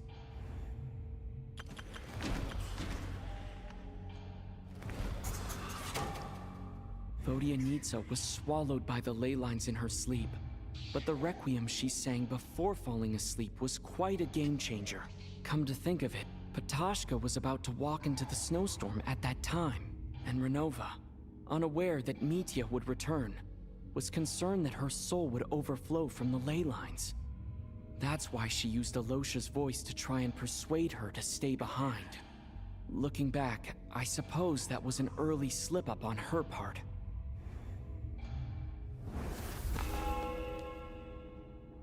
No one could have expected anyone who walked into the snowstorm to return. But just after nightfall, Mitya returned, bringing crucial information with him. Various truths began to surface, including that all of us were already dead, and that the ruler of death was here among us. Then, after revealing her true form, Renova callously claimed 2 souls.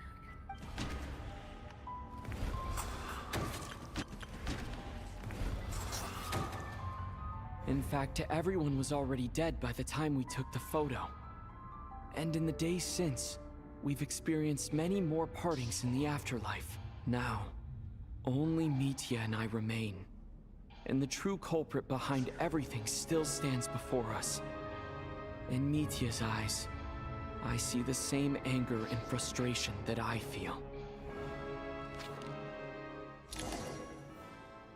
That covers everything. It's all clear now.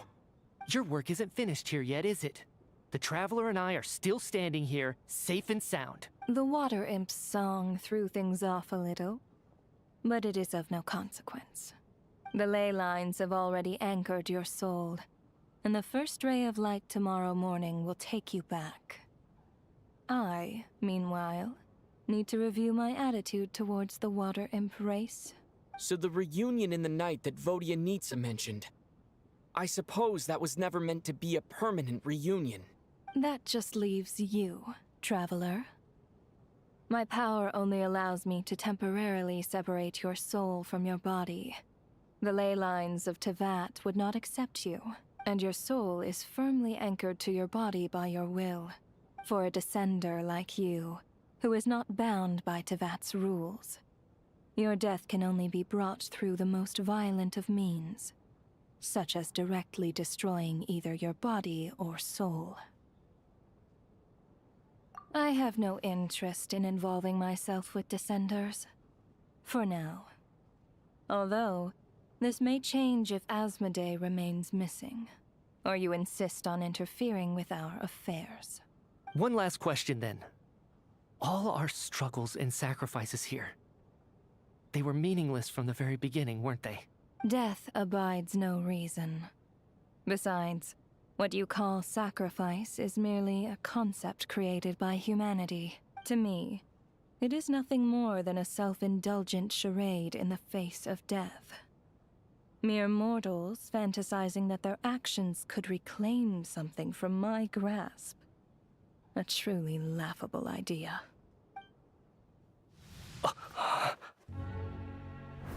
Grim Reaper, you really know how to get on my nerves. I'm not here to ingratiate myself with you. I kill merely because your deaths are necessary. Oh, you've made that quite clear. But humans don't take well to being scorned. Not even by the gods.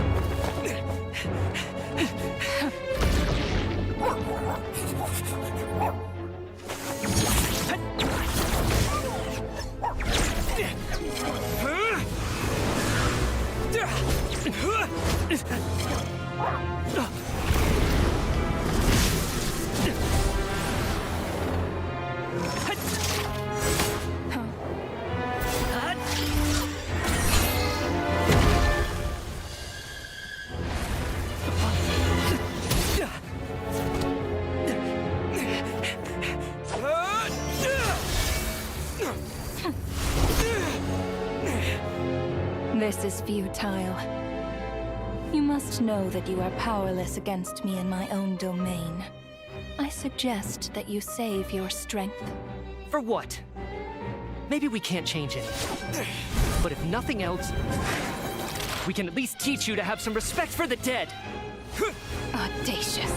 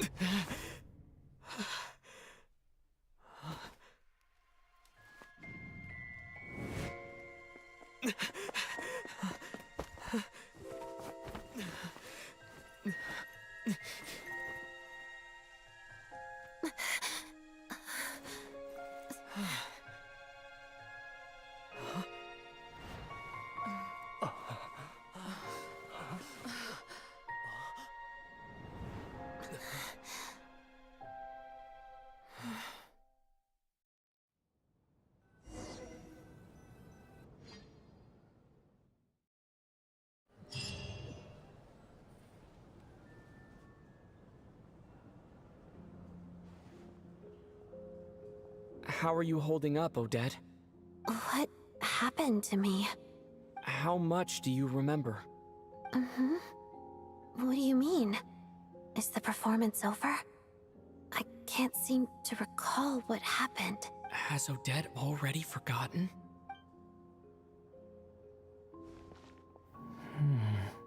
Mitya?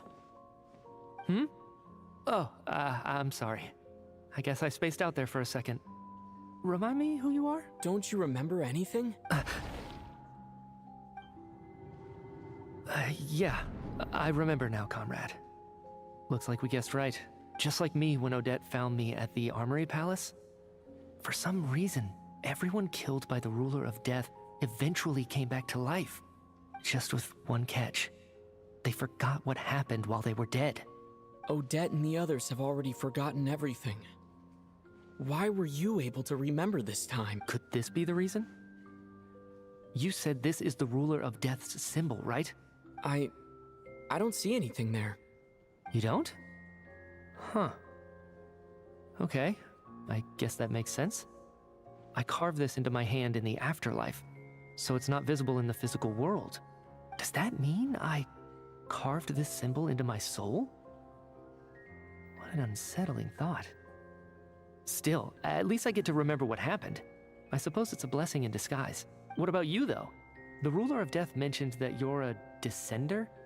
Is that why you can remember? A full explanation would get complicated very quickly, but that's essentially it.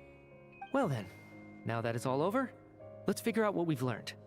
The first thing I notice is that everything here is precisely as we left it, right before our deaths. This confirms that time passes differently in the afterlife than in the real world. They say that right before death, time slows down, and your whole life flashes before your eyes. That must be how you know you have one foot in the afterlife by that point. Anyway, clearly the few days we spend in the afterlife probably only amounted to a few short minutes in the real world. This also aligns with previous reports of widespread temporary memory loss among the Armory Palace personnel. Now it seems likely that those were all brief deaths caused by the Grim Reaper's so-called curse of death. To those unaware of the truth, dying and coming back to life must feel similar to a short bout of catatonia.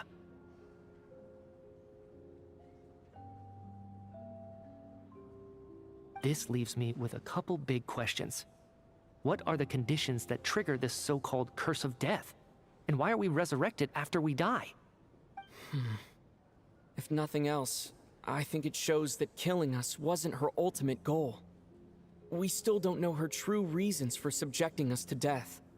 Right. This time only got complicated because of the situation with the theater's ley lines. That's why she had to approach it differently. If the previous incidents of amnesia among the researchers are anything to go by, killing us is usually a pretty routine matter.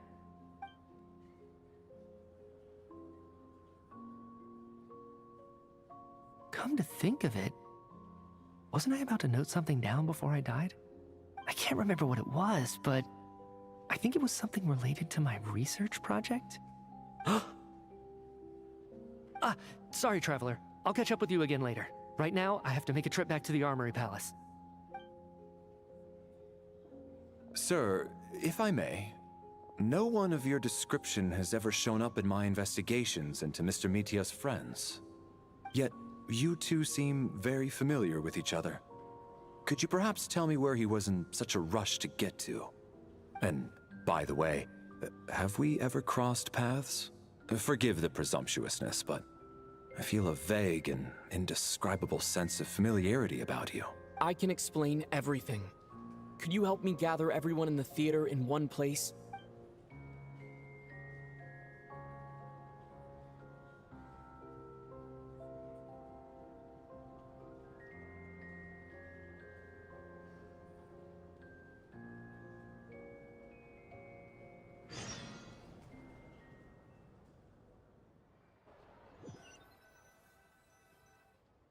So Chuganov really is going to shut down the factory. I guess this theater incident actually did us some good after all. So, you said I promised to take you to the Armory Palace while we were in the afterlife, yes? I believe you. I think I even have a vague memory of it. Agreed. Let's check in on her first. The whole reason for our trip to the Armory Palace anyway is to figure out what's going on with her health.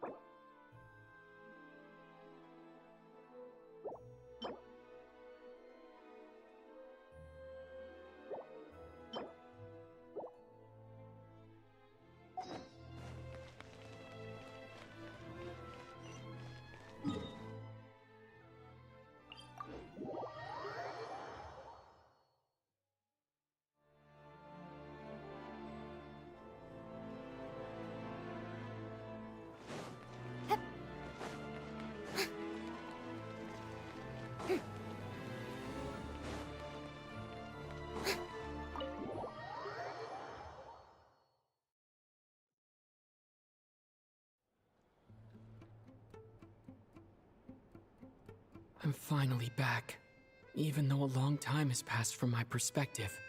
As far as Paimon's concerned, I probably just went out to watch a very short show.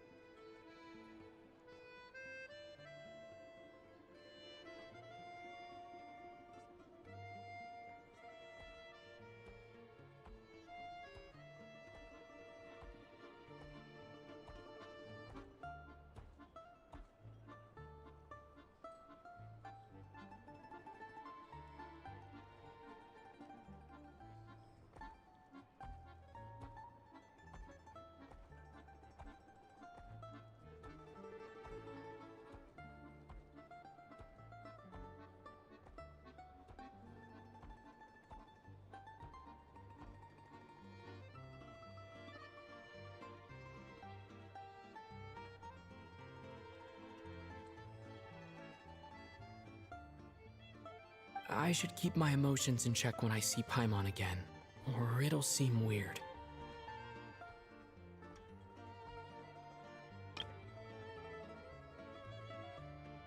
Wait. The atmosphere here feels off. Shh. Stay quiet. Let's go inside and take a look. Have we still not been able to notify Child yet? We need new orders. What if that person comes back again? I'm so sorry. Under the circumstances, there was really nothing we could do. Tell me, what happened to Paimon? It was the Jester. He came here in person and escorted Miss Paimon away. He's the director of the Fatui. His authority supersedes all others and cannot be questioned. There was nothing we could do. How long ago did he leave? And what was Paimon's status? It was about an hour ago. Miss Paimon was fast asleep at the time. The Jester simply walked off with her as if it was only natural. I assure you, he absolutely did not use any force. Do you know where they went? The Armory Palace, most likely. Lord Piero, the Jester, has been overseeing the experiments there lately, keeping a close eye on their progress. Everyone in the Fatui has heard about it by now. I'm surprised he came in person. Whatever his reason for taking Paimon, he'll most likely return to the Armory Palace first, which is exactly where we were headed anyway. Then lead the way, Odette. Okay, let's go.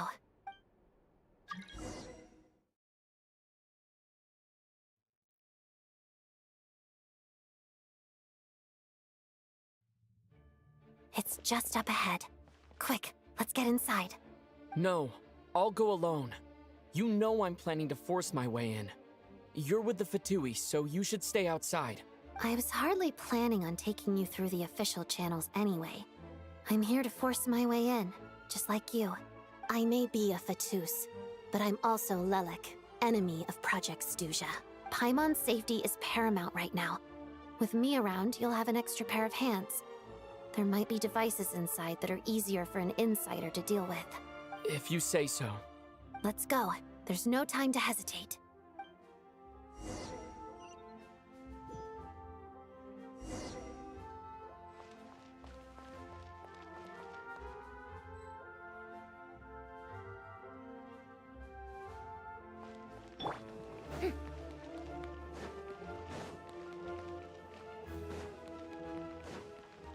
Hey, who are you? This part of the Armory Palace is under restricted access. What do you think you're doing? No questions, please. We're short on time. Settle down!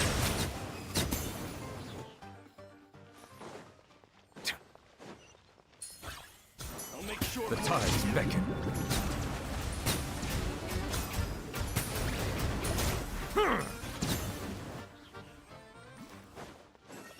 Shower me with paint! A dash of frosting!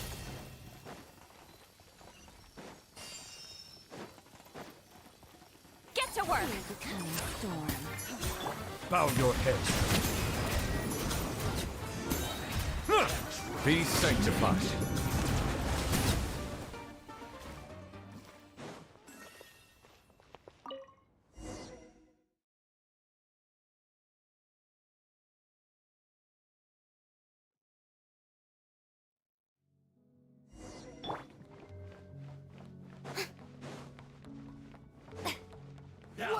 Do you have a pass? Where are you coming from? So, you're intruders, huh? Then don't blame me for what happens next! Fulfill our pact! Settle down!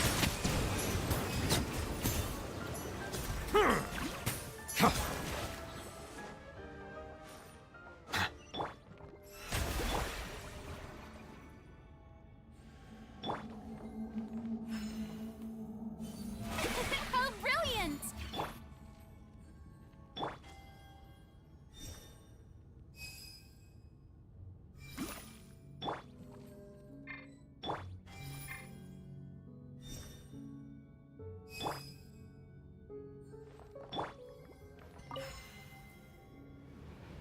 The Armory Palace is hidden this deep in? This place is much bigger than I imagined. They're conducting top-secret research, after all. The deeper it's hidden, the better, is standard Fatui logic.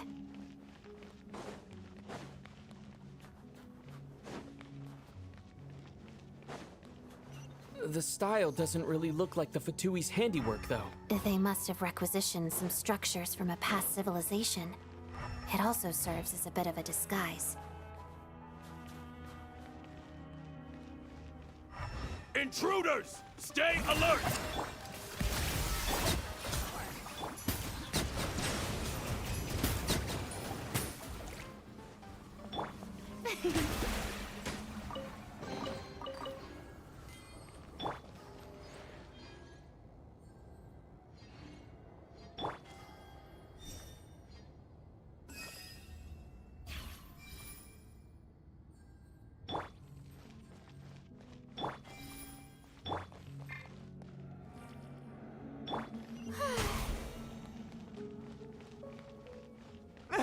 Intruders?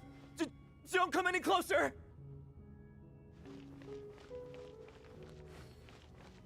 Just what are you guys trying to do here? Make sure it's your skull! To the freezer! Show no mercy! Bow your head. Mission, Let the mighty be humbled. No one interferes with a jester's work.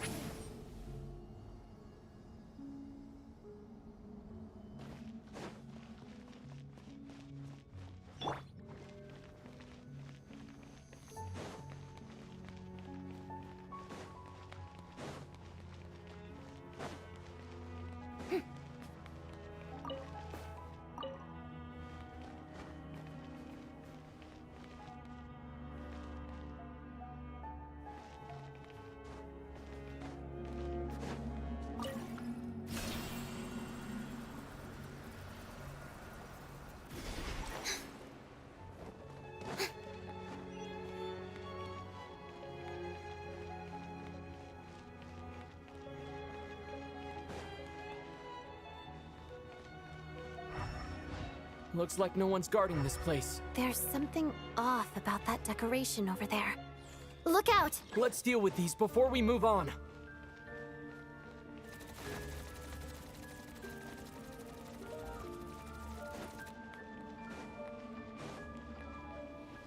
Shower me with praise!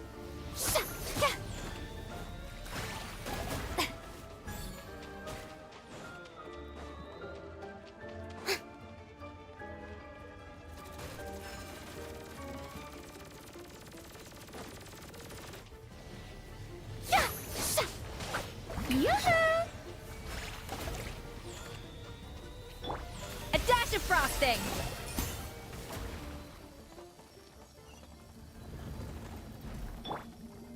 Ah.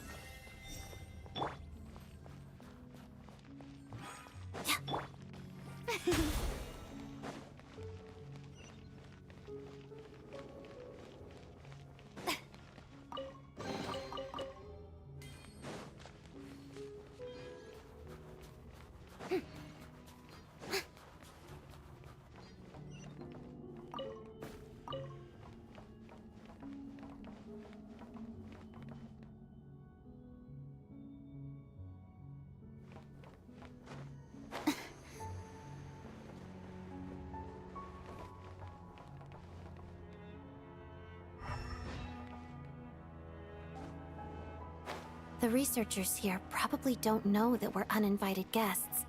Let's try not to hurt them. Hmm? What's the big star from the theater doing here? That's Miss Odette. She's a member of the Fatui. Don't tell me you didn't know that.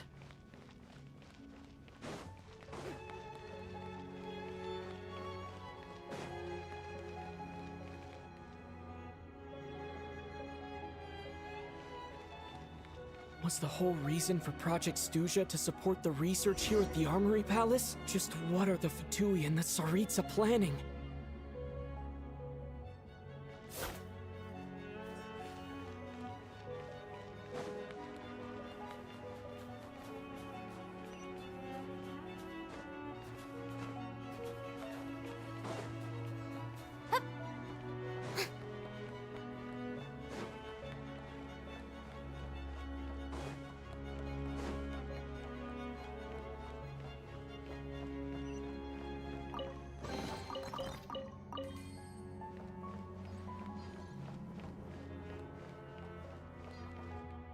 Whoa!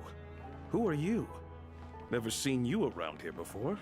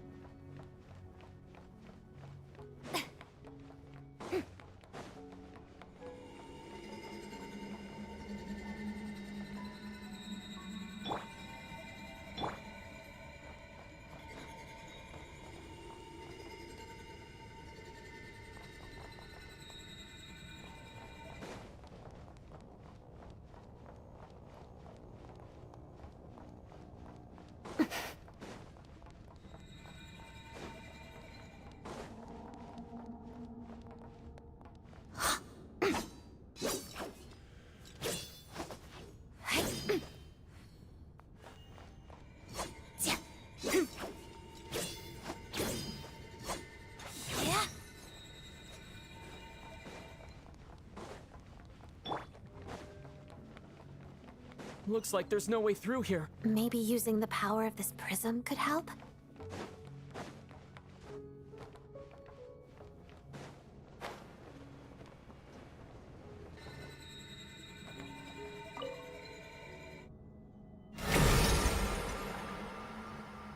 I think I see some images. It's the prism's power at play, causing images of the past to reappear, albeit only as illusions.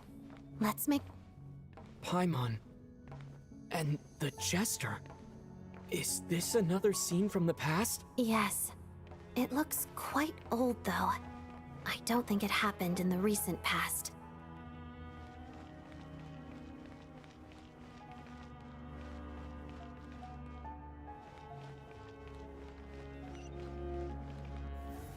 What's going on here? What happened? The source seems to be the Armory Palace. They must have started some large-scale experiment. Wait, what if this has something to do with Paimon? We need to hurry!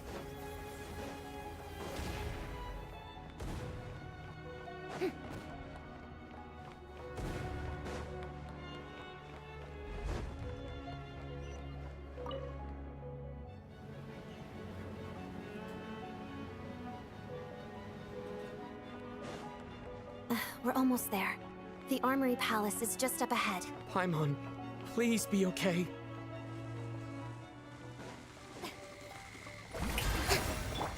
A little amused, get to work! Settle down! Huh. Huh.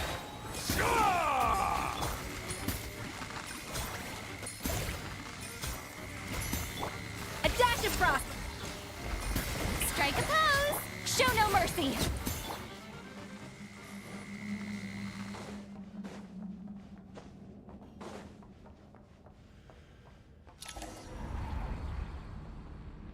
What's going on? Wait, I remember this feeling. It's the curse of death. No, not now! Why is the curse of death striking again already? Odette.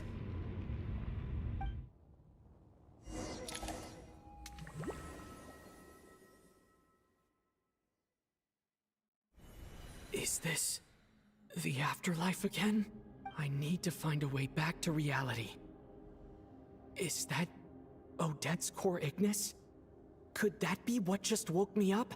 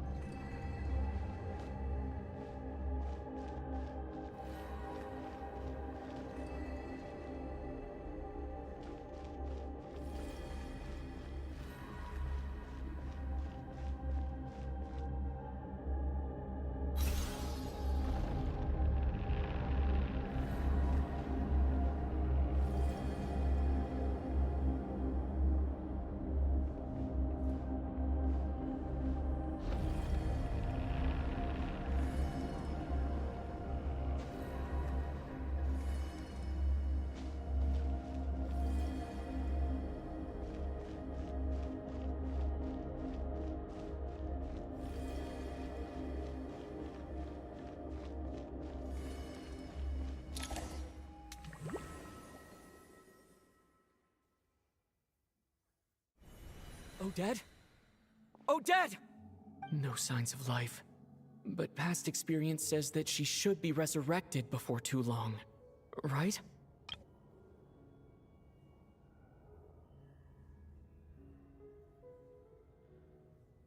Did Odette intentionally use her core Ignis to guide my soul? I feel like something similar happened in a dream I had before. Thank you, Odette. If not for you, my soul wouldn't have found its way back to my body so quickly. And I might not have woken up so soon, but I'm sorry. I don't have time to protect you. I have to use the time you bought me to get Paimon back.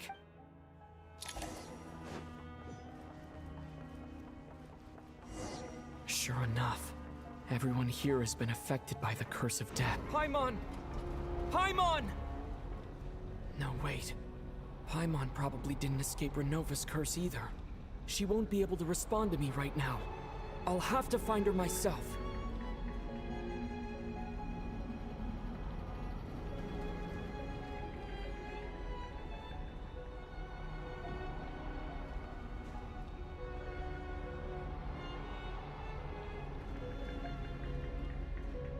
Mitya! Is this the laboratory he works in? What happened here to trigger the curse of death again so soon? I'll have to ask him when he wakes up.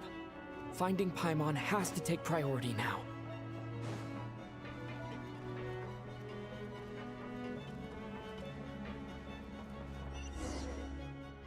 Found her!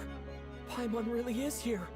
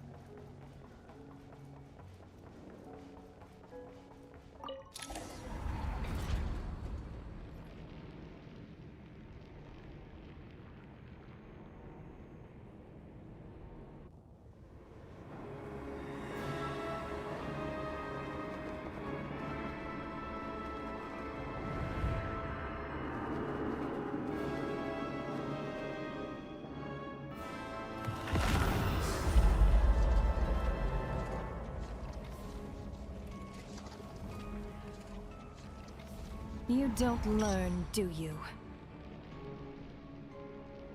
You've already been involved in one mass death, and now you show up at the scene of another. This might have passed for a coincidence the first time, but a second time? Am I to assume you are intentionally interfering in SNEZHNAYA's affairs? Judging by your expression, it seems that you understand little of what is going on here. In that case, a word to the wise. Do not interfere in SNEZHNAYA's affairs. A civilization that fails to learn its lesson constantly depletes its own worth. It will one day lose any reason for its existence, and as a descender, you are perfectly suited to be the lifeline to which a dying civilization might desperately cling. Consider your position carefully. No advice needed. I'll make my own judgments. Suit yourself. When the day of reckoning arrives, not even a descender can hope to escape unscathed. The time for resurrection fast approaches. The mortals here are not yet worthy to behold my form. So that will be all for today.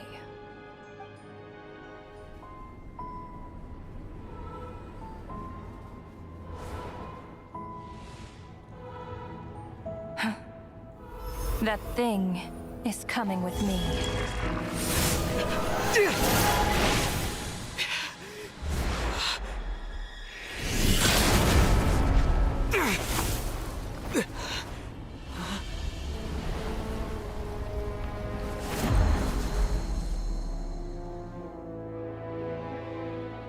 You awoke sooner than I thought.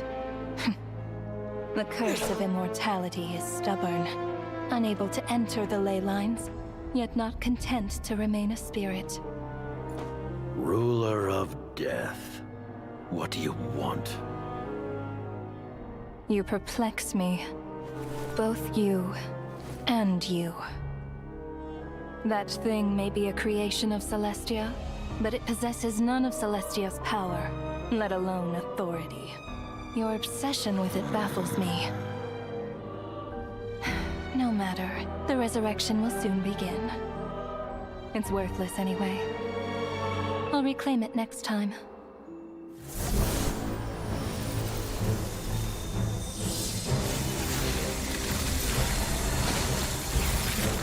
Hey, who says there'll be a next time?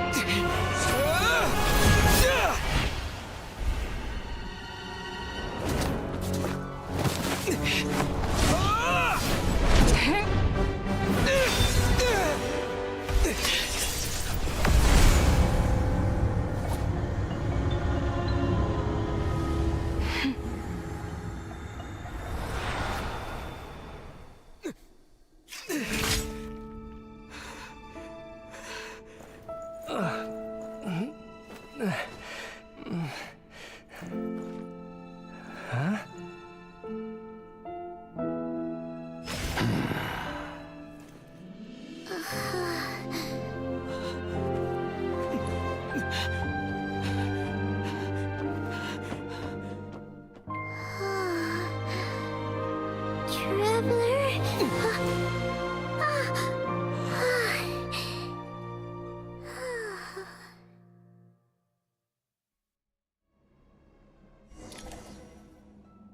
I missed you, Paimon.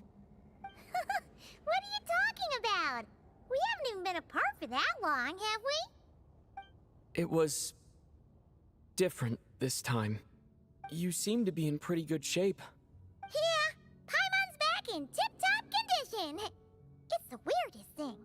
Paimon fell asleep earlier, and when she woke up, she found herself here. The jester and that guy talking to him used some kind of energy on Paimon. And she could kind of feel it canceling out that other thing that was making her feel unwell. So, Mitya helped too? Apologies for leaving in such a hurry at the theater earlier. I was in a rush to verify some theories. Rest assured that your companion is perfectly safe. We reversed the effects that the experimental energy had on her. The Jester specifically instructed me to do so. I suppose this is our first official meeting, Traveler. I could not let Paimon suffer in her condition for a moment longer, and so I simply took her without explanation. I hope you do not mind. But why would a big shot like you care about what happens to Paimon? As I said when you first arrived in SNEZHNAYA, we once spent some time together in the distant past. Oh yeah, you did mention that. And Paimon did think you seemed strangely familiar the first time we met. I'm afraid the reminiscing will have to wait. Mitya, let us continue with the report.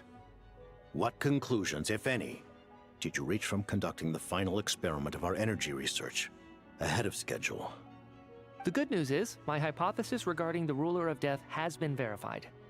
As for the bad news, I recommend we suspend the experiments and Project Mistleton until further notice. Currently, we have no means with which to make a breakthrough. I say this purely as a scientist, guided by reason alone. I will trust your judgment. We shall put the project on hold until the Ruler of Death has been eliminated. Wait, what are you guys talking about? You want to get rid of Renova? Like, how? By killing her? By whatever means necessary, so long as it removes the threat she poses to us. Until then, everything we do will be in vain. After what just happened, I've ascertained Renova's goal. Or rather, the trigger condition for the Curse of Death. Okay, let's hear it. What she's doing is blocking SNEZHNAYA's technological progress, preventing us from possessing any means with which to threaten the heavenly principles. Just like the little lapdog she is. So, any ideas, research, or experiments that lead to technological progress can trigger the curse. Just now, for instance, I was set to launch a final phase energy experiment ahead of schedule. If the experiment was successful, we could have achieved a crucial breakthrough. As expected, though, the moment the experiment began, all the researchers, technicians, and witnesses died from the curse. All that effort, not to mention the energy and materials we relied on Project SNEZHNAYA to gather for us, went to waste. In the end, nothing was gained. Does that mean something similar happened when we were at the theater? That's right. During the performance, I thought of an important breakthrough regarding the experiment, and wound up dragging everyone into this. So the nature of the curse seems to be something like... when moments of technological progress occur, all life in the vicinity is taken away. What a violent method! Of course, that meant the curse was normally limited to the Armory Palace. Since outsiders are forbidden from entering, this mass death phenomenon went unnoticed. Until Odette came along. I believe she was the first witness. The Curse of Death was triggered just before she infiltrated the Armory Palace that day. But you mentioned something about a final stage experiment. Doesn't that mean you've actually made some progress? That's right. Even with the gods locking certain key components out of reach, humanity can still advance technology in incremental steps accumulated over time. But, as I'm sure Renova anticipated, even incremental progress has its limits, a point where the truth you're seeking must be put to the test in an experiment. You mean the experiment you were just about to do? Yes, we were at a critical juncture, a moment where the quantitative was about to translate into fundamental qualitative change. With this single experiment, we could have brought everything we've worked for to fruition. But now, after already being forced to fumble around in the dark all this time, it feels like we've truly hit an impenetrable wall. As long as Renova's Curse of Death persists, we won't be able to advance the experiment or obtain any results. And with Project SNEZHNAYA having been in effect all this time, at our nation's current strength, repeated trial and error is simply unsustainable. Only by eliminating Renova first will it be possible to continue advancing our plans. But she's the Ruler of Death! whatever she wants, right? That's gotta be the scariest power ever. Is it even possible to beat her? We'll see. But one thing's for sure. She definitely can't just do whatever she wants. The best proof of that is me, standing here, very much alive. You're saying... Wouldn't it be easier to just kill all of us researchers for good? Why resurrect us over and over again? Why let us advance our technology to this point? So, you're saying even the ruler of death has limitations we don't know about? Exactly. And I think that's where the key to our breakthrough lies. Regardless, the ruler of death has always been an obstacle we must overcome. Indeed, we must face life, death, time, and space. After all, our goal is the heavenly principles. The Fatui want to challenge the heavenly principles? For a long time, I've had a vague suspicion the Fatui and the Tsaritsa were targeting the heavenly principles. But hearing the Jester admit it is still a shock. No wonder the Tsaritsa's goal has always been kept a secret from the people. What kind of road will that lead SNEZHNAYA down? In that case... Lord Jester, I would like to request some leave. I'd like some time to organize my thoughts and go over the data. Granted. Get some rest, put the experiment out of your mind, and take care that the curse of death doesn't affect any civilians.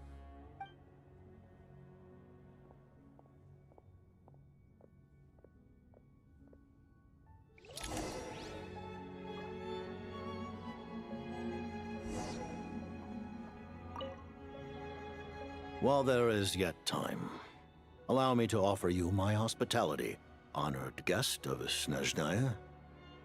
Is there anything you wish to know?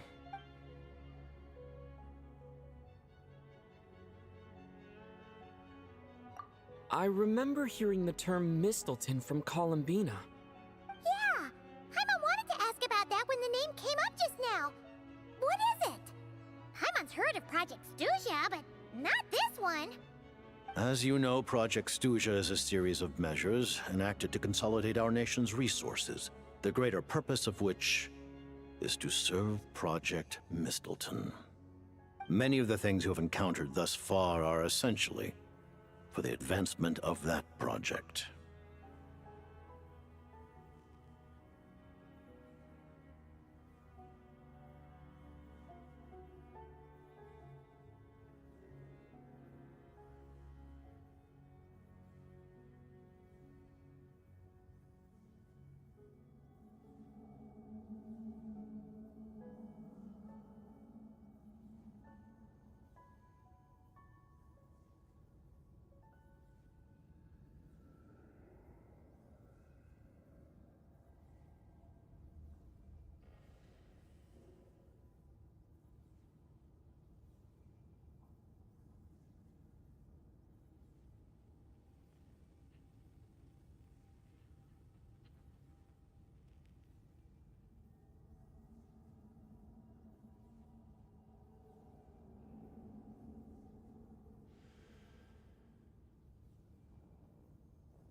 This includes the Kuvaki Experimental Design Bureau in Notdry. Researching Kuvaki was merely a facade.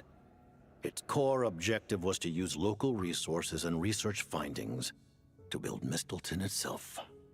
And that's a weapon built for the final battle against the heavenly principles, isn't it? Huh? How did you know that? I was given some intel, and I made some deductions. Wait. You must mean that thing over there. Oh, Paimon's gotta take a closer look at this thing. Especially after you guys sent so many people to Notdry to work on it. Kuvaki alone will not break through Celestia's defenses, let alone challenge the heavenly principles. The heavenly principles are no doubt accustomed to combating the power of the light realm, and elemental energy is simply the power of the human realm, converted to that form by the heavenly principles themselves. Any attempt to use this power against its creator would be a futile endeavor. For now, therefore, we have set our sights on the form of energy associated with the third descender and the stellar linchpins. This may hold the potential to allow Mistleton to contend with the heavenly principles.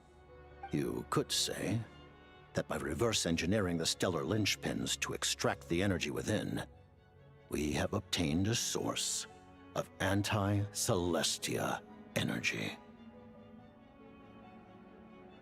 The Kulagi Experimental Design Bureau, Project SNEZHNAYA, and the new energy experiments. Huh.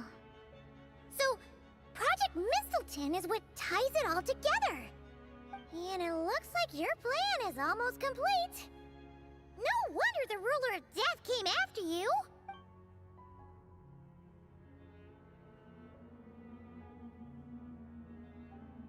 Her Majesty the Tsaritsa has embarked upon an expedition to vanquish a monster. Were it not for this, I imagine she would have been delighted to grant you an audience. Seems like the powers that be in SNEZHNAYA don't intend to hold my past conflicts with the Fatui against me. The Harbingers have been granted significant autonomy in retrieving the Gnosis.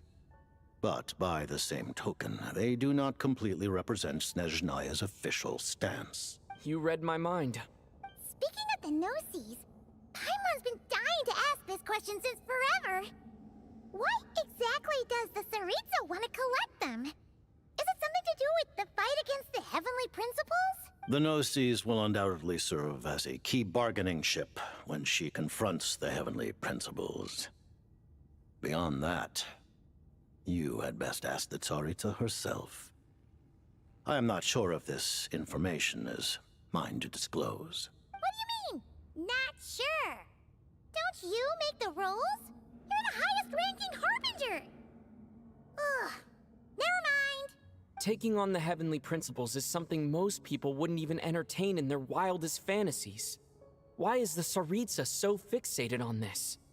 In Tevat today, civilization is nothing but an illusion. Something whose very existence can be negated at any moment. Our civilization may very well be destroyed in the struggle, but as things stand, the heavenly principles could choose to negate our existence on a passing whim. And we must not sit back and accept that fate. Only by changing the state of affairs, only by overthrowing the heavenly principles, can our civilization truly be said to have taken root. Otherwise, the fate of the people of Conria and Hyperborea is a cycle doomed to repeat itself. Accepting potential destruction in return for getting to control your own fate. Furthermore, perhaps this is still somewhat difficult for you to understand. Are you aware that all the rules of this world are made up of curses? Huh? All of them? Paimon knows about the curse of death you mentioned, and the curse of immortality that you and Dainsleif have. Then the birth of the Hilichurls, the rules of Natlan's Ode of Resurrection. Those are curses too? Farina's long life seems to stem from a curse placed on her by Focalor as well. Yes. Even a god's love for humanity is a curse the heavenly principles inflicted upon the gods.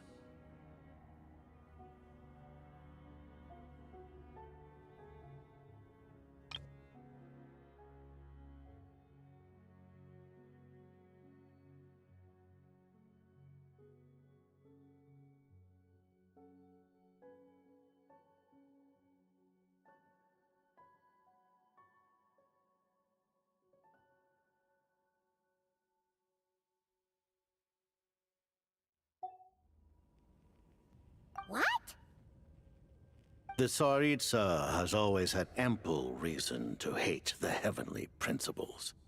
If she can seize their authority, she will reconstruct the entire world, and when that time comes, humanity will be completely liberated from curses and lies. Look forward to it. It will be a world beyond your imagination. Though the ordinary people of Snezhnaya may not understand these details, in this frigid land locked in a ceaseless struggle against the environment, in this nation to which the gods have never shown favor, we all believe that standing in solidarity with the Tsaritsa in our shared struggle will surely usher in a new and better world.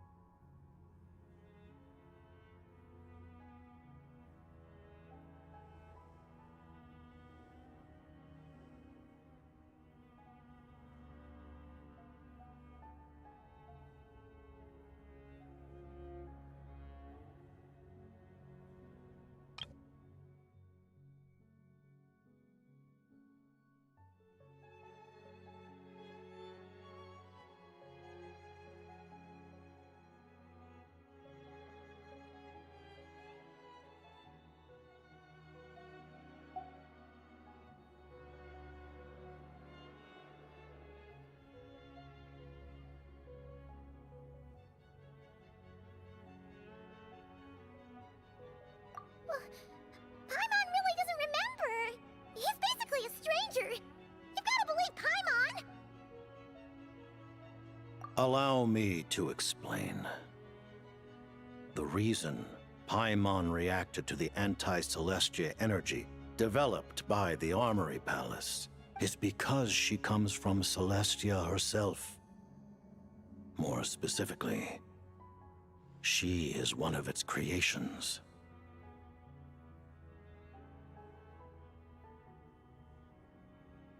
Paimon? A creation of Celestia? Oh, right. I was blinded by anger earlier, but thinking back on it, Renova also said that Paimon is a creation of Celestia. But she lacks Celestia's power or authority.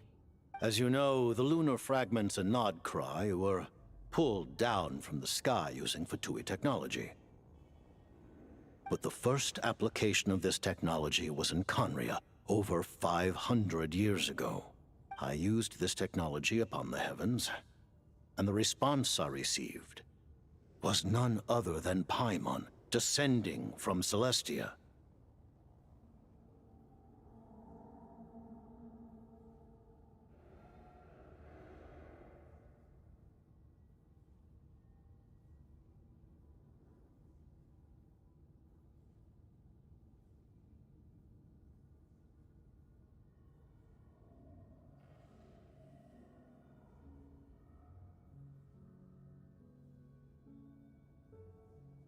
I presented her to the Vinster King, but he took no interest in this gift, nor did it satisfy him.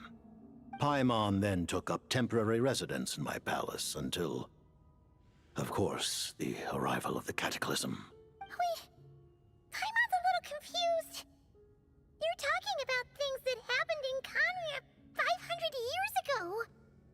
You're saying Paimon was there for that?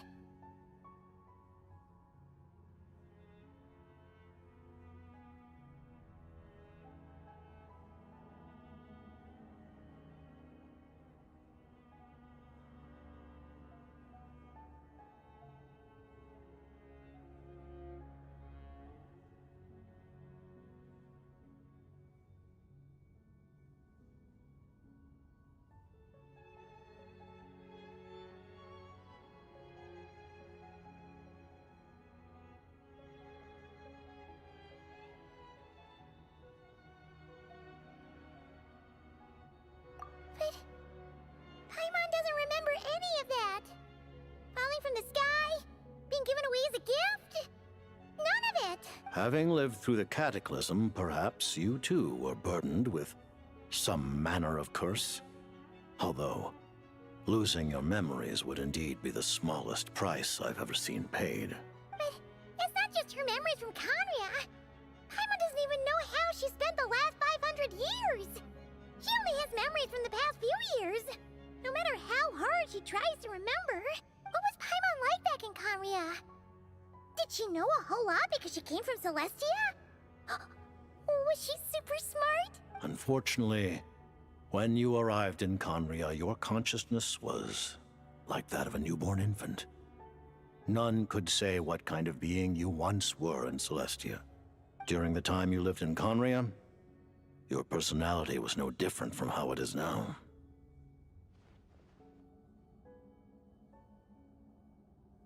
Aw, man! Paimon's plan to get her memories back and become super smart is ruined before it could even start. You know, even though Paimon lost her memories, she still feels weirdly close to you for some reason. That must mean you took pretty good care of Paimon back then, huh? On the contrary, I completely ignored your existence. I was entirely focused on my struggle against Troptatir the Wise.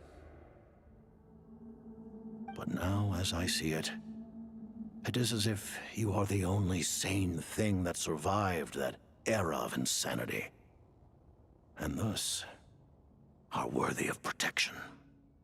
Noted.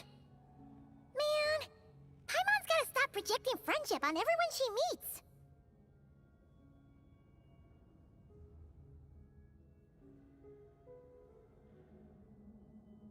But, Traveler? Even though you know Paimon's some creation of Celestia now, you still want her, right? You're not going to abandon her? Oh, phew! That's a relief. Paimon's just learning about this, too. She's barely even processed it.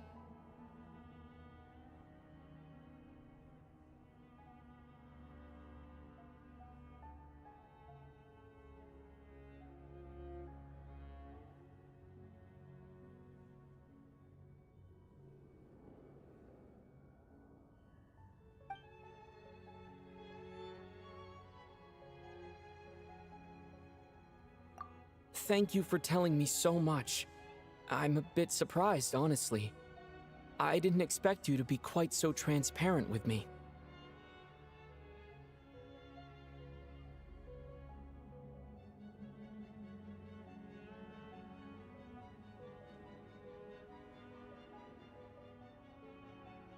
Given the circumstances, the Fatui need not hide anything from our allies. Allies? To advance Project Mistleton, we must first resolve our issue with the Ruler of Death. And if I presume correctly, you have no intention of letting her actions go unpunished either, do you? That's right. Ever since she said she intends to reclaim Paimon when we next meet, I figured reconciliation was out of the question. Against an opponent of this caliber, deliberating over our allegiances would waste time we do not have. We must join forces unreservedly with whomever we can, if we are to stand anything like a fighting chance. You're going to challenge the Ruler of Death? Just for Paimon? But Paimon's only... Thank you. Thank you. Oh, gee. Now Paimon doesn't even know what to say. Anyway, Paimon's super touched. The Tsaritsa will return in triumph in short order, and the Fatui shall hold internal discussions regarding the enemy. The time for us to meet again will come very soon.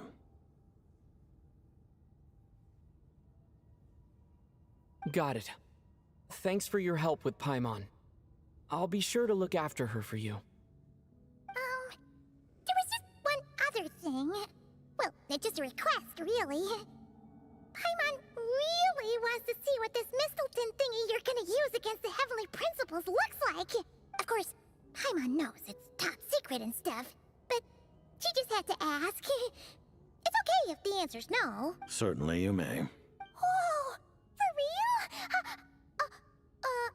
Actually, maybe it's best not to. What if her Nova suddenly pops up again? She might take this chance to...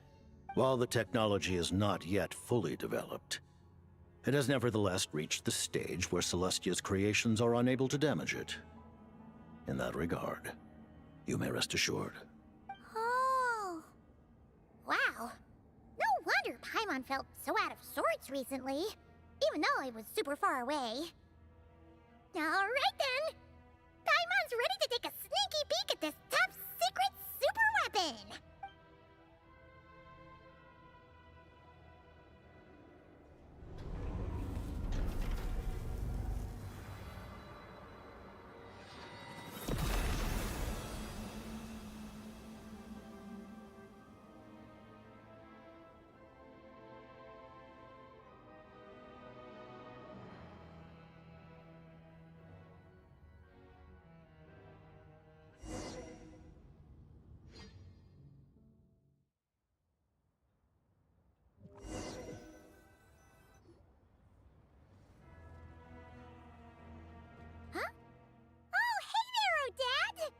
Paimon? You're okay. Thank goodness. You look well. Have you recovered? Long story short, yep, Paimon's all better. What are you doing here? Were you waiting for us? That's right. When I woke up, I wanted to go in after you, but the guards had woken up as well. It would have been tough to take them on alone, and there was no easy way to sneak past them. So, I returned the way I came and waited for you here. It was thanks to you that my soul found its way back to my body so quickly. Thank you. Huh. That actually worked? Nice. I just figured I'd try my luck when that ominous feeling struck me. Really, you should be thanking this thing instead. Anyway, and now that things here are all taken care of, I have other things I should get back to.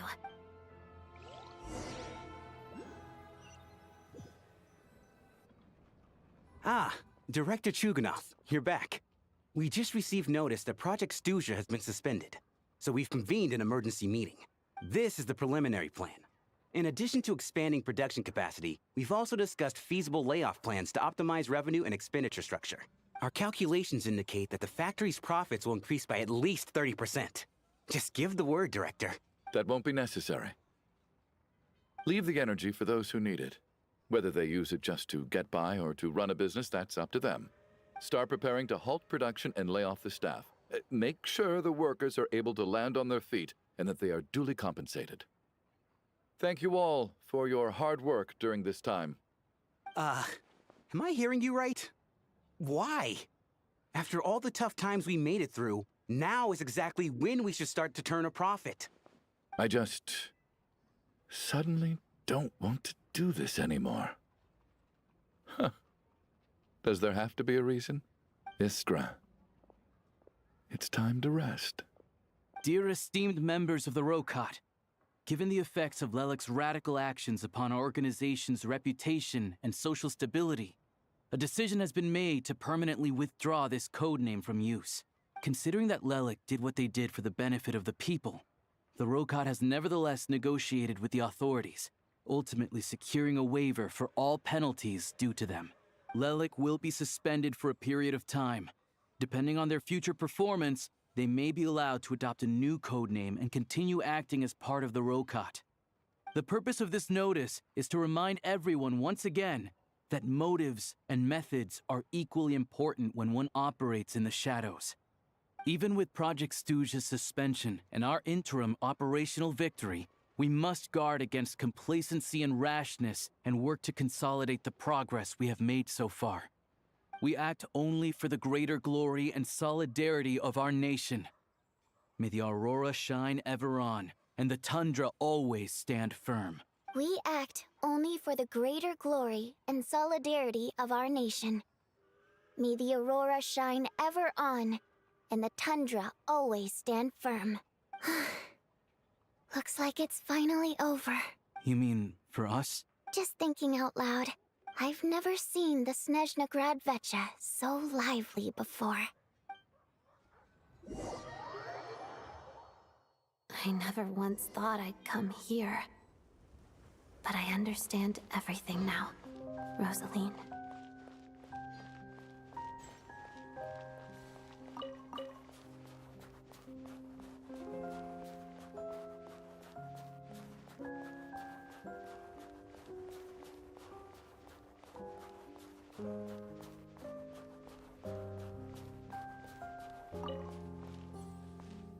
I've seen Spirit Seeker performed many times, including by your mother.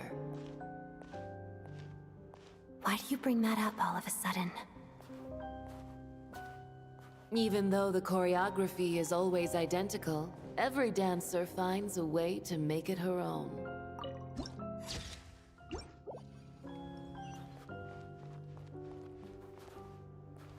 So you actually want to talk to me about ballet?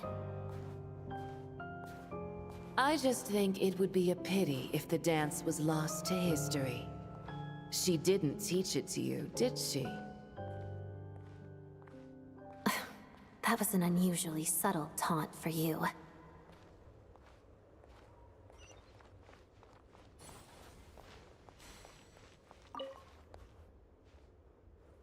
We embraced one another on the snow-swept plains, melting the ruthlessness of time. But when our bodies, in pieces, are cast to the winds, what of our love will remain behind?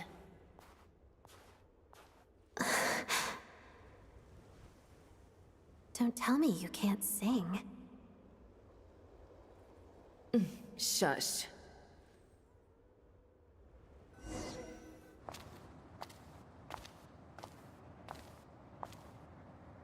I understand her hatred. The Fatui robbed her of the life she should have had. I never opposed her dancing. Yet still I became an enemy of her ballet. I'll just keep my distance. Many despise me. I'm used to it. You're certainly not one to shy away from confrontation. But children, they need a different approach. I'm hardly the most maternal figure. Yet, she is a child. In my experience, while a father commands authority, he must still yield to love. You should tell her what you think about her dancing.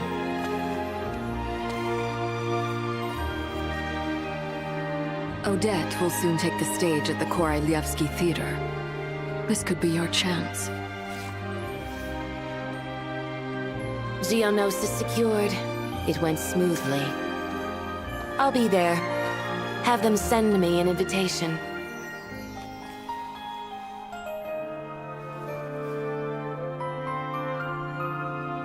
Sadly, things didn't work out. Her final words are inside that block of ice. This? Aren't these for monitoring her subordinates? Not yours. This one isn't her witch's flame, but my two worlds' flames. The two worlds' flames can burn away memories. It was my parting gift to Rosaline.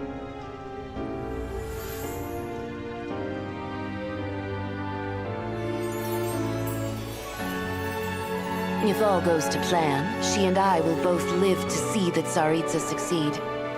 I believe she'll find peace. But if anything happens to me, she needn't follow in my footsteps.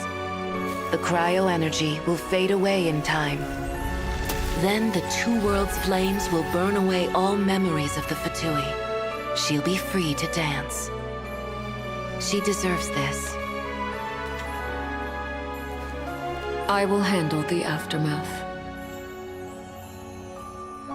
The choice is yours, child.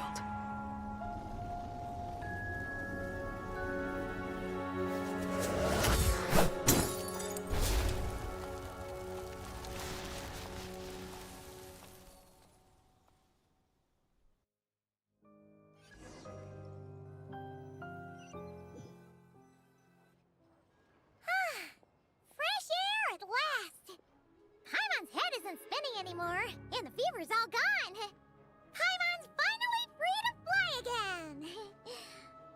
Oh, it's nice to finally know where Paimon came from, too. It did make Paimon a little nervous at first, but it's such a relief now. Like, who cares if Paimon's a creation of Celestia? She's probably not anyone that important. Probably just the fairy of food and fun or something. And like you said, this doesn't have to change anything between us. You're not gonna just... Hey! Hurry up! Why are you walking so slowly? You've spent the last few days lying in bed and stuffing your face. I didn't think you'd be able to fly this fast. Says who? Paimon's as agile as ever. They don't call her White Floaty for nothing. Paimon originally wanted to check out the bookstores in Snezhnograd, but she's more in the mood for flying around right now, so let's save that for later. Wait, they've got light novels from Yai Publishing House here too. Huh? And this is Paimon's favorite mystery story from Fontaine! Wow! It got a sequel! The local Snezhnaya books look pretty interesting too, but also kinda heavy. Not the easiest things to look around. I thought you were in the mood for flying around. Paimon can read while she flies. Hey! Look at these two domes! Which do you like better?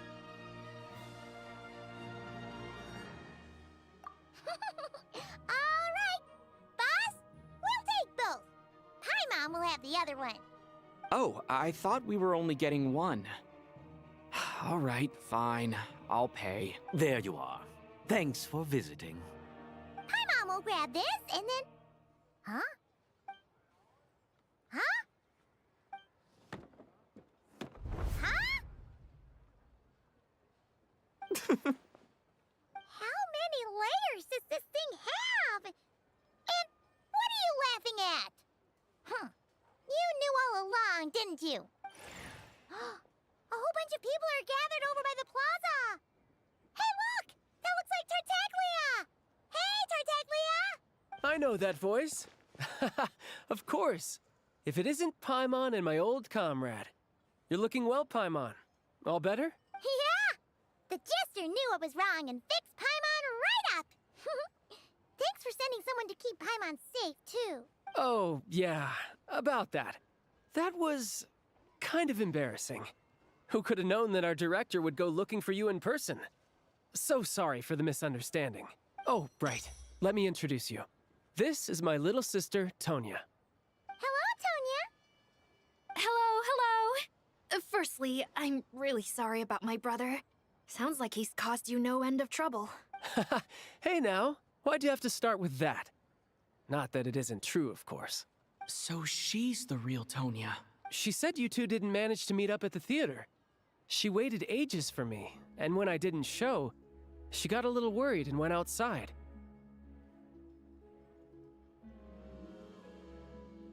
I know, right? He didn't bother to say a word to me. I searched up and down the city for him, and he only told me about it when I finally caught him at the gates of Glupov. I've been rushed off my feet lately, so I didn't get the chance to go home. I just figured the Traveler would fill you in when he got there. Well, the snow was bad, and you're never late. So I was really worried about you. How was I supposed to know that you'd stood me up? I'm sorry, Tonya. I really am. I'll make it up to you somehow. Just... please don't tell Mom and Dad. Although the mix-up led to a series of misunderstandings, it's probably for the best that the real Tonya didn't get caught up in that mess. Besides, it's obvious that Tartaglia isn't usually one to break a promise. He only gave his ticket to me because he had to look into Lelik. No, it's fine. It just meant I didn't get to see the show in the end. By the way, what did you think? You were one of the first people to see it, you know? I would say the best is yet to come. Huh? What kind of review is that? Hey, look!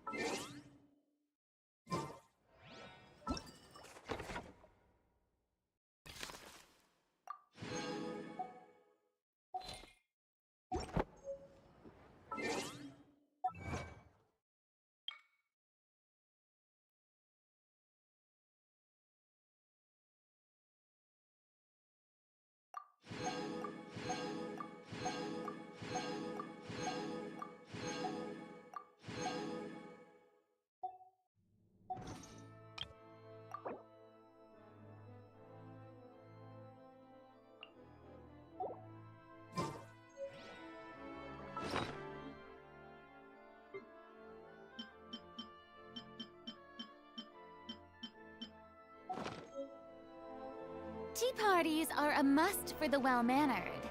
If you'd like to learn the proper etiquette, I'd be happy to teach you.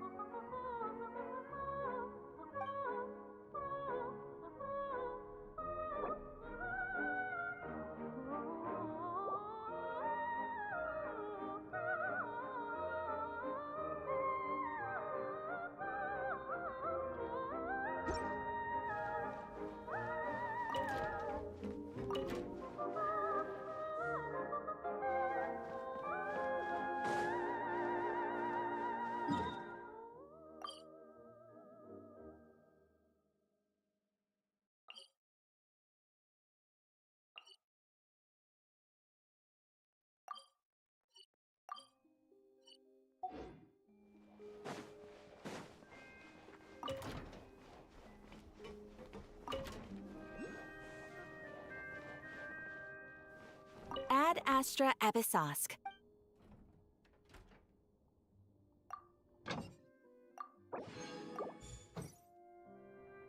Add Astra Episosk.